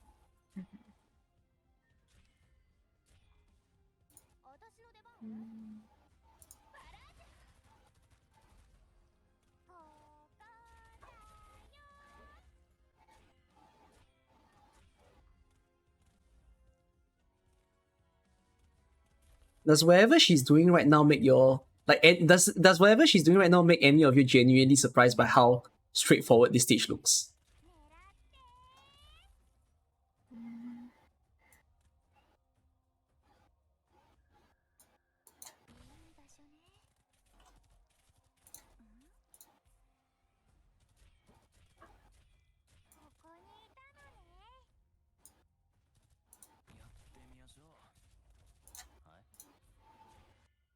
All you need is a pair of snipers. Yep. Now you know. You've hated this stage so much. Bro, read the enemy details. They're all weak to physical damage. Snipers, pew, the dead. My mic was not muted, my bad. I was trying hard not to laugh, but it was...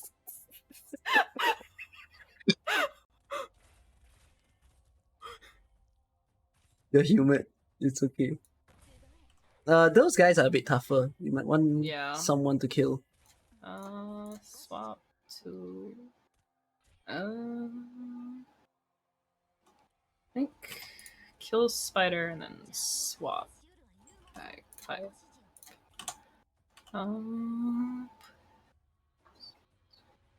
You have an ear, your ear can kill them. Yeah, I think I'm gonna try and block them in range of the snipers. If I... Make it quick. And then grab...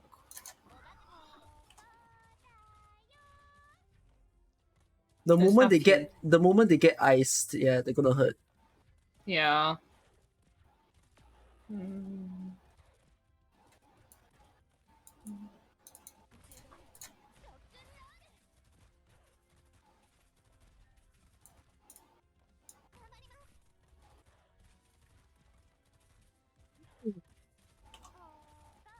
Those ice cleavers don't hurt when no one is ice. Mm-hmm. Alright.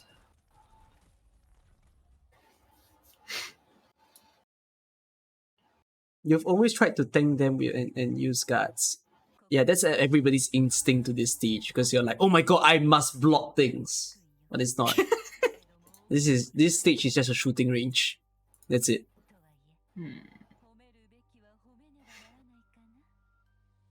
I feel like it's so difficult for me to recruit people later in because I don't have that many E2. I guess At this point, your hope is just sitting there. Yeah. Yeah. Oh. I guess I take other crews. Maybe. Well, I already have crews. So I feel But like what if we don't get snipers? Then use I don't feel casters, like I'll help goddammit. snipers on a team, so I can just take Casters, other crews. casters are snipers but arts. What if I don't have casters? Use supporters. I wanted to do the trader. What if I didn't Okay. recruit supporters? What if I recruit guards? I Then already have use guards. I don't know why I checked if I had E2 AIs if I didn't use that. And stop. Don't let your guards freeze. Put someone to bait the freeze. Oh, you don't have anything built. Damn. No, that previous levels at 25 players I just use all who of my entered the ingots Phantom stage, he anyways. proved that it's possible to do it without anything built. So yeah.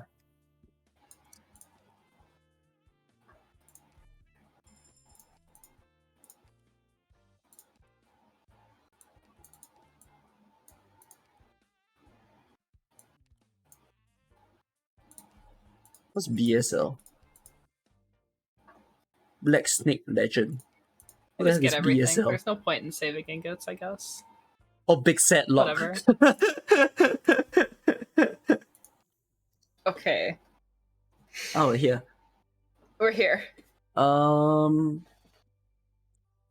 you probably cannot kill, what do you call that, Phantom in a rush style because your operators are weaker.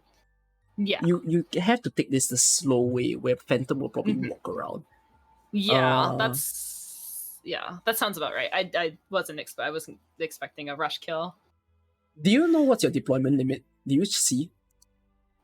Is it 9? Ooh, I don't know. I'm gonna bet it's 9. Hopefully. I have a artifact that gives me +1 deployment limit. Is that the only one? I don't think that's the only one. I think you have a few. I Like, think you it is probably the have only one one. more. Scroll now? Oh wait, yeah, I forgot to scroll. No, I don't think. I think it's the only one. You could deploy quite a few operators though. Okay, maybe it's 8. I don't know. Alright, horrible stage. Who do you even have? We have here. I'll just let you.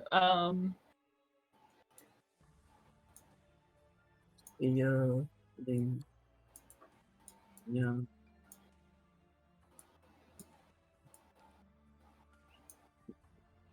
Alright. So let's go to the left.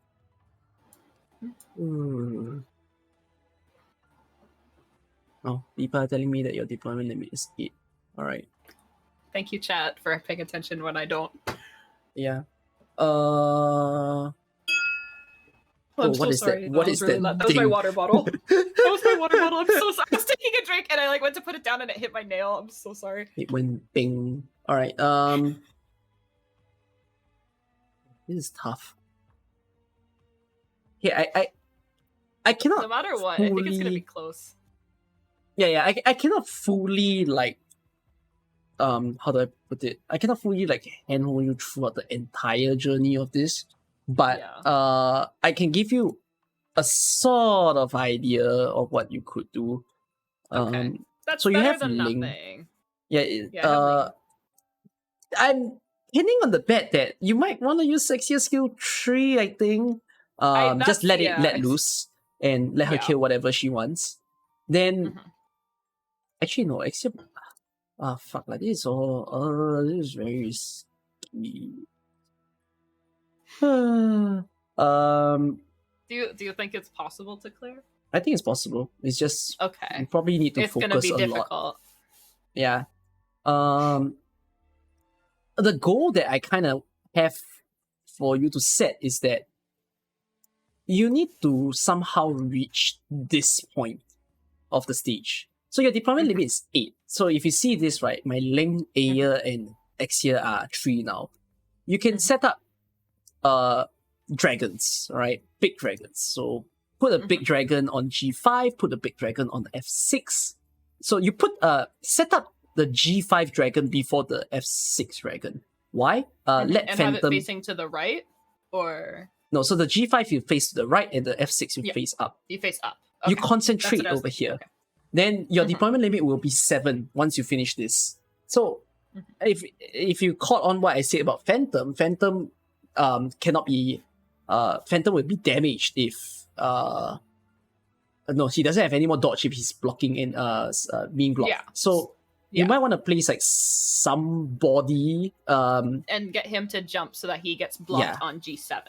Yeah. So you place you put someone at G8, he's gonna jump, and then after he's gonna come over, be at G5 and F6, and then you just turn on Link skill 3, by the way, skill 3, and just let it do its thing. And then Aya, explode her volcano, skill 3, and then that's it. Now, the biggest danger is this is definitely not gonna kill Phantom. I do not think Phantom will be completely gone. So once you use up Link's skill and oh yeah, by the way, a little tip. I don't know if this is possible for you, to be fair. Phantom will get blocked at G5, right? Because of the big dragon and all. Assuming your big dragon doesn't take sanity damage or not enough sanity damage, if you place a smaller dragon at G4, the Phantom will actually jump behind the big dragon and get trapped by the smaller dragon. So if your Link skill lasts long enough, right, your Link is actually able to deal most of the damage that you need, kind of on her own. So somewhat of an idea that you can try. The challenge is that you're not putting any medics in. You might want to gauge for a bit, maybe like, oh my god, Aya's health is getting too low. You want to retreat Exia in a hurry or something, you could, and then you just put Susuro back over here to heal. But I do think if you do not manage to kill Phantom when he's at G3, you probably need to retreat all of them. Yeah. Because he's going to kill them anyways, I'm pretty sure. Yeah, then you need to just assemble in the middle and, do whatever you can to kill whatever that comes in the middle. Now, if Phantom does hit G3 and then he breaks this block, there's going to be defender guys that appears, right? I think you have to leak them. It's a challenge to actually try to hold them back. So you have life points, so your life points can be used to leak Phantom, right? You might as well use it to leak good things. Yeah. So I think, wouldn't... Yeah, I don't have enough life points to not kill Phantom, but I definitely have enough life points to let, I think letting a couple of those defenders through might be smarter, because, they're going to take arts damage, but I feel like all of my arts damage are, my big damage dealers, and I kind of want to consolidate them on Phantom. Yeah. Then Phantom's going to walk down to B6, and then if Phantom breaks this block, then there's also going to be the dancers, and you might also have to leak the dancers, maybe. Yeah. This is with the... HP do I have? I have 11 HP and then 2 temp HP. Yeah, so this is provided you don't leak anything else. Because if you don't leak anything else in the stage, you don't leak any air balloons, because by the way, you only have X here. Unless you're bringing Cruise, then to be fair, once Phantom walks down here, you can place Cruise here. Then this will be a safe tile for Cruise, but this will not be a safe tile for anyone who's within here, because if the balloon falls on them, is just gonna blow them up. Yeah. Yeah, so you have to figure out how you might want to arrange this setup. Could I place Cruise higher up? You could, but you because that would at least give me the D row if I wanted to put someone there. The only thing that is a bit risky is make sure Cruise is not the last deployed, because there are still the sniping guys, the Sake sniping guys. So that's pretty much that. How many defenders come through top? I think it's 3 or 4. After Phantom breaks the block is 3. So I feel like I almost just want to let those ones go, because I feel like trying to set up to kill them is just going to end up taking precious resources that I should just be focusing on using to kill Phantom. Yep, in a sense. So there's that. Okay. Yep, that's a bit of the game plan. If ever you feel okay, this is getting messy, I'm not very sure what I'm doing, you can always just pause the stage and just see what happens. Yeah. Okay, so it was Exia on D6 facing right, and it was Aya on. I'm just trying to remember where you had the. Exia is here. Yeah. Okay, by the way, I am also assuming Exia will kill everyone. I might be very wrong. I believe in her. Yeah. I believe if Exia kills everyone. Exia should kill. I believe in her. I'm not even gonna consider that she won't do it, because I believe in her. My biggest worry is Exia overly triggers everyone's ASPD. Yeah. If that happens, that is a run ender. Yeah. Yeah. Okay. Well. Operator? Wait, yeah, like I don't even think you have an alternative to kill the right side unless you use Aya skill 2. But if you use Aya skill 2, then you can't use, her good volcano that is good at getting rid of stuff. We're taking. I don't know I if you think. want Do I just J. take skill 1 on? I don't. It's know actually if Silex a bit of a gamble. 1, 2, and 3 have different reasons of why you could use her here. Yeah. The slow might be useful, but I feel like having the raw DP just to get them all set up at the start because they're all pretty high cost. J is a bit strange. I don't know if you really want J. I haven't like touched it. I'm just like thinking. I have Korra, Magpie, Cruz.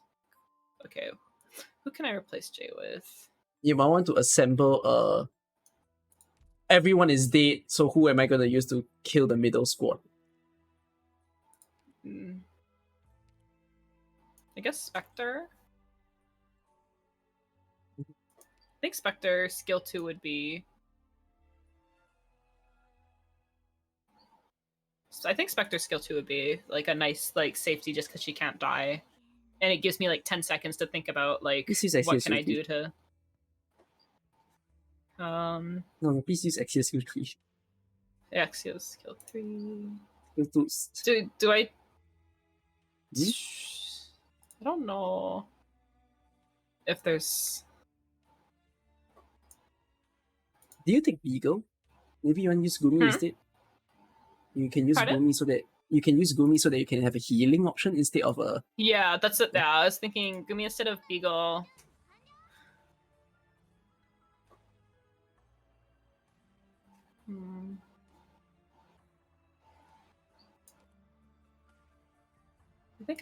I don't know how I would want to use a Ren. Part of the. What if everyone probably dies? The center. Yeah.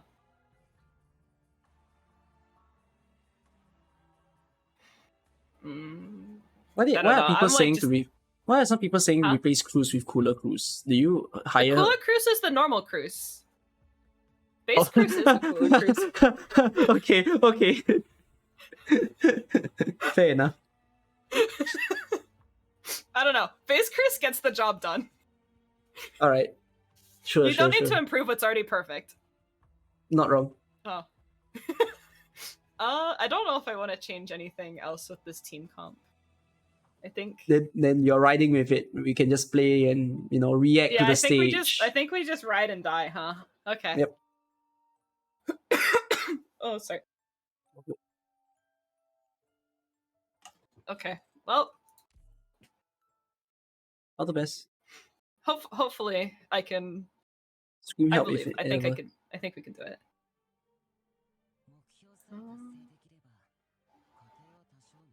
Focus on the middle first. Middle is the first part of the stage. Then you focus on the right.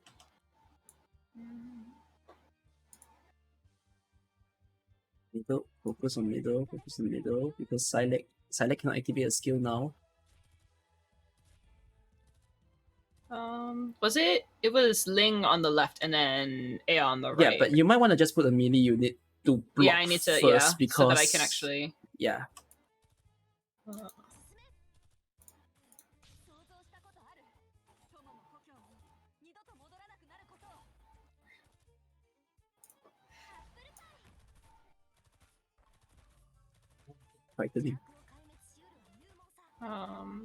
She doesn't trigger them. God damn. Yes, I believed in her. Okay, for the dragons, it was. You can set up like one to the left of the wolf now, facing right. So, 2 above bagpipe. Yeah. Okay, facing right. Okay.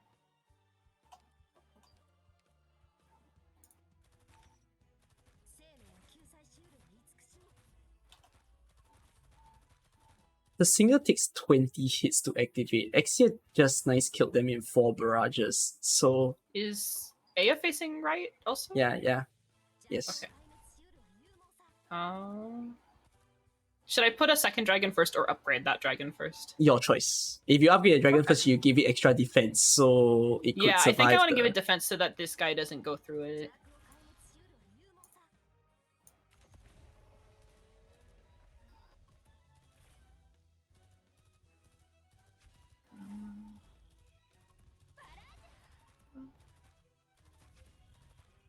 feel free to activate Link's skill if you want. Who's Ling? Yeah, because you don't need it for now. Yeah, I'm gonna.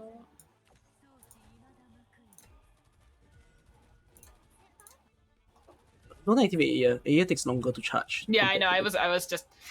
I don't know. For 2 seconds, I was paranoid that I didn't take the right skill.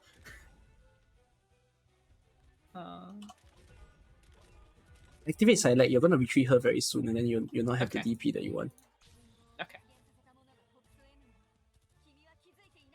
Set out a big dragon. Yeah, and then I can just take her out now. You can set out a big dragon. Pardon? You can set out a big dragon. Another. Okay. Make it out of the one that's Yeah, in yeah, front of, two. yeah. Okay. Okay.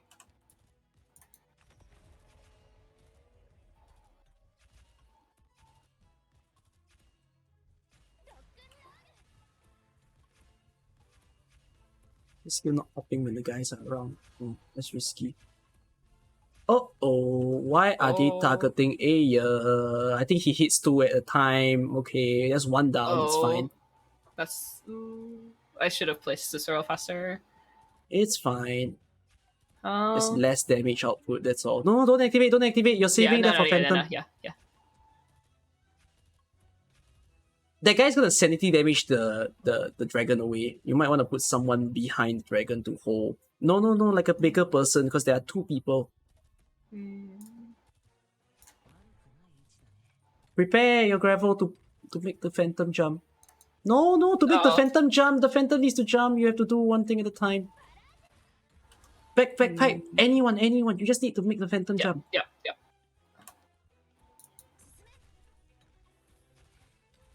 Then activate Link skill.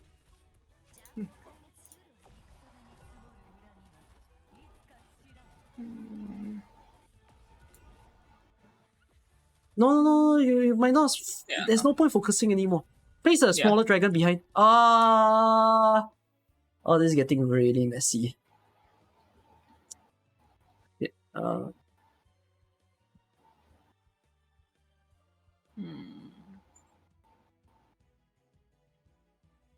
Link won't survive once Phantom explodes again. I could put Gummy in range to maybe help her hold out for a little bit longer. You need to re-establish middle control now. Yeah, you need to control the middle of the map first, and then you focus on Phantom when he comes around. Okay. Do you have any recommendations, or is it just? I mean,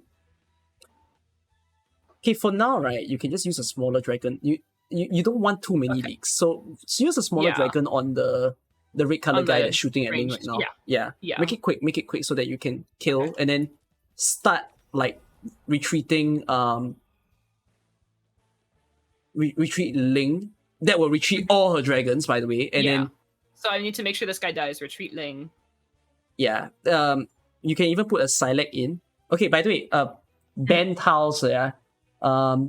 Only the top melee area of Aya's, Axia's gonna be safe for now, because Phantom's gonna walk diagonally down.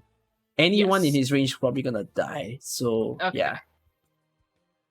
So we're gonna kill this guy. Get rid of Ling. Place someone.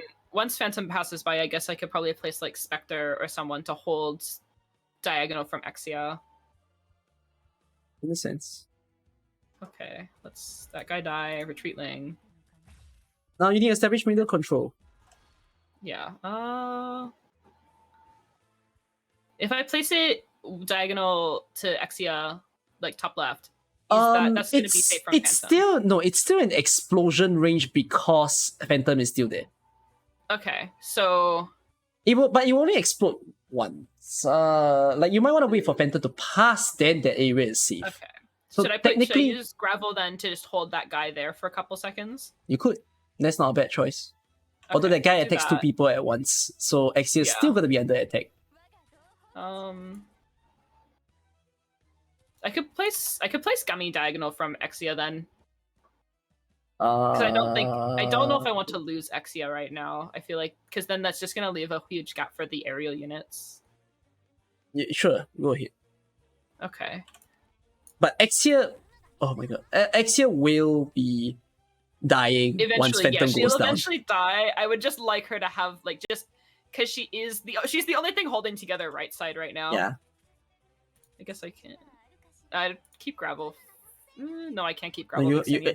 yeah. Oh my gosh, this is gonna be so We're tough. in such a situation. Mm,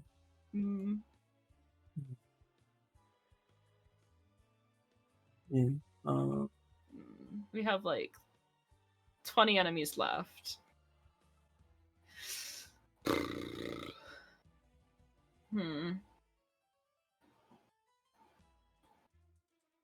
in a sense, Could I set up top right for when Phantom comes back around?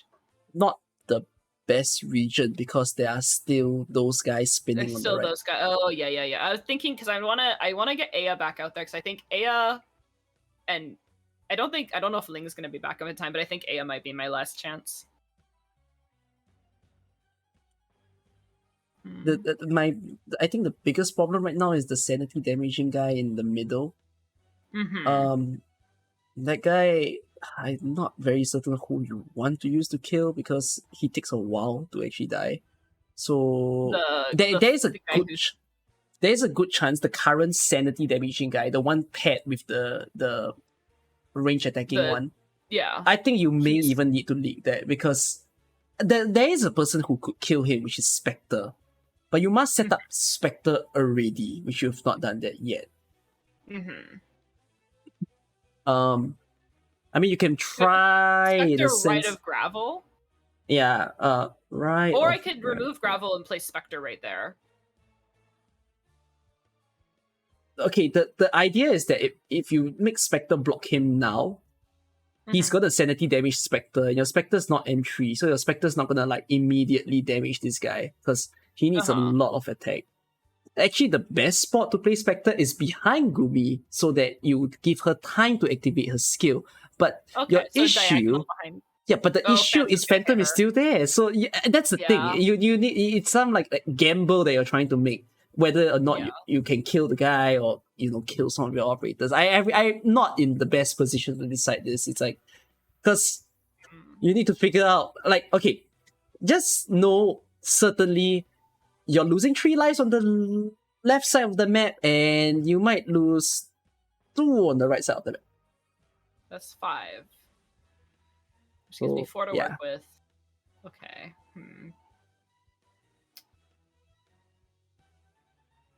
I don't know. It might. I think it's. The A is not M3. I think my initial idea, while it might not be good, just having Spectre up there to deal damage next to gravel might be. I don't think there's no good option here. Nope. And Phantom's not dead, or not even near dead. You can do let it play out and see what happens. Yeah, I think. And then react to it, because I actually don't know who comes out after this. There could be even 2 more of those sanity damaging guys for all I know. Exia is gonna hit that guy, by the way. You pray that Exia gets a skip.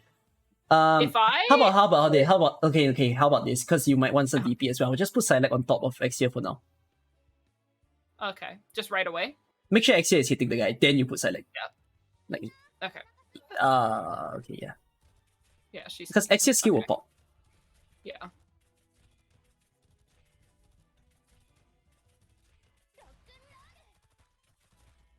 That guy is a problem. See, there's a lot more sanity damage dealing ones, and this time, Gumi's going Top down. left is starting to become safe though with the Phantom passing. Yes, putting Spectre on the top now is safe. If I put Spectre above Gummy, yes, it's safe. Facing right. Yes, it's safe. Exia is no longer safe. Exia is screwed. Okay. I place Spectre. I get rid of Grav. But Gravel has been blocking that one guy. Gravel? I mean, if you... She's been putting in a lot of work. I feel like I'm playing a game of Jenga with this team comp. I guess. Exia's down. Exia's down. You might want to just even retreat her so that you can get the EP. She's not going to survive anything at all. you hope that your Spectre skill pop fast. If it pops fast, then you can actually activate her skill and use that to help you. Now there's a drone flying above. I could. That's not okay. Hold it. No, hold it. Okay, No. Pause. You could do a thing where you put Cruz, because Cruz focuses on drones. You place Cruz. But I don't want Cruz to kill it over top of my. Yeah. So you place. I know. You place Cruz on the top right of the current shield guy. Top right. Yeah. Facing down. Down was what I was thinking. Yeah. Right there. Okay. It's becoming chaos on the left. Can you put Aya? Can you put Aya on the tile that you placed her at just now? The diagonal from Cruz? Yes. It's looking like pure chaos. You might even want to put a stun bomb if you want to. Your stun bomb. Put a stun bomb on Gravel. How about that? Just let them remove Gravel and stun. Yeah. Stun. Put a stun bomb on Gravel so that Gravel stuns everyone. And then you just wait. Oh my gosh. Oh my god. It's so messy. What you're trying to do right now is you're trying to wait for AS skill. Yeah. I need to clear out mid though. I mean, you can. I could deploy Ling and a dragon, but it'll only be a small one. I have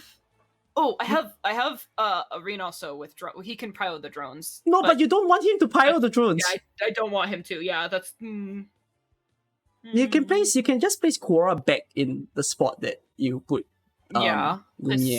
Just give it some block count first.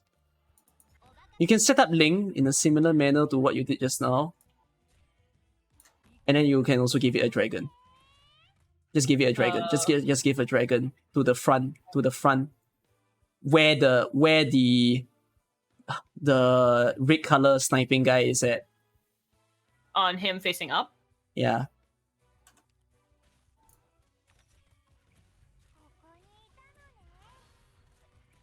Turn on side skill.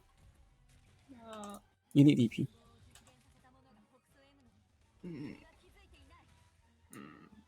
No, don't block the guy. Not. Oh, okay. I tell you what, don't even activate AS skill. Because AS somehow cleaned up a bunch of people. Okay, now you have a huge issue. Because notice there is a freaking... at 90% HP. Oh, that is also another issue. Yeah. Oh. You're gonna lead 1, 2. You're not lead that 1, 2, 3, 4. I think my only hope is I have to kill Phantom like when he comes around here somehow. Okay. Take a look at my now. I've got 2 monitors. So the thing is that you place Link like this and you place Aya like this. Now you remember again, Phantom does his thing where dodge if he's not blocked. Yeah, but he has way too many ghosty guys that's coming behind. So I would highly recommend where Aya destroys the ghosty guys. Like once they all start to assemble, you or even when they're nearing the Tau G6, you need to pop Aya's skill so that she get rid of them because they're very annoying. Now, Phantom hops a lot, right? So one thing that you need to try to figure this because he hops so much. Find a way to deploy operators constantly at F6, E5, D4, and C3. Because he's going to hop diagonally down like that. If you can continuously... Can I bait any hops early? No, you can't bait hops early because he stays still at G6. The first time he touches F6, he's going to hop to E5. So he's going to be wedged between F6 and E5. This is basically the damage zone. So the damage zone is pretty good because you can use like Link's Dragon, for example, to damage him as much as possible. Spectre's skill, I think, might be up again there. I think Spectre's going to die.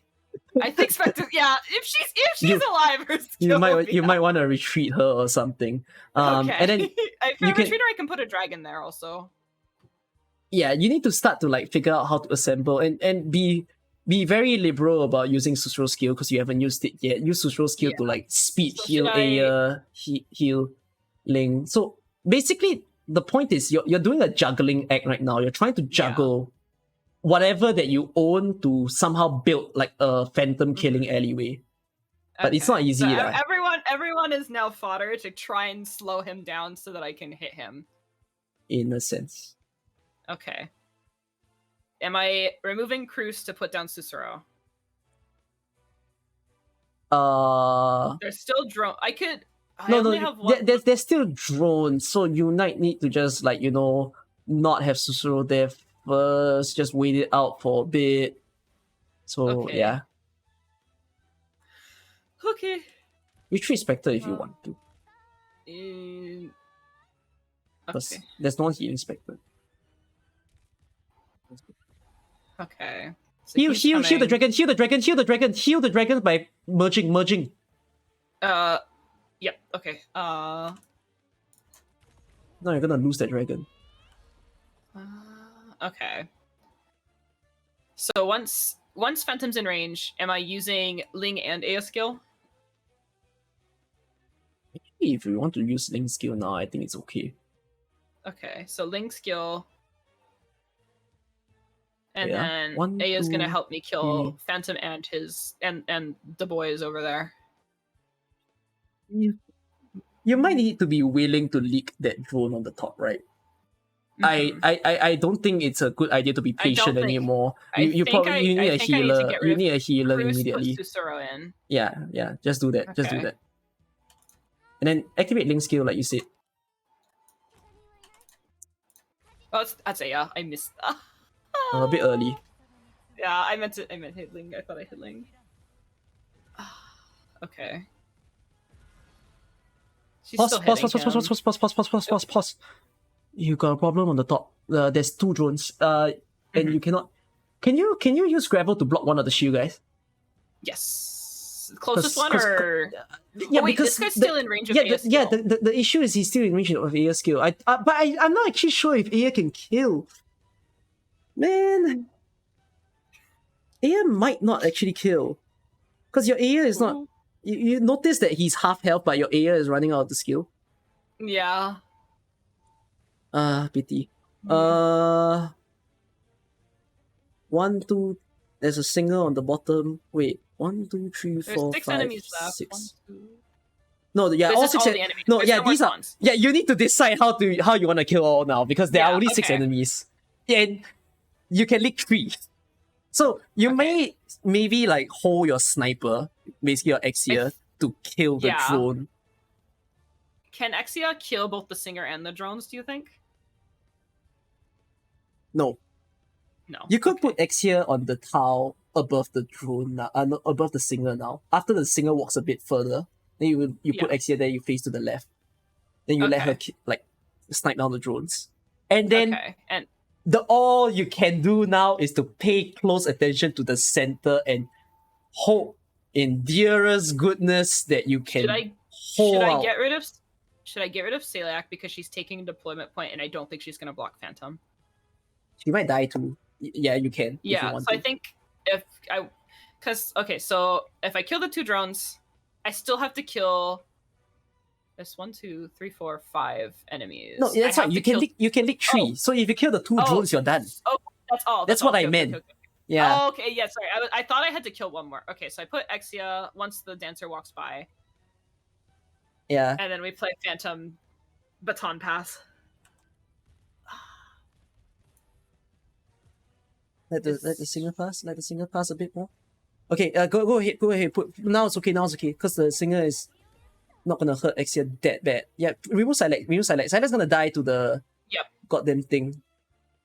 I guess I use Susura skill liberally since there's like 1 guy and it's Phantom. Yeah, you can use it now if you want. Yeah. That's why. Yeah. Can you trade Quora for a dragon so that you get Link skill to be more useful?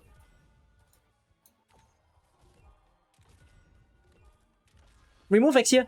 Exia's useless now. Yeah, well, welcome to Phantom Killing Zone. You need to like play a setup game. Keep blocking Phantom. No, keep blocking Phantom. Remove the dragon because Phantom's gonna jump past Irene if you let. Okay, yeah. I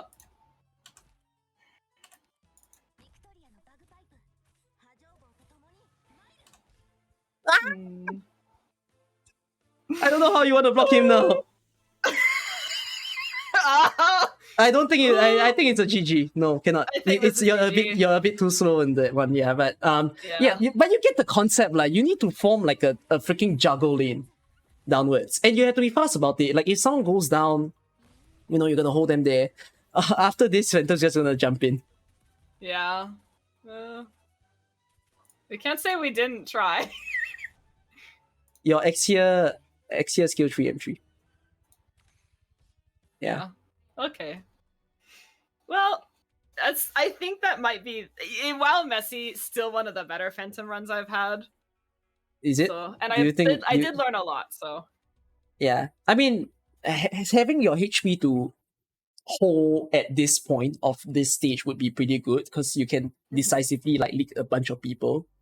There is one particular operator that was a gamble that if you had that skill, maybe it might change something, which was Silex skill 3.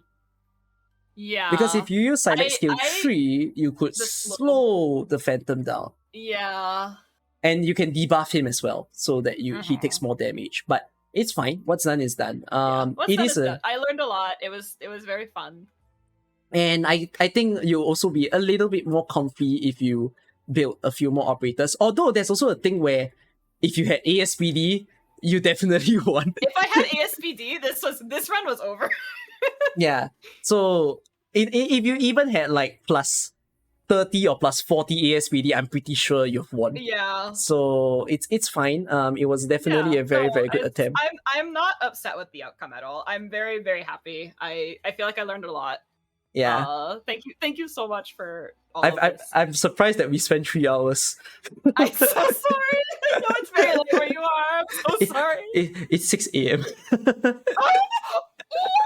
Oh my god. Yeah. So sorry. It's okay. It's okay. I enjoyed my time coaching you. So hopefully you learned a lot from this run. I think we did too.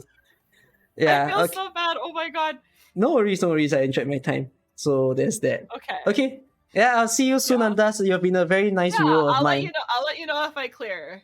Of course, please do. Yeah. Hope to see you around often on the stream. Thank you so much for thank you so much for your time at like 6 a.m. Most welcome. All right, I'll see you soon. Okay, bye-bye. Yeah, bye-bye. Oof. Wow. What a fucking ride. It was so long. Ooh. I didn't think that I just stared at the screen for 3 hours for that. But it was fun. Andas did very, very well. How much does Phantom blink? Unlimited. He can keep like blinking as much as he wants. There's no limit. So yeah, you gotta figure out how to control that in a sense. Yeah. He can be unlimited. It's very hard to kill if not blocked. Yeah, you need to block him. And the sanity damage is like the biggest problem. To deal with in that stage. So yeah. Oh well, it was a wild time to coach just 3 different people. Hope you all learned a lot from today's stream, okay? If not, I'm gonna take a good damn shower and then I'm just gonna go to bed for the night already. Okay. Anyone has anything that you felt about this stream? Any advice that y'all wanna give me about the way that I conduct this? Because this is so new, right? I've never done a coaching stream. It's the 3rd time that I'm doing it. It was fun. All right. Sounds great. Oh, I'm reading, Nami. Hope the level 25 one gets me into a YouTube video. I'll see. I'll think about it.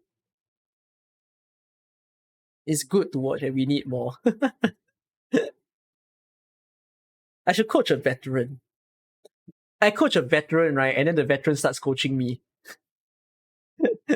Advise them to teach how to use Robin. You say you need a freaking... You told me you need to be coached. I look forward to the day that I coach you, alright? You freaking Robin lover. No, I'm never coaching Zafeng. Zafeng is too good. I'll coach the flank when he's in military service. Alright. Please have a good day, have a good night from where I am. Good night all. Chrome, I need a thumbnail. I'm uploading the August squad for IS2. Yes, thank you very much. Okay. I'll see y'all. Bye bye all. Night.